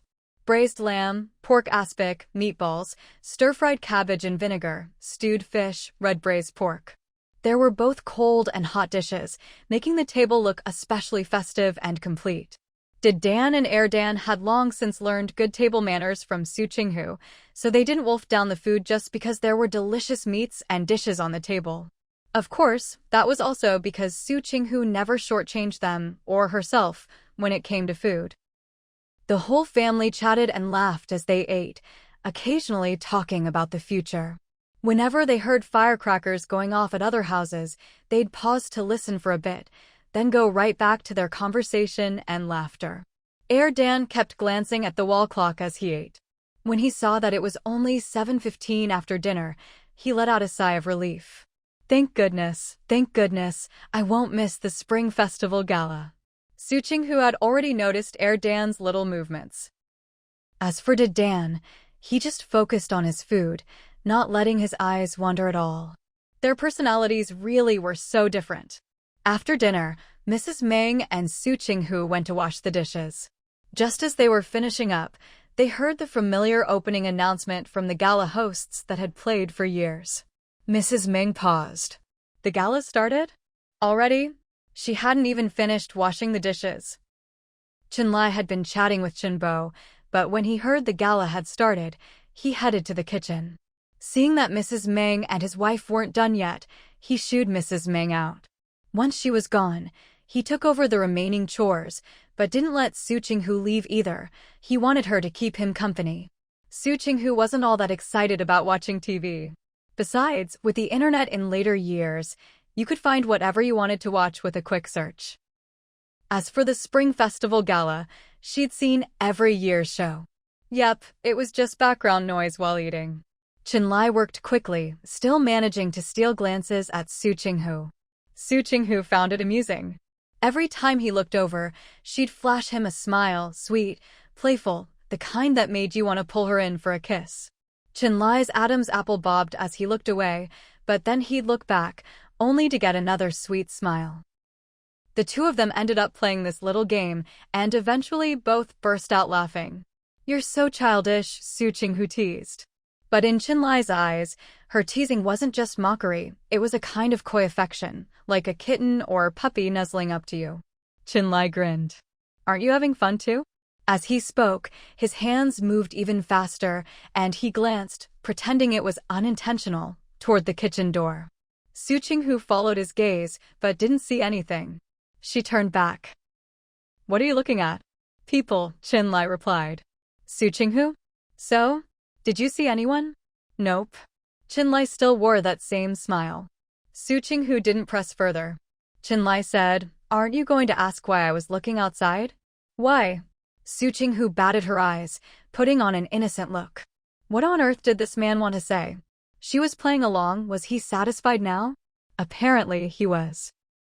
He wiped his hands, then suddenly pulled Su Qinghu into his arms, cupped the back of her head, and gave her a long, deep, breath-stealing kiss. Su Qinghu felt like she could barely breathe and started patting his back. When he finally let her go, Chenlai caught his breath and said, "Because I was scouting, seeing if this was a good place to help you practice your lung capacity." He said it with a straight face, but his eyes were full of mischief. Su Qinghu, still catching her breath, retorted, "You really are something else." "That's a new excuse. I've learned something today." Chenlai just laughed. When she glared at him, he gently stroked her back. Su Qinghu said, "You're still laughing? Careful, or I'll dock your benefits." Given the situation and the context, Chenlai figured benefits probably had a double meaning. After she finished, he said nonchalantly, "Is that okay? I don't even know what the benefits are, and you're docking them? Or can I at least choose which benefits I lose?" "No way." Su Qinghu refused flatly. Chenlai, "Then what are the benefits? Tell me." "Benefits are whatever you got up to yesterday, doing whatever you wanted," Su Qinghu whispered. "Now they're gone." Flirting, was it? She had plenty of theoretical knowledge. She could banter all day. "Chenlai, can I appeal?" "No," Su Qinghu said proudly. Chenlai. "All right then, since you've decided, dock away." Su Qinghu eyed him, narrowing her eyes. Something felt off here. But no matter how she pressed him, Chenlai wouldn't answer her question. Once Su Qinghu had caught her breath, Chenlai led her to the living room, where they joined Dan, Mrs. Meng, and Chenbo to watch the Spring Festival Gala. As soon as Su Qinghu came over, Dan jumped up excitedly. "Mom, you missed it just now. The TV show was so funny. The crosstalk act had me laughing so hard." They were singing now, which didn't interest Dan much, so he took the chance to chat with Su Qinghu. "Oh right, Mom, wait a sec." With that, Dan dashed off and came back holding a stick of candied hawthorn. "Here." Su Qinghu took it with a smile. "Thank you." "No problem. When we first got back, you said it was time to eat, so I put it aside. Now you have time to enjoy it." Dan puffed out his little chest, quite proud. "I even asked the candied haw seller to pick out the least sour one just for you." He hadn't picked it himself, but asked the vendor to choose. Still, it was a gesture full of love. Su Qinghu looked at the candied hawthorn, then at Dan. "Thanks. No need to thank me. We're family, no need to be so polite." Dan waved his hand grandly. Then he turned to his brother. "Hey, where's the sugar-roasted chestnuts you bought for Mom? Bring them out already." Did Dan, being called out, stood up. I bought a lot, let's all share. He didn't look at Su Qinghu, just hurried off. Su Qinghu. What a little tsundere. A moment later, Did Dan came back and put the chestnuts on the table for everyone. Here they are. He'd bought them at the next stall while Grandpa was buying the candied hawthorn. He'd paid for them himself, not with Grandpa's money. Su Qinghu picked one up, gave it a gentle squeeze, and the shell popped open.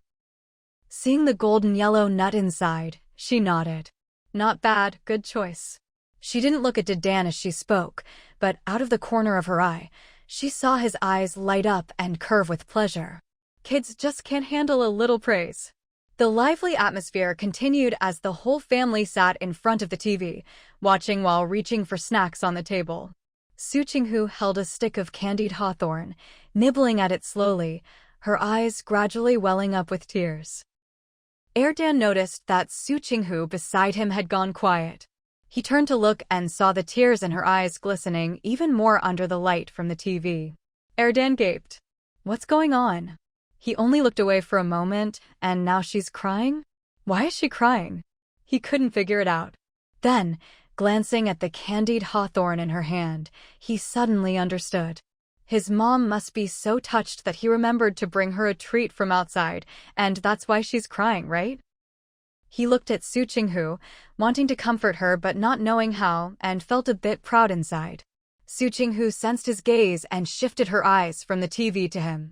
The two of them stared at each other, both wanting to speak but hesitating. In the end, Dan spoke first. You don't have to be so moved. There'll be more things like this in the future, so you'd better get used to it. Really, it's just that he's still young and can't do big things yet. Otherwise, he wouldn't just buy her candied hawthorn, he'd buy her clothes, gold, and everything she liked. And he'd go shopping with her too. Su Qinghu. Su Qinghu was speechless. How was she supposed to tell her dear son that she wasn't touched, but rather, the hawthorn was just so sour it brought tears to her eyes? If she said it outright, would it hurt his enthusiasm for being filial and sharing treats with her? But this hawthorn was just too sour. She said, then I don't want to eat hawthorn too often. Dan, with a look of patience and understanding, replied, all right, if you don't like hawthorn, I'll buy you less candied hawthorn in the future. After all, as a son, shouldn't he be considerate? If she doesn't want it, he'll just get her something else. Really, there's no need to overthink it. Just tell him what she wants to eat, and when he has money, he'll buy it for her. So, if you don't want hawthorn often, what do you want instead? Dan asked generously. Something salty and spicy. Su Qinghu replied. She really couldn't handle the sourness. Salty and spicy? Dan thought for a moment. Like dried tofu or jerky? Su Qinghu nodded quickly. And I like dried kumquats and things like that too. Dan, got it. Su Qinghu didn't say anything else, just gave him a big thumbs up. Dan grinned, and his attention was drawn back to the TV. Su Qinghu let out a sigh of relief, looked at the candied hawthorn in her hand with some distress, then glanced over at Chenlai. Chenlai was watching her with a smile. When she looked over, he smiled even wider, as if he understood everything. Su Qinghu held out the candied hawthorn to him and mouthed quietly, help me out.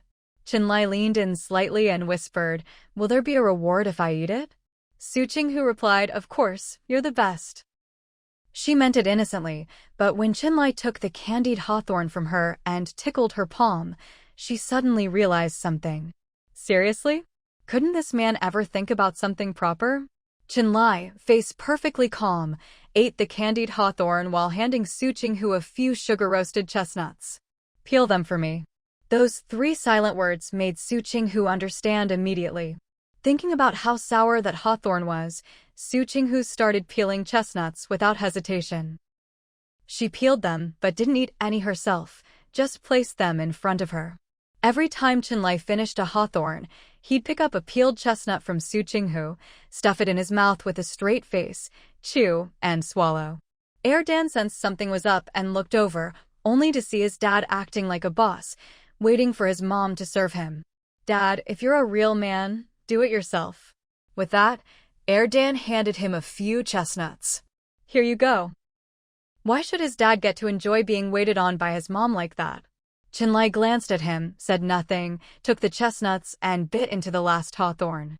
As soon as he swallowed the hawthorn, Chinlai really did breathe a sigh of relief. Finally finished.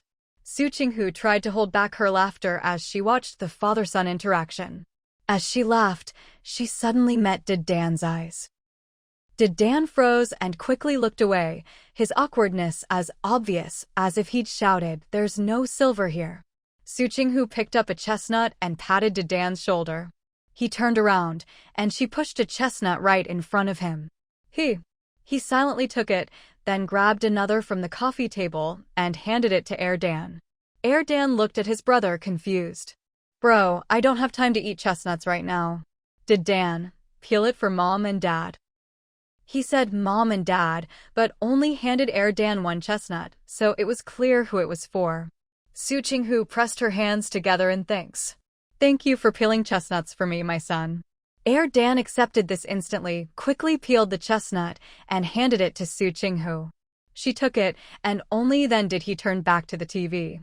Dan peeled one as well, and handed it over without a word, just like Dan. Su Qinghu took it with a smile, raising her hand to ruffle his hair, but then thought better of it and pulled her hand back. Dan, caught between resisting and cooperating, froze when he saw her hand withdraw. For a moment, he just sat there, stunned. Su Qinghu gave an awkward laugh and explained, "Sorry, I still have to peel more chestnuts, sunflower seeds, peanuts, and get the dried kumquats and other snacks, so I won't mess up your hair today." Dan sat up straighter, about to turn to the TV to hide his feelings, when he heard her call his dad, "Come on, come ruffle your son's hair." Chinlai, still hesitating over whether to put down the chestnut after Su Qinghu's "Thank you for peeling chestnuts for me, my son," heard her request. With an air of complete calm, he put down the chestnut Dan had given him and gave Dan's head a thorough ruffling. Dan. Childish. Ridiculous. After ruffling Dan's hair, Chinlai got up to wash his hands. Dan fell silent, thinking, "I just washed my hair this morning. Does he really need to wash his hands after touching it?" With peeled chestnuts in her hand and on the table, Su Qinghu absent-mindedly popped one into Dan's mouth. Dan. At this moment, all he could do was chew the chestnut in his mouth. He had no idea what to say. Chinlai came back, peeling chestnuts while glancing at Su Qinghu, occasionally looking at Ms. Chenbaimeng and the two kids. Time ticked by, and soon the New Year's gala was nearing its end. Su Qinghu grabbed Chinlai's big hand, put the sugar-roasted chestnuts in his palm, and headed to the bedroom her in-laws had prepared. When she came out again, Ms. Meng and Chinbai had already washed up and were handing out red envelopes to the two kids. Su Qinghu, holding a stack of red envelopes, joined in and started handing them out to everyone, starting with Chinbai. "Chinlai, I get one too?" "Of course. Put this red envelope under your pillow. It means you'll get richer and richer," Su Qinghu said matter-of-factly.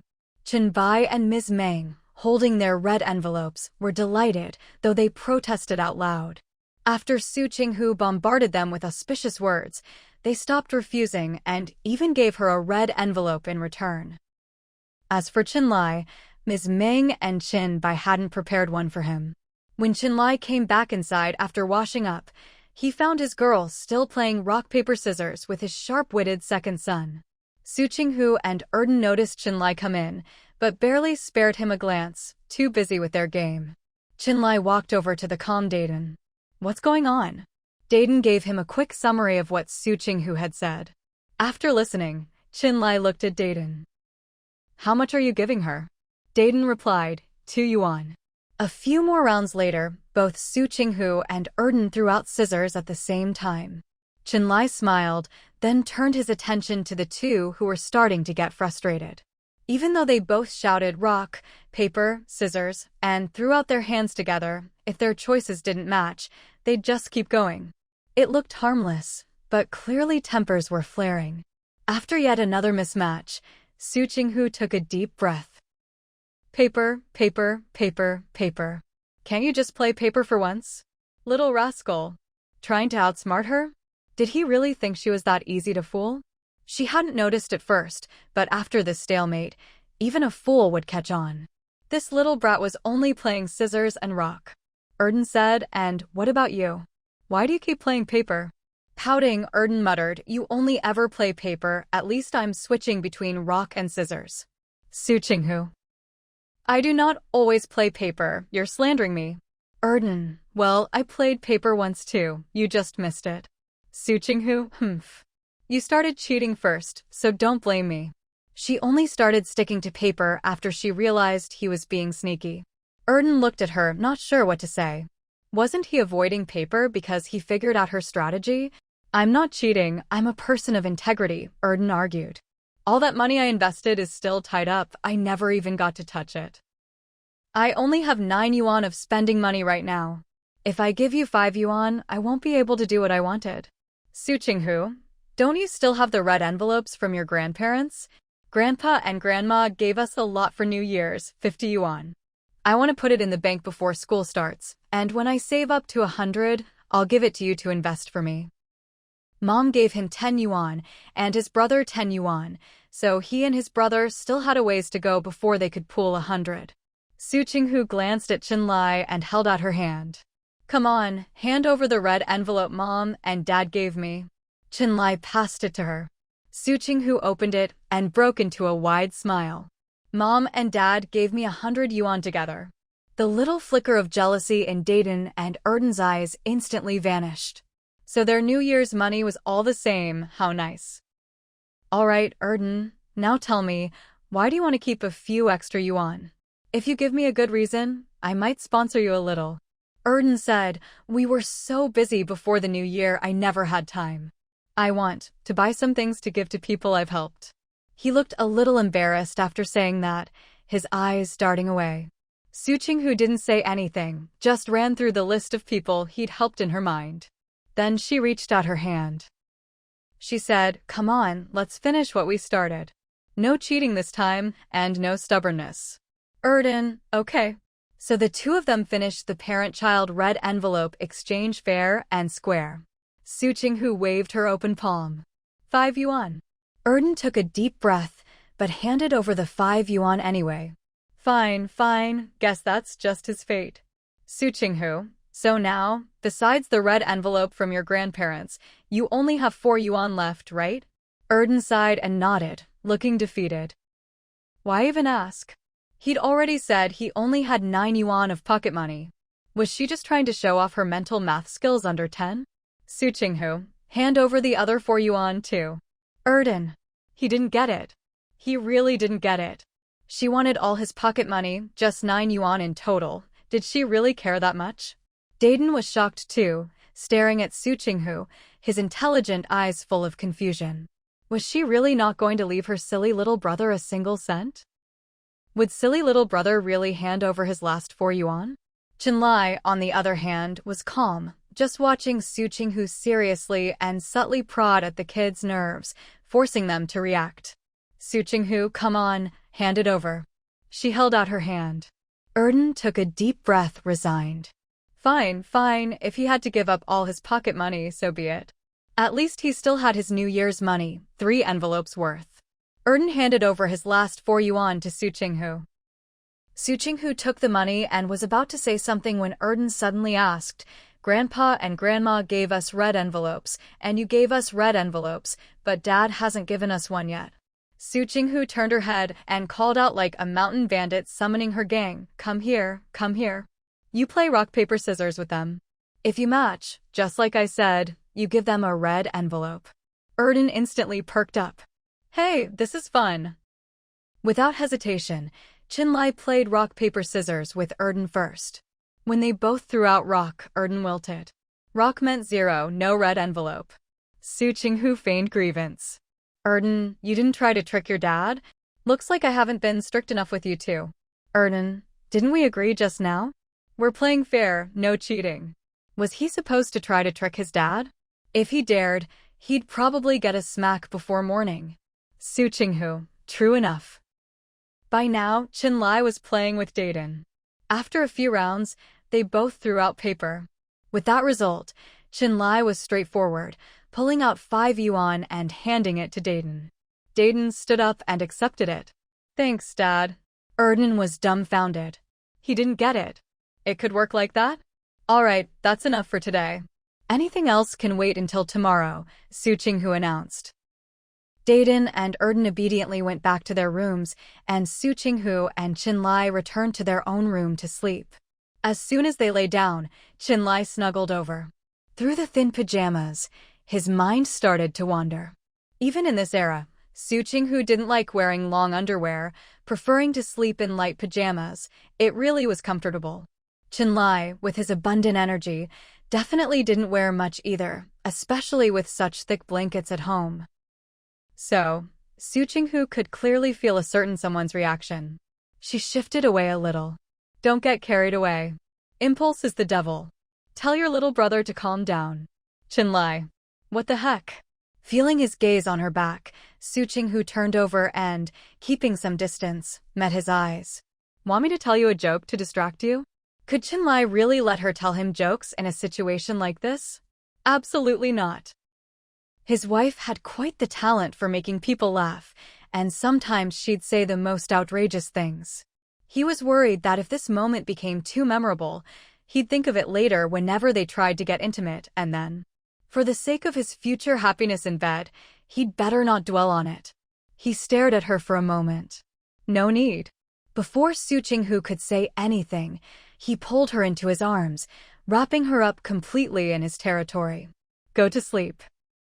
I bet people will be coming by to wish us a happy new year before dawn." Surrounded by his warm embrace, Su Qinghu's eyelashes fluttered, and she obediently closed her eyes. Qinlai was right. Given how little entertainment there was these days, it was practically a given that the kids would be up before dawn to make New Year's visits. She just couldn't compete with those energetic little monsters. Whether Qinlai slept well or not, Su Qinghu didn't know. She only knew that she slept great. Listening to the crackling of firecrackers outside, Su Qinghu burrowed deeper into Qinlai's arms, only a few strands of hair peeking out from under the covers. Qinlai watched with amusement as she wriggled under the blanket. When she was almost completely hidden, he tugged the blanket down. After the second time, even Su Qinghu, slow as she was, realized something was up. At this point, her brain started to work, but her eyelids weren't cooperating. She just couldn't open her eyes. But if he wanted to play, she could play until he cried, believe it or not. Thinking this, Su Qinghu pretended not to notice and kept shrinking down. Qinlai kept pulling the blanket down. Back and forth, they actually had quite a bit of fun. It wasn't until Su Qinghu ended up near his waist that Qinlai suddenly sensed something was off. At that moment, Su Qinghu's eyelids finally started their day's work and opened. So, while Qinlai was completely unprepared, Su Qinghu gently tapped his little brother and greeted it, "Good morning."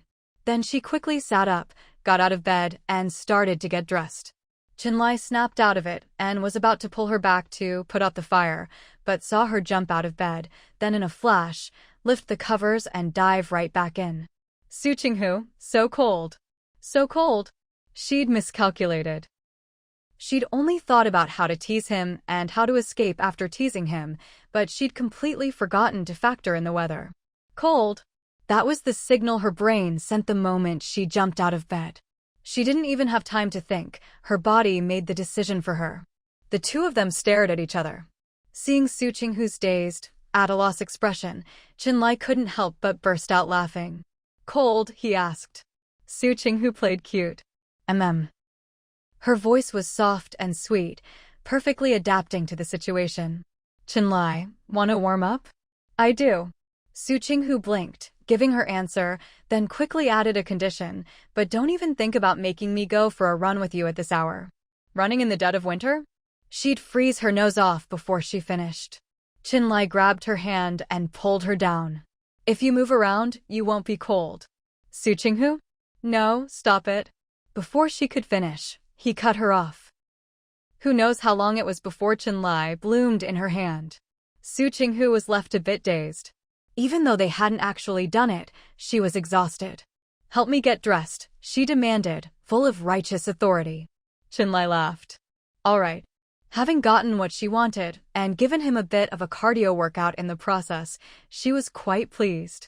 He agreed, but Su Qinghu changed her mind. It was too cold, better to get it over with quickly. She took a deep breath, snatched the clothes from Qinlai, and put them on at lightning speed before hopping out of bed. Phew. Su Qinghu exhaled and waved her hand. You take your time. I'm going to wash up. Qinlai watched her happily leave the bedroom, then shook his head in mock regret and started getting dressed himself. The clothes, of course, were ones Su Qinghu had bought, simple, stylish, and classic, something that would still look good even 20 years from now. Once dressed, he moved around a bit and didn't feel any less comfortable than in his usual uniform. In fact, he felt even more relaxed. After getting dressed, he went to wash up Biu. He didn't find Su Qinghu in the bathroom. At that moment, Su Qinghu was in Dan and Dan's room, directing the two brothers to check each other's clothes for anything out of place and to help each other fix it if needed. Dan, my brother's fine. Nothing to fix. Dan didn't say anything, just pulled out the collar of the shirt under his V-neck sweater. He didn't really get her fashion sense, but he had to admit it looked pretty good. Dan was full of energy, and the sound of firecrackers outside made him even more excited. He wanted to run out right away. But it was New Year's, and running outside before breakfast would probably earn him a scolding. He held back. Mom, did we get up too late? I can already hear people nearby getting up. Su Qinghu held her watch in front of him. See for yourself. After Dan checked, she pulled open the curtains. Look again. It was still pitch black outside. Dan gave up. Will it be light by the time we finish breakfast? Su Qinghu, it should be. At the very least, we shouldn't need a flashlight. That's good. Dan cheered up, then suddenly shouted, Mom, Happy New Year. I hope you get richer and richer. Su Qinghu patted his head. Good boy. Then she looked at Dan, signaling him to give his blessing too. Dan felt awkward under her gaze, but couldn't escape. In the end, he looked her in the eye and said, I wish you good health, happiness, and all the best. Su Qinghu reached out and patted him too. Good boy. Then she waved her hand. All right, close your eyes. Dan closed his eyes immediately. Dan, resigned, closed his eyes too. Okay, open your eyes. When they opened their eyes, they saw what she was holding and were momentarily speechless. Dan froze for a second, then immediately grabbed it from Su Qinghu's hand. Poppets. Dan didn't say anything, just quietly took his share. Thank you. When did she buy these? Whenever she came home, they were already there. They'd never seen her bring them out, nor had they seen them anywhere. Even when they went to their grandparents' house to organize clothes and gifts, she hadn't brought anything so childish. Su Qinghu, come on, close your eyes again. Dan didn't close his eyes right away and asked, Mom, is it more puppets? His face was full of anticipation. Dan had already closed his eyes. Su Qinghu, close your eyes first, then we'll see. When they opened their eyes again, there were firecrackers in front of them. After a few rounds, their hands were full of things boys love. But no books. Dan breathed a sigh of relief, thinking that was it. He started to organize his things, wondering what to bring when he went out to play. But then he heard her tell them to close their eyes again. By now, neither of them asked any questions. They just closed their eyes. Only Dan was a bit anxious, since the only things they hadn't gotten yet were books and test papers. A gentle kiss landed on his forehead, and Dan suddenly opened his eyes, staring blankly at Su Qinghu. Su Qinghu blinked at him. Happy New Year, little Zhang Anyan. Let's try not to let me get on your nerves this year, okay? Zhang Anyan, also known as Dan, blushed furiously. The redness crept from his ears down his neck, spreading all over his body. His heart swelled with a bittersweet, tingling feeling. He looked at her, wanting to say something, but not knowing what to say. Su Qinghu felt a pang of tenderness at his helpless, eager to respond gaze. She opened her arms and pulled him into a hug, gently patting his back. Dan had his eyes closed at first, but hearing Su Qinghu talking to his big brother, he grew curious and sneakily cracked one eye open. When he saw the two of them hugging, both his eyes popped open wide. And he even felt a little jealous. He never got a hug like that. Should he ask for one himself? But asking for a hug, that felt embarrassing. Su Qinghu patted Dan again and sighed. Did I move you with my sappy words again? Dan. Could you take that sentence back? He'd been touched, but now he couldn't keep it up. Su Qinghu let him go and walked over to Dan.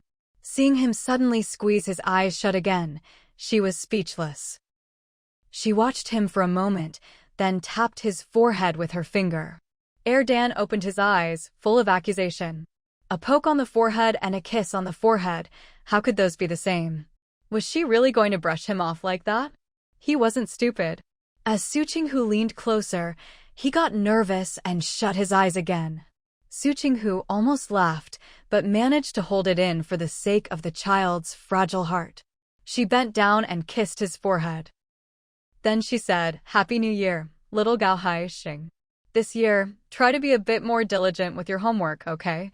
Dan, that last part isn't the same as what you said to my brother.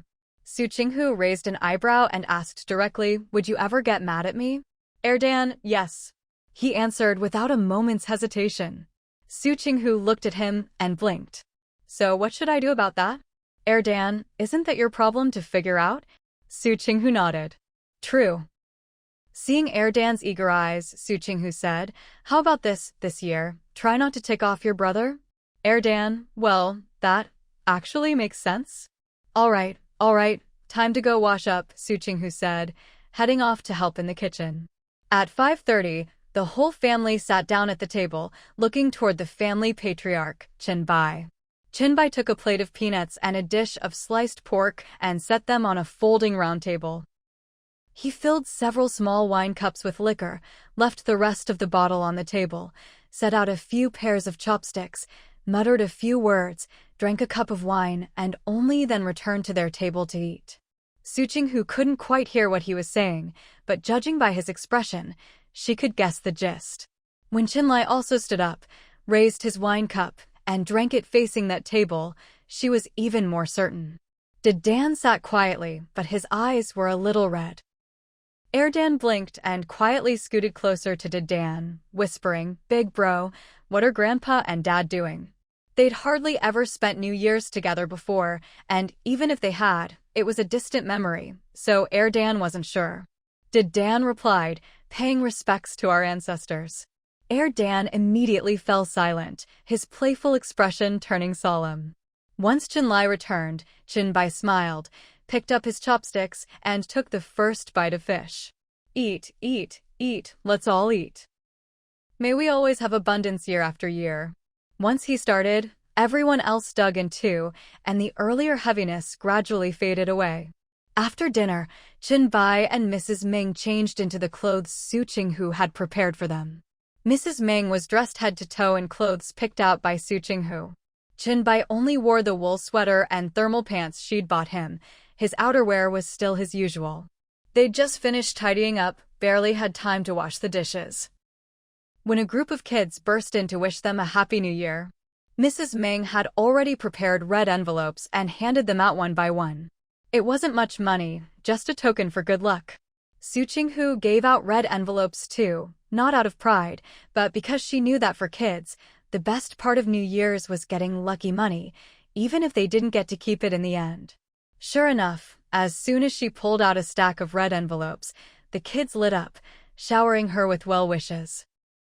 When she handed out the last one and met Dan's sparkling eyes, she couldn't help but pull out 2 more red envelopes and handed one each to Dan and Dan. As expected, Dan snatched his up with a big, toothy grin. Seeing Dan accept his, Dan took his too. This was the second red envelope they'd received from Su Qinghu. Go on, go play, Su Qinghu waved them off. Just remember to come back when you're done, we'll go fly kites this afternoon. Soon, she and Qinlai would have to go visit relatives for New Year's greetings. By the time they got back, it'd probably be lunchtime. Qinbai and Mrs. Ming would stay home to receive visitors. So, The family split up to do their own things. Did Dan and Erdan only came back after setting off all their firecrackers. They'd already been lectured on firework safety over lunch, so they returned safe and sound, and even stopped 3 other kids from trying to blow up a manhole cover. In the end, a grandpa caught them and organized them into a little junior squad to go around spreading firework safety tips. When they came back, their throats were dry and their stomachs empty. Without thinking, they went to Grandpa for some dried kumquats and only felt better after eating them. Chinbai held out the bag of kumquats, smiling. Hungry? Yeah, Erdan nodded, then excitedly told Chinbai all about the heroic deeds he and his brother and friends had accomplished. Chinbai listened, chuckled, scolded them playfully, then praised the 2 boys. Mrs. Ming came out with a plate of sliced apples. Have some fruit and snacks first. Your parents should be back soon. We'll eat as soon as they get here. Did Dan and Erdan had no objections. Chinlai and Su Qinghu finished their New Year's visits and bought kites on the way home. Kite prices had shot up, so they went to several places before finally finding an old craftsman selling them at the usual price. They'd planned to buy just 2 or 3 and take turns, but the old man's craftsmanship was so exquisite that Su Qinghu couldn't resist and bought 6. Perfect, 1 for each of the 6 family members. But after walking 6 or 7 meters, she remembered Qian Duoshu and went back to buy 1 more. Chinlai didn't ask if she bought it, he'd carry it. By the time they got home, it was already noon. Mrs. Ming was getting anxious, and when she saw them come in, she hurried them to wash up and get ready for lunch. A gentle kiss landed on his forehead, and Dan suddenly opened his eyes, staring blankly at Su Qinghu. Su Qinghu blinked. Happy New Year, little Zhang Anyan. Let's try not to let me make you mad this year, okay? Zhang Anyan, also known as Dan. Flushed bright red, the color spreading from his ears all the way down, a bittersweet feeling swelling in his chest until it felt like it might burst. He looked at her, wanting to say something, but not knowing what. Su Qinghu's heart softened at his helpless, eager to respond gaze. She opened her arms, pulled him into a hug, and gently patted his back. Dan, who'd had his eyes closed, started to feel itchy with curiosity as Su Qinghu spoke to his big brother. He sneakily cracked one eye open. When he saw the 2 of them hugging, his eyes flew wide open and even filled with envy. He hadn't gotten a hug. Should he ask for one himself? But asking for a hug seemed kind of embarrassing. Su Qinghu patted Dan again and sighed. Did I move you with my sappiness again? Dan. Could you take that sentence back? He'd been feeling touched, but now he just couldn't keep it up. Su Qinghu let him go and walked over to Dan. Seeing him suddenly squeeze his eyes shut again, she was speechless. She watched him for a moment, then tapped his forehead with her finger. Dan opened his eyes, full of accusation. Tapping his forehead and kissing his forehead, how could those be the same? Was she really going to brush him off like this? He wasn't stupid. When Su Qinghu leaned in, he grew nervous and squeezed his eyes shut again. Su Qinghu nearly laughed, but managed to hold it in for the sake of the child's fragile little heart. She bent down and kissed his forehead. Then she said, Happy New Year, little Gao Hai Xing. This year, try to be a bit more enthusiastic about your homework, okay? Dan, that last part isn't the same as what you said to my brother. Su Qinghu raised an eyebrow and asked directly, Can you be mad at me? Dan, yes. He answered without a moment's hesitation. Su Qinghu blinked at him. So what should I do? Dan, isn't that your problem to figure out? Su Qinghu nodded. True. Seeing Dan's eager gaze, Su Qinghu added, How about this year you try not to get your brother riled up? Dan, well, I guess that's fair enough. All right, off you go. Hurry up and wash up, Su Qinghu said, heading to the kitchen to help out. At 5:30, the whole family sat down at the table, looking toward the family patriarch, Chinbai. Chinbai took a plate of peanuts and a dish of sliced pork, set them on a folding round table, filled several small wine cups, and left the rest of the bottle on the table. He set out a few pairs of chopsticks, muttered a few words, drank a cup of wine, and only then returned to their dining table to eat. Su Qinghu couldn't quite hear what he was muttering, but judging by his expression, she could guess. Then she saw Chenlai stand up, raise his wine cup toward that table, and down it in one go, confirming her guess. Dan sat steady as ever, but his eyes were a little red.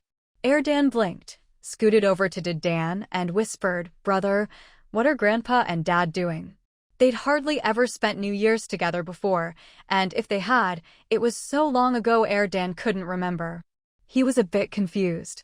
Dan, paying respects to our ancestors. Dan fell silent, his playful expression turning serious. Once Chenlai sat back down, Chenbai smiled, picked up his chopsticks, and took a piece of fish. "Eat, eat, eat, may we have abundance every year." Once he started, everyone dug in, and the heavy atmosphere quickly faded. After dinner, Chenbai and Mrs. Ming changed into the clothes Su Qinghu had prepared for them. Mrs. Ming was dressed from head to toe in clothes Su Qinghu had picked out. Chenbai only wore the wool sweater and thermal pants Su Qinghu had bought him. His outerwear was still his usual. They'd just finished tidying up, hadn't even had time to wash the dishes, when a group of kids burst in to wish them a Happy New Year. Mrs. Ming had already prepared red envelopes and handed them out one by one. There wasn't much money inside. It was just for the festive spirit. Su Qinghu also handed out red envelopes. Not for appearances, but because she knew for kids, the best part of New Year's was getting lucky money, even if it didn't end up in their own pockets. Sure enough, as soon as she pulled out a stack of red envelopes, the kids lit up and started spouting blessings nonstop. When she handed out the last one and met Dan's sparkling eyes, her hand moved on its own, pulling out 2 more red envelopes and giving one each to Dan and Dan. As expected, Dan quickly accepted his, grinning from ear to ear. Seeing Dan take his, Dan accepted his as well. This was the second red envelope they'd received from Su Qinghu. "Go on, go play," Su Qinghu waved them off. "Remember to come back when you're done. This afternoon we'll go fly kites." Soon, she and Chenlai would have to go visit relatives for New Year's greetings. By the time they got back, it would probably be time for lunch.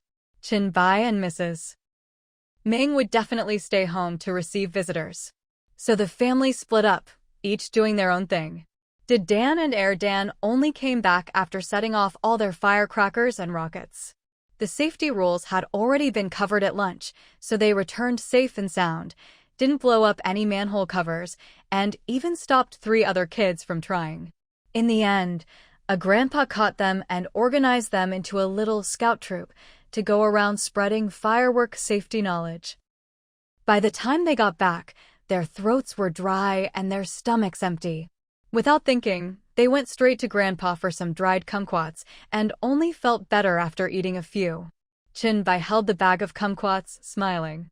"Hungry?" "Yeah." Dan nodded, then excitedly told Chenbai all about his and his brother's heroic deeds with their friends.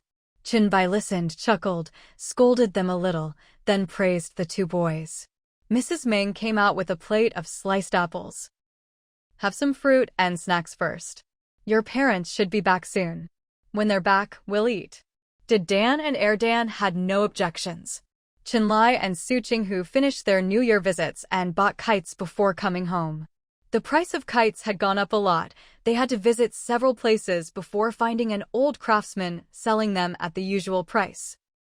They'd planned to buy just 2 or 3 and take turns, but the old man's craftsmanship was so good, Su Qinghu couldn't resist and bought 6.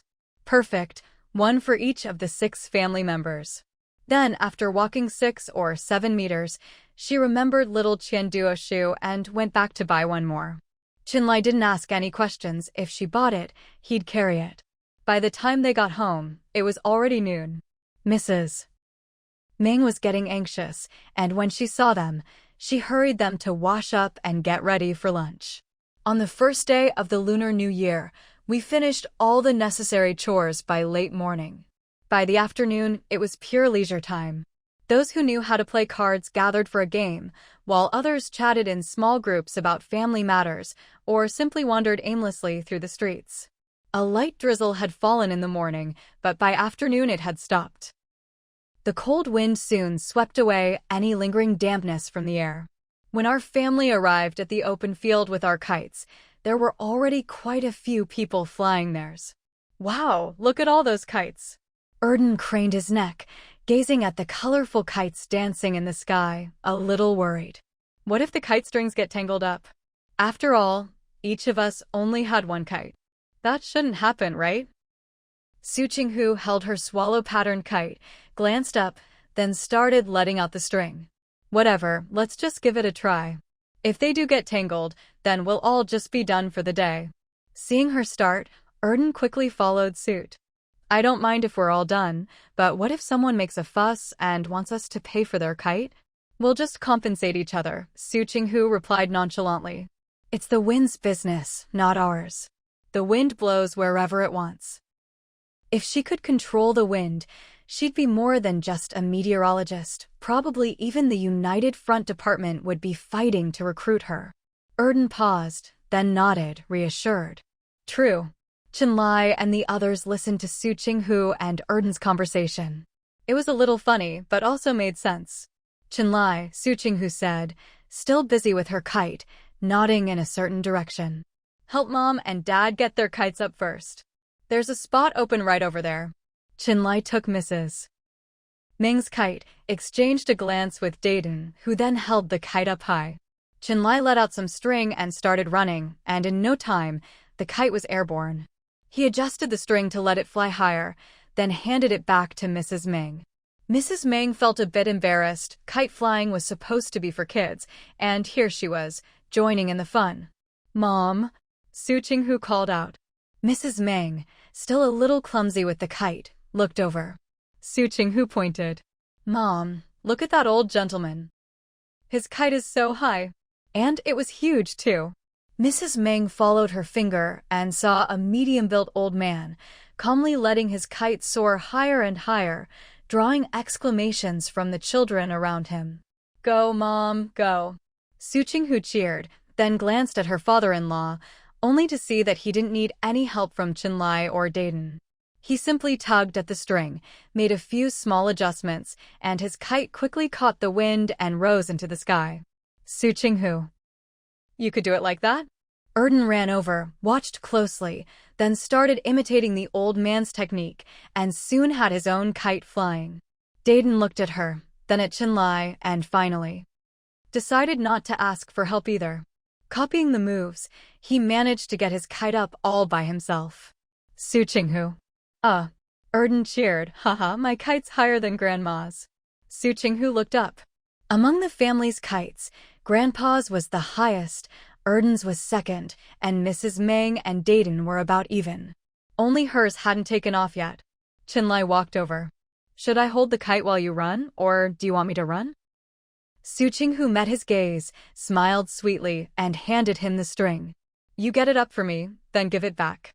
In the open field, a handsome man holding a kite, striding toward her. No matter how you looked at it, it was a sight for sore eyes. A moment later, as Chenlai strode back toward her, Su Qinghu's face lit up with satisfaction.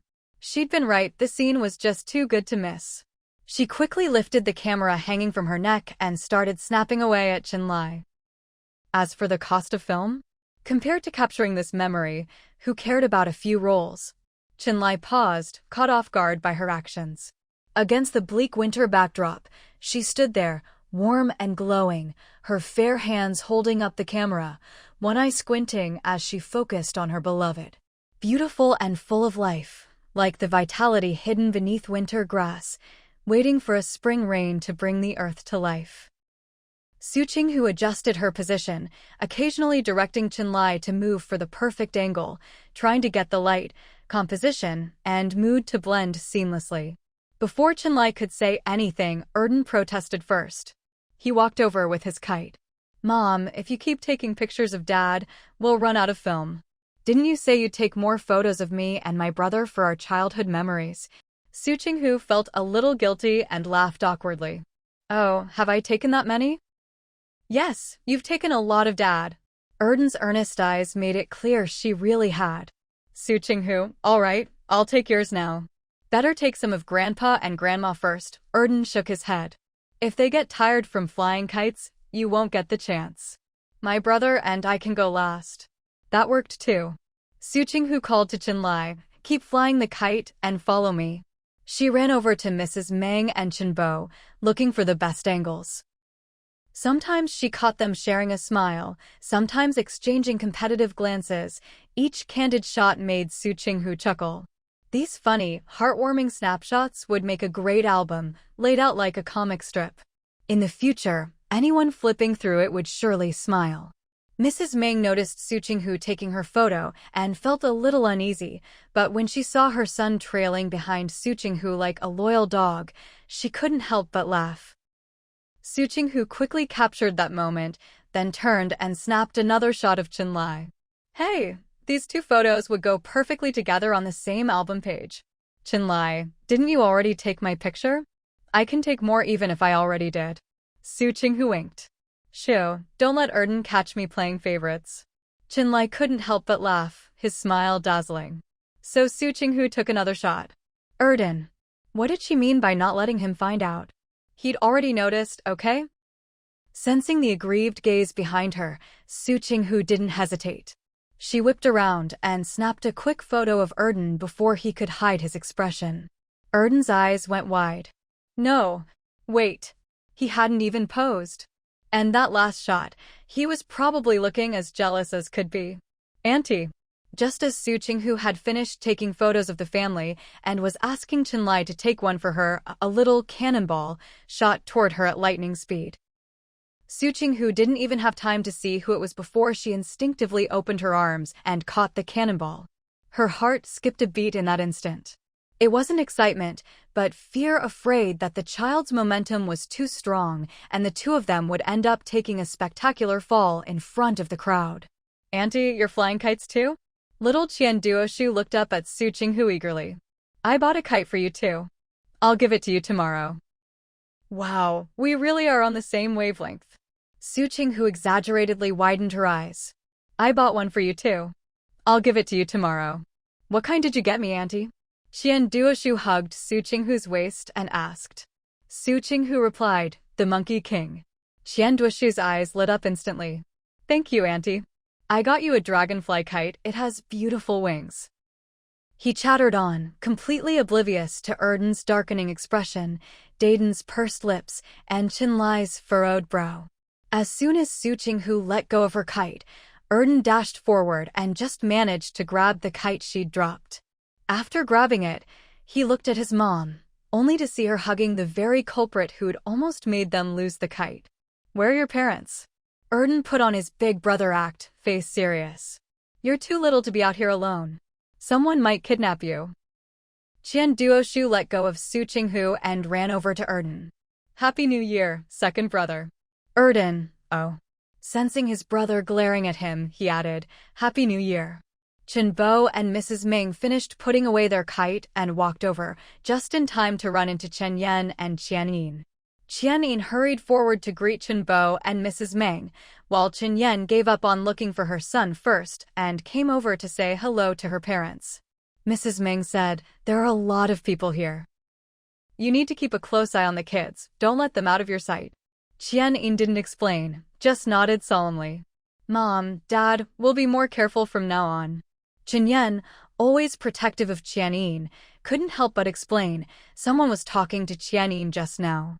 He turned around for a second and the kid ran over here. Oh, Xiao Qian had something to do. What about you? What were you doing? Mrs. Meng said calmly. Chen Yan, don't blame everything on Xiao Qian. He spends plenty of time with the child. Mom, I like taking care of Duo too.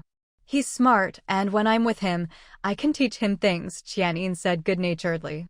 Besides, Duo really likes his auntie. He just got a little excited seeing her. They hadn't seen each other for half the winter break, so he could understand his son's feelings. It was probably the same as his own passion for research. When Chen Yan heard her son liked Su Qinghu, she couldn't help but feel a pang of jealousy. But before she could dwell on it, a startled cry came from nearby. She turned to see Su Qinghu and Chenlai suddenly sprinting off in the same direction.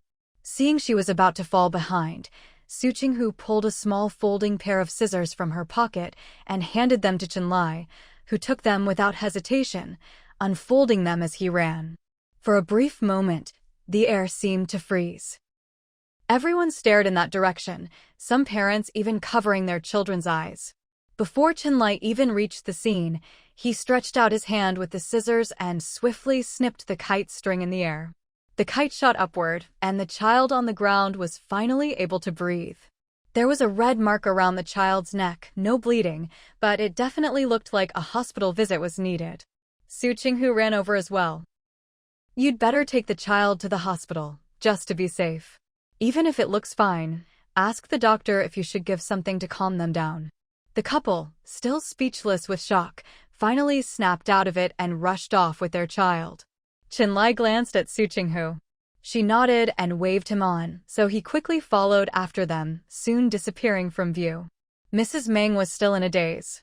She rushed over and took the kite from Erden's hands. "I'll put this away for you." Erden, deprived of his kite. He looked at his brother, who was still holding his own kite, about to protest, when a hand reached over and took that one too. Looking up, he saw it was Qian-yin, Duoshu's father and his brother's uncle. What just happened? Mrs. Ming's heart was still pounding.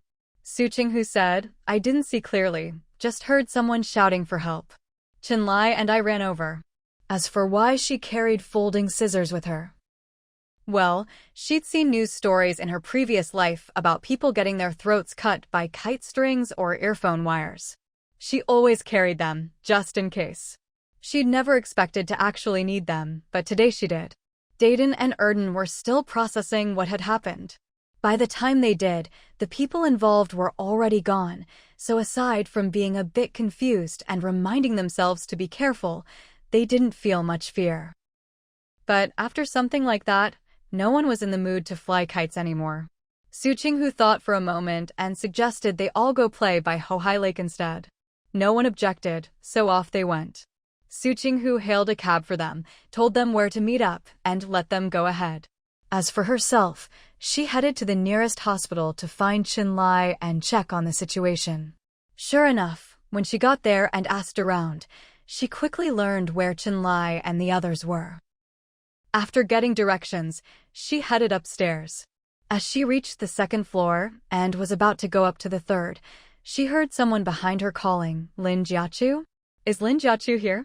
Please go to exam room 2. Su Qinghu paused on the stairs. For some reason, she couldn't help but follow the voice. Exam room 2 was empty, no patients inside, and none of the people sitting nearby seemed to fit the age or description. She asked a nurse, who glanced at her, assumed she was related to Lin Jiachu, and told her to call the patient back. Apparently, no one had answered when the name was called. Su Qinghu smiled and headed up to the third floor. As soon as she arrived, she saw a man coming toward the stairs. "Chenlai." Su Qinghu waved her hand. "Over here." Chenlai spotted her right away and hurried over. "Why are you here?" "Mom and Dad didn't want to fly kites anymore, so I asked Duoduo's dad to take everyone somewhere else to play. I was worried you'd come back and not find us, so I came to look for you. How's the child?" Chenlai guided her out as he replied, "There was some injury, but with rest, they'll recover. Once healed, there shouldn't be any problems with speaking." "That's good then." Protected by Chenlai, Su Qinghu followed him out. "Let's make a phone call in a bit. I'll let Sisterly know about this. She can arrange for a feature." Chenlai naturally had no objections. "All right." The two of them walked downstairs together, close to each other. When they reached the second floor, Su Qinghu couldn't help glancing toward consultation room number 2, but quickly looked away. What was she looking for, really? Even if they met, would they even recognize each other? After all, nearly 20 years had passed. "What are you looking at?" Chenlai followed her gaze.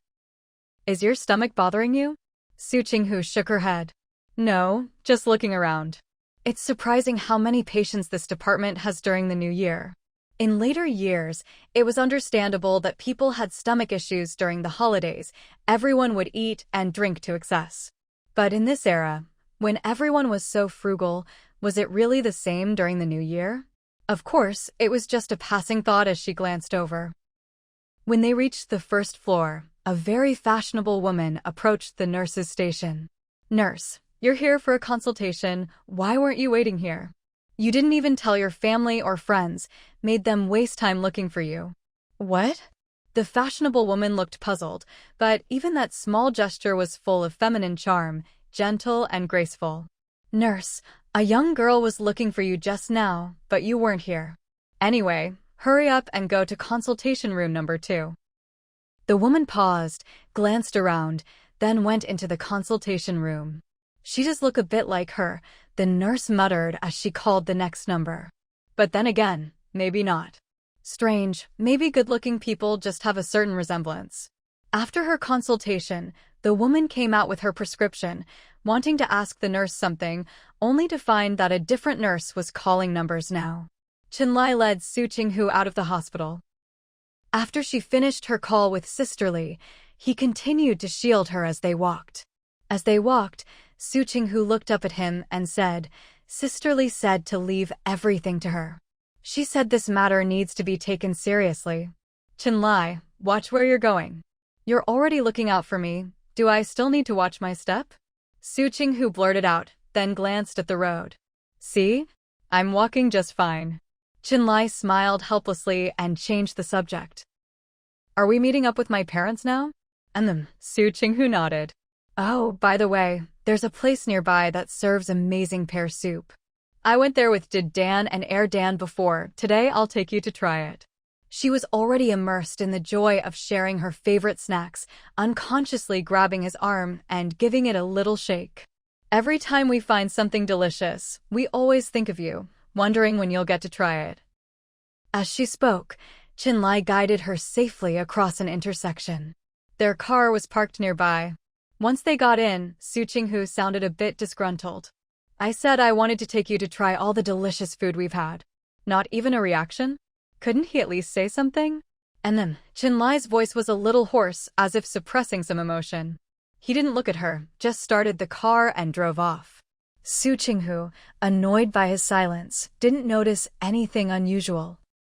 Since he wasn't talking, she decided not to talk either. Fine. From now on, whenever she found something tasty, she'd never share it with this annoying man again. Let him go eat dust. When they arrived, Su Qinghu didn't wait for him. She got out of the car and strode ahead. Chenlai parked and quickly caught up with her in a few steps. "You." He started to say something, but before he could finish, Su Qinghu spun around and jabbed a finger hard into his chest. Of course, to him, it was barely a tickle, but he obediently stopped in his tracks. Su Qinghu lowered her hand.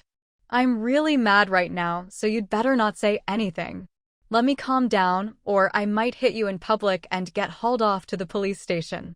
Chenlai couldn't help but let out a chuckle, but quickly stifled it. She was so adorable, adorable enough to make him want to tuck her into his heart. After saying her piece, Su Qinghu ignored him and marched off toward their destination. Chenlai watched her back with a smile, following at a leisurely pace. "I was wrong," he said. His tone was soft, and his apology was sincere.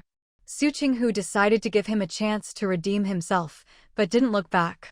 As she walked, she asked, "And what exactly were you wrong about?" "I was wrong because," Chenlai started, then paused. Su Qinghu was waiting for him to finish, but after a long silence, she couldn't help turning to look at him. He was smiling at her. Meeting his gaze, seeing the intensity in his eyes, Su Qinghu's heart skipped a beat.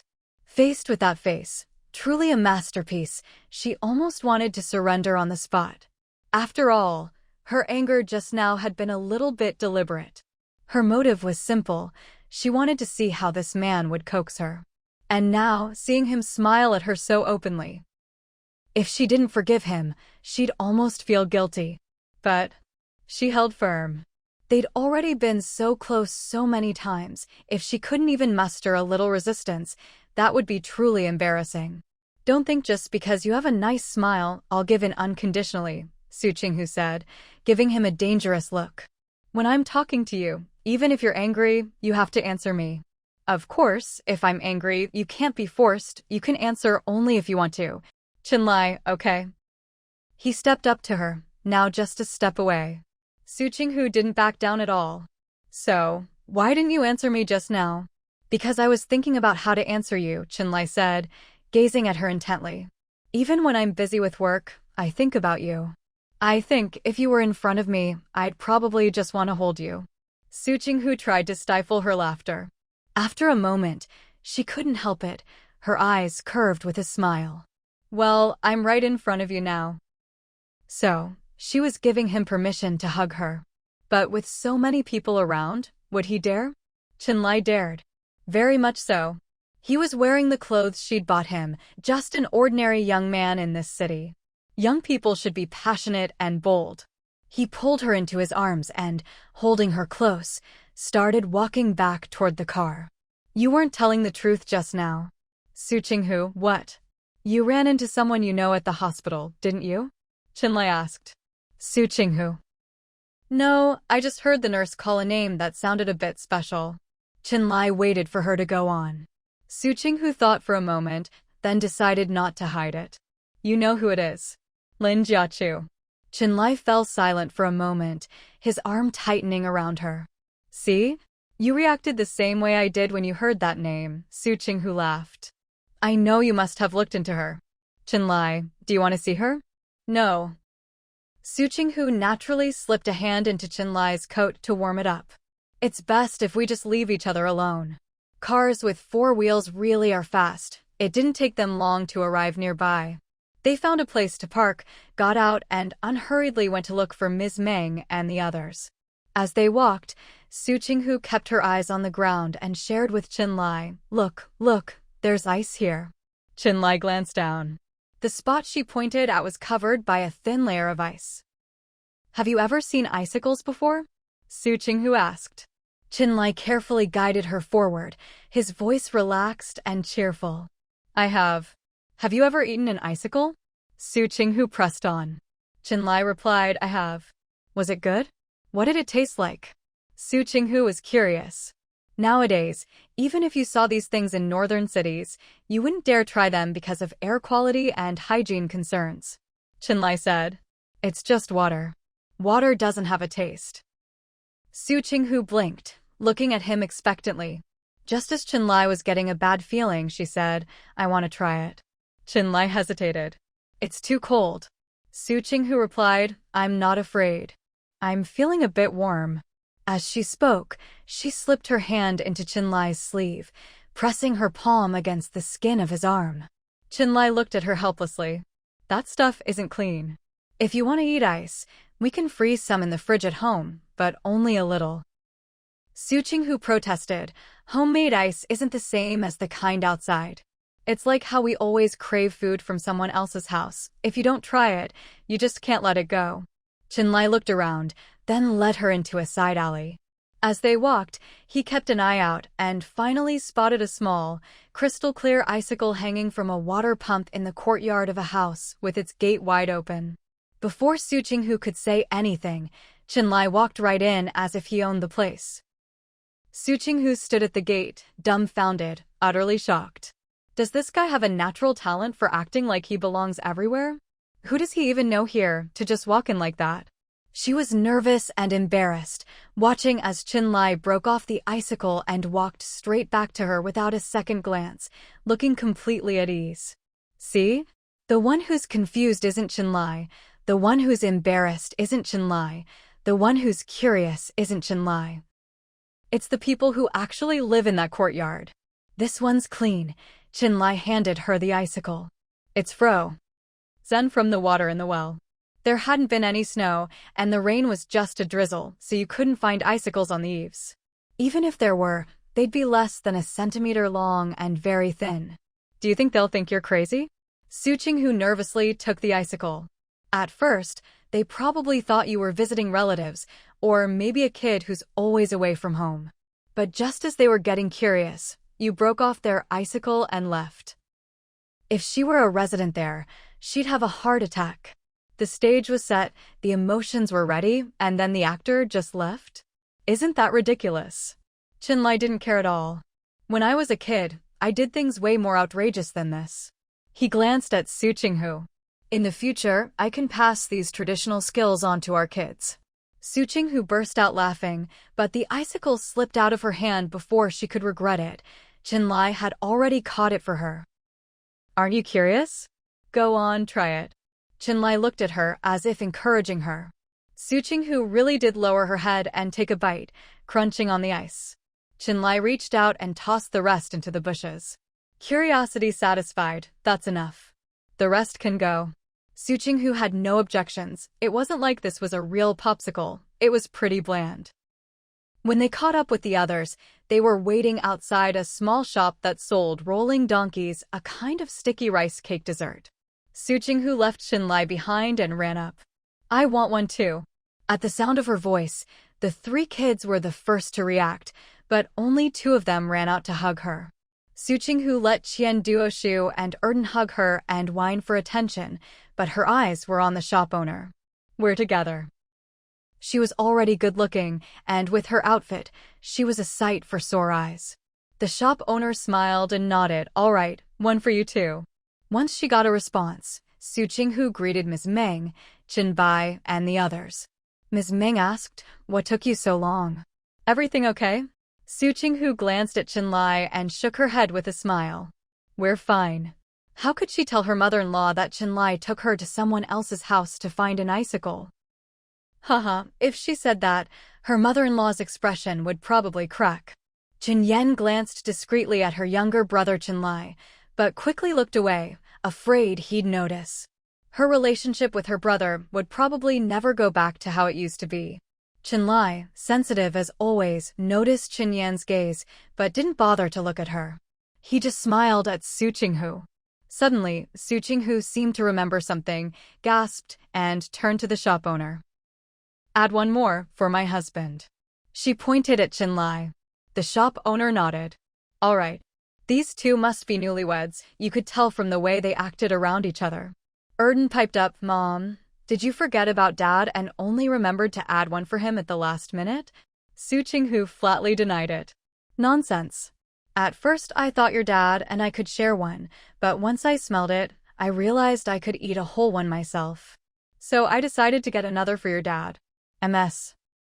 Meng and Qin Bai smiled warmly at this. Qian Yin also gave a friendly smile, while Qian Duoshu covered her mouth, grinning mischievously. Only Erden looked exasperated, staring up at the sky. No surprise there. He was used to his mom being like this. Qinlai, on the other hand, looked a bit embarrassed. He cleared his throat, and as his eyes wandered, he met Dayton's knowing gaze.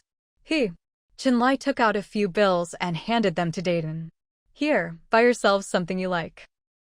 Dayton quietly accepted the money. Thanks, Dad. Actually, he had money. Just like Erden, he was better off than his dad. Neither of them knew that Qinlai had invested money with his Southern Army buddies to start a business. Otherwise, they wouldn't always feel like they shouldn't spend their dad's money. But at this moment, for the sake of his father's pride, Dayton took the money. Ever since Su Qinghu joined the family, the atmosphere had become much livelier. As the 2 kids chatted nonstop with her, the group strolled around, eating and playing whenever they saw something fun. On the way home, each of the 3 kids was holding an enamel mug Su Qinghu had won for them at a ring toss game, all of them excited.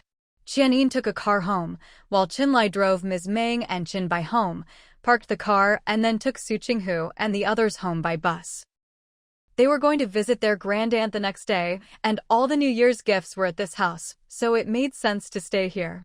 That night, the 2 of them inevitably had some deep communication. Qinlai's body cast a powerful silhouette as he said, "About what I said this afternoon, let me correct myself." His voice was low, almost a lover's whisper. Su Qinghu's mind was almost blank at that moment, but she still heard him say, "Every time I miss you, it makes me want to be with you like this, entwined, never letting go." When Qinlai dragged Su Qinghu out from under the covers, she was still a little groggy. She stared blankly at him for a while before mumbling, "You're certainly full of energy." She felt like she'd barely slept at all before it was already morning. And this guy? He was already fully dressed and ready to go. Qinlai smiled and reminded her, "It's 8 o'clock.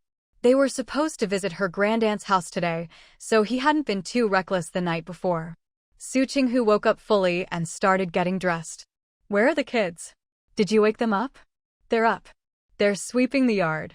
As for Chu-yi, apart from eating, drinking, and playing, she never did any chores, especially not manual labor. Today was the second day of the new year, so everything could go back to normal. There's still one more dish to make. I'll head to the kitchen first. Once you're up, go wash up, and then we'll eat. After giving his instructions, Qinlai got up and went to the kitchen.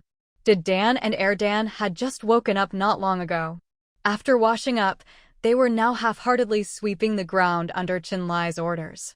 Hey, how much lucky money did you get? Dan glanced sneakily toward the kitchen before sidling up to his brother and whispering. Dan replied, why do you want to know? I'm sure it's not as much as you got. He was 11 by Chinese reckoning, which meant that in the eyes of adults, he was already a big kid at that awkward age where some people still gave him lucky money and some didn't. So apart from his grandparents and parents, some relatives gave him money, some didn't. Dan pressed, come on, just tell me. What's in it for me? Dan looked at him. Are you going to make up the difference for me? Dan protested. I'm your little brother. Since when do little brothers give money to big brothers?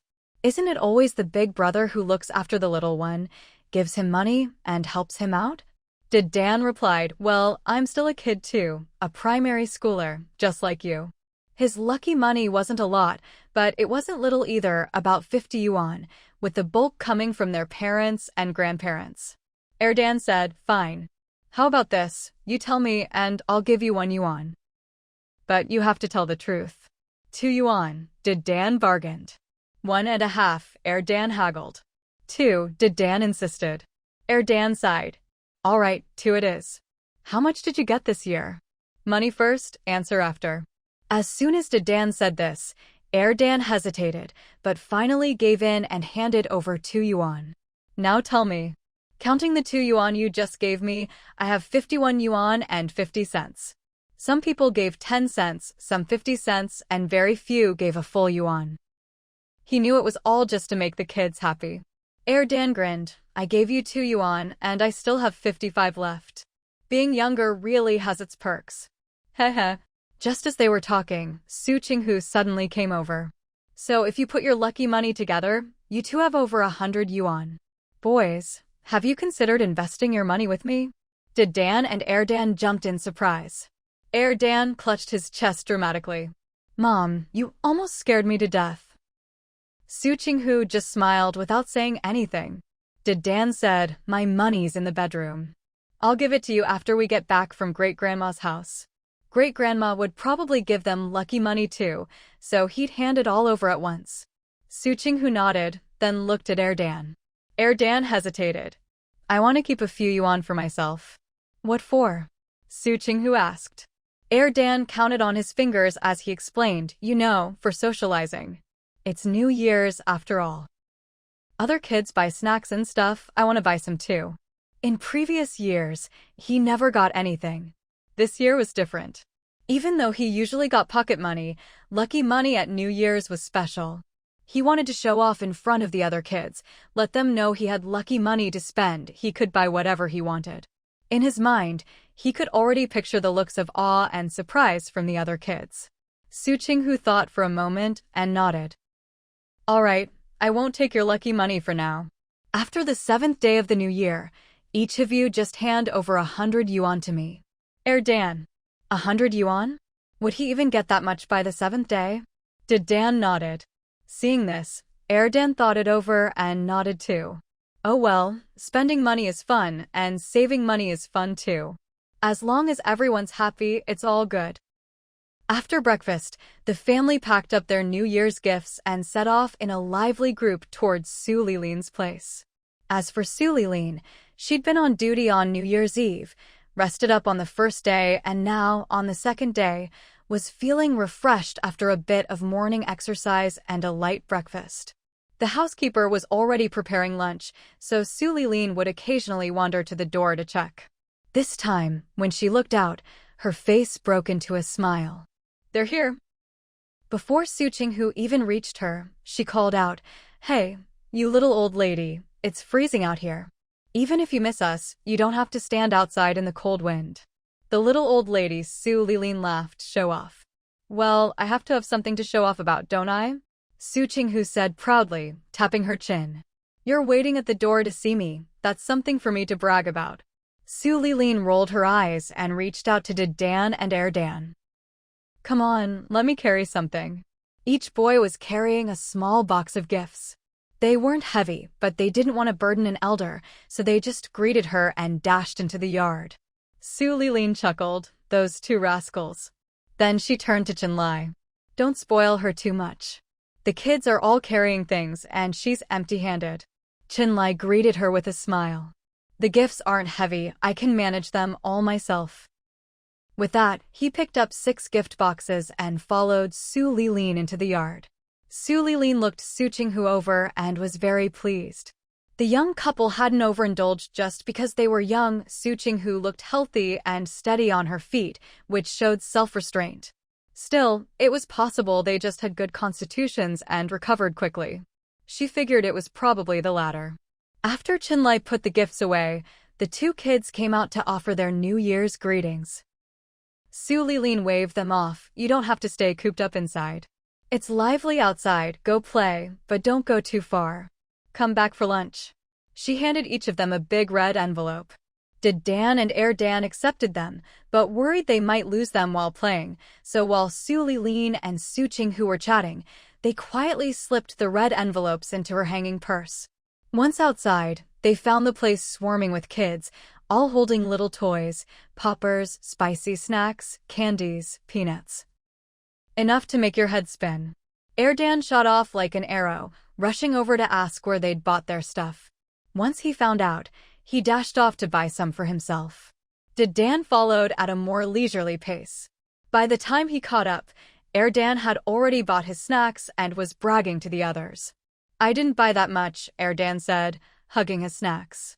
"Anyway, my mom said I can spend my lucky money however I want." "What if you spend it all? Won't you get in trouble?" A chubby kid asked skeptically. "My mom said the same thing last year, but she still ended up spanking me." Adults always lie to kids. Dan replied, "My mom never hits anyone. I even tried to teach her, but she never learned." The other kids stared at him in disbelief. "Are you stupid? If you teach her, won't you be the one getting hit?" Dan took 2 steps back, putting some distance between himself and his silly brother. She might not hit people, but he would. Things were bustling over here, so much so that even passing adults couldn't help but glance over. Dan was bragging up a storm, spinning wild tales that left all the other kids green with envy. The way they looked at him, you'd think they were about to turn into little monsters. Everyone was thinking the same thing. Why are other people's moms so nice? Why don't their moms take away their New Year's money? Why do other kids get to spend their lucky money however they want? The kids were so convinced, they couldn't even muster a skeptical, "Are you sure you're not making this up?" Dan couldn't bear to watch. He didn't bother joining the crowd, instead keeping a not too close, not too far distance, just in case he needed to step in and stop his brother from running his mouth too much. As he listened, he suddenly felt someone's gaze on him. Dan looked over and was momentarily stunned. It was because the kid, who looked about his age, was sitting in a wheelchair. When Dan looked over, the boy quickly looked away. He and Dan had seen plenty of veterans with disabilities after the war, so they'd long ago learned the basics. Don't stare, don't act too surprised, and treat people as normally as possible. Back then, they hadn't really thought much about it, but later, when his brother started some kind of organization and their teacher joined in because she was worried, they learned a lot more from her. They found out how to communicate with different kinds of people in the right way. But seeing someone so young in this situation was a first for Dan, and he lost his composure a bit. The boy in the wheelchair was being pushed by a calm, energetic middle-aged man. The two didn't go into the corner store, just lingered nearby for a bit. Once things quieted down, they left, the whole visit lasting less than 15 minutes. As soon as they were gone, the air seemed to buzz and boil again. Dan listened, Everyone was talking about the boy in the wheelchair. Luckily, Dan took charge, even teaching the other kids how to interact with people with disabilities. Dan was pretty satisfied. The urge he'd had to keep an eye on Dan for Su Qinghu, ready to step in as the enforcer and smack some sense into his brother, faded a bit. Almost an hour had passed, and the bragging session still wasn't over. Dan finally called out to him. Dan abruptly stopped talking and looked over the crowd to his brother. Fine, some of the kids were too tall and blocked his view, so he just shouted, "Give me 5 more minutes. I'll finish telling them about that movie we watched last time." He gestured animatedly as he wrapped up the story, going well over 5 minutes. When he finally said goodbye, the little kids clung to him, asking where he lived, if they could come play at his house, and if he'd come back in the afternoon to tell more stories. No one knew what Dan said to them, but soon enough, they let him go, all smiles. Dan trotted over to Dan, eyes full of pride. "Bro." In just a short while, so many kids wanted to make him their leader, haha. Dan warned, "Careful you don't brag too much. If people get annoyed, you'll end up getting beaten up." "No way," Dan grinned, then pulled a bag of sugar-coated peanuts from his stash and handed it over. "Bro, these are really good. Try them." Dan took them. "Did you buy those poppers?" "Of course." Dan showed him. "See? Right here." "You only bought some for yourself?" Dan asked. "Well, yeah. We both have New Year's money. If you want some, buy your own." Dan eyed him warily. "You already tricked me out of 2 yuan this morning. Don't think I'll spend my money on you now. I already played with poppers on New Year's Day. I'm not interested now. But you're just going to play by yourself? Not saving any for her." On New Year's Day, even though she and Dad were busy visiting relatives, when they got back, before heading out to fly kites, didn't she use up all the leftover poppers herself? Clearly, she liked playing with them. Dan paused, looked at his pile of stuff, then at the store, and finally gave in. Fine. I'll give her this box of poppers. I'll just borrow a couple to play with myself. Otherwise, if he didn't bring any home by dinner time, she'd ignore him for hours." The two of them joked and laughed as they headed home. After they'd walked a bit, the middle-aged man and the boy in the wheelchair came out from around the corner, heading to the store to buy poppers. Su Qinghu had prepared a feast. There were even some southern ingredients on the table. The meal was lively, of course. With Dan's sweet talk, Su Qinghu's playful banter, and Chenlai's steady presence, Dan's quietness didn't stand out at all. Su Qinghu was genuinely happy, urging everyone to eat more. "When Xiaochen's leave is over, you bring the 2 kids and stay at my place for a few days," Su Qinghu said, using the communal chopsticks to give Su Qinghu a piece of fish. "Just for Lantern Festival. Make sure you set aside those days for me." Su Qinghu nodded. Don't worry. Since you asked, I'll definitely make time for you." Su Qinghu felt content and at ease. The young couple had gotten married on the 29th of the lunar month, and by Lantern Festival, it would be just over 2 weeks. When the kids came over, she could observe them, see if their diet changed, check their complexion, and use that as a reference. She hadn't finished her thoughts when Su Qinghu pulled her back from her happy daydream. "Great aunt, what are you thinking about? You look so focused." Su Qinghu, I was just thinking about where we should go play when the time comes." Su Qinghu didn't quite believe her, but let the old lady off the hook. "Just let me know 2 days in advance what you want to do, and I'll make a plan." "A plan? What kind of plan?" Su Qinghu was curious about the term. Su Qinghu. She didn't know how to explain for a moment. "It's like conquering territory?" Su Qinghu put down her chopsticks and thought seriously. "To put it simply, it's a travel guide." "Yes, a detailed travel guide and itinerary." Su Qinghu nodded. "All right, I'll leave it to you." She had plenty of patience as a doctor, but for anything else, she really didn't have the patience to plan. Chenlai could only smile helplessly. He hadn't even finished his leave, and these two were already planning their happy days after he was gone. But, looking at it another way, it was nice. After he left, she'd still have a rich, joyful life, not like some couples who end up resenting each other. They stayed at Su Lilin's until 5, ate another meal, and only then were they allowed to leave. After getting out of the car, Qinlai walked alongside Su Qinghu, each carrying a box, one of longans, one of hickory nuts. The two kids walked slowly ahead, sighing every few steps. So full. Great-grandma is too enthusiastic. I like great-grandma. Dan clutched his belly, suffering but sweetly happy. I'm going to be go. OD to great-grandma from now on. Su Qinghu just shook her head. If you couldn't eat any more, why didn't you say so? Forcing yourself only makes you uncomfortable. But every time she urged me, I felt like I could eat another bite. Dan sighed dramatically. I'll remember for next time. Dan didn't say anything, but Su Qinghu could tell by the way he walked that he was feeling it too. She held back her laughter and didn't call him out. The new year is all about visiting relatives and friends, eating, drinking, and having fun. Sometimes when Qinlai went out, Su Qinghu wouldn't go with him, unless others were bringing their families too. If it was an all-male gathering with no spouses, she absolutely wouldn't attend. So, whenever he went out, Su Qinghu would take Dan and Dan, call up Ms. Meng and Qinbo, and head out to have fun. Sometimes, by the time Qinlai got home, Su Qinghu and the others still hadn't returned. Qinbo and Ms. Meng enjoyed themselves too. Nowadays, it's rare for young people to take elders out to play, so Su Qinghu was a bit of an oddity, but she also made the elders in the compound envious. Of course, it wasn't just about having fun, she also taught them things. She treated her in-laws and children equally, teaching them how to take photos.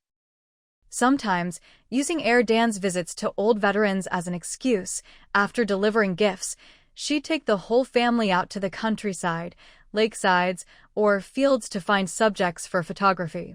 However, Qinbo was different from Ms. Meng and the two kids. After picking up the basics of photography, he preferred mingling with people, especially the old veterans. Eventually, Su Qinghu simply asked Cheng Qian to ship her 2 cameras and some film from Shanghai, and she drove to the station to pick them up. Once she got them, she gave 1 camera to Qinbo and 1 to the kids. As for herself, she was used to her old camera and kept using it. After days of wild fun, she handed out all the cameras on the 5th day of the new year. On the 6th day, Su Qinghu stayed home and didn't go anywhere, with their new cameras, ones that belonged just to them. Dan and Dan were hardly home except at mealtimes. So, on the morning of the 6th day, as soon as the kids left, Qinlai closed the door and pulled Su Qinghu away to do something fun. During their brief break, Su Qinghu stared speechlessly at the ceiling. As much as she enjoyed their intimacy, it was exhausting. Honestly, she felt like she was about to fall apart.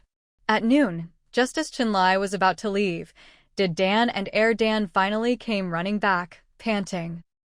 As they spoke, white puffs of breath came out in front of their faces.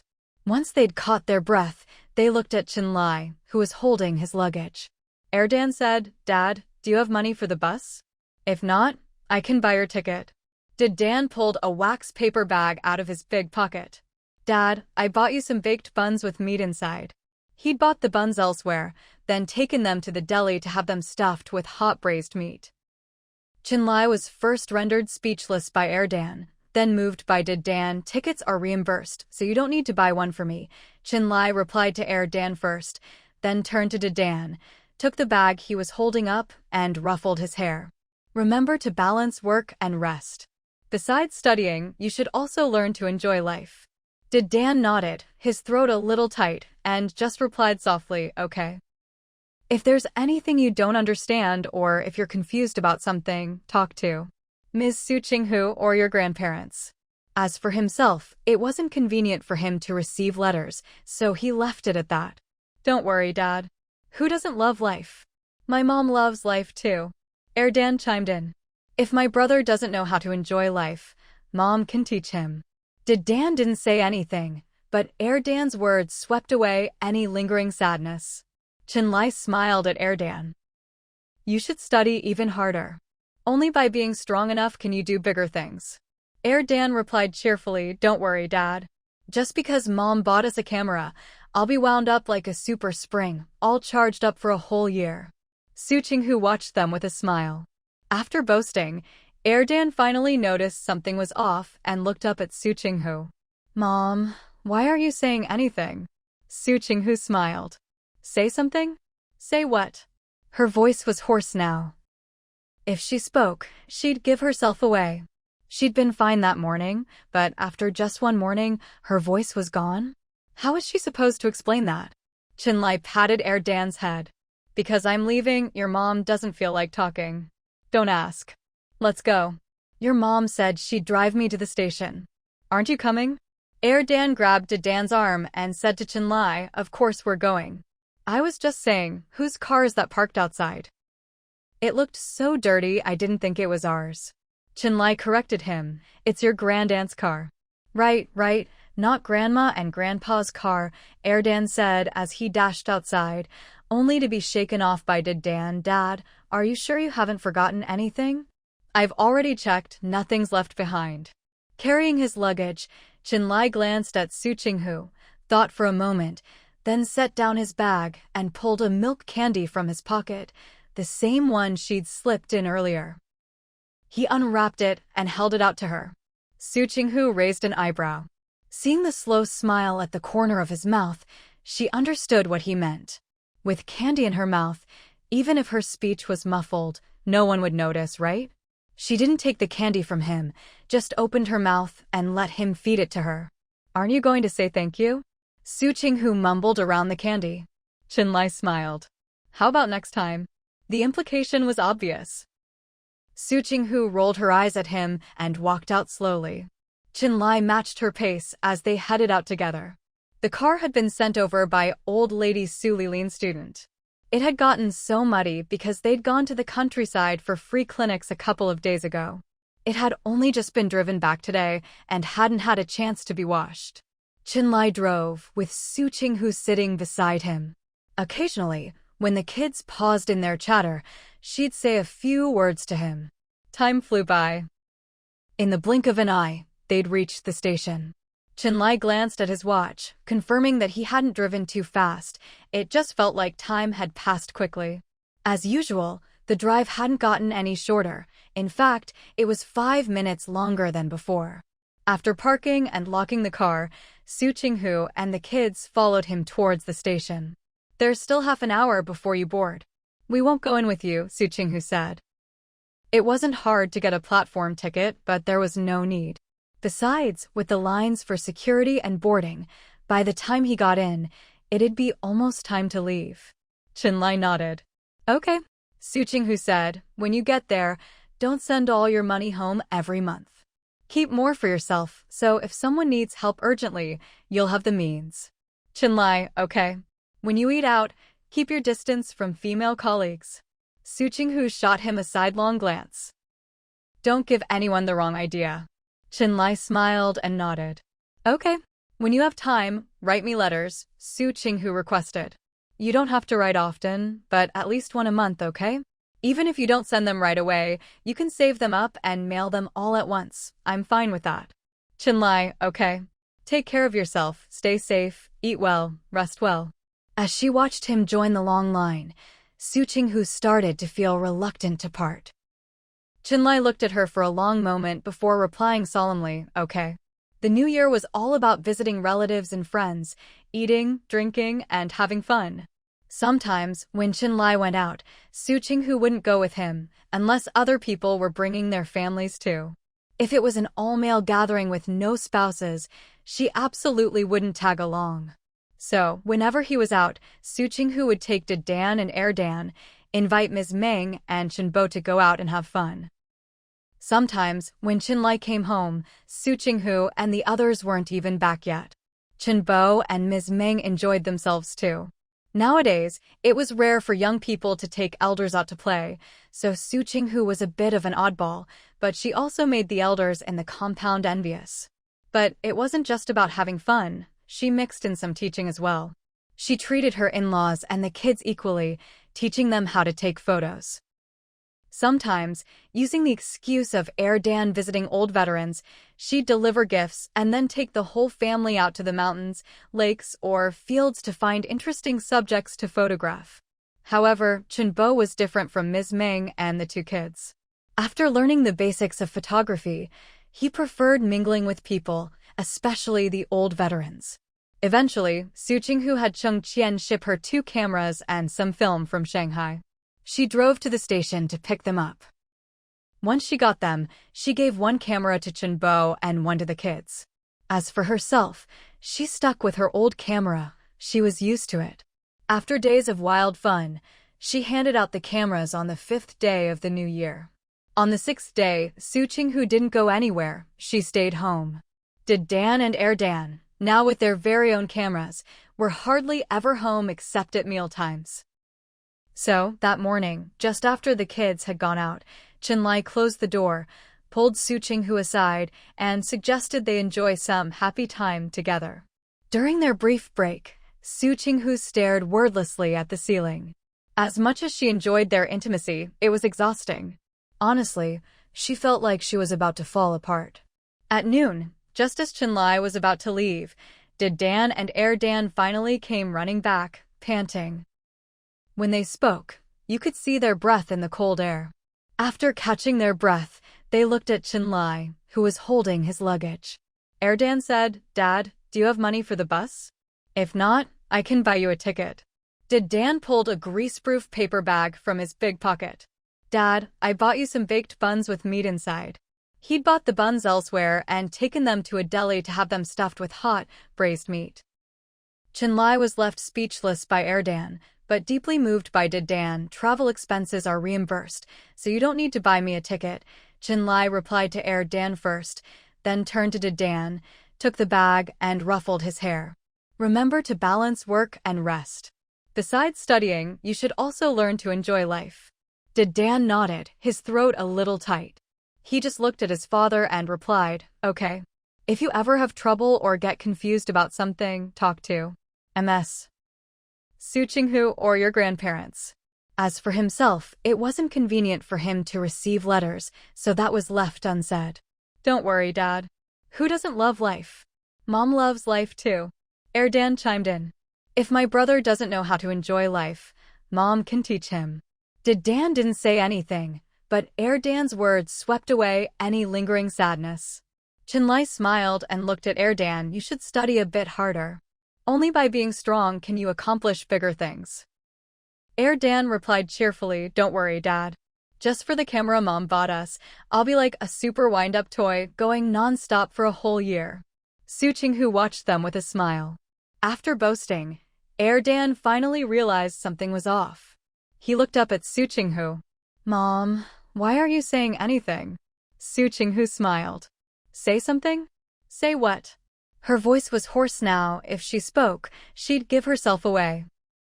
She'd been fine in the morning, but after just one morning apart, her voice was gone. How was she supposed to explain that? Chenlai patted Dan's head. "I'm leaving soon, so your mom doesn't feel like talking. Don't ask." "Come on," she said she'd drive me to the station. "Aren't you coming?" Dan grabbed Dan's arm and said to Chenlai, "Of course we're coming. I was just saying, there's a car parked outside that looks filthy, so I didn't think it was ours." Chenlai corrected him, "It's your grandaunt's car." Right, not Grandma and Grandpa's car," Dan said, dashing outside, but Dan broke free and asked, "Dad, are you sure you haven't forgotten anything?" "I've already checked, nothing left behind." Chenlai picked up his luggage, glanced at Su Qinghu, thought for a moment, then set his bag down and pulled a milk candy from his pocket, the one she'd stuffed there earlier. He unwrapped it and held it out to her. Su Qinghu raised an eyebrow. Seeing the smile slowly appear on his lips, she understood what he meant. With candy in her mouth, even if her speech was muffled, no one would notice, right? She didn't take it from him, just opened her mouth and let him feed it to her. "Aren't you going to say thank you?" Su Qinghu mumbled around the candy. Chenlai grinned. "Next time, okay?" His meaning was obvious. Su Qinghu rolled her eyes at him and walked out slowly. Chenlai matched her pace as they walked outside together. The car had been sent over by old lady Su Lilin's student. It had just come back from a rural medical trip a couple of days ago, which was why it was so muddy. It had only just returned today, and there hadn't been time to wash it. Qinlai drove to the station, with Su Qinghu sitting beside him. Occasionally, when the kids were quiet, she'd say a few words to him. Time flew by, and in what felt like the blink of an eye, they arrived at the station.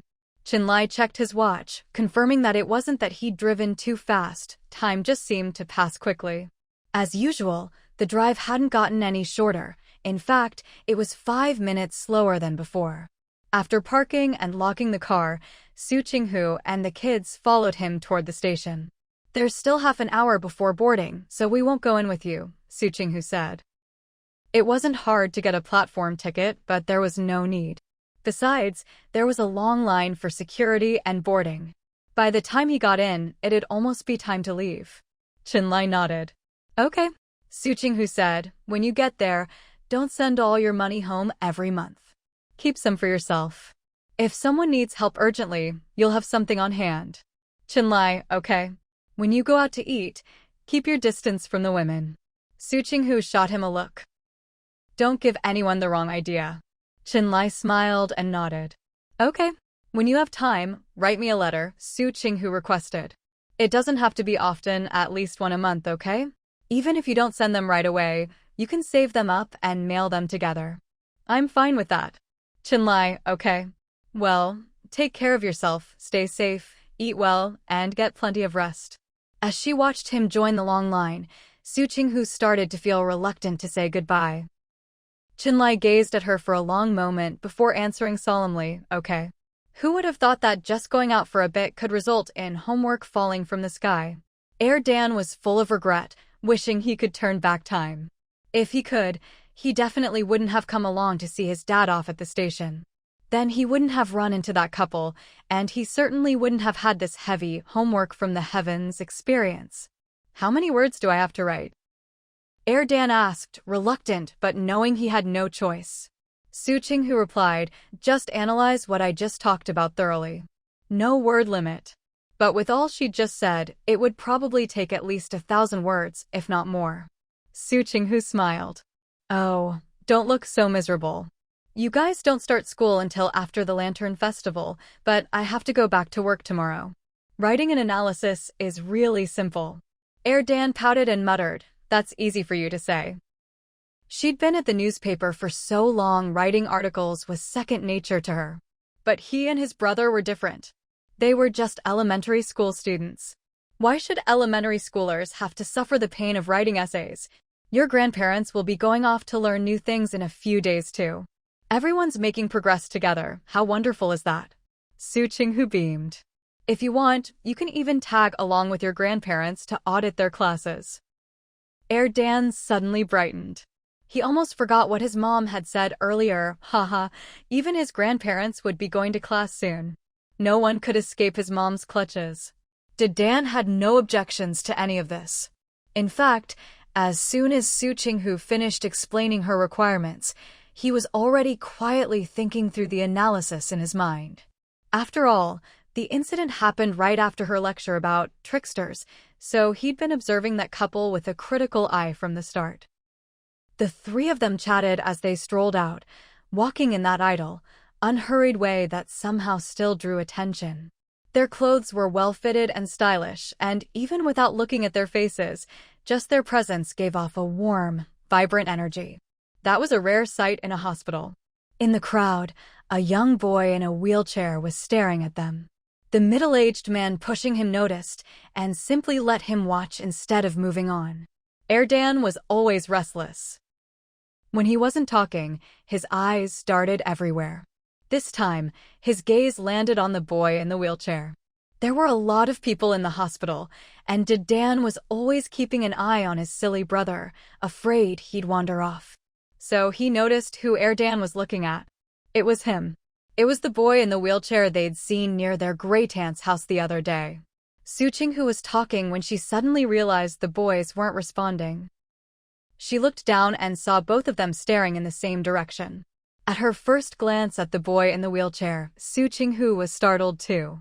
She nudged the boys and whispered, "Is he one of our relatives?" He looked familiar, but she couldn't place him. Maybe he was someone's kid from the wedding that she hadn't remembered? Awkward. She couldn't match the face to a name. Did Dan and Dan both froze? Dan blinked. I don't think so. I've never seen a relative like that. He didn't recognize the man beside the boy either. Bro, you've got a good memory. Have you ever seen a relative like that? I didn't see that uncle at Mom and Dad's wedding banquet either. Dan turned to memory machine. Did Dan, all the people we visited or who visited us for New Year's, I don't remember them at all. Did Dan glanced at Dan, then at Su Qinghu. Of all the relatives I've met, none of them are like that. But when we went to great-great-grandma's house, I saw him. He probably lives nearby. So, not a relative. Nothing to worry about then, Su Qinghu whispered. She smiled at the boy in the wheelchair, then asked the boys, "Do you know him? Want to go say hi?" Dan replied, "No need. We don't know him. And he's in the hospital. If we say hi, what are we supposed to say? Happy New Year? Have you eaten? Why are you in the hospital during the holidays?" Su Qinghu almost burst out laughing. "Let's go," Dan said, not wanting to stay in the hospital any longer. "Didn't we say we'd go home, light the brazier, and roast bread slices, sweet potatoes, and peanuts?" Su Qinghu and Dan both turned away. "Let's go then." The two boys moved so quickly and decisively that the boy in the wheelchair, who'd been making eye contact with them, was left a little stunned. The three of them left briskly, disappearing from sight in no time. Once they were gone, the middle-aged man asked the boy something. When the boy nodded, he pushed him toward the consultation room. But just as they turned around, a stylishly dressed woman in high heels walked toward them, step by step. "Madam." The middle-aged man greeted her respectfully, his words tinged with a Cantonese accent. The woman nodded slightly and looked at the boy in the wheelchair. "It's our turn." The boy stared at her for a long moment, then nodded in agreement under her gaze, but said nothing. The middle-aged man kept his head down, not looking at the silent exchange between mother and son. "Why are you a few minutes late?" The woman walked ahead, not looking back as she asked the man behind her. Her enunciation was clear and precise, her Mandarin fluent and standard, so much so that it was impossible to tell where she was from. The man glanced at the boy first. Seeing no objection, he answered, "We were watching the commotion with everyone just now." "What commotion?" The woman paused for a moment, then the rhythmic click of her heels resumed. "A very nice-looking family of 3, the man replied. After a moment, he added, "A woman and 2 children. The woman fell silent after that. When they reached the consultation room, she took a deep breath and knocked on the door. "Come in." Inside, the elderly doctor looked up at her. "Comrade Lin, where's the patient? Didn't she say she was going to find the patient? Hadn't found him yet? Here." Lin Jiachu stepped aside so the man could wheel the boy in. Seeing the boy in the wheelchair, the doctor stood up. Once the boy was in place, he began the examination. The boy's mother had already explained his condition and mentioned that he had a bad temper and might not answer the doctor's questions. So the doctor began the checkup, planning to ask questions only when necessary. "Can you feel this?" "And here." The doctor smiled and stood up. "You're still young, there's hope for you to stand again. If you cooperate, you'll be able to run, jump, and play ball in the future. But if you don't, it'll just take longer to get back on your feet. Chinjieli, could you please be a bit more mature?" Lin Jiachu took a deep breath. "You can be willful, but don't take it out on your own body. You haven't forgotten your manners, have you? When the doctor asks you something, please respond appropriately. Then you can leave." The boy, Chinjieli, finally looked up at her and spoke. Lin Jiachu was stunned for a moment, then pursed her lips and left the consultation room. Who could have imagined that just going out for a bit would result in homework falling from the sky? Dan was full of regret, wishing time could turn back. If it could, he definitely wouldn't have come along to see his dad off at the station. Then he wouldn't have run into that couple, and he certainly wouldn't be saddled with this heavy, heaven-sent homework experience. How many words do I have to write? Dan grumbled, but he knew there was no way out, he had to do it. Su Qinghu smiled. Just analyze what I talked about earlier. No word limit. But with everything she'd just said, there was no way he could get away with less than 1,000 words. Su Qinghu smiled. Oh, don't look so miserable. You don't start school until after the Lantern Festival, but I have to go back to work tomorrow. Writing an analysis is really simple. Dan pouted and muttered, that's easy for you to say. She'd worked at the newspaper for so long. Writing was second nature to her. But he and his brother were just elementary school students. Why should elementary schoolers have to suffer the pain of writing essays? Your grandparents will be going to learn new things in a few days, too. Everyone's making progress together. How nice is that? Su Qinghu beamed. If you want, you can even tag along with your grandparents and sit in on their classes. Dan suddenly perked up. He almost forgot what his mom had said earlier. Haha, even his grandparents would have to go to class soon. No one could escape his mom's clutches. Dan had no objections to any of this. In fact, as soon as Su Qinghu laid out her requirements, he started silently analyzing things in his mind. After all, everything had happened right after her lecture about the hook, so he'd already been observing that couple with a critical eye. The three of them chatted as they strolled out, walking with the aimless, leisurely gait of people with nothing to do, yet somehow drawing everyone's attention. Their clothes were well-fitted and stylish, and even without seeing their faces, just their presence radiated a kind of warm, vibrant energy. That was a rare sight in a hospital. In the crowd, a young boy in a wheelchair was staring at them. The middle-aged man pushing him noticed and simply let him watch, not hurrying him along. Dan was a restless type. When he wasn't talking, his eyes darted everywhere, and that's when he spotted the boy in the wheelchair. Hospitals were crowded, and Dan was always on alert, worried his silly little brother might wander off. So he also noticed the person his brother was watching. It was him. It was the boy in the wheelchair they'd seen near their great-granddaunt's house the other day. Su Qinghu was talking when she suddenly sensed the kids weren't responding. She looked down and saw the two brothers staring off in the same direction. The moment Su Qinghu saw the boy in the wheelchair, she paused for a second, then nudged her kids and whispered, "Is he one of our relatives?" He looked familiar, but she couldn't quite place him. Maybe he was one of the kids she hadn't remembered from the wedding? Awkward. She couldn't match the face to a name. The brothers hesitated. Dan blinked. I don't think so. I don't remember us having a relative like that. He didn't recognize the man next to the boy either. Hey bro, you've got a good memory. Have you ever seen a relative like that? I didn't see that uncle at mom and dad's wedding banquet either. Dan turned to his memory machine brother. All the people we visited and who visited us during New Year's, I don't remember them at all. Dan glanced at Dan, then at Su Qinghu. Of all the relatives I've met, I haven't seen them. When we went to great-granddaunt's house that day, I saw him. He probably lives nearby. Not relatives, then it's nothing, Su Qinghu whispered, smiled at the boy, and asked the kids, do you know him? Want to go say hi? Dan, no need, we don't know him. And he's in the hospital, what would we even say? Happy New Year? Have you eaten? Why are you in the hospital during the holidays? Su Qinghu almost burst out laughing. Let's go, Dan said, not wanting to linger in the hospital. Didn't you say we'd go home, light some charcoal and roast bread, sweet potatoes, and peanuts? Su Qinghu and Dan immediately looked away. Let's go then. Their actions were swift and decisive, so much so that the boy who'd been making eye contact with them was left stunned. The three of them left briskly, quickly disappearing from sight. Once they were gone, the middle-aged man asked the boy something. When the boy nodded, he pushed him toward the consultation room. But just as they turned around, a stylishly dressed woman in high heels approached, step by step. Madam, the man greeted respectfully, his accent revealing a Cantonese lilt. The woman nodded slightly and looked at the boy in the wheelchair. It's our turn. The boy stared at her for a long moment. Under her gaze, he finally nodded in agreement, but said nothing.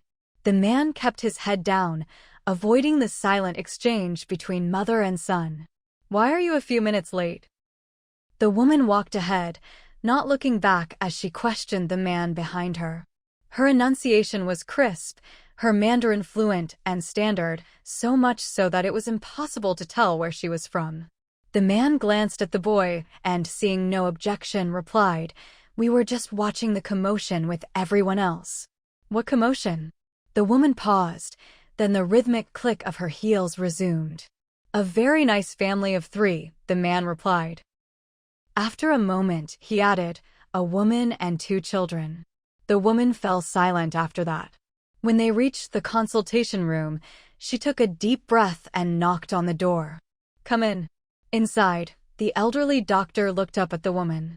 "Comrade Lin, where's the patient? Didn't she say she was going to find the patient? Hadn't found him yet?" "Here." Lin Jiachu stepped aside so the man could wheel the boy in. Seeing the boy in the wheelchair, the doctor stood up.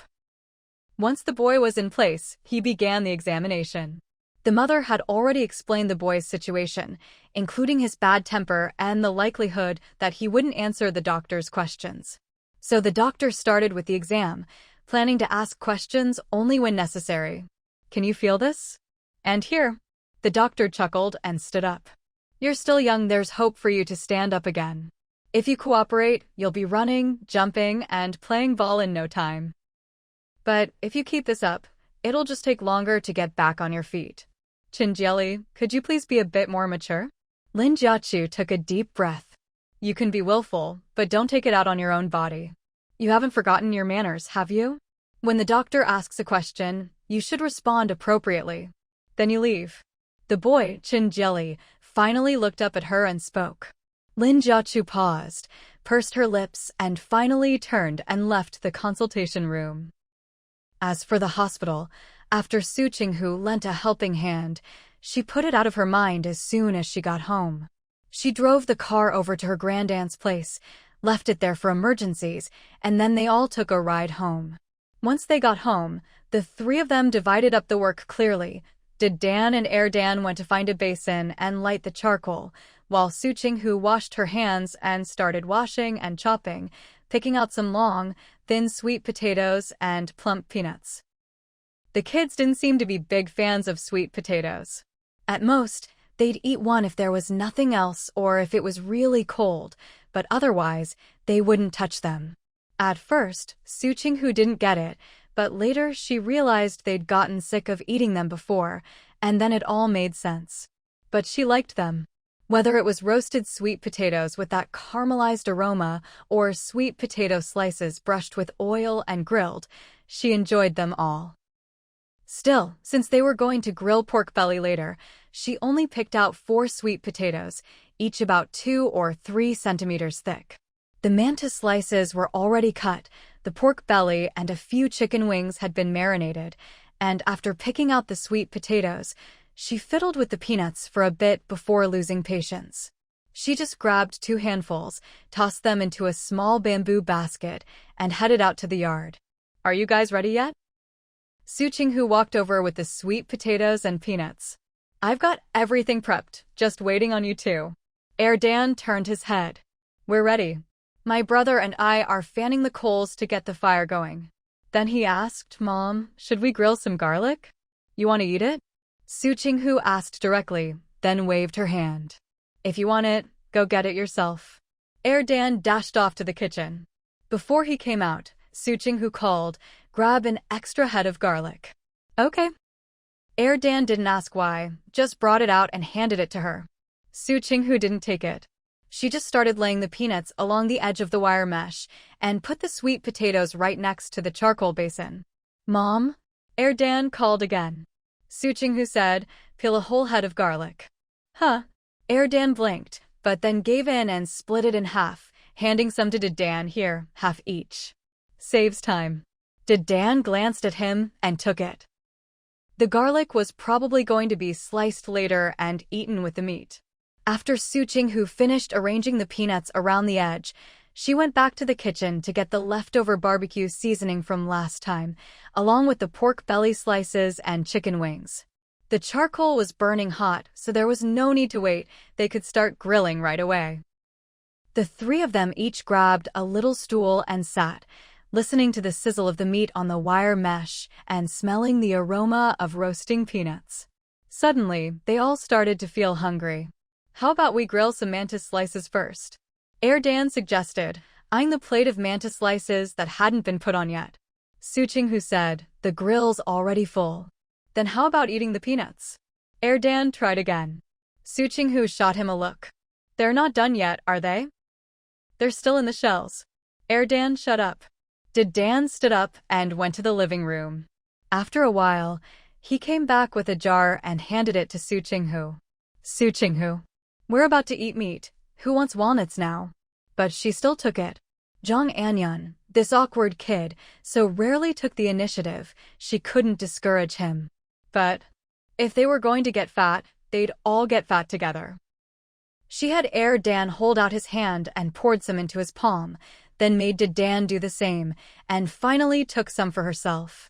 Dan popped one into his mouth, then went to the kitchen to get a pair of scissors. He reached over to cut a piece of meat off the grill to check if it was done. Those scissors were ones Su Qinghu had bought specifically for barbecues. They were kept in the kitchen and only used to check if the meat was cooked. The scissors went through the meat easily.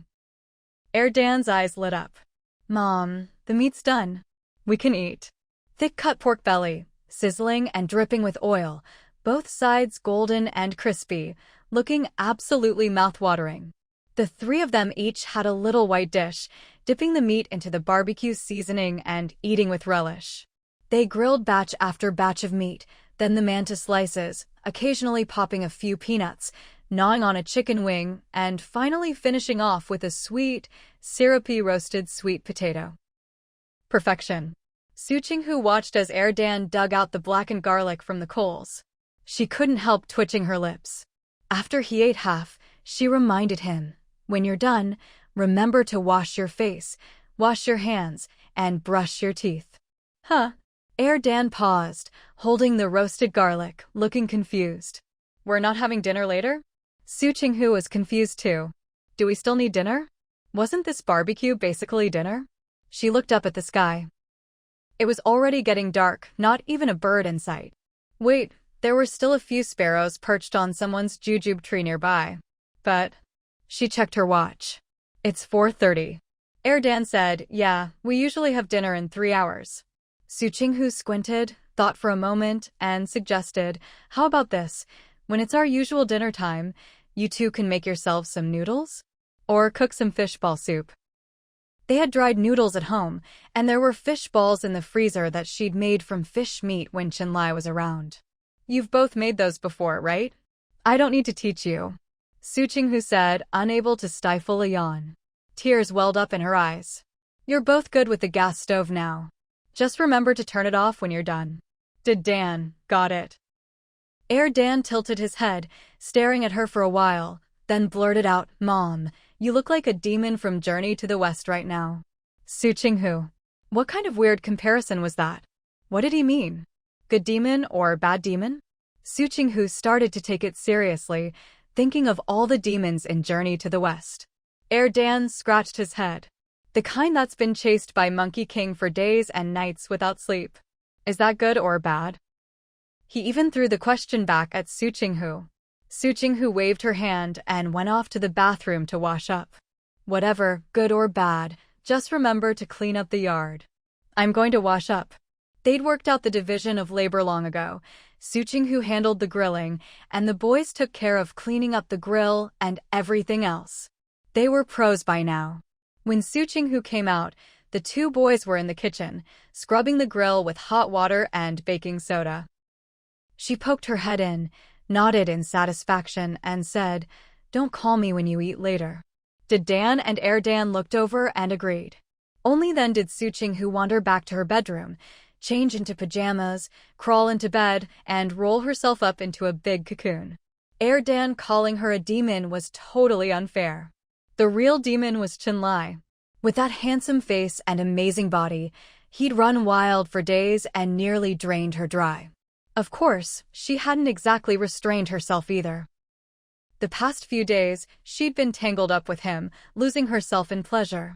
On the 7th day of the Lunar New Year, everyone went back to work. When Dan and Dan woke up, they found a note stuck to the living room door. It said they should take care of their own breakfast, Either make something themselves or go out to buy it. Money was left on the living room table. Of course, the note also reminded them about the homework assigned yesterday. After reading the note, the two exchanged a glance. Dan spoke first. Eat breakfast, do the homework, and only after finishing can we go out to play. Dan stayed silent. Seeing his brother unmoved, he pouted. Can't we play first? By the time we finish Mom's homework, there probably won't be anyone left outside to play with. It was so cold, obviously, you should go out to play when it's warmer. And the warmest time was from 10 to 3, and it was already 10 o'clock. How long do you think it'll take you to finish this? If you go out to play now, can you still finish before 6:30? Dan asked calmly. Dan gave up. Fine. I'll do the homework first and play later, okay? Sigh, who would have thought homework could just fall from the sky like this? Su Qinghu went to bed early last night and didn't get up late, so she arrived at work half an hour earlier than usual. But Sister Lee was there even earlier. Other people really had that festive New Year atmosphere, but not her. She didn't have much family left. Her husband and child had both passed away during hard times, leaving her all alone. To her, celebrating the New Year was pointless. So, when the office asked her to be on duty, she accepted without complaint and just took the shift. Sister Lee, thank you for your hard work. As soon as Su Qinghu entered the office, she handed Sister Lee a big box. Sister Lee had always gotten along well with Su Qinghu, so she didn't stand on ceremony. She took the bag, surprised by its weight. What's this? All kinds of homemade meatballs, some dried vegetables, and some meat sauce I made, Su Qinghu said with a wink. I'm only giving these to you, Yuan Hang and the director. Sister Lee laughed.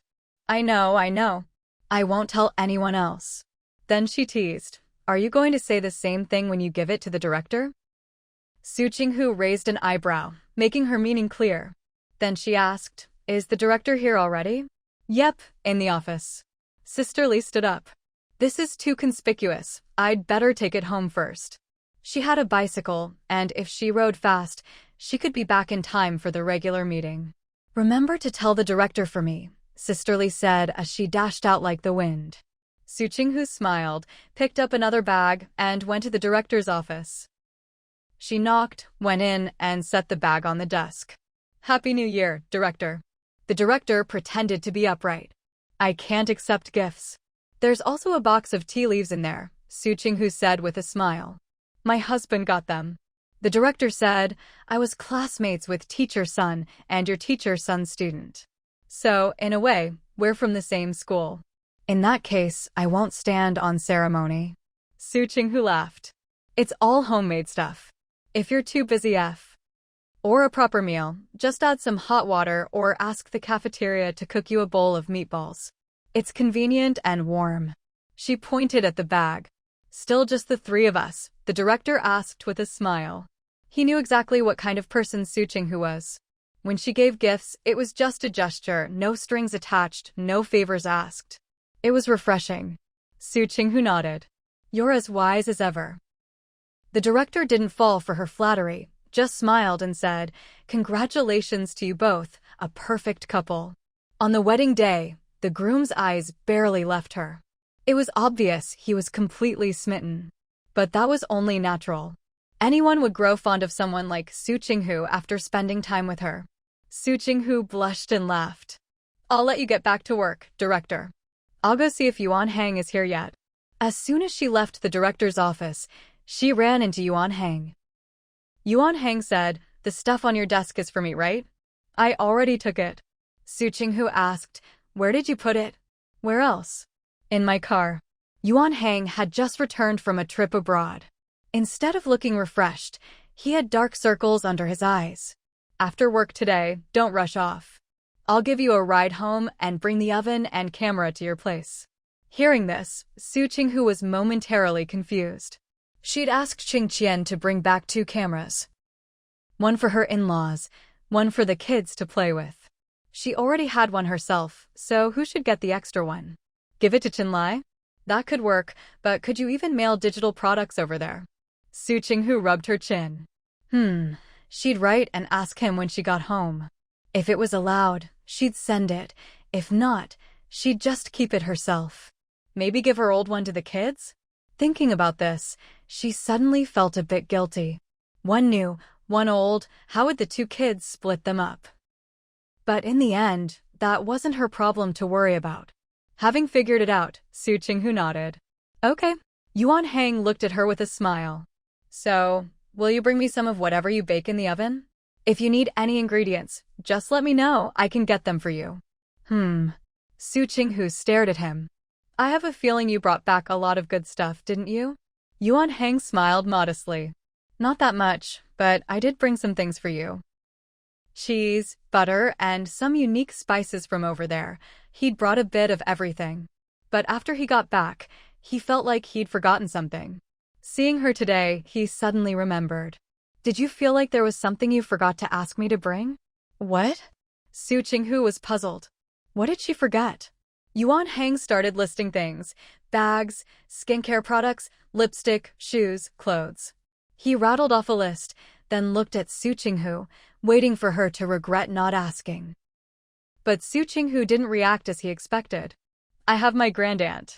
When it came to bags, shoes, and clothes, she preferred to try them on before buying.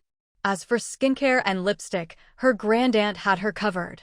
Her grandaunt's skincare regimen was obvious on her face. She was in her 70s, but looked 50, and her skin was spotless. Yuan Hang was speechless at her cheat code. After thinking for a moment, he asked, You really don't want any lipstick? Wasn't that every woman's weakness? Su Qinghu replied, Of course I want some, I just forgot to ask you. She really hadn't thought about it at the time. Yuan Hang grinned proudly. I bought some. What do you mean? You brought some for me? Su Qinghu looked at him. You're not just showing off, are you? Yuan Hang said, I brought some for you and sisterly 2 for each of you. Consider it your birthday gift for this year. Of course, if you could help me write some articles now and then, that'd be even better. So that's what you're after. Su Qinghu laughed. Then I'll take it as a bribe for writing your articles. Birthday gifts are a separate matter. No matter how many questions she had in her heart, Su Qinghu didn't ask them. After all, it was someone else's private business. If it was still just a budding romance and she blurted it out, Li Jia might get embarrassed and kill off her own second chance at love before it even started. That wouldn't be good. So, she decided to leave it alone for now. When it was time for her to know, she'd find out. If something really did happen, she'd just have to prepare a red envelope. Seeing how much they liked the lipstick, Yuan Hang was quite satisfied. He even seemed to forget about the letter, smiling as he headed home. Su Qinghu understood what he meant. He probably thought the less trouble, the better, and the fewer people who knew, the safer. So she didn't press him for details. Of course, since Yuan Hang had gone to such lengths, Su Qinghu couldn't act too careless either, so she didn't open the letter in front of Li Jia. Because of that, she didn't get a chance to open it until 7 in the evening. Sitting in Yuan Hang's car, Su Qinghu let out a sigh. First day back and I'm already working this hard. It's killing me. How old are you and you're already saying it's killing you? Yuan Hang gripped the steering wheel and gritted his teeth. You only did 3 tasks today. Think about your usual workload. Do you really have the nerve to complain? Why not? Su Qinghu retorted. I feel like my workload is huge. I haven't worked for days, and I just got back. Shouldn't there be an adjustment period? But no, as soon as the meeting ended, they kicked us out to run errands. Everyone was busy. Who had time to entertain them? So, they just had to tough it out. Fortunately, by 6:30, she finally submitted her draft and got it approved. And you're the last person who should say that to me, Su Qinghu stared at Yuan Hang. I helped you write a draft, remember? Li Jia helped me write too. Yuan Hang shot back. So what did you do? Su Qinghu gave him a fake smile. Yuan Hang fell silent, suddenly feeling guilty, as if he'd fallen into a trap. Come on, give me directions. Which way do I turn now? Yuan Hang quickly changed the subject. Su Qinghu let him. Turn left. After driving a bit further, Yuan Hang thought for a moment and reminded her, even though things aren't as strict as before, and we don't have those headaches anymore, you still need to be careful. For example, Today's international letter: the fewer people who know, the better. Su Qinghu understood, but also didn't. She got that he'd lived through turbulent times, but she didn't get his logic. The letter was in the mailroom. If the mailroom staff knows, doesn't that basically mean everyone knows? So cautious? Was it really necessary? Do you think I'm an idiot? Yuan Hang said. Since I brought the letter back to you, of course I spoke to the mailroom staff. And even gave them a pack of cigarettes. Su Qinghu was genuinely touched. She couldn't fully empathize with the psychological scars they'd suffered, but she could sense the turbulence of the times. The feeling of being swept along by the tide, powerless to resist. Thank you, Yuan Hang, Su Qinghu said sincerely. I want to eat something sweet, like a little bun. Or meat buns, I like those too. Can you bake some tonight? Yuan Hang replied. The snacks and meals she made were delicious, so pastries should be no problem for her, right? Fine, Su Qinghu agreed. Her gratitude lasted all of 2 seconds before it shattered. Make the sweet ones first, Yuan Hang said, turning to describe the kind of bun he wanted, but Su Qinghu stopped him, so he obediently faced forward and focused on driving. That's more like it. When you drive, you should keep your eyes on the road and your ears open. Safety first, Su Qinghu said. No matter how good she was at driving, she'd never turn around to chat with people in the back seat while driving. If I'd known, I wouldn't have put the stuff in the front, Yuan Hang muttered. He'd put the oven in the front seat, so Su Qinghu had to sit in the back. They drove all the way to Su Qinghu's neighborhood. In the darkness, it was hard to see people's faces. She could only make out their silhouettes. But when Su Qinghu saw 2 kids standing close together, she rolled down the window and called out to them. Both kids turned to look. Mom? Erden called. Yes, Su Qinghu replied. What are you doing here? It's so cold outside, why aren't you at home?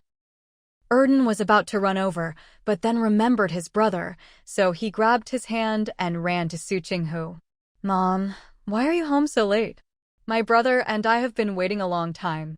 We even made dinner, but you still weren't back. After breakfast, he and his brother finished the homework she'd assigned, then took the camera out to play. When it started getting dark, they hurried home. They thought she'd already be home and would scold them for coming back so late, but she wasn't there at all. They didn't know how to feel, upset or relieved.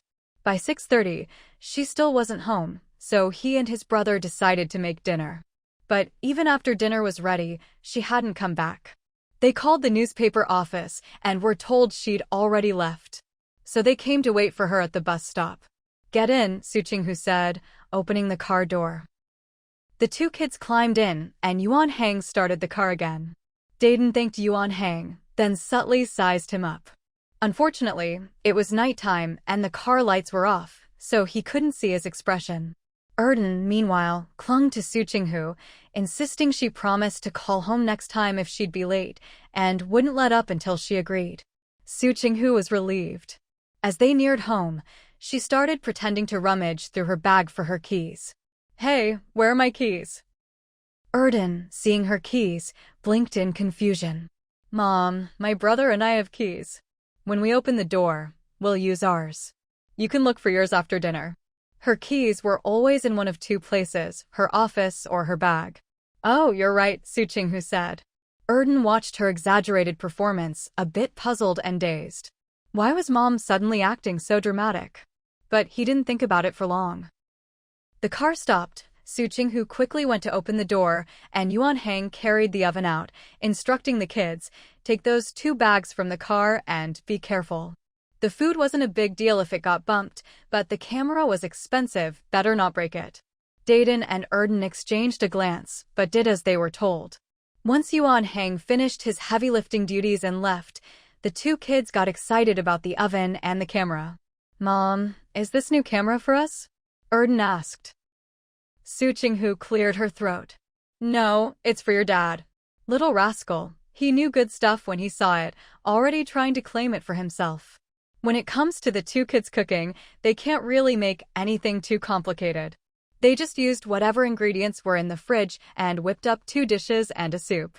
The soup was fishball soup, sprinkled with some chopped yellow chives on top. The dishes were simple too. One was braised pork with dried bamboo shoots, and the other was stir-fried cabbage and vinegar. For the staple, they bought steamed buns from outside. Honestly, it was quite a decent meal. Su Qinghu gave the two of them a big thumbs up. Impressive, my sons. In less than a winter break, their self-sufficiency skills had improved by leaps and bounds. Now, whenever she came home from work, there was a hot meal waiting for her. So touched. Keep it up, Su Qinghu said with a smile, picking up her chopsticks. She first tried the braised pork with bamboo shoots. Under the kids' nervous and expectant gazes, she nodded. The seasoning is just right. Not bad. Pork and bamboo shoots are a classic combo. If you get the salt right, it's hard to go wrong. Dan smiled modestly. I made it. He definitely wasn't going to tell her that they'd only washed the dried bamboo shoots without soaking them, so they had to add water several times while cooking, and simmered it for so long that the meat was practically falling apart by the time the dish was done. Very good, very good. Su Qinghu didn't bother with his guilty conscience and just showered them with praise. You must have stewed it for a long time? Even the bamboo shoots taste like meat now. Dan. Not really, it wasn't that long. After all, besides the gas stove, they had a coal stove at home too. They just used both at once and stewed it for about half an hour? He wasn't really sure. Next, Su Qinghu tried the vinegar cabbage. Her face stiffened for a moment, but before the kids noticed, she nodded.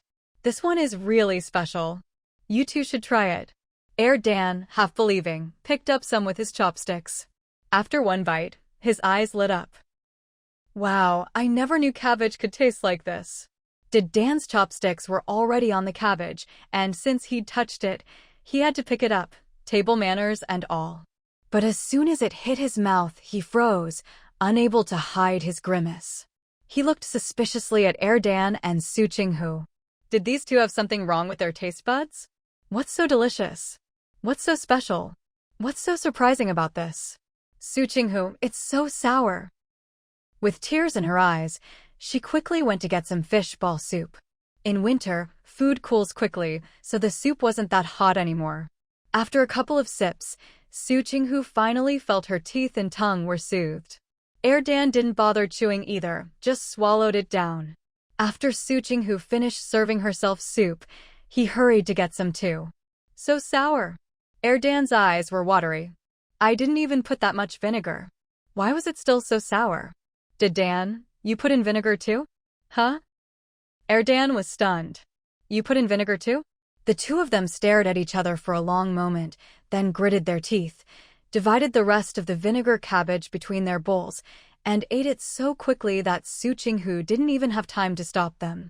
You don't have to do that, you know? Su Qinghu watched them eat the sour cabbage. Feeling sour for them, her mouth even started watering.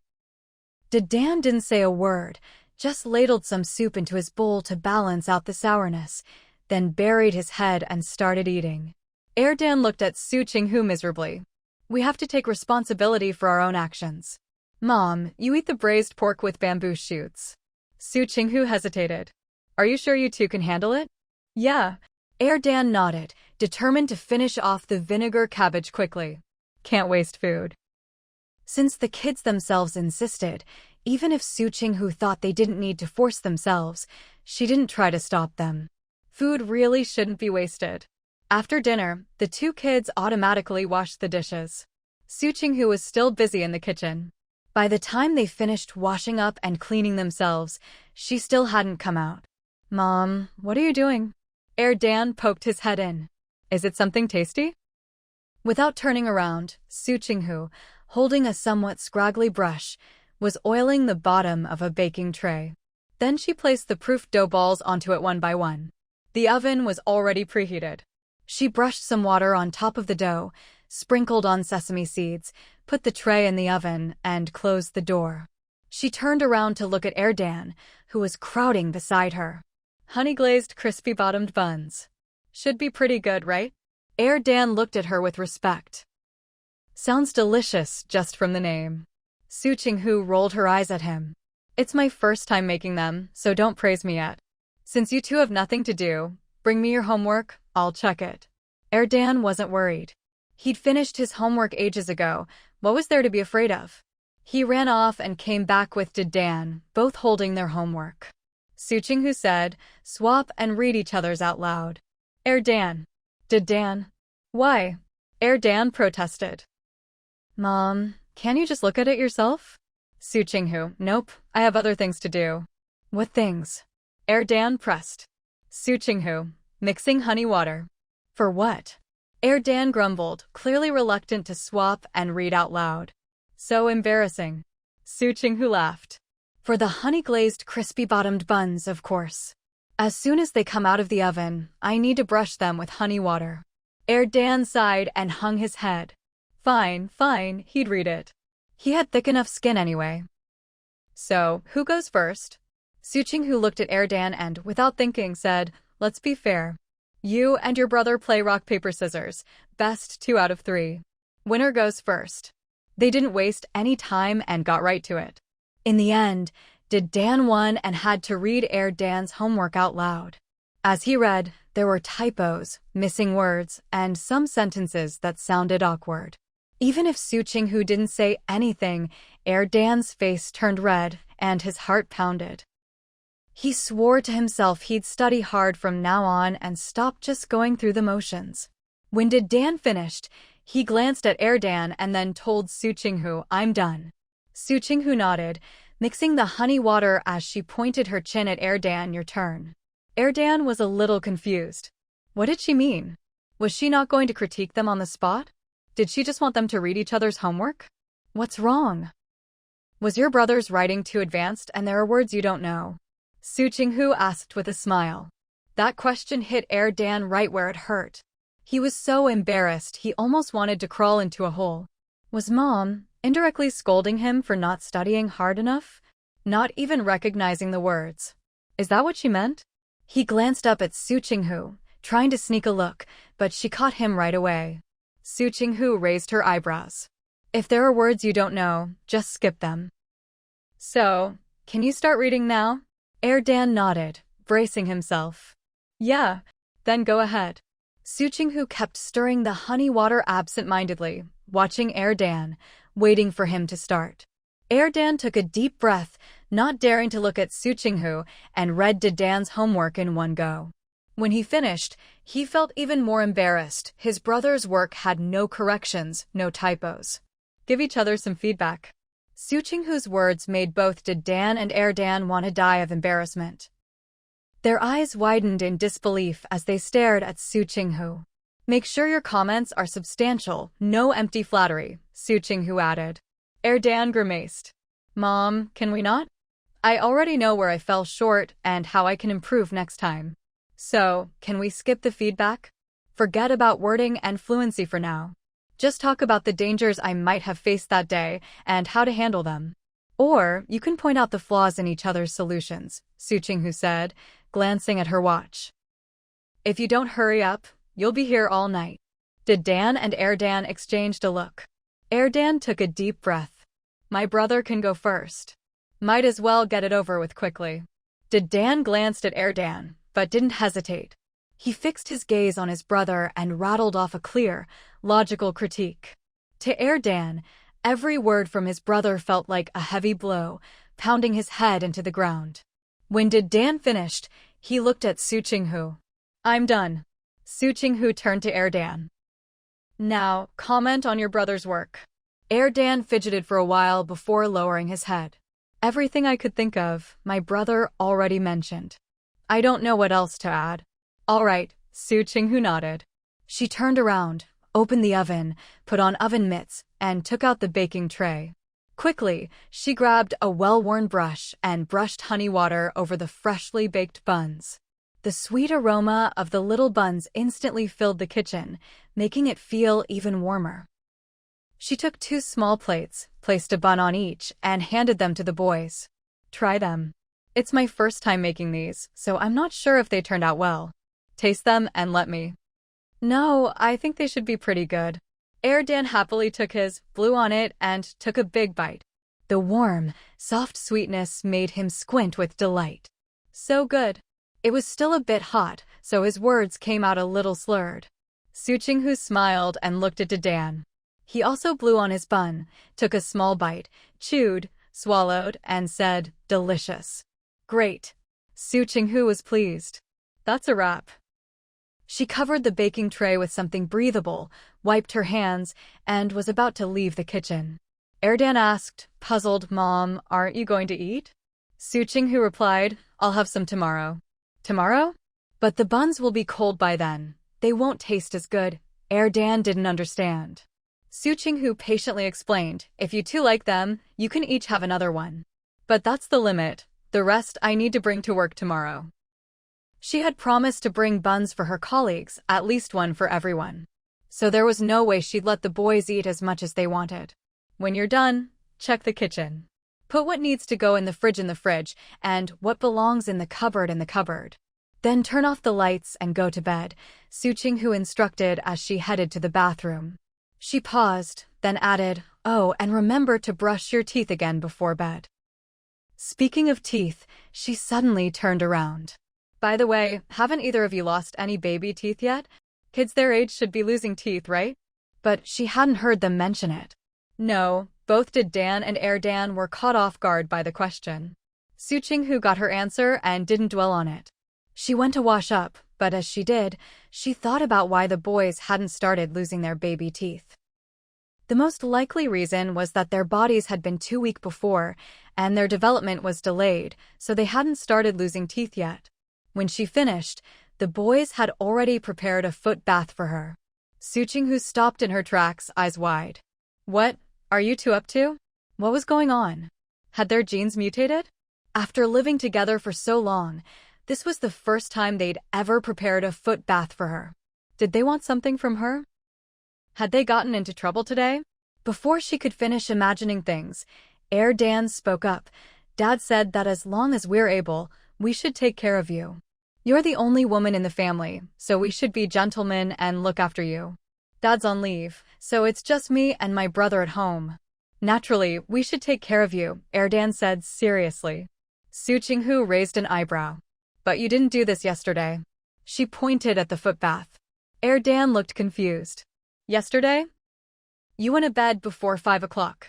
We didn't even have time to get you hot water. You were already asleep." Su Qinghu blinked. "Fair enough."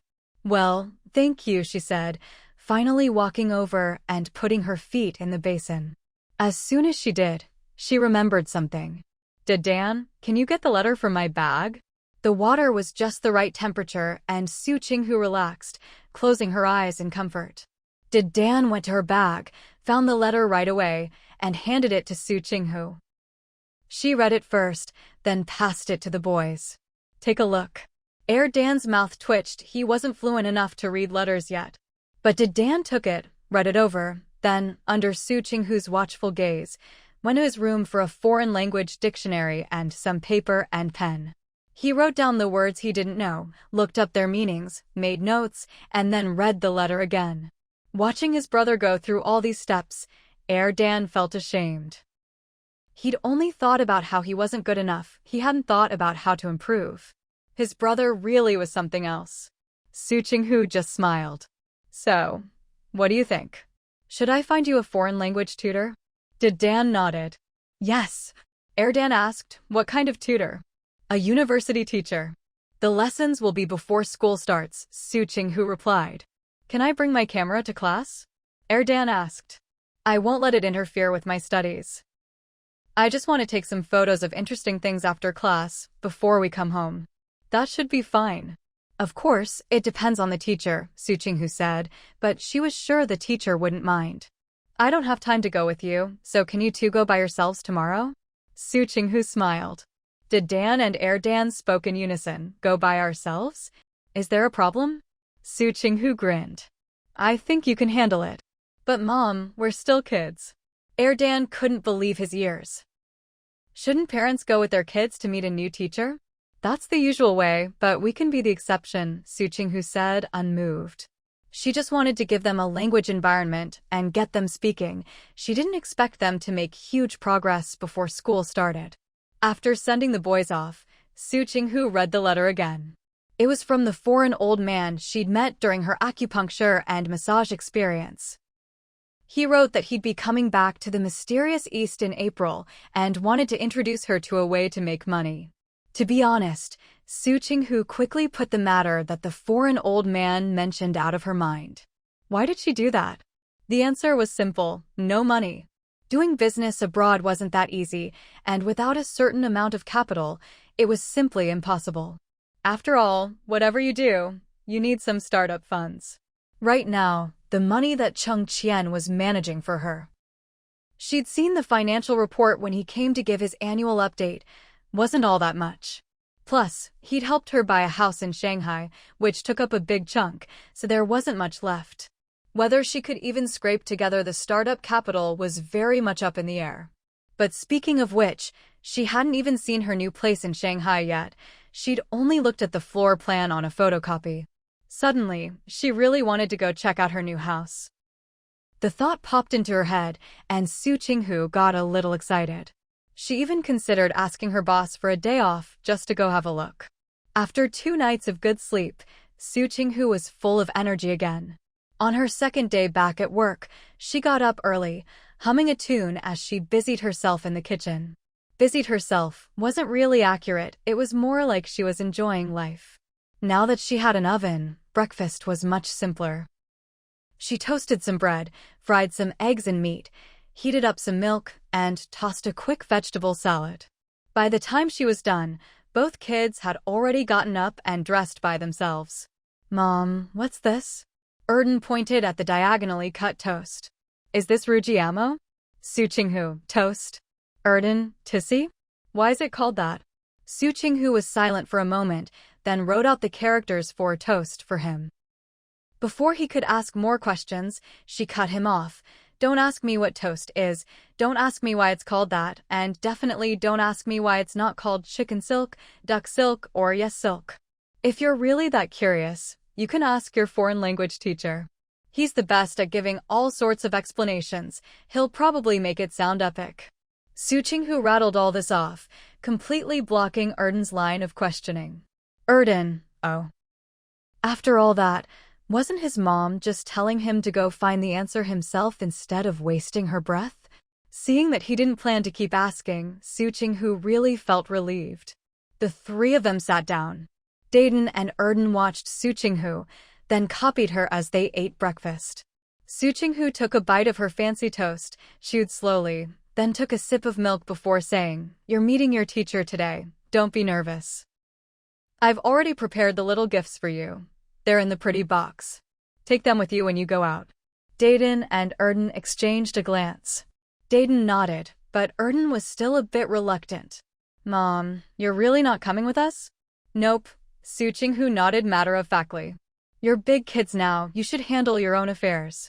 Of course, I'll support you from the sidelines, and if you really can't handle it, I'll step in. Handle your own affairs." And besides, she didn't think these 2 were the timid type anyway. "Erden, don't give me that I can't live without you look." Su Qinghu shot him a sidelong glance, half smiling. "You're the head of a little gang, and you can even do business with adults. If you tell me you're scared to deal with a teacher, do you think I'll believe you?" "Erden, it's not the same. Business is business, studying is studying." "How so?" Su Qinghu looked at him. "Erden, business is mutually beneficial. Studying benefits me, but for the teacher, I don't see how my studying helps him. It's not equal, so I feel like I'm just taking from the teacher for free. It makes me feel guilty." Then he exposed Su Qinghu. "Besides, aren't you afraid of teachers too?" Su Qinghu, "I am not." "You are." Erden seemed to have caught her out, looking smug. "When our teacher came for a home visit, weren't you really nervous?" Su Qinghu, "Was I?" "You were." Erden stared at her as if to make her feel the truth of his words. Su Qinghu, "You get nervous facing teachers, I get nervous facing teachers, rather than both of us being nervous. Better just one of us is nervous." She smiled, "So, you can be the nervous one. After all, it's your business." Erden. His mom made too much sense, he couldn't even argue back. Having defeated Erden, she turned to Dayton. Dayton met her gaze and, after a moment, nodded. "I can do it by myself." Su Qinghu nodded approvingly, smiling with pride. "Then I'll count on my eldest son." Once you're with the teacher, you two will have to help each other out. Dayton, help each other? You mean the teacher is going to interview us? No, Su Qinghu laughed. I just mean if you get nervous, you can encourage each other. Dayton nodded. Okay. To give the teacher a good impression, and to let him get a sense of your level, I hope the first thing you say to him is in a foreign language. Is that okay? Su Qinghu suggested. Erden grimaced, looking pained. He didn't say yes or no. Instead, Dayton nodded. Okay. What exactly you say, you two can decide together. Su Qinghu said leisurely as she ate breakfast. You can have lunch outside, don't trouble the teacher. This teacher was only taking care of 3 students, and it was just for this week, so there were lessons both morning and afternoon. After finishing breakfast and washing the dishes together, the 3 of them headed out. Su Qinghu pushed her bicycle to the intersection, looked at the 2 kids, and said, I'm off, then. Dayton and Erden nodded in unison. Good luck. Su Qinghu patted both of them on the head, smiling. Today's a pretty formal day, so I won't mess up your hair, just a pat for good luck. With that, she hopped on her bike and rode off, clean and decisive, not even looking back. Erden watched her ride away and sighed. She's really not taking us? He'd thought at first she was just joking, trying to scare them, but she really meant it. Dayton, come on, the bus is here. Erden nodded and got on the bus with Dayton, heading to the foreign language teacher's place. They didn't know what awaited them, but over there, people were already looking forward to their arrival. Su Qinghu really hadn't planned to escort the kids, so unlike other parents, she didn't secretly follow them or try to go unnoticed.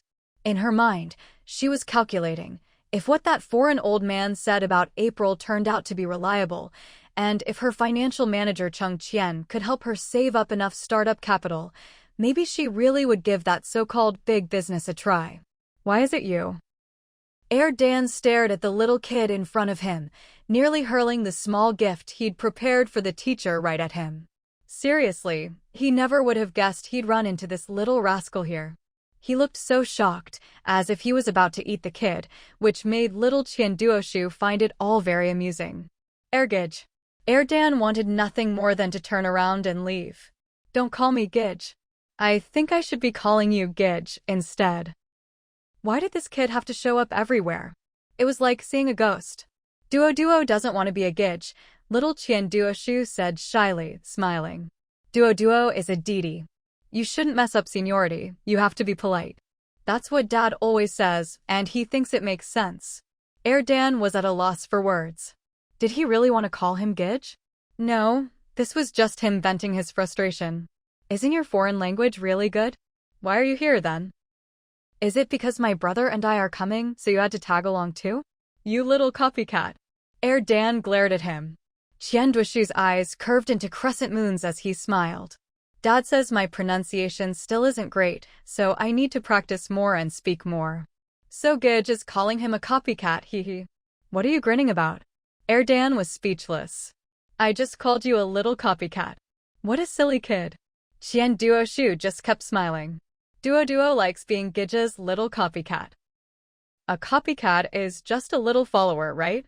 So he wasn't wrong. Dan gave up. Fine, call yourself whatever you want. Just one thing, are you here to register today too? Nope. Duo started learning with the teacher before the new year. Qian Duoshu sighed softly. If it weren't for that, Duo would have gone to stay at Gij's house. Dan, then let's thank our teacher for being so compassionate and saving me. Thank goodness this little rascal had to study. If he really moved in, they'd be fighting every day. Dan ignored their childish bickering and instead looked around the small courtyard. This yard was smaller than theirs, but it was neat and tidy, with climbing vines that looked a bit like roses. It must have been renovated later on. It had the feel of a small Western-style house, but with some intentionally aged touches. Very tasteful. He'd seen houses like this with his family when he was little, but they were bigger than this one. Gij. While he was lost in thought, Qian Duoshu tugged at his hand. Xiao Jioma said you were coming, and I've been excited ever since. I'm still really happy now. Dan, you knew we were coming? Uh-huh. Qian Duoshu nodded. The day we flew kites, I apologized to Xiao Jioma for not visiting your house. She asked what kept me busy, and I told her I was learning a foreign language. Later, Xiao Jioma asked my dad about it. Qian Duoshu said happily. And then you guys came. Did Dan? Have you been studying for a long time? Yeah. Qian Duoshu was very well behaved. The teacher is amazing. You guys have to study just as hard as Duo. Did Dan, okay? After listening for a while, Dan finally realized that the real culprit behind them coming here to study was this little rascal in front of him. He shoved the gift into Dan's hands and grabbed Qian Duoshu's chubby cheeks, giving them a good rub. You little troublemaker. On behalf of the young pioneers, I condemn you. Qian Duoshu let him squish his cheeks without getting mad at all, his happy face making it impossible for Dan to really go hard on him. With a huff, Dan let go and straightened his clothes. You better help out later, got it? Okay, Qian Duoshu agreed. Just then, footsteps approached. A deep male voice asked Qian Duoshu in a foreign language what was going on outside. Qian Duoshu quickly switched languages and answered in the same foreign tongue. His voice was childish, but his pronunciation was spot on, giving him an extra dose of cuteness. Dan listened to their back and forth, only catching bits and pieces through guesswork, and immediately felt a surge of frustration and determination. No way was he going to let a little kid outdo him. The teacher was a refined-looking man, older but still lean and upright, with half-white hair and a gentle face. You must be Zhang Anyan and Gao Haixing, he asked. Zhang Anyan noticed he was speaking Chinese and, after a moment's thought, decided not to follow Su Qinghu's advice to greet him in a foreign language. Instead, he replied in Chinese. Hello, teacher, I'm Zhang Anyan. After speaking, he glanced at Dan. Dan wasn't slow either and quickly followed up, my name is Gao Haixing. Both very good names, the teacher nodded, his gaze lingering on Zhang Anyan's face. Smiling, he said, I heard from your mother that between the two of you, your foreign language skills are a bit stronger, and you're very interested in languages. Dan was taken aback. My mother's been here before? The teacher smiled and nodded. Yes, she visited on the 4th day after the new year. Dan immediately relaxed and, acting all familiar, started chattering away about how Su Qinghu had given them this sacred mission to visit the teacher. The teacher laughed too. Your mother is a very interesting person. She sure is. Not only interesting, but also very polite. Dan took the box from his brother and handed it to the teacher. Teacher, my mom baked this bread herself and asked us to bring it to you. The teacher accepted it with thanks and led the 3 kids inside. As soon as they entered, Dan and Dan were stunned. There was a sofa, a TV, and a grand piano, just like the homes of those rich ladies on TV. In front of the piano sat a plump woman, who, the moment they walked in, started playing. A cheerful melody danced through the room, leaving Dan and Dan mesmerized. When the piece ended, the woman turned around, glanced at the teacher first, then at the kids. Dear children, welcome. The ocean of knowledge awaits you. The teacher smiled and handed the gift to the woman as she walked over. I think you'll like this. She took a deep breath, savoring the smell of the bread. I do like it, and I want to eat it right now. I'll take the kids upstairs. You can make yourself a coffee, warm up the bread, and enjoy your morning. Thank you. After their exchange, the kids greeted her as well. As they headed upstairs, Dan tugged at the little rascal. Is that our teacher's wife? Yeah, Qian Duoshu nodded. She's British. The two of them started whispering to each other, all the earlier tension gone. Dan thought for a long time and finally, as they reached the last step, he asked, Teacher, have we met before? There was something so familiar about him, ever since he first spoke. The teacher smiled. Let's keep it a mystery for now. I'll tell you when you finish your studies. As soon as work was over, Su Qinghu slipped away, leaving the director's hand raised to help someone, awkwardly frozen in midair. Sister Lee was still smiling when she noticed the director looking her way. Director, how about you go on a business trip? Go home and pack up in a bit and catch tonight's train. The director grew more decisive as she spoke, making the decision final. Come to my office later to pick up the documents. Sisterly, all right. Unaware that she had just dodged a bullet, Su Qinghu hopped on her bicycle and sped home as soon as she left work. She hadn't gone to drop anyone off, so at the very least she should pick someone up. After all, she was a parent. As for picking them up, well, just a token gesture. The bus stop would do. So, when she arrived at the bus stop and glanced at her watch in confusion, she suddenly heard someone calling her from behind. She turned around to see Dan and Erdan.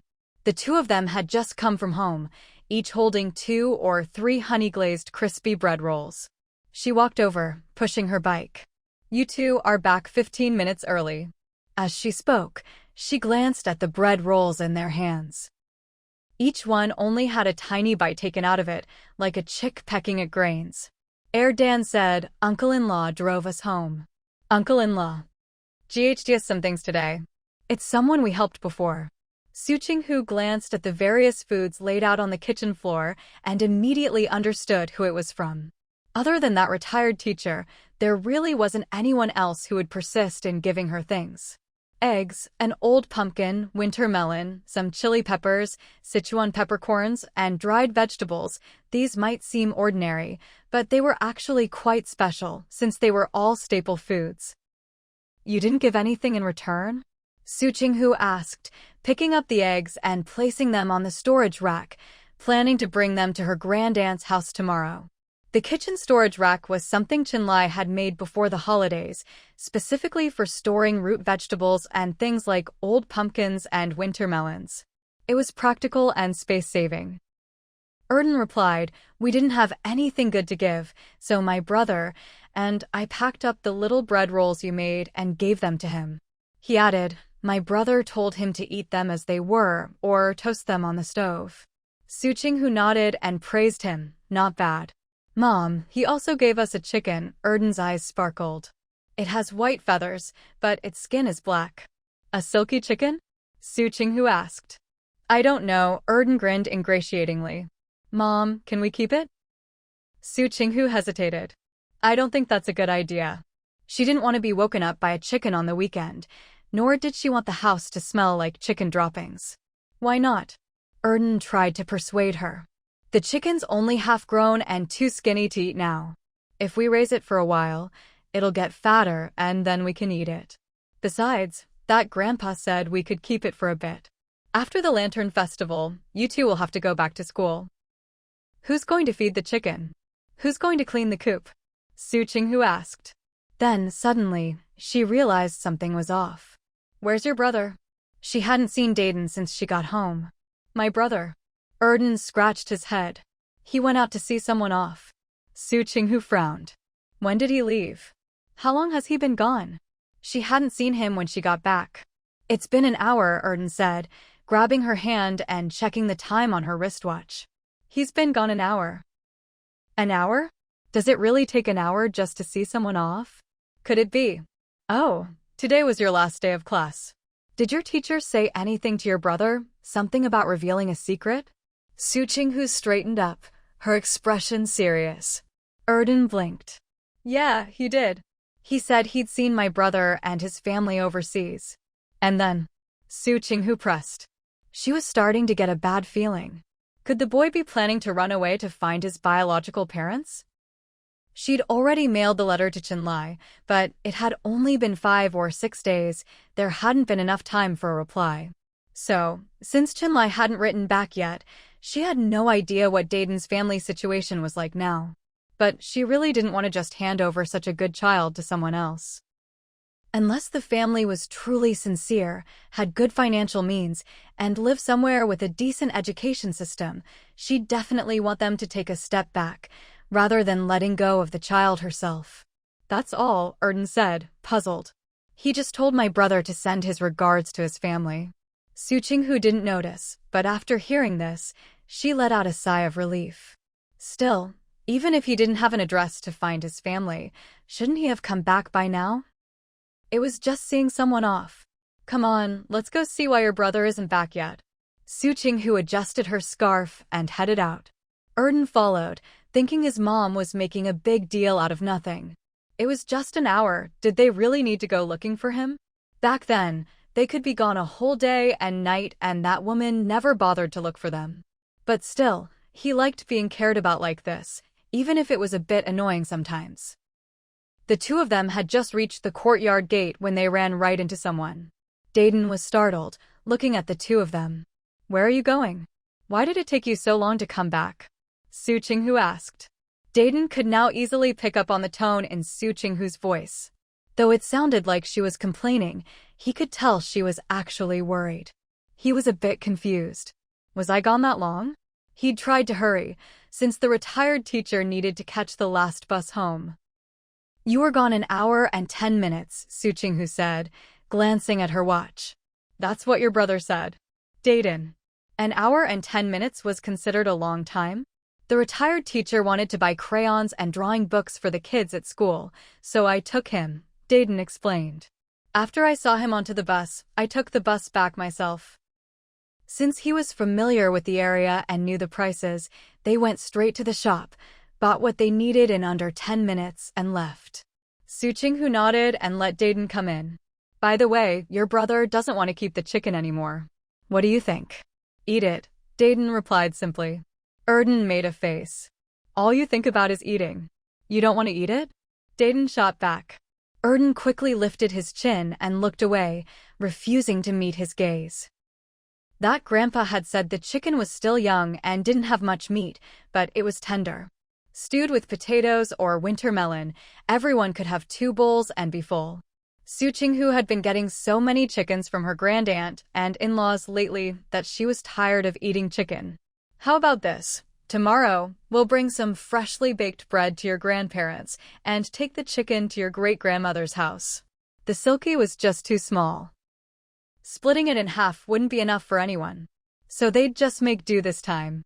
She couldn't make everything perfectly fair, but when it came to good food, both sides should get some. Erden asked, "Can my brother and I help you make the bread?" "Of course," Su Qinghu smiled. "I can teach you both. As long as you pay attention, if I ever have to go on a business trip, you can bake bread for yourselves." Ideally, after she taught them all the different kinds of bread, they'd learn to make them and even come up with new recipes. Then, in the future, she could just relax and wait for her kids to bake for her. Erden was instantly excited. "Great! We'll definitely learn." They were no longer the kids from before who didn't know how to do anything because they never had enough food. Su Qinghu thought for a moment. "Do you want to learn how to make steamed buns? How to make fillings? Or how to steam mantou?" Store-bought mantou were tasty, but making them at home every now and then gave life a cozy feeling. Erden, oblivious, happily agreed, "Sure. I also want to learn how to make egg fried rice." He and his brother had tried it before, but the rice stuck to the pan and clumped together. It was nothing like what they'd seen outside. But since she hadn't been home from work yet, they'd just eaten it anyway. No problem at all. It'd be best if they learned everything. When she was about to get off work, she could even call home and order whatever she wanted for dinner. "Just wait till the weather warms up and we have more vegetables and meat. I'll teach you all the basic dishes first." Su Qinghu waved her hand, settling the matter then and there. The next morning, the 3 of them were ready to set off. They had all the holiday gifts prepared for Ms. Meng, Chenbai, and Granny Su Lilin. Su Qinghu didn't plan on riding her bike, but when she caught the expectant looks in the kids' eyes, clearly hoping she'd give them a ride, she couldn't help but twitch her lips. "What's with them? It's not like we're filming some heartwarming family drama. Why make things difficult for me?" "No way," she refused flatly. "Have you two looked at your own height and weight lately?" In the past 6 months, the 2 of them had shot up like bamboo after the rain. At New Year's, when they measured their heights, Big Egg had grown 10 centimeters and Little Egg 7. They hadn't weighed themselves in the past couple of weeks, but judging by how sturdy they looked, like 2 strong young poplars, they'd definitely put on a few more kilos. Gone was any sign of malnutrition. Little Egg piped up, "I can squeeze onto the front bar." He was still determined. "Brother can sit on the back seat." Su Qinghu just snorted. "Don't even think about it." At least not today. They were carrying gifts after all. Sure, she had long legs and could keep her balance in tricky situations, but it was exhausting. With the weight of both kids plus all the presents. Forget it. Not happening. When we have some free time and we're not carrying anything, we can go for a ride nearby, Su Qinghu compromised. And when you two are older, you'll have to give me a ride. TSK, these two and their vanity. Probably saw some other parent giving their kid a ride and suddenly got it into their heads to try it too. Little egg beamed, deal. Su Qinghu nodded primly. All right, but you'd better not give me any trouble with your studies in the meantime. Otherwise, everything's off. Of course, Little Egg had no objections. Big Egg, though dragged into it, was actually looking forward to his brother's suggestion. At 10:30, the three of them arrived at the compound. After dropping off cake and eggs for Ms. Meng and Chin Bai and chatting for a while, they headed out. Before noon, they reached the neighborhood where Granny Su Lilin lived. Mom, I forgot to bring our lanterns. Little Egg suddenly stopped in his tracks, eyes wide, looking first at Su Qinghu, then at Big Egg. Brother, did you forget too? Big Egg, no. You brought it? Where is it? Little Egg's eyes scanned his brother up and down. I don't see it. Big Egg looked at him, tempted to ask if he was an idiot. How could you possibly hide a lantern that big on your person? Didn't want to bring it, Big Egg replied. It's fine to just play with it at home. He was too old for such childish things. Little Egg grumbled, if you didn't want to bring it, why didn't you remind me? Big Egg shot him a look and then glanced hesitantly at Su Qinghu. Why wasn't she saying anything? Su Qinghu met his gaze and blinked. I want to play with fireworks. The long tube kind. She'd seen them in videos before. In places where fireworks were allowed, people would hold long tubes, and when lit, they'd shoot up into the sky and burst into beautiful blooms against the night. She really wanted to try it. Big Egg, caught off guard by her hopeful look, opened his mouth. I don't know where to buy those. I do. Little Egg shot his hand up, his eyes lighting up like bulbs. I'll take you. Heh, free fireworks to play with, score. Big Egg fell silent. Seeing that neither of them remembered what they were actually supposed to be doing, he sighed and spoke up. Shouldn't we go to Great-Grandma's house first? Let's drop off the gifts before anything else. Su Qinghu immediately agreed, withdrawing her gaze and lifting her chin. Let's go. We'll drop off the gifts first, then borrow your great-grandma's old bike to go buy fireworks. Didn't they want her to give them a bike ride? Today, she'd do it. Su Lilin had been waiting at home for a while. As noon approached and she grew impatient, she went out to look for them. As she walked, she spotted a young boy in a wheelchair. She'd seen this boy 3 times now, including today. He looked a bit familiar, but from what her old friends had told her, she was sure he wasn't part of the Su family, nor was he one of her former patients. Their eyes met. The boy paused for a moment, then quickly looked away, and had the middle-aged man behind him wheel him off. Su Lilin felt a bit puzzled, but she also understood how rebellious kids at that age could be, especially one who'd been unable to walk for years. Great-grandma! A cheerful shout snapped Su Lilin out of her thoughts, and she hurried over to the 3 of them. After so many years, this was the first major holiday she'd spent with her family. She'd be lying if she said she wasn't excited. What took you so long? Su Lilin grumbled a bit. You only have 1 day, why not come earlier? After lunch, you'll have to leave again. How many hours will you even spend with me? The kids had school tomorrow, so she couldn't insist they stay overnight. Then come stay with us. Su Qinghu immediately suggested. We've kept a room for you at our place. Maybe not cleaned every day, but at least every 2 weeks. As she spoke, she walked over to Su Lilin. We keep it spotless. Besides spraying alcohol to disinfect, the kids even suggested I use mugwort to fumigate the room, said, since we're a family of Chinese medicine, we should use traditional methods. It was kind of funny. Su Lilin burst out laughing and reached for Su Qinghu's wrist, but Su Qinghu dodged her. The gifts are a bit heavy, I'll carry them myself. Su Lilin's hand paused midair, then she withdrew it helplessly. Was she trying to help carry the gifts? No, she wanted to check her pulse. Completely unaware of Su Lilin's intentions, Su Qinghu led the way into the house, put down the gifts, asked the housekeeper a few questions, and then wheeled out the old bicycle. Su Qinghu. They'd just arrived and barely said a word. Now they were heading out again? Where are you going? She asked. Su Qinghu stopped. Taking the kids to buy fireworks. Don't worry, I'll make sure to get some for you too. Aren't you a bit old for this? Su Qinghu teased. Playing with fireworks at your age. Su Qinghu wasn't the least bit embarrassed. Instead, she pretended to be aggrieved. Auntie doesn't love me anymore. Su Qinghu waved her off in mock annoyance. Go, go. Hurry up. Do you have enough money? If not, I'll give you some. What a terrible performance. Su Qinghu grinned, holding out her hand. Only when Su Qinghu pressed a big bill into her palm did she dramatically prop the bike up and rush over to give Su Qinghu a bear hug. Auntie loves me, oh. Su Qinghu laughed. One big bill and I get a compliment? Your praise comes too cheap. Just wait till I get back. I'll give you some more expensive compliments. After a bit of playful banter, Su Qinghu pushed the bike out and with Big Egg and Little Egg in tow, they set off to buy fireworks. The next morning, the three of them were ready to set out. They had all the holiday gifts prepared for Ms. Meng, Chenbai, and Granny Su Qinghu. Su Qinghu didn't plan on riding her bicycle, but when she saw the two kids looking at her with those eager, expectant eyes, she couldn't help but twitch her lips. What are they doing? This isn't some heartwarming TV drama. Why make things difficult for me? No way, she refused flatly. Just look at your size and wait. In the past 6 months, the two of them had shot up like bamboo after the rain.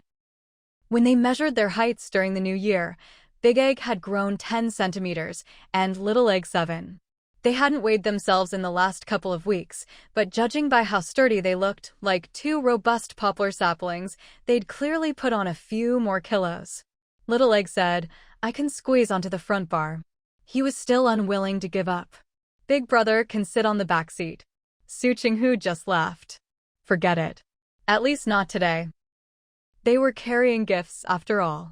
Her legs were long, so she could put her feet down if needed, but with the weight of both kids plus all the presents, just thinking about it was exhausting. Not a chance. When we have some free time and we're not carrying anything, we can go for a ride nearby, Su Qinghu compromised. And when you two grow up, you'll have to take me for a ride. TSK, these two and their vanity. They probably saw some other parent giving their kid a ride and got this idea on a whim. Little Egg beamed, deal. Su Qinghu nodded primly. All right, but you'd better not give me any trouble with your studies during this time, or else all deals are off. Of course, Little Egg had no objections. Big Egg, though dragged into this, was actually looking forward to his brother's request. At 10:30, the three of them arrived at the compound. After delivering cakes and eggs to Ms. Meng and Chenbai and chatting for a while, they set off again. Before noon, they reached the neighborhood where Granny Su Qinghu lived. Mom, I forgot to bring our lanterns. Little Egg suddenly stopped in his tracks, eyes wide, looking at Su Qinghu and then at Big Egg. Big Brother, did you forget too? Big Egg, no. You brought it? Where is it? Little Egg looked him up and down. I don't see it. Big Egg looked at him, tempted to ask, are you an idiot? How could such a big lantern be hidden on him? I didn't want to bring it, Big Egg replied. It's fine to just play with it at home. He felt he was too old for such childish things. Little Egg grumbled, if you didn't want to bring it, why didn't you remind me? Big Egg glanced at him, then looked hesitantly at Su Qinghu. Why wasn't she saying anything? Su Qinghu met his gaze and blinked. I want to play with fireworks, the long tube kind. She'd seen them in videos before. In places where fireworks were allowed, people would hold long tubes, and when lit, they'd shoot one after another into the sky, bursting into beautiful flowers against the night. She really wanted to try it. Big Egg, seeing her expectant look, opened his mouth. I don't know where to buy those. I know, Big Brother. Little Egg quickly raised his hand, his eyes lighting up like bulbs. I'll take you to buy some. Heh, he could get to play with free fireworks now. Big Egg stayed silent. Seeing that neither of them remembered what they were supposed to do first, he sighed and spoke up. Shouldn't we go to Great-Grandma's house first? Let's drop off the gifts before anything else. Su Qinghu immediately agreed, withdrawing her gaze and lifting her chin. Let's go, let's go. We'll drop off the gifts first, then borrow your great-grandma's big old bike to go buy fireworks. Didn't they say they wanted her to give them a ride on the bike? Today was the day. Su Lilin had been waiting at home for a while. As noon approached and she grew impatient, she stepped outside. As she walked, she spotted a young boy in a wheelchair. She'd seen this boy 3 times now, including today. He looked familiar, but from what her old friends had told her, she was sure he wasn't part of the Su family, nor was he a former patient of hers. Their eyes met, and the boy hesitated for a moment before quickly looking away, signaling the middle-aged man behind him to push him away. Su Lilin felt a bit puzzled, but she also understood the rebelliousness of kids at that age, especially one who'd been disabled for years. Great-grandma!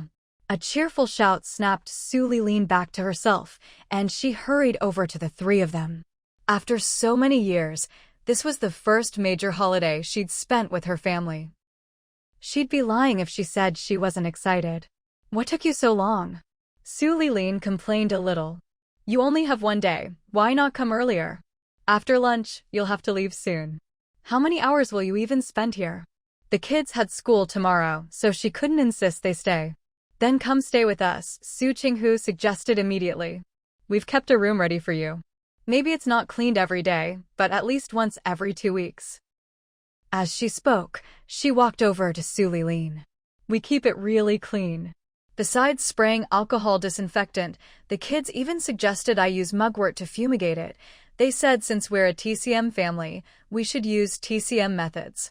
It was pretty funny. Su Lilin beamed, reaching out to grab Su Qinghu's wrist, but Su Qinghu dodged. The gifts are a bit heavy. I'll carry them myself. Su Lilin's hand paused midair, then she withdrew it helplessly. Was she trying to help carry the gifts? No, she wanted to check her pulse. Completely unaware of Su Lilin's intentions, Su Qinghu led the way inside, put down the gifts, asked the cook a few questions, and then wheeled out the old bicycle. Su Lilin. They'd just arrived, barely said a word, and now they were heading out again? Where are you going? She asked. Su Qinghu stopped. Taking the kids to buy fireworks. Don't worry, I'll be sure to get some for you too. Aren't you a bit childish? Su Lilin teased. A grown woman, still playing with this stuff. Su Qinghu didn't blush at all. Instead, she pretended to pout. Auntie doesn't love me anymore. Su Lilin waved her hand dismissively. Go, go, go. Hurry up. Do you have enough money? If not, I'll give you some. What a terrible performance. Su Qinghu grinned, holding out her hand. Only when Su Lilin pressed a big bill into her palm did she dramatically prop the bike up and rush over to give Su Lilin a bear hug. Auntie loves me, woohoo. Su Lilin laughed. Just 1 big bill and I get a compliment? Your praise is way too cheap. Wait for me to come back and I'll give you some more expensive compliments. After a few jokes, Su Qinghu pushed the bike, and with Big Egg and Little Egg in tow, they set off leisurely to buy fireworks. There was still some time before nightfall, so Su Qinghu and Su Lilin went for a stroll outside together. There wasn't much to see outside. The trees looked like people with severe hair loss, bare and scraggly. Occasionally, a few birds would perch on the branches, but they'd fly away quickly. It was truly cold, but the 2 of them had scarves wrapped around their mouths and noses, so the dry chill wasn't unbearable. Su Lilin bought a lantern for each of the 2 children. Just as she was about to leave, she felt a plaintive gaze fixed on her. With a sigh, she bought another lantern and shoved it into Su Qinghu's hand. Here, take it. Take it. Su Qinghu accepted it without hesitation, even taking the opportunity to tease. That's more like it. I'm a kid too, you know. You're a bit too big to be called a kid. Su Lilin shot her a look. Ever since we reconnected as family, you've managed to get me riled up more times than I can count. If I think about it, all the frustration I had in the past 5 or 6 years doesn't compare to what you alone have given me. Well, what can I say? I'm a kid. Su Qinghu grinned, holding the lantern, her face bright with joy. You have to spoil me. Su Lilin replied, do I owe you or something? No, no, no. Su Qinghu hooked her arm through Su Lilin's, her eyes crinkling with laughter. You're just being kind, fulfilling my wish to be a child for once. Hearing this, Su Lilin felt a pang in her heart. This child, she must have had a tough time before, right? Now that someone cares for her, she can't help but show her childish side. Su Lilin's thoughts were a mystery to Su Qinghu, but she did know that as people get older, they have less physical contact with others, and fewer people have the patience to really listen to them. Sometimes, just a hug or a little bit of affection can make them happy for a long time. Su Lilin was the same. She could feel that her grandaunt liked her hugs, liked her occasional little acts of willfulness and pride. I heard you signed your in-laws up for some hobby classes? Su Lilin composed herself and asked. Are they happy to go? Su Qinghu lifted her chin. Of course. These classes are more like playtime, plus you can make friends and chat. Who would say no to that? The best part is, there are no exams. Do you want to join? Su Qinghu asked her in turn. Su Lilin replied, don't go giving me more to do. I have to work at the hospital, do volunteer clinics in the countryside, teach students, and attend conferences now and then. Where would I find the time? If she really had the time, she would have gone to stay at Su Qinghu's place for a while already. The older you get, the more you feel there's not enough time. Now that the country's economy has improved and education is valued, there are more medical students these days. She just hopes that, before she's gone, she can train as many good doctors as possible. By the way, if you ever need help with anything, just call me, Su Qinghu said. Su Lilin replied, if I call, you'll just drop everything and come? What about your job? Su Qinghu laughed first, then explained, if I'm with you, I'll just treat it as an assignment for work, like an interview or a report. It's simple enough, and who knows, she might even find some good material. No need for that. I'll just have my students help, Su Lilin said, not hesitating to put her students to work. It's always good to pick up another life skill. Just a few days ago, she'd told her students to get a driver's license if they had time, and promised half a month's salary as a reward for those who got one. The two of them walked to the intersection, where they ran into some people coming their way. Su Qinghu's eyes were drawn to a wheelchair, and she couldn't help but look twice. When she looked up and saw it was a child, she felt a pang of pity. The child was quite good-looking, but far too thin, with a hint of gloom between his brows. Qinjiali happened to meet Su Qinghu's gaze, and for a moment, couldn't look away. It wasn't until Su Qinghu and Su Lilin had passed by that Qinjiali realized his wheelchair had stopped right at the moment their eyes met, and hadn't moved since. He frowned, saying nothing. Lin Jiachu, who was pushing his wheelchair, was a bit dazed too. She didn't know why, but when that girl glanced at her just now, her heart skipped a beat. She pulled herself together and continued pushing Qinjiali forward. Su Qinghu didn't pay them much attention either, but after just a few steps, a little boy ran over. Auntie Su, can you set off the fireworks a bit later tonight? Su Qinghu looked at the boy and didn't ask why. She just smiled and said, Is 7 o'clock okay? Could it be a bit later?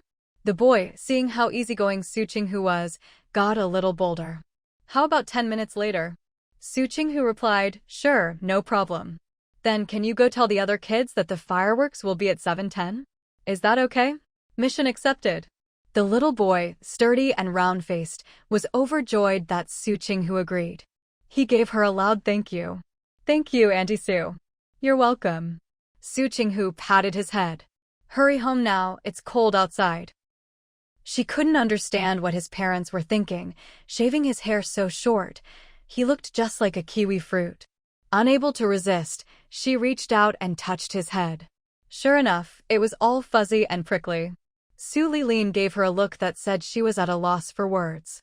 She was being so childish. If she ever got pregnant, would she even know how to raise a child? The two of them kept walking. Meanwhile, Lin Jiachu stopped again, her heart pounding. Her surname is Su too? She wanted to look back, but didn't have the courage, so she just stood there, rooted to the spot. Qinjiali glanced sideways at her, then turned to look at her face, but didn't see anything out of the ordinary. What's wrong? Qinjiali asked. If you're not feeling well, You can ask Uncle Zhang to push me. Or we can just go back now. Lin Jiachu replied, It's nothing. My leg just cramped up for a second. Next time you take me to the hospital, remember to get yourself checked too, Qin Jiali said, then looked away, facing forward again. Lin Jiachu pushed Qin Jiali and continued walking. Uncle Zhang kept his eyes down and minded his own business, never prying into the family's private affairs. This trip to the mainland was mainly for the young master's leg. If the treatment worked, they'd stay for a while. If not, they'd probably leave before May this year. What? Erden was incredulous. Mom, you just agreed like that? He's not even family. He's not Mom and Dad's kid, so why should they accommodate someone else's request? He didn't want to wait until after 7 for the fireworks. He wanted them as early as possible, 6 o'clock if he could. Su Qinghu said. He was very polite. It's no big deal to set them off a bit later. Plus, you get to spend more time with your great-grandma. Erden eyed her suspiciously, then pouted. Is it because that kid is good-looking? I don't think so. At least not as good-looking as anyone in our family, Su Qinghu answered honestly, completely unfazed. Erden said, then describe him for me. What does he look like? If she described him, she'd definitely give herself away. Su Qinghu. Kids these days are getting harder and harder to fool. After finally placating Erden, Su Qinghu felt mentally and physically exhausted. Having such a clever child wasn't always a good thing, it was killing her brain cells. For dinner that night, Su Qinghu did the cooking herself, with Su Lilin watching from the side and occasionally lending a hand. Su Qinghu cooked quickly, so by the time everyone finished eating, it was only 6 o'clock. The auntie went to wash the dishes and tidy up the kitchen. Erden squatted in front of the pile of fireworks, sighing dramatically, so much so that even Dayton frowned and glanced over. Su Qinghu stood with her arms crossed, watching him put on his little show. Su Lilin looked at the three of them and shook her head. After a whole day together, she felt like this wasn't one adult with 2 kids, but rather 3 kids getting into mischief together. Can I go to his house and ask him to come out to watch the fireworks? Erden squatted on the ground and turned to ask Su Qinghu. From his mom's description, he already knew exactly which rascal insisted on setting off fireworks after 7. Su Qinghu replied, and then what? Are you going to go door to door inviting everyone? After all, everyone already knew the fireworks wouldn't start until after 7. Erden turned back to stare at the pile of fireworks, sighing again. Forget it. Inviting one person would be fine, but if he tried to get everyone, it'd probably be time to start anyway. Why waste the effort? Still, Mom, if someone asks you for a favor in the future, can you not agree so easily? Erden muttered. They're not even our kids. Other people's kids have their own parents to dote on them. Shouldn't his mom only care about her own children? That jealousy. It was so obvious even Su Qinghu couldn't help but laugh. Su Qinghu agreed, all right. She was just trying to make her own kids happy anyway, so of course her own children should come first. She hadn't really thought about it before, but she'd pay more attention next time. It was her first time being a parent. There were definitely things she still needed to learn. Erden immediately grinned and let out a couple of hee-hee laughs. When he played with the other kids today, every single one of them was jealous that he and his brother had such a good-looking, generous, and fun parent. The family cracked sunflower seeds and chatted idly, and before they knew it, it was 7 o'clock. Erden said, Mom, can we set up the fireworks now? He'd already said he wanted to line up all the fireworks and light them with incense for a big, spectacular display. It was going to be awesome. Su Qinghu nodded and let him go, then turned to Dayton. Go with your brother and make sure he doesn't do anything dangerous.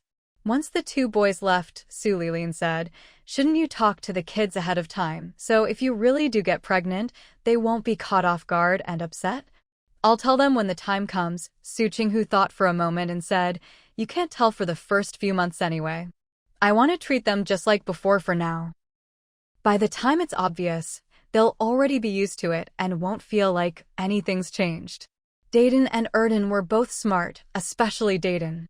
With time, they'd realize that having another sibling wouldn't really change their lives much. Su Lilin didn't interfere, just nodded. Just make sure you take care of yourself these days. She checked both of their pulses. There was nothing wrong with their health, and they were both young and strong. Conceiving shouldn't be a problem. By 7:10, a crowd had already gathered at the gate, kids and adults alike, all waiting for the fireworks. Erden clutched a box of matches and a stick of incense. When he saw Su Qinghu come out, he struck a match and lit the incense, then tied it to the end of a long, thin stick, ready for action. Su Qinghu watched him, a smile in her eyes. It was a pretty clever idea. The stick was about 1.5 meters long, so at that distance, it was basically safe. Mom, is it time? Erden was getting excited. Su Qinghu scanned the crowd, saw the chubby-cheeked kid was there, checked her watch, and nodded. Go ahead. It was still a minute early, but everyone was already here, so why not? Erden glanced at his brother. Dayton quickly shone his flashlight on the row of fireworks on the ground, and Erden, holding the incense on the stick, quickly lit each one. The two worked together perfectly. As soon as the first firework started to go off, the others followed in quick succession. Whoosh! Bang! One after another, fireworks burst in the night sky. They weren't as fancy as the ones in later years, but they still brought everyone so much joy. Watching the scene, Su Qinghu felt a little excited herself. She suddenly wished she could capture the moment, but she hadn't brought a camera, so she could only let it go. Still, she made a mental note to bring a camera for Auntie next time. Not far away, in another courtyard, a family was gathered around the dinner table. The moment the fireworks exploded, a young boy paused and looked outside. Uncle Zhang, Qin Jieli called, I want to go out and watch. Seeing that Lin Jiachu didn't object, Uncle Zhang came over, lifted him into his wheelchair, and pushed him outside. Lin Jiachu held her chopsticks for a moment, then finally put them down and walked over to her son, watching the fireworks bloom in the sky. Neither of them spoke, a familiar yet unspoken distance between them. After a long while, as another firework burst, Qin Jieli finally asked, was everything they said true? Lin Jiachu looked down. What? You were married before and had a child. Qin Jieli looked at her, his expression unreadable in the night. Lin Jiachu replied, I've told you about this before, and I also said I wouldn't answer any more questions about it. Will you abandon me? Qin Jieli's voice was tight with emotion. Like you left your previous child, disappearing without a word. He knew his mother had been married before, and that her husband had died, but he hadn't known until his father's current wife mentioned it, that his mother had actually given birth before. Later, his mother admitted it, but never said anything about the child. All he knew was that she had left that healthy child behind, while he himself wasn't even whole. Who told you I abandoned that child? Lin Jiachu trembled at her son's accusation. Those bitches. Qin Jieli said, calm down. His father's affairs were no secret she had to know, so why get so worked up? Lin Jiachu snapped, calm down? I think you're the one who needs to calm down. Do you believe everything those bitches say? Don't you ever wonder what their motives are? Every one of them wanted to climb up. Every one of them had their eyes on the position of Mrs. Qin, shameless. Qin Jieli replied, father's fortune? I'm his son. Whether he gives it to me is his business, and whether I can get it is mine. With so many children, do you really think you'll get much if you keep refusing treatment? Lin Jiachu's eyes were red with anger. If I wasn't afraid of making him hate you, do you think I'd still be single now? Qin Jieli glanced at her, then looked away. She still had hopes for his father. She should know better than anyone how things really stood. Kids these days are getting harder and harder to fool. After managing to placate Erden, Su Qinghu felt both mentally and physically exhausted. Sometimes, having a clever child isn't all it's cracked up to be, it's killing her brain cells. For dinner, Su Qinghu did the cooking herself, with Su Lilin watching from the side and occasionally lending a hand. Su Qinghu was quick in the kitchen, so by the time everyone finished eating, it was only 6 o'clock. The auntie went to wash the dishes and tidy up the kitchen. Erden squatted in front of the pile of fireworks, sighing dramatically, so much so that even Dayton frowned and glanced over at him. Su Qinghu stood with her arms crossed, watching his performance. Su Lilin shook her head as she observed the three of them. After a whole day together, she felt like this wasn't one adult with two kids, but rather three kids getting up to mischief together. Can I go to his house and ask him to come out and watch the fireworks? Erden squatted on the ground and turned to ask Su Qinghu.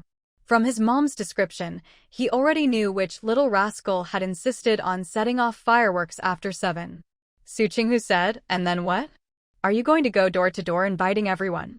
After all, everyone knew the fireworks wouldn't start until after 7. Erden turned back to stare at the pile of fireworks, sighing again. Forget it. Inviting one person is fine, but if he had to call everyone, it'd be about time to start anyway. Why waste the effort? Still, Mom, if someone asks you for a favor in the future, can you not agree so easily? Erden muttered. They're not even our family's kids. Other people's kids have their own parents to dote on them. Shouldn't his mom only care about her own children? That jealousy. It was so obvious even Su Qinghu couldn't help but laugh. Su Qinghu agreed, all right. After all, she just wanted to make her own kids happy, so of course her own children should come first. She hadn't really thought about it before, but she'd pay attention next time. It was her first time being a parent, and she realized this was something she needed to keep in mind. Erden instantly broke into a wide grin, chuckling, hee hee. Playing with everyone today, not a single kid wasn't jealous of him and his brother for having such a good-looking, generous, and fun parent. The family cracked sunflower seeds and chatted idly, and before they knew it, it was 7 o'clock. Erden said, Mom, can we set up the fireworks first? He'd said earlier that he wanted to line up the fireworks in a row and then use incense to light them all at once for a big show. It was sure to be spectacular. Su Qinghu nodded and let him go, then turned to Dayton. Go with your brother and make sure he doesn't do anything dangerous.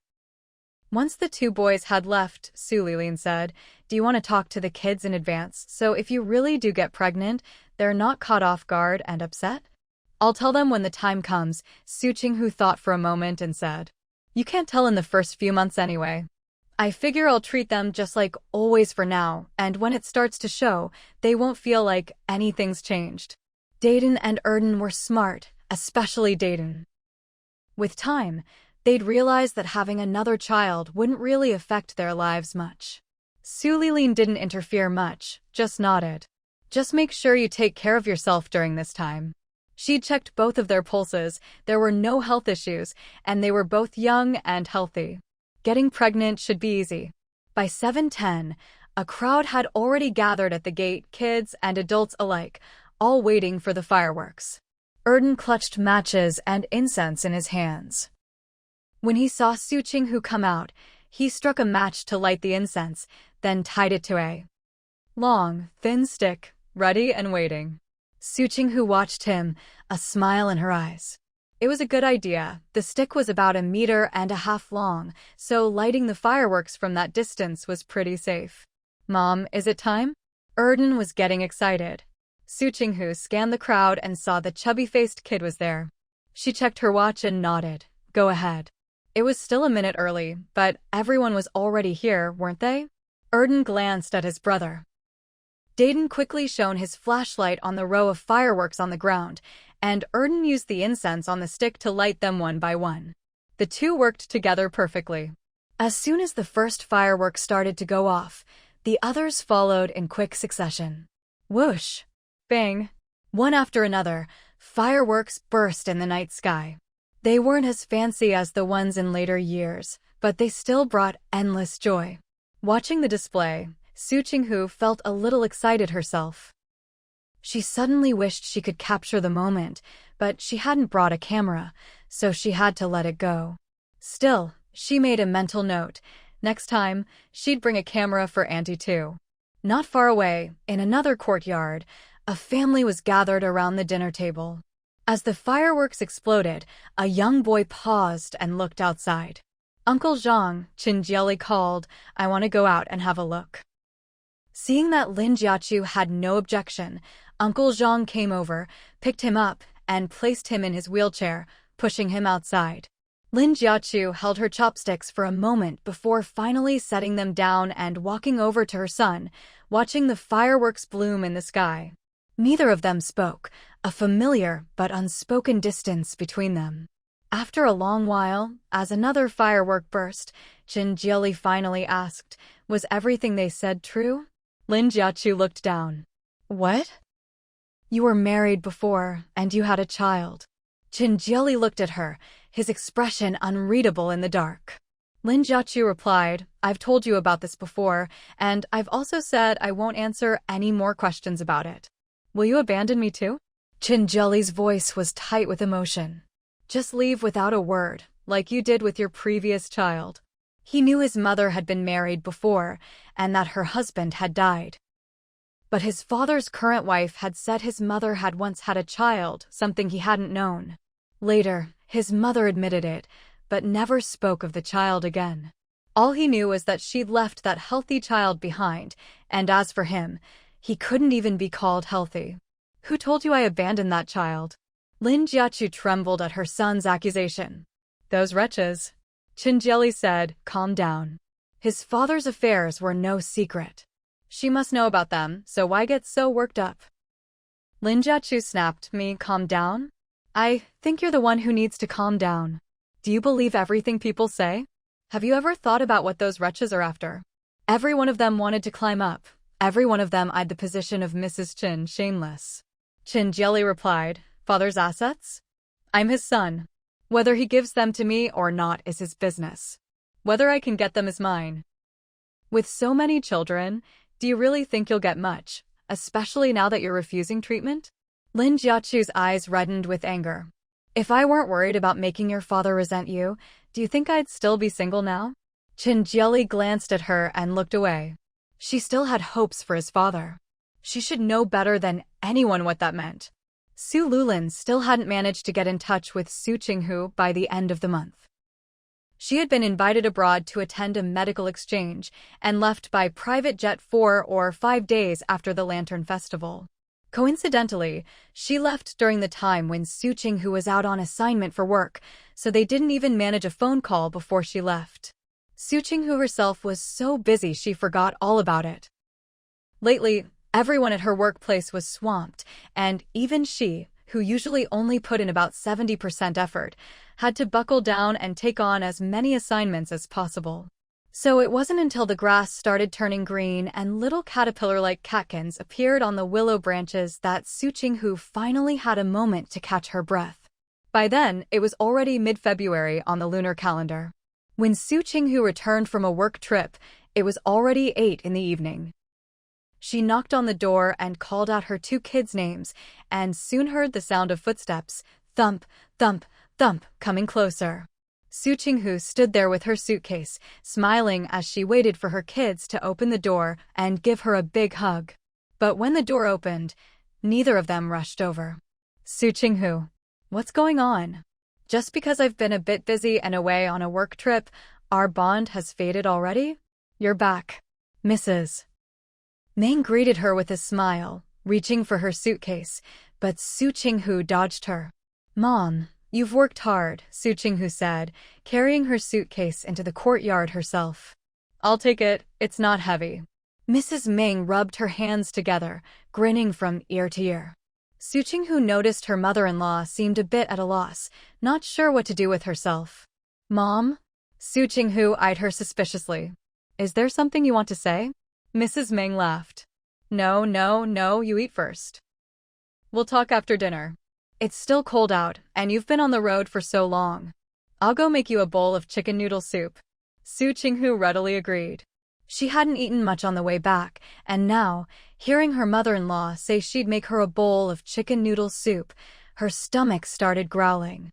Once Mrs. Meng happily headed to the kitchen, Su Qinghu waved to her kids. "Come here, I brought you some local specialties and fun little things from my trip." With that, she led the way into the living room. Did Dan and Dan followed close behind. Su Qinghu opened her suitcase right there and started pulling things out one by one, quickly piling up the table. The kids were delighted. Aside from the ingredients that needed to be cooked, many of the snacks were just their type. There were also some little gadgets they'd never seen before, some quite clever. Su Qinghu picked up one little toy to show them how to play with it and couldn't help laughing herself as she demonstrated. This is a pecking chick toy. Su Qinghu's eyes crinkled with a smile. It looks simple, but it's actually quite fun. You two can take it apart and study it. Whoever manages to recreate it gets a big reward. Dan, that's too easy. He looked at his older brother. Bro, have we started taking apart small appliances yet? Did Dan? We haven't really taken them apart, just studied the diagrams. These days, appliances are expensive, so they can't just dismantle them as they please, except for the typewriter at home. But they'd already taken apart the typewriter. Now their grandma used it to practice, and sometimes they'd type a bit too, though not as fast as her.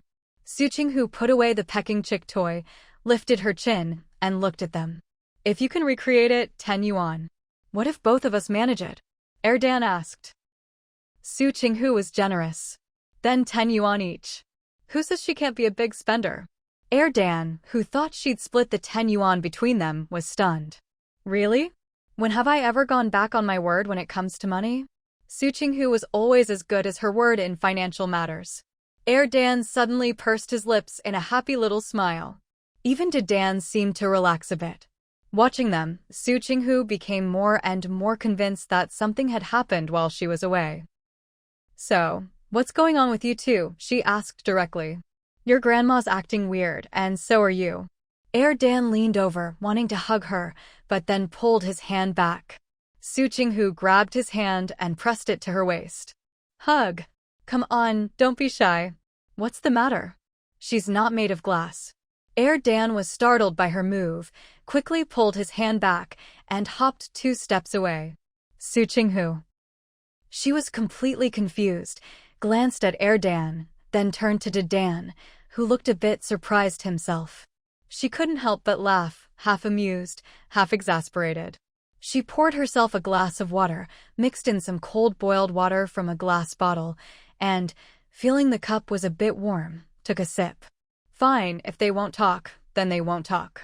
Let's see who can hold out longer. Mrs. Meng soon finished cooking the chicken noodle soup and brought it over, along with a hot towel. Su Qinghu felt a bit embarrassed, thanked her quickly, wiped her hands clean with the hot towel, and sat down at the table to eat. But as soon as she sat down, the other 3 quickly sat too, watching her with a mix of curiosity and oddness. Su Qinghu picked up a few noodles, holding them in midair, and blinked. What's wrong? Mrs. Meng. Nothing. Go ahead and eat. We stewed this chicken today, started at 3 in the afternoon and cooked it until 5. We ate half and put the rest in the fridge. There was a chicken leg left, which she had just shredded to make the noodle soup, adding a couple of green vegetables on top. It looked light and appetizing. Of course, the chicken broth was already delicious, so the noodles couldn't be bad. The noodles were a bit hot, but Su Qinghu was truly hungry. She hadn't had much appetite on the road, but now the aroma of the chicken noodle soup made her mouth water. She couldn't wait for it to cool naturally, so she blew on it and ate as she went. Mrs. Meng, is this enough? Her tone was attentive and expectant. Su Qinghu didn't notice, glanced at her more than half-eaten bowl of noodles, felt her still empty stomach, and blinked, a bit embarrassed. Could you make me some more plain noodles, Mom? You can just put them in this bowl. Mrs. Meng immediately stood up and hurried out. Wait right here. She sounded genuinely happy. Su Qinghu, bewildered, couldn't help but look at her 2 kids across the table.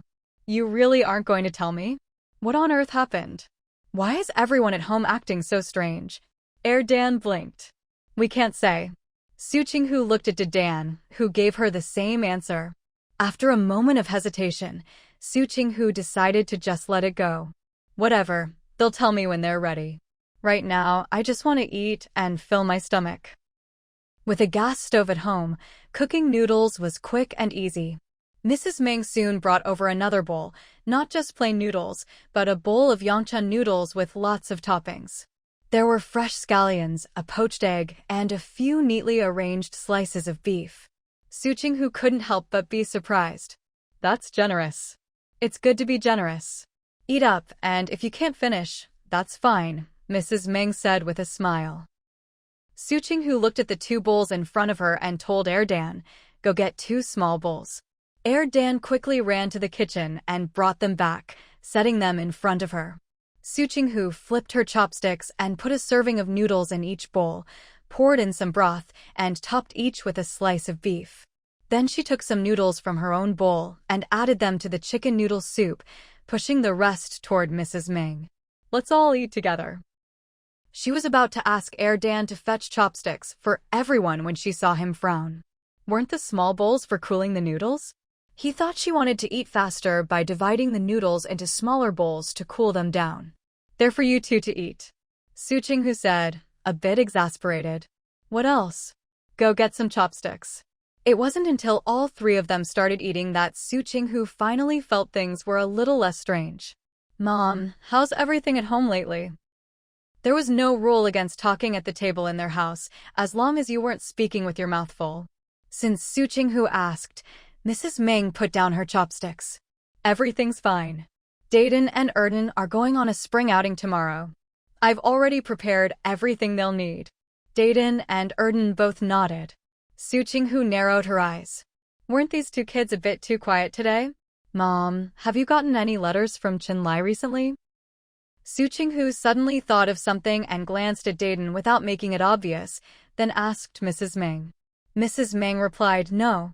"Why? Do you need to talk to him?" "Not really, just asking." Su Qinghu feigned casualness and quickly changed the subject, asking about Dayton and Erden's daily life.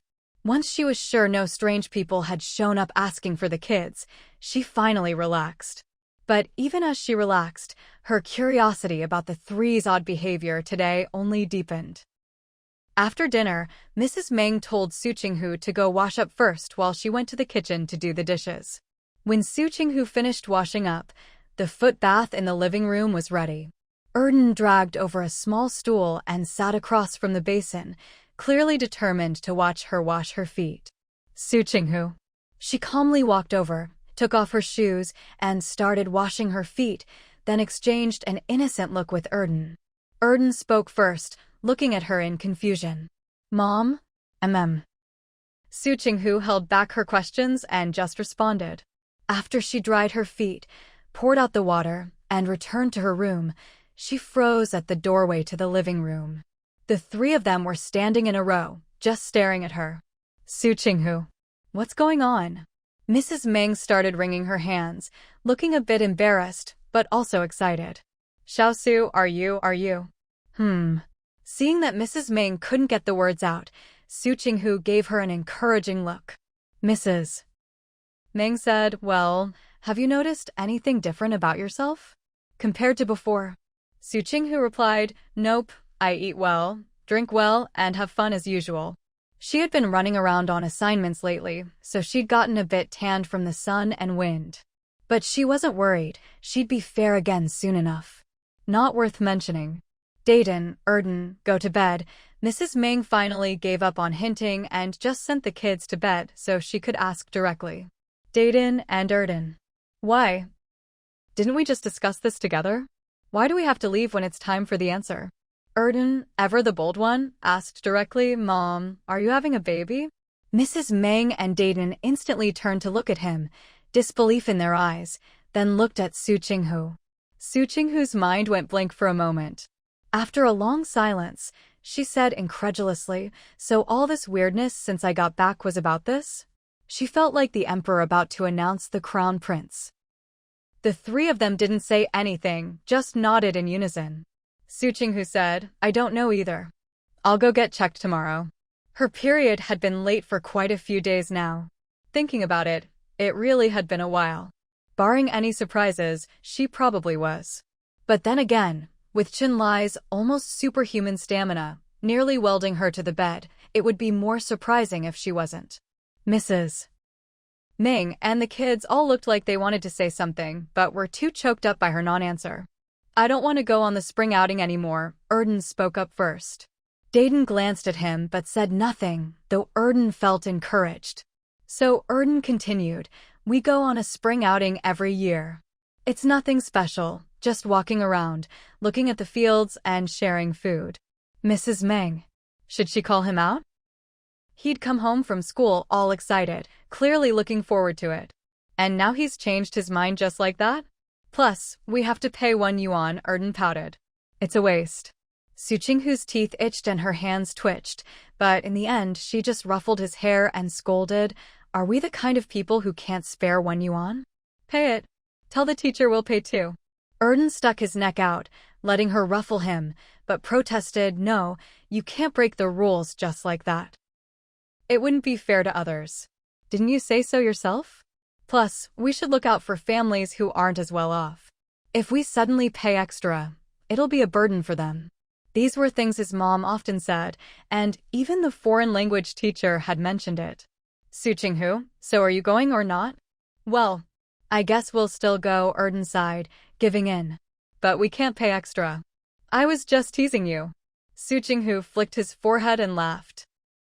Didn't expect you to remember everything I've said so clearly, Shangsheng. You must really like me. Erden, whose full name was Gao Haixing, Su Qinghu's Shengsheng instantly blushed, his face turning red all the way to his ears and neck. Su Qinghu laughed, "Haha, you're even shy." Erden couldn't take it. He covered his face and ran to his room. "I'm going to bed." So embarrassing. His mom actually called him Shengsheng, just like she called that little kid Qianduoshu. Su Qinghu grinned mischievously at Dayton. Dayton had just been laughing at Erden, but when she turned her attention to him, he froze. Seeing her wicked smile, Dayton immediately sobered up and hurried off to his room. "I'm going to bed too." No way was he giving her a chance to call him Yan Yan. Su Qinghu sighed regretfully and called after him, "Yan Yan, good night." Dayton Zhang Anyan stumbled at the door, fleeing in embarrassment as Su Qinghu's cheerful, mischievous laughter echoed behind him. Mrs. Meng watched her tease the kids, her eyes full of warmth. Her daughter-in-law really was a good person. At this moment, the pure-hearted Su Qinghu opened her arms and hugged Mrs. Meng. "Mom, thank you for everything. What's there to thank me for? Dayton and Erden are easy to look after." Mrs. Meng's heart softened. "Besides, that class you signed me up for helped me make some friends. I study with them during the day, then come home and chat with the kids at night. Life feels like I suddenly have more time." Mrs. Meng sighed. In the past, life was about hunger and worry. Later, it was constant anxiety. She and Old Chin hadn't suffered too much, but they were always on edge, afraid some baseless accusation would fall on them. It had been 7 or 8 years since the reforms, but time leaves its mark, and it wasn't easy to relax all at once. Young people liked things she didn't understand. Xiao Su seemed playful, but she was patiently guiding them to experience new things. With her children far away, there wasn't really anyone to talk to. Xiao Su was truly wonderful. Just thinking about it made her feel warm inside. After a good night's sleep, when Su Qinghu woke up, the 2 kids were already out of the house. Her mother-in-law, Mrs. Meng, was standing in the small garden plot in the yard, inspecting the newly sprouted vegetable seedlings. Hearing movement, Mrs. Meng turned around with a smile and walked over to Su Qinghu. "I've already called your grandaunt. Once you've washed up, we'll head over." "Oh, and don't eat breakfast yet," Mrs. Meng added, remembering something. "Your grandaunt said to wait until after the checkup. There are plenty of restaurants near the hospital, all open for business during the day, so don't worry about finding something to eat." Su Qinghu nodded and energetically went to wash up. When she came out, she saw Mrs. Meng stuffing snacks and a camera into her own shoulder bag. Su Qinghu was a bit puzzled. She could understand bringing snacks, but why bring a camera? Even if they were going for a checkup, there would be a report, no need to take extra photos, right? "Did you bring all your medical records and documents?" Mrs. Meng glanced at Su Qinghu's bag and asked. Su Qinghu was carrying a slightly larger bag for convenience. She nodded, "I've got everything." Even if she'd forgotten something, her grandaunt wouldn't let her leave anyway. Having someone to help always makes things easier. It's always been that way. Su Qinghu herself didn't feel much, but Mrs. Meng and Aunt Su Lilin were already getting excited. We haven't even started the checkup yet, Su Qinghu reminded them. Honestly, they were getting happy too soon. What if it wasn't what they hoped? Some couples are perfectly healthy but still have trouble conceiving. She'd seen plenty of people in the future trying all sorts of tricks to get pregnant. It's your turn now. Su Lilin took a deep breath. I'll go in with you. Su Qinghu couldn't help but laugh. Auntie, if you come in with me, I'll really be embarrassed. Embarrassed about what? I'm your grandaunt, and even if you put that aside, I'm a doctor. What's the big deal? Su Lilin glared at her. I'm coming in no matter what. No one could stop her. Fine, fine. You can come. Su Qinghu relented, pointing at the doctor behind her who was trying not to laugh. But could you not block the doorway? Su Lilin turned around, exchanged a few friendly words with the doctor, then waved Su Qinghu in. Mrs. Meng didn't need an invitation. She followed right in. 10 minutes later, Su Lilin came out holding the ultrasound report, unable to hide her joy. Mrs. Meng felt like she was floating, walking carefully, afraid she might trip if she wasn't careful. Only Su Qinghu didn't feel much of anything. She couldn't make sense of the report. Even after her grandaunt and the doctor pointed things out, she still couldn't see what was different. Since she couldn't see it, she couldn't share in their excitement. Of course, even though she didn't understand, she was still pretty happy. It's like she was living up to the movement of life. She chuckled quietly and followed them to Aunt Su Lilin's office. As the older lady started explaining things to watch out for, Su Qinghu's mind began to wander. But it didn't matter if she zoned out. Mrs. Meng was paying close attention. For some reason, as soon as Su Lilin started talking, Mrs. Meng pulled out a soft-cover notebook and a fountain pen from her bag, ready to take notes seriously. Occasionally, Su Lilin would knock on the table to pull Su Qinghu's drifting attention back, then continue. Eventually, she just ignored her altogether. When the explanation was over, Su Qinghu looked at her with a smile, blinking in mock pleading, and offered a summary. So, just be careful in the first 3 months, and after that, eat whatever I want as long as I don't overdo it. And also, come see you regularly so you can check my pulse. After Su Qinghu finished, Su Lilin nodded, then pointed at Mrs. Meng's notebook. Everything you need to watch out for is written down by your mother-in-law. When you get home, stick it up in your kitchen. Just glance at it whenever you cook. Anyway, the things to avoid are rarely found when eating out. Su Qinghu replied brightly, okay, don't worry, I'll definitely follow the doctor's orders. To a doctor, those words are music to the ears. Su Lilin let her off, waved them away, and told them to head home. After leaving the hospital, Su Qinghu was planning to eat at home, but Mrs. Meng insisted they stop for a bite first. Su Qinghu didn't argue and went along with it. After the excitement wore off, Mrs. Meng felt a bit emotional. Looking at Su Qinghu's glowing face, she wanted to let out a long sigh of relief. She had always felt the need to make it up to her son, but he was grown, independent, and rarely home. Other than helping with the kids' expenses, she couldn't find many ways to make it up to him. Now that she was retired and no longer had to move around for work, she wanted to do more. But all she and Old Chin had done didn't compare to even a tenth of what Xiaosu had given back. Now, with Xiaosu pregnant, she finally had a chance to do something for her. After their spring outing, Did Dan and Air Dan sprinted home the moment the teacher said dismissed, running so fast even the teacher couldn't help but take notice. When they reached the door and saw it wasn't locked, they exchanged a look and, in perfect sync, paused at the threshold to catch their breath. Once they'd recovered, they slowly pushed open the door. Air Dan even poked his head inside for a look. Huh? Barbecue? Air Dan sniffed the air, blinked, and ran straight to the kitchen. Mom, are we having barbecue tonight? Did Dan followed close behind, not even thinking to put down his backpack. Su Qinghu was in the kitchen, chopping away. Marinated meat sat by her side, and neatly arranged vegetables were ready to go. Mrs. Meng was helping out. Seeing the kids return, she glanced at the time. Back so early? It wasn't even 4 yet. Air Dan said there wasn't much to do.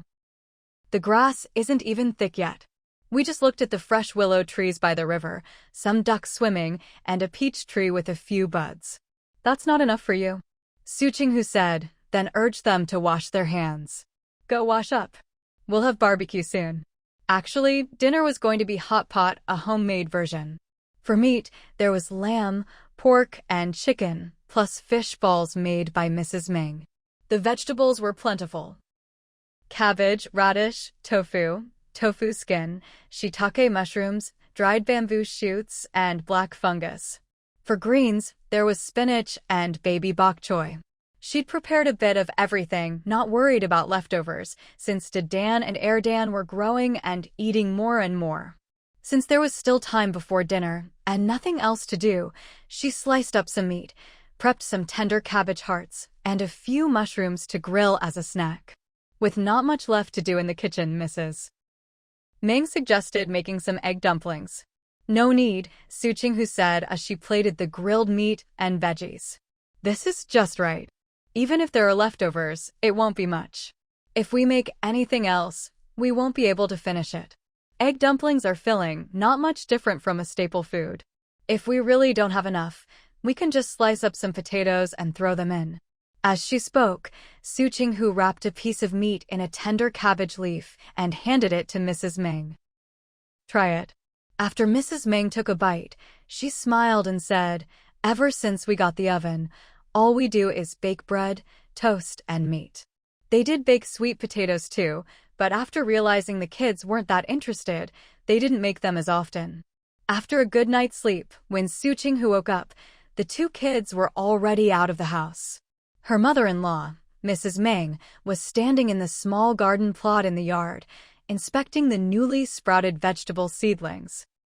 Hearing movement, Mrs. Meng turned around with a smile and walked over to Su Qinghu. I've already called your grandaunt. Once you've washed up, we'll head over. Oh, and don't eat breakfast yet, Mrs. Meng added, remembering something. Your grandaunt said to wait until after the checkup. There are restaurants near the hospital, and they're open during the day, so don't worry about not finding something to eat. Su Qinghu nodded and energetically went to wash up.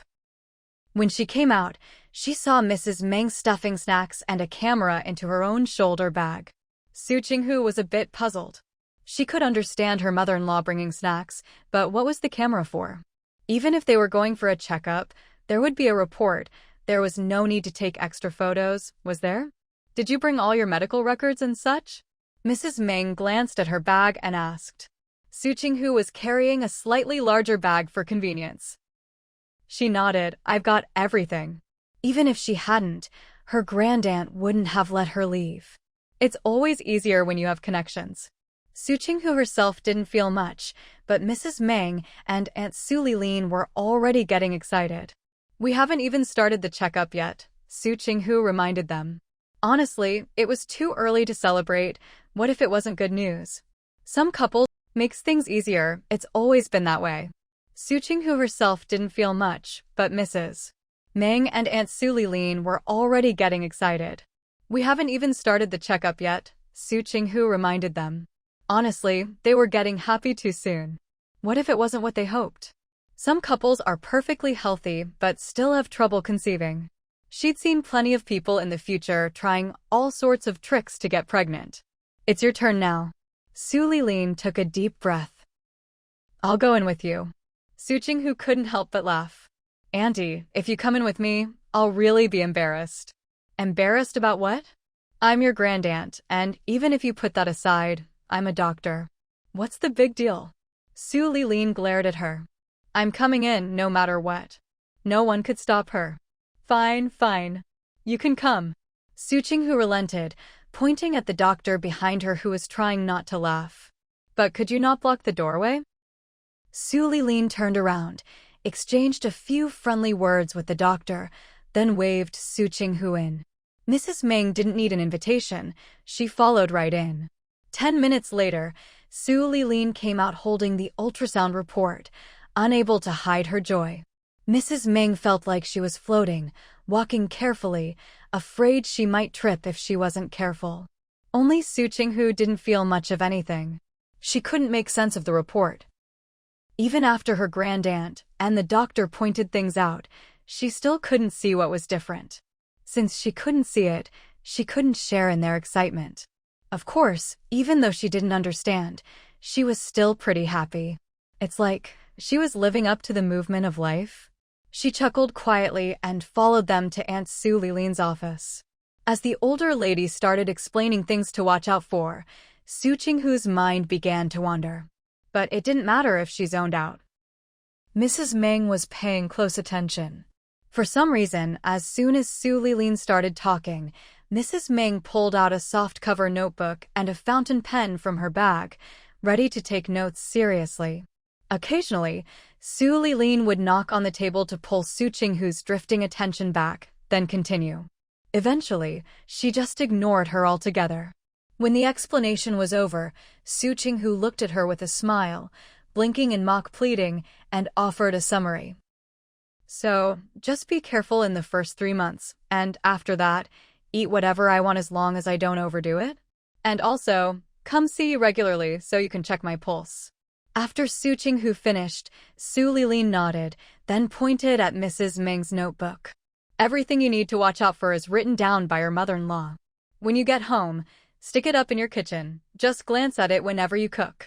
Anyway, the things to avoid are rarely found when eating out. Su Qinghu replied brightly, okay, don't worry, I'll definitely follow the doctor's orders. To a doctor, those words are music to the ears. Su Lilin let her off, waved them away, and told them to head home. After leaving the hospital, Su Qinghu was planning to eat at home, but Mrs. Meng insisted they stop for a bite first. Su Qinghu didn't argue and went along with it. After the excitement wore off, Mrs. Meng felt a bit emotional. Looking at Su Qinghu's glowing face, she wanted to let out a long sigh of relief. She had always felt the need to make it up to her son, but he was grown, independent, and rarely home. Other than helping with the kids' expenses, she couldn't find many ways to make it up to him. Now that she was retired and no longer had to move around for work, she wanted to do more. But all she and Old Chin had done didn't compare to even a tenth of what Xiaosu had given back. Now, with Xiaosu pregnant, she finally had a chance to do something for her. After their spring outing, Did Dan and Dan sprinted home the moment the teacher said dismissed, running so fast even the teacher couldn't help but take notice. When they reached the door and saw it wasn't locked, they exchanged a look and, in perfect sync, paused at the threshold to catch their breath. Once they'd recovered, they slowly pushed open the door. Dan even poked his head inside for a look. Huh? Barbecue? Dan sniffed the air, blinked, and ran straight to the kitchen. Mom, are we having barbecue tonight? Dan followed close behind, not even thinking to put down his backpack. Su Qinghu was in the kitchen, chopping away. Marinated meat sat by her side, and neatly arranged vegetables were ready to go. Mrs. Meng was helping out. Seeing the kids return, she glanced at the time. Back so early? It wasn't even 4 yet. Dan said there wasn't much to do. The grass isn't even thick yet. We just looked at the fresh willow trees by the river, some ducks swimming, and a peach tree with a few buds. That's not enough for you, Su Qinghu said, then urged them to wash their hands. Go wash up. We'll have barbecue soon. Actually, dinner was going to be hot pot, a homemade version. For meat, there was lamb, pork, and chicken, plus fish balls made by Mrs. Meng. The vegetables were plentiful. Cabbage, radish, tofu skin, shiitake mushrooms, dried bamboo shoots, and black fungus. For greens, there was spinach and baby bok choy. She'd prepared a bit of everything, not worried about leftovers, since Dan and Dan were growing and eating more and more.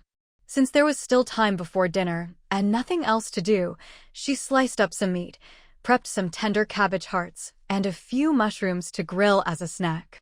With not much left to do in the kitchen, Mrs. Meng suggested making some egg dumplings. No need, Su Qinghu said as she plated the grilled meat and veggies. This is just right. Even if there are leftovers, it won't be much. If we make anything else, we won't be able to finish it. Egg dumplings are filling, not much different from a staple food. If we really don't have enough, we can just slice up some potatoes and throw them in.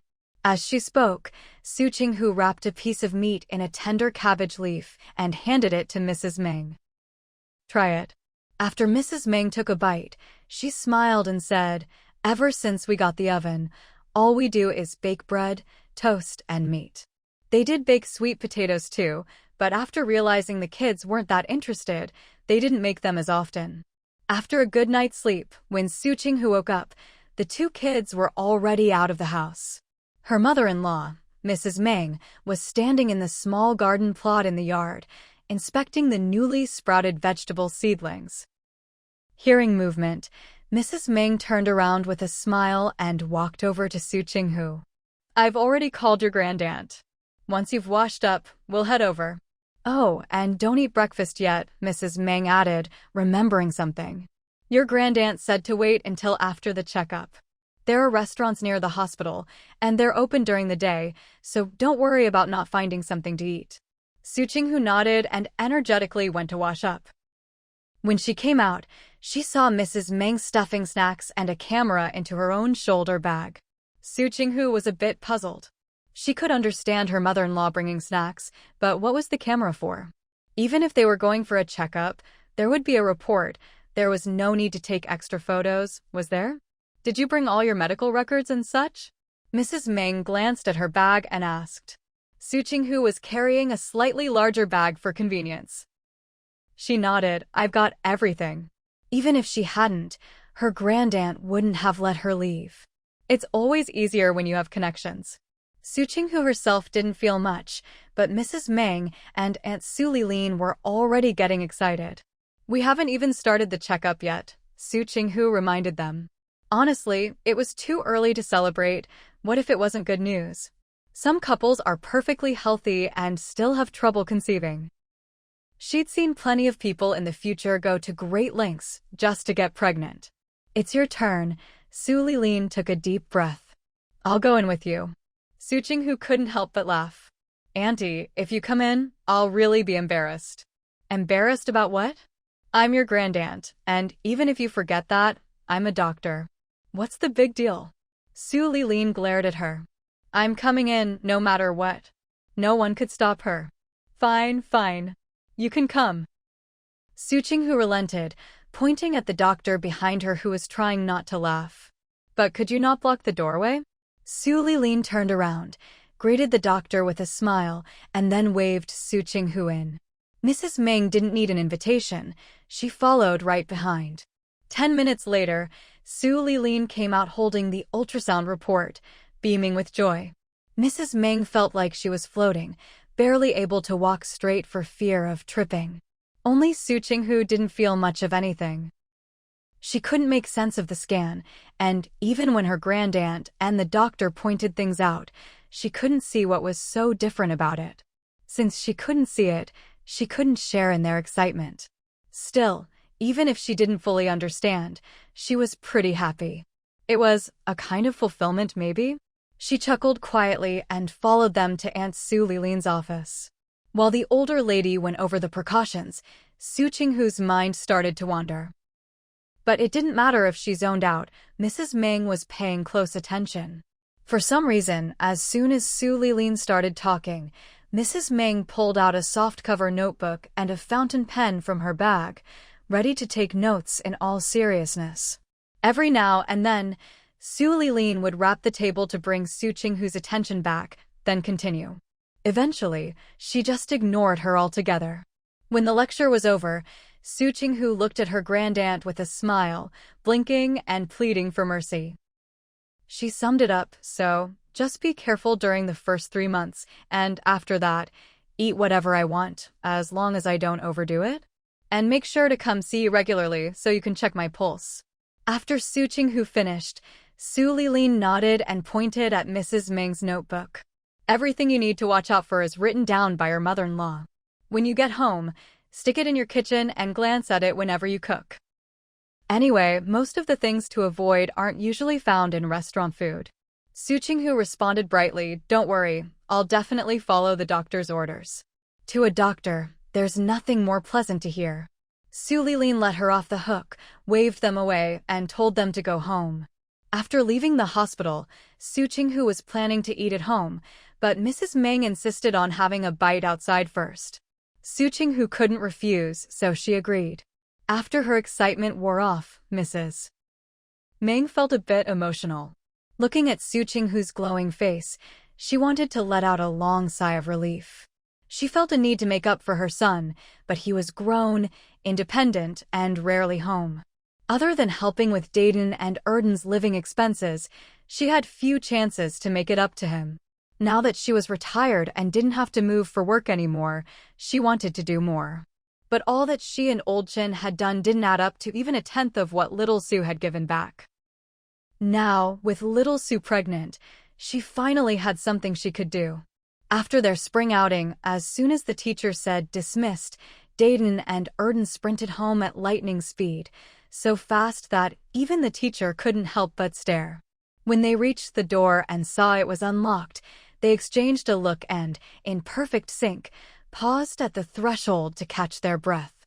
Once they'd recovered, they pushed the door open. Erden poked his head inside. Huh? Barbecue? Erden sniffed the air, blinking, and ran straight to the kitchen. Ma, ace up with pride. We've got money and people. Grandpa and Grandma were here too. Who'd dare try to take them? Humph. Seeing his expression, Su Qinghu raised her eyebrows. Using money and influence to pressure people should only be a last resort. Normally, we shouldn't do that, okay? Hee, got it, Erdan said, hugging the camera and walking over. You've told us that a bunch of times, we remember. He raised the camera. Mom, when will you teach us how to develop photos? They'd taken plenty, but hardly developed any. Grandpa and Grandma always had to go somewhere far and expensive to get them done. If we learn to develop photos, we'll save a lot of money, Erdan added. And we'll pick up a new skill. Su Qinghu looked at him, then it did Dan, and suddenly felt that, even if these two kids left her, they'd never go hungry. Dan could type Chinese fluently, and was already faster than most people at English, even though he'd just started. He'd have no problem making a living with those skills. As for Erdan, he was a whiz with the camera and now wanted to learn photo development. In the future, he could make a living taking photos for tourists. Without realizing it, she'd actually taught the kids survival skills. Su Qinghu suddenly felt proud, but then paused. After giving them the basics and teaching them a few things, she'd hardly managed them at all, just answered the occasional question they couldn't solve. Ahem. Su Qinghu snapped out of it and answered Erdan, I'll keep that in mind. Let me ask around first. When the time came, she'd have Yuan Hang handle it. After all, she'd written so many articles for him it nearly balanced out the favor of that lipstick he gave her. By the end of April, the weather had truly warmed up, and everyone had switched to lighter, thinner clothes. After the regular meeting, Sisterly walked side by side with Su Qinghu, her eyes full of suspicion. Have you run into something lately? Su Qinghu was puzzled. What do you mean, run into something? I just feel like you've been a bit different recently. Sisterly looked her up and down. I can't quite put my finger on it, but you're definitely different. After a few rounds of different, Su Qinghu couldn't help but laugh. She blinked. Shall we head out for the assignment first? After we finish, you'll answer my questions? Sisterly immediately latched on. Su Qinghu smiled. No problem. Since getting pregnant, aside from looking a bit rounder, Su Qinghu hadn't changed much. She was still slim, and since her belly wasn't showing and she wore loose clothes, it was perfectly normal that Sisterly hadn't noticed. Today, they were paired up for an assignment. It wasn't a big job, nor was it far, just a quick trip to an expo. All they had to do was walk around, finish up the interview outline, and then write up the article back at the office. These days, expos weren't like they used to be. There were more people, more things to see. Even if you didn't do interviews, just walking past each booth would take at least 2 hours. Add in interviews and photos, and it took even longer. Halfway through, the two of them grabbed a quick bite nearby before continuing. When the interviews were done and they were packing up to head back, Sisterly rubbed her lower back and looked at Su Qinghu. When are we going to schedule a massage together? Even though scans never showed anything wrong, her back really did ache. Every time after a massage, she felt completely relaxed. Su Qinghu replied, "Didn't I say I'd answer your questions after the interviews?" "That can wait," Sisterly said. "Let's go for a massage together first." "I'm pregnant." Su Qinghu grinned at her. "So I'll skip the back massage for now." After all, her back wasn't sore yet. When she really needed it, her grandaunt had promised to take care of her personally. Sisterly's voice shot up 2 octaves. "What did you say?" She looked down at Su Qinghu's belly, but with her clothes, nothing was visible. "How many months along are you?" She fired off questions, then muttered to herself, "What am I asking for? I should know how far along you are. It must have happened around Chinese New Year, right?" Sisterly's face broke into a smile. "You really kept it quiet for so long. Almost 4 months now. You haven't even gained any weight." Sisterly looked her up and down. "I can't even tell you're pregnant." Su Qinghu replied, "I'll take that as a compliment, sort of." She laughed, and so did Sisterly. Then Sisterly quickly reached out. "Honestly, you should have told me. If I'd known, I would have carried the camera and bag for you." Thinking back over the past few months, Sisterly almost sighed. This girl had even gone on several business trips as if nothing was going on. Su Qinghu didn't let her take the camera or bag. No, it's just a little stuff. I can handle it myself." But Sisterly was having none of it. "Today, either you let me carry the camera and bag, or we're standing here until you do." Su Qinghu. She gave in and handed over her things. Neither the camera nor the bag was heavy, so it wasn't a big deal. Besides, it wouldn't look good to argue at the entrance of the expo. Just as she handed her things to Sisterly, someone called out to her in a strange accent. The kind you hear when foreigners are just learning Chinese. Su Qinghu turned and saw a huge figure barreling toward her. She jumped in surprise and dodged out of the way. Looking again, the big guy turned around and looked at her with a rather aggrieved expression. "Su Qinghu, who is this?" He looked familiar. Could it be that foreign friend, Old John? How did he get so fat? "Su."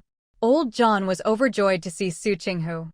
"Seeing you ahead of schedule makes today a happy day." Su Qinghu replied, "But you've really surprised me." She gave him a look, and Old John patted his belly, grinning sheepishly. Then, as if remembering something, he quickly added, "But I'm healthier now than I was before." After returning home, he'd seen doctors about his health. After some treatment, he felt lighter, happier, and in better shape. His appetite returned. After losing his sense of taste for a while, he was now rediscovering the joy of food, and he just couldn't help himself. "I'm just worried your bones can't handle all this. Sweet burden," Su Qinghu joked. Old John burst out laughing, then apologized. "Su, I'm sorry. I wanted to help you get the exclusive rights for a luxury brand, but the others had too much capital and too many connections." Exclusive rights? Was she even in a position to handle exclusive rights and venue fees right now? That reminded her it had been a while since she'd been in touch with her financial whiz, Cheng Qian. "If I were you, I'd have done the same," Su Qinghu said honestly. "No need to feel guilty. First, there was the money. How could she compete with those people? It was laughable. Plus, running a business took a lot of energy, and she just wasn't in the right place for that at the moment." Thinking about it, Su Qinghu amused herself. In the end, it all came down to not having enough money or people she could rely on. Old John was deeply moved and promised, "Next time, I'll find you an even better business opportunity." "Thank you," Su Qinghu replied, then introduced Sisterly to him. She casually asked about his eating habits and, upon learning he'd been feasting for days, was thoroughly impressed. This foreigner really had a Chinese stomach. After chatting for a bit and turning down Old John's invitation to eat together, Su Qinghu quickly left with Sisterly. It was as if she'd opened a new world for this foreign friend. He could now find his own way to enjoy life. "Who is that?" Sisterly blinked. "The tough nut you managed to crack? Wasn't he supposed to be aloof? Wasn't he supposed to look down on everyone?" He was so warm and enthusiastic, nothing like the information they'd collected on him before. Su Qinghu said, "You remembered right, Sisterly, that's him. He used to seem like an old tree in winter. Lifeless whether you looked from near or far. Now, even though he's gained weight, he seems so much healthier. They say the spleen and stomach are the source of energy and blood. She'd never really thought about it before, but old John's transformation was eye-opening. Of course, his money power definitely played a part. Sisterly said, "He seems like he wants to hang out with you." "No rush, let's get our work done first," Su Qinghu replied, feeling a sense of urgency. She didn't like working overtime. If she could finish during work hours, she'd never drag things out. That was one of her secrets to happiness in life. By the end of April, the weather had truly turned hot, and everyone had switched to lighter, thinner clothes. After the regular meeting, Sisterly walked side by side with Su Qinghu, her eyes full of suspicion. "Have you run into something lately?" Su Qinghu was puzzled. "Run into something? What do you mean?" "I just feel like you've been a bit different recently." Sisterly looked her up and down. "I can't quite put my finger on it, but something's changed." After a few rounds of different, Su Qinghu couldn't help but laugh. She blinked. "Shall we head out for the assignment first? After we finish, you'll answer my questions?" Sisterly immediately jumped at the chance. Su Qinghu smiled. "No problem." Since getting pregnant, aside from looking a bit rounder, Su Qinghu hadn't changed much. She was still slim, and since her baby bump wasn't obvious and she wore loose clothes, it was perfectly normal that Sisterly hadn't noticed. Today, the two of them were paired up for an assignment. It wasn't a big one and the location wasn't far, just a quick trip to a trade show. Once they finished the interview outline and wrote up the article, they'd be done. Trade shows these days weren't what they used to be, crowds of people, tons of stuff. Even if you didn't do interviews, just walking through all the booths would take at least 2 hours, not to mention interviewing and taking photos, which took even longer. Partway through, they grabbed a bite to eat nearby before continuing. After wrapping up the interviews, they packed up and headed back. Sisterly rubbed her lower back and looked at Su Qinghu. "When are we going to schedule a massage together?" Even though the scans never showed anything, her back really did hurt. Every time she got a massage, she felt completely relaxed. Su Qinghu replied, "Didn't I say I'd answer your questions after the interviews?" "That can wait," Sisterly said. "Let's get massages together first." "I'm pregnant." Su Qinghu grinned at her. "So I'll have to skip the back massage." Besides, her back wasn't sore yet. When the time came, her grandaunt had promised to take care of her personally. Sisterly's voice shot up 2 octaves. "What did you say?" She looked down at Su Qinghu's belly, but with the loose clothes, she couldn't see anything. "How many months along are you?" She fired off questions, then muttered to herself, "Look at me, asking when I should already know. Must have happened around Chinese New Year, right?" A smile spread across her face. "You really kept this to yourself for so long. It was almost 4 months now. You haven't even gained weight." Sisterly looked her up and down. "I can't see any sign you're pregnant at all." Su Qinghu replied, "I'll take that as a compliment, sort of." She laughed, and Sisterly laughed too. Then Sisterly quickly reached out. "Honestly, you should have told me. If I'd known, I would have carried your camera and bag for you." Thinking back over the past few months, Sisterly almost sighed. This girl had even gone on several business trips like nothing was going on. Su Qinghu didn't let her take the camera and bag. No, it's just a few things. I can handle it." But Sisterly wouldn't back down. "Today, either you let me carry the camera and bag, or we're standing here until you do." Su Qinghu. She gave in and handed them over. Neither the camera nor the bag was heavy, so it was fine. Besides, it wouldn't look good to be arguing at the entrance of the trade show. Just as she passed the things to Sisterly, someone called her name in a strange accent. The kind foreigners have when they're just learning Chinese. Su Qinghu turned and saw a giant of a man barreling toward her. Startled, she dodged out of the way. When she looked again, the giant turned around, looking at her with a rather aggrieved expression. "Su Qinghu, who is this?" He looked familiar. Could it be that foreign friend, Old John? How did he get so fat? "Sue." Old John was thrilled to see her.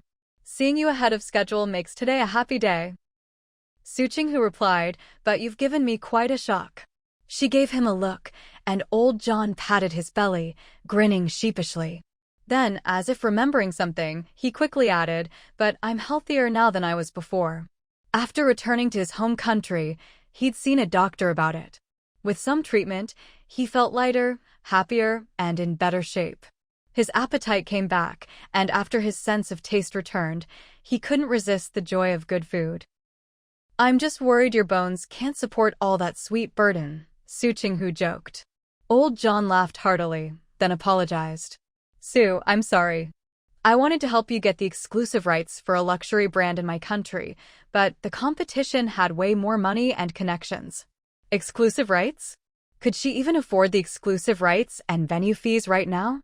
Thinking of this, she suddenly realized it had been a while since she'd been in touch with her financial whiz, Chung Chien. "If I were you, I'd do the same," Su Qinghu said honestly. No need to feel guilty. First, there was the money. How could she compete with them? It was laughable. And it would take a lot of effort to run such a business, which she wasn't in the right state for at the moment. Thinking it over, Su Qinghu couldn't help but laugh at herself. In the end, it all came down to not having enough money or people she could rely on. Old John was deeply moved and made a bold promise. "Next time, I'll find you an even better money-making project." "Thank you," Su Qinghu replied, then introduced sisterly and casually asked about his diet. When she learned he'd been eating nonstop for days, she was thoroughly impressed. This foreigner had a true Chinese stomach. After chatting for a bit and turning down old John's invitation to eat together, Su Qinghu quickly dragged sisterly away. It was like she'd opened a new world for this foreign friend. He was now finding his own ways to enjoy life. "Who is that?" Sisterly blinked. "The tough nut you managed to crack? Wasn't he supposed to be aloof? Wasn't he supposed to look down on everyone?" He was so enthusiastic now, nothing like the info they'd collected on him before. Su Qinghu laughed. "You remembered right, that's him. He used to feel like an old tree in winter, no matter how you looked. There was no sign of life. Now he's chubby, but he seems so much healthier." They say the spleen and stomach are the source of all energy and blood. She'd never really thought about it before, but old John's transformation was eye-opening. Of course, his money power definitely played a part. Sisterly said, "Looks like he wants to hang out with you." "No rush, let's finish our work first," Su Qinghu said, full of urgency. She hated working overtime. If she could finish during work hours, she'd never drag it out. That was one of her secrets to happiness in life. Dan grinned, trying to please her. "We're just figuring things out right now. Asking you is the first step. This is what you always told us about gathering information." Su Qinghu replied, "I'm not really sure where kids should submit their writing. Maybe you could ask your teacher. Teachers definitely know about this kind of thing. If not, you could go to a newsstand and check the newspapers or magazines to see if there are any calls for submissions." Su Qinghu blinked, giving them another way to collect information. Dan immediately lit up. "Thanks, Mom." Then he turned to Dan, "Bro, give me 50 cents, and I'll share the info I find with you. Aren't you about to take exams? You should focus on studying."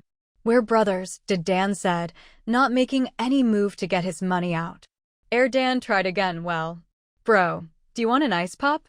There's an uncle selling them over there.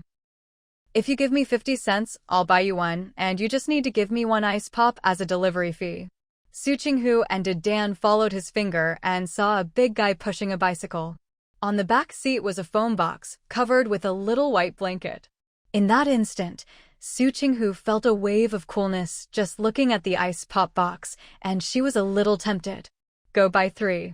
You can keep the change," Su Qinghu decided. "If they have the original milk ice cream, get that. If not, just get the regular old ice pops." She pulled out some money as she spoke. But by the time she looked up after getting the money, Dan was already gone. She blinked in confusion and instinctively looked over at the ice pop vendor. Sure enough, Dan was already there, and he was coming back with 2 ice pops in hand.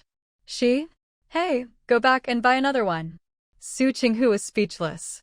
"There are 3 of us. 3 people, but only 2 ice pops. What's that supposed to mean?" Dan didn't turn back.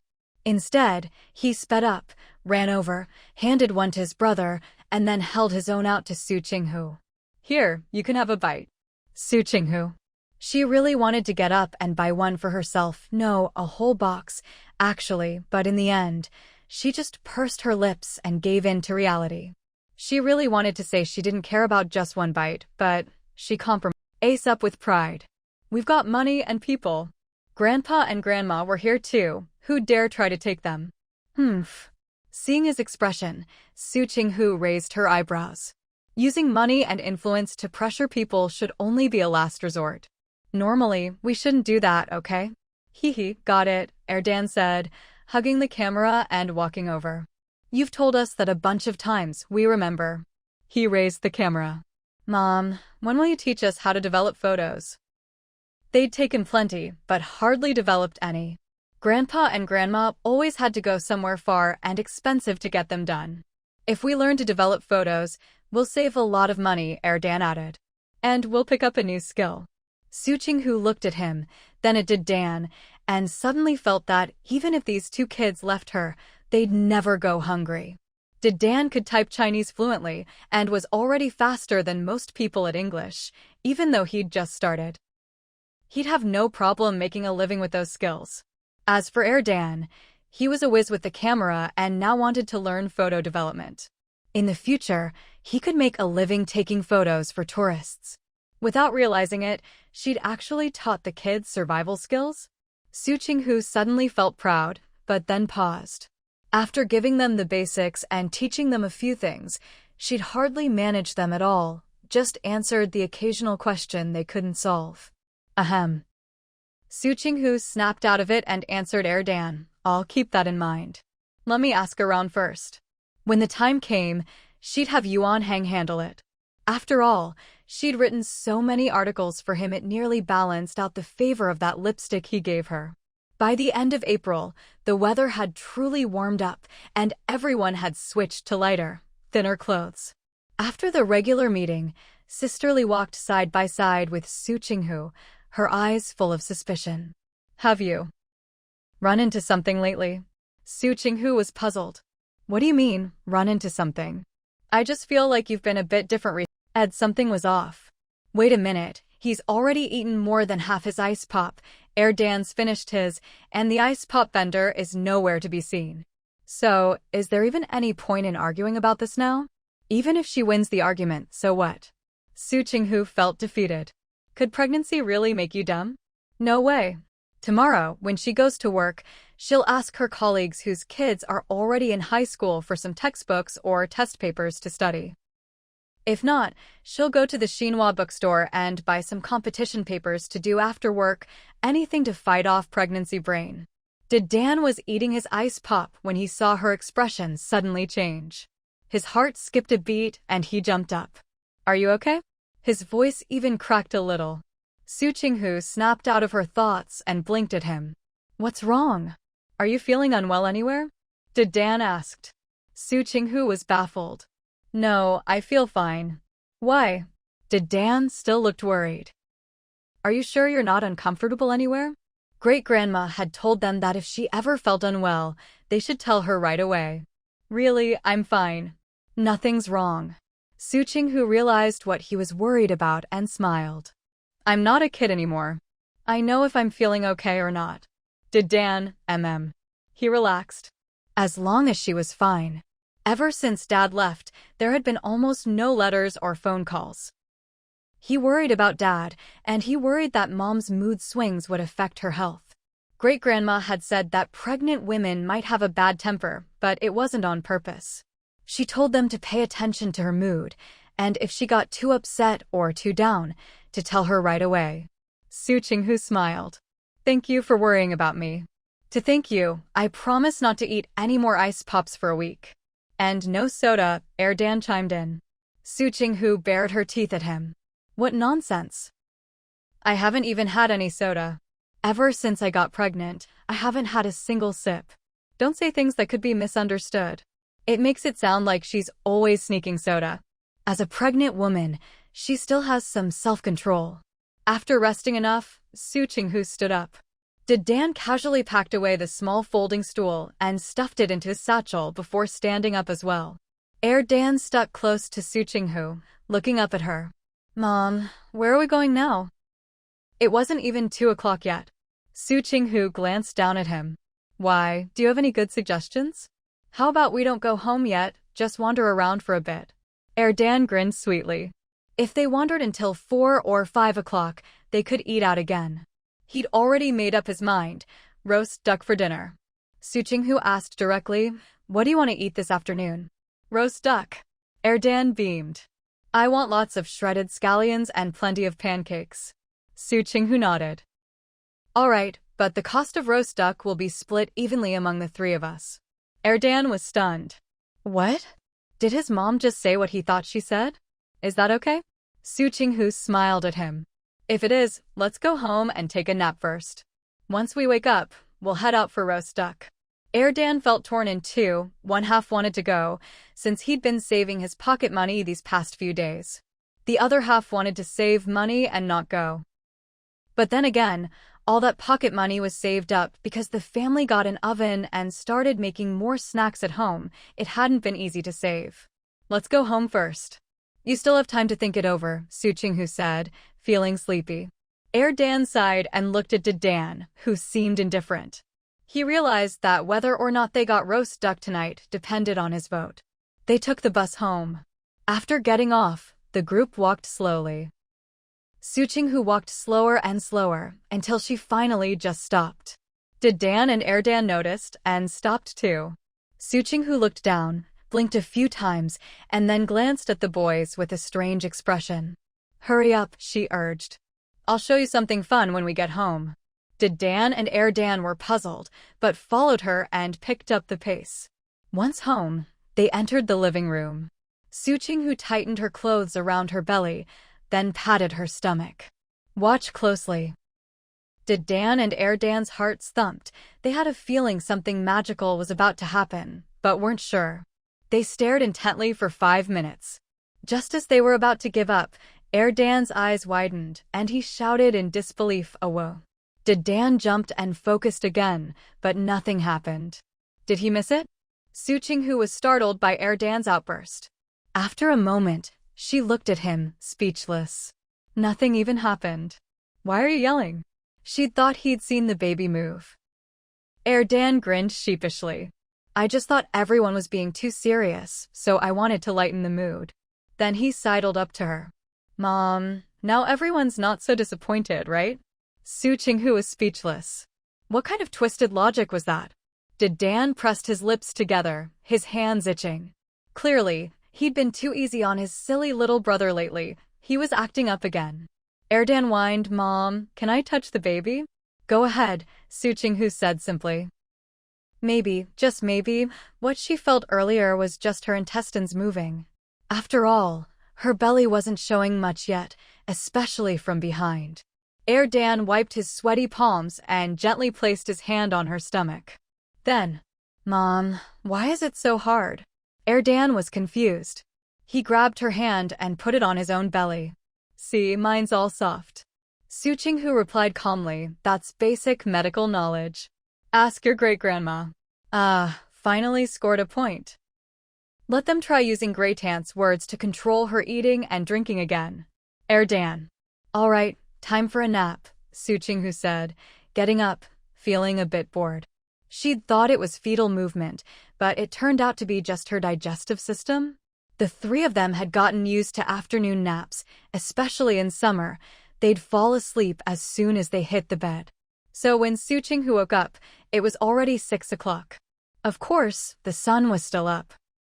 The days were long and the nights short. It wouldn't get dark until after 8. She lay in bed, waking up, when she felt her belly move again. This felt just like before.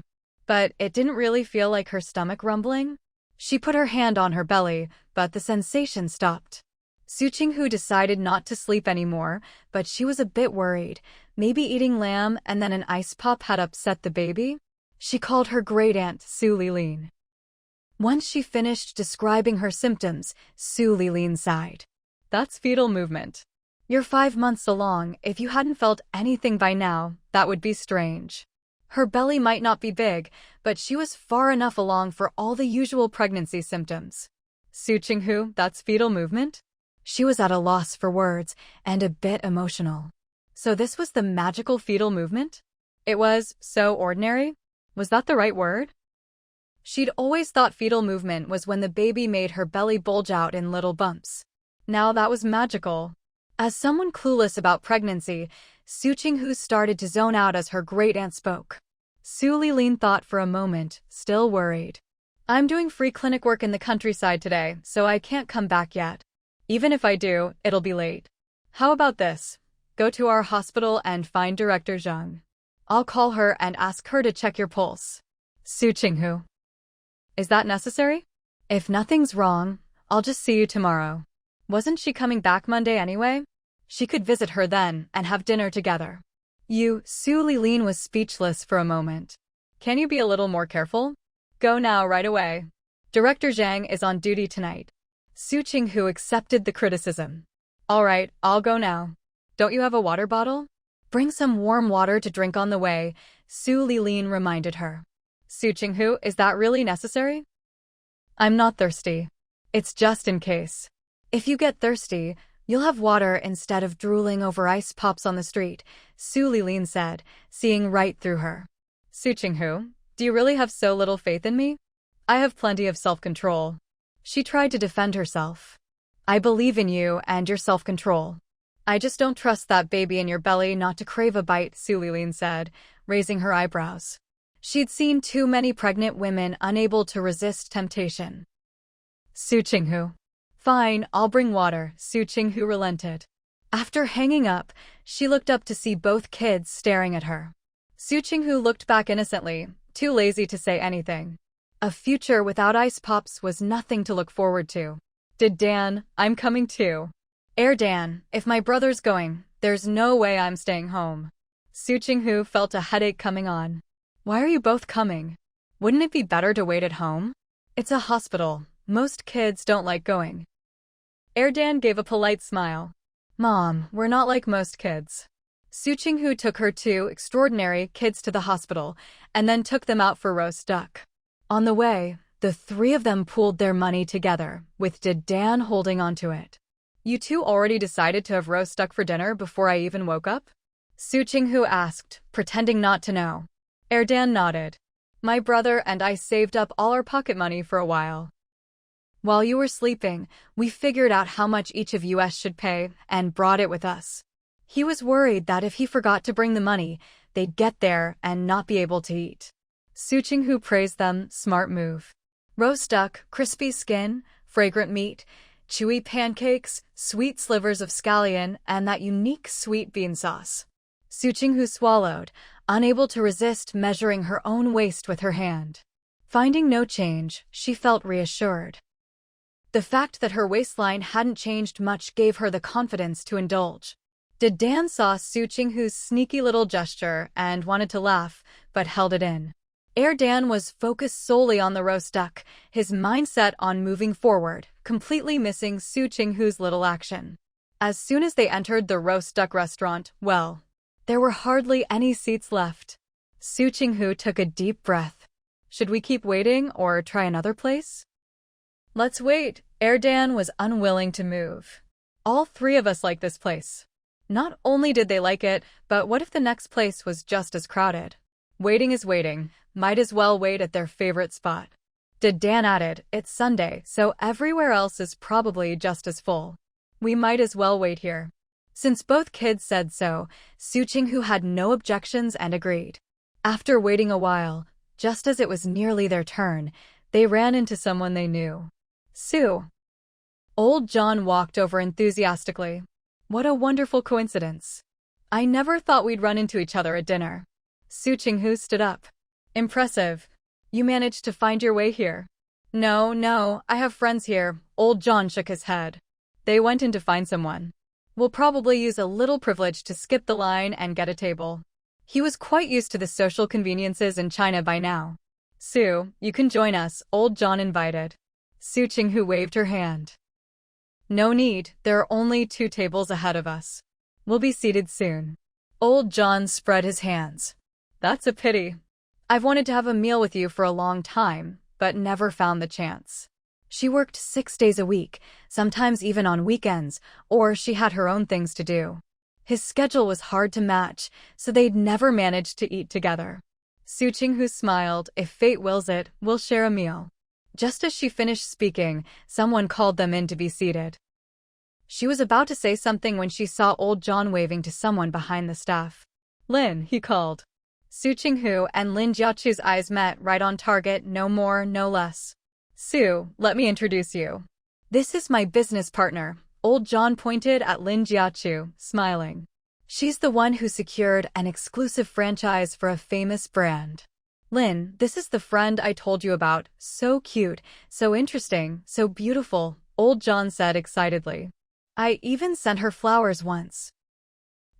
If he were a few decades younger, he'd definitely pursue her, love her, and only her.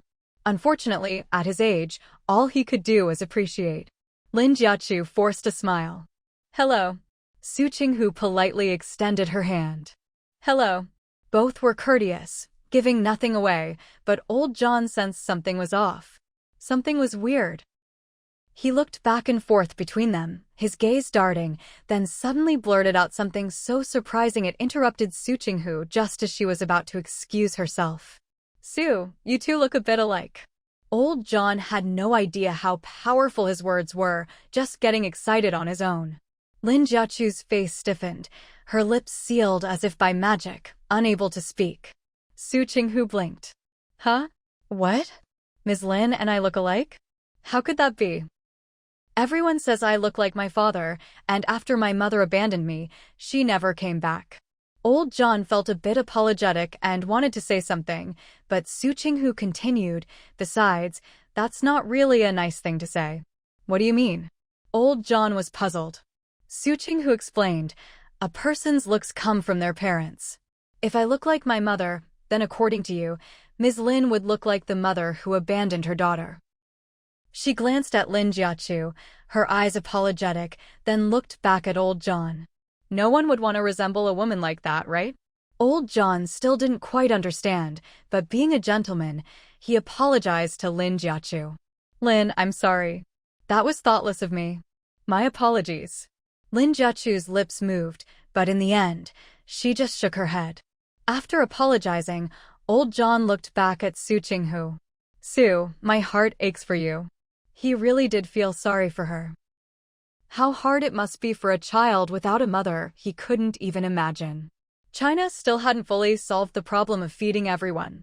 Su Qinghu said, it was tough. After my grandfather passed away, it got even harder.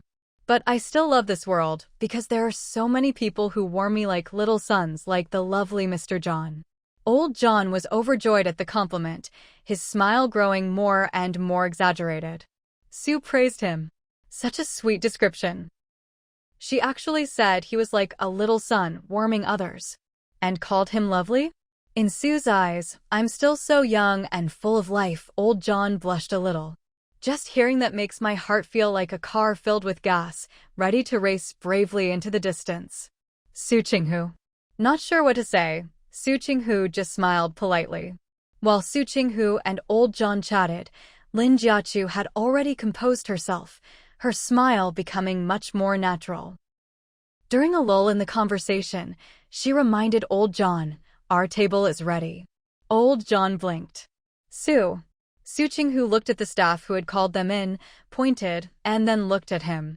Our table is ready too. But I want to eat with you, he said, turning to Did Dan and Dan, who had been waiting politely. He asked seriously, is that okay? Did Dan and Dan looked at him, then at each other. Did Dan stepped forward. Sir, a gentleman should be rational and take care of his own friends first. Old John. Well, but... A manager-like person who had come out with Lin Jiachu saw Old John's dilemma and smiled. If you'd like, we can arrange for your tables to be next to each other. No need. Old John sensed the tension around Lin Jiachu and shook his head. Let's get together next time. Su, how about next week? Su Qinghu smiled. Sure. Su Qinghu didn't take Lin Jiachu to heart, but she also didn't want to let her off too easily. After her husband died, it was understandable for her to leave her daughter in search of happiness. But to do so without a shred of guilt, to ignore her child for so many years as if it were nothing, that was unacceptable. After agreeing to old John's request, Su Qinghu turned to Lin Jiachu. MS. Lin, if you have time, you really should bring your child and your husband to try some of our mainland cuisine. Now that the reforms have taken place, it's not like the old days when we struggled to have enough to eat or wear. Lin Jiachu forced a smile. I will. Your husband? What husband did she have? Maybe she truly had one, more than a decade ago, but after that. Her fingers tightened slightly around her purse, the ring on her ring finger digging uncomfortably into her skin, making her suddenly feel embarrassed. She was probably the only one still wearing this ring. Well then, we won't keep you any longer. We'll head inside. Su Qinghu nodded politely to the two of them, then happily led her two children to their seats. She ordered with practiced ease, and the three of them eagerly awaited the arrival of their roast duck. Erdan glanced around, then leaned in close to Su Qinghu and whispered, Mom, did you just make that auntie angry on purpose? He could tell that auntie was upset. But his mom hadn't really said anything, just suggested she bring her family to enjoy some good food. Why did she suddenly look so upset? So, do you think I managed to upset her? Su Qinghu was a little regretful now. She felt she hadn't done her best. People who aren't good at arguing always wish they could replay the scene and do better. That was exactly how she felt now. As the person involved, she was full of regret. She hadn't performed up to her usual standards. Of course you upset her. You're taller than us, so maybe you didn't notice, but that auntie was gripping her purse really tightly. Erdan happily recalled the scene. She was squeezing it super hard. Hearing this, Su Qinghu felt reassured. Even if she hadn't done her best, at least she'd landed a blow. When did she start gripping her purse? Su Qinghu was curious. Which part of what I said set her off? She wanted to figure it out so she could do better next time. Erdan replied, it was when you told her to bring her child and husband over for a meal. Mom, I don't really get it. Erdan looked confused. What's wrong with that? It sounds just like asking, have you eaten yet? Why would that make her angry? He was genuinely curious. Did Dan also looked at Su Qinghu, waiting for her to explain. Su Qinghu propped her chin on her hand and started to think. Ms. Lin, if you have time, you really should bring your child and your husband to try some of our mainland cuisine. Now that the reforms have taken place, it's not like the old days when we struggled to have enough to eat or wear. Let's break this down. The main elements are time, place, people, and event. Time can be vague. Place is this restaurant, people are child and husband, and the event is eating. For Lin Jiachu, given her attire, watch, and jewelry, there's no reason for her to be upset about the place or the event. She's wealthy enough to eat wherever, whenever she wants. So, the only uncontrollable factor must be the people, right? Her child and husband? Maybe the child is a sore spot for Lin Jiachu. After all, the kid's in a wheelchair, and from what Su Qinghu had observed before, they didn't seem close, more like familiar business partners than mother and son. As for her husband, Su Qinghu tried to recall what she'd noticed earlier. Lin Jiachu was wearing a diamond ring on her ring finger. That should mean she's married, so there shouldn't be any taboo about mentioning her husband, right? Still, to make sure her next attack landed harder, she'd have to target those two next time and see how Lin Jiachu reacted. Mom, the food's here. Erdan shook Su Qinghu. I asked the chef to slice the duck a little thinner, just the way you like it. They came here often, so everyone knew each other's preferences. Before Su Qinghu could say anything, Erdan had already explained all the detail. Hello! We're excited to tell you that we now have a membership plan for you. If you are interested, click on the link in the descriptions box. If you like this video, please click on the like button and make a comment below so the video would get more views.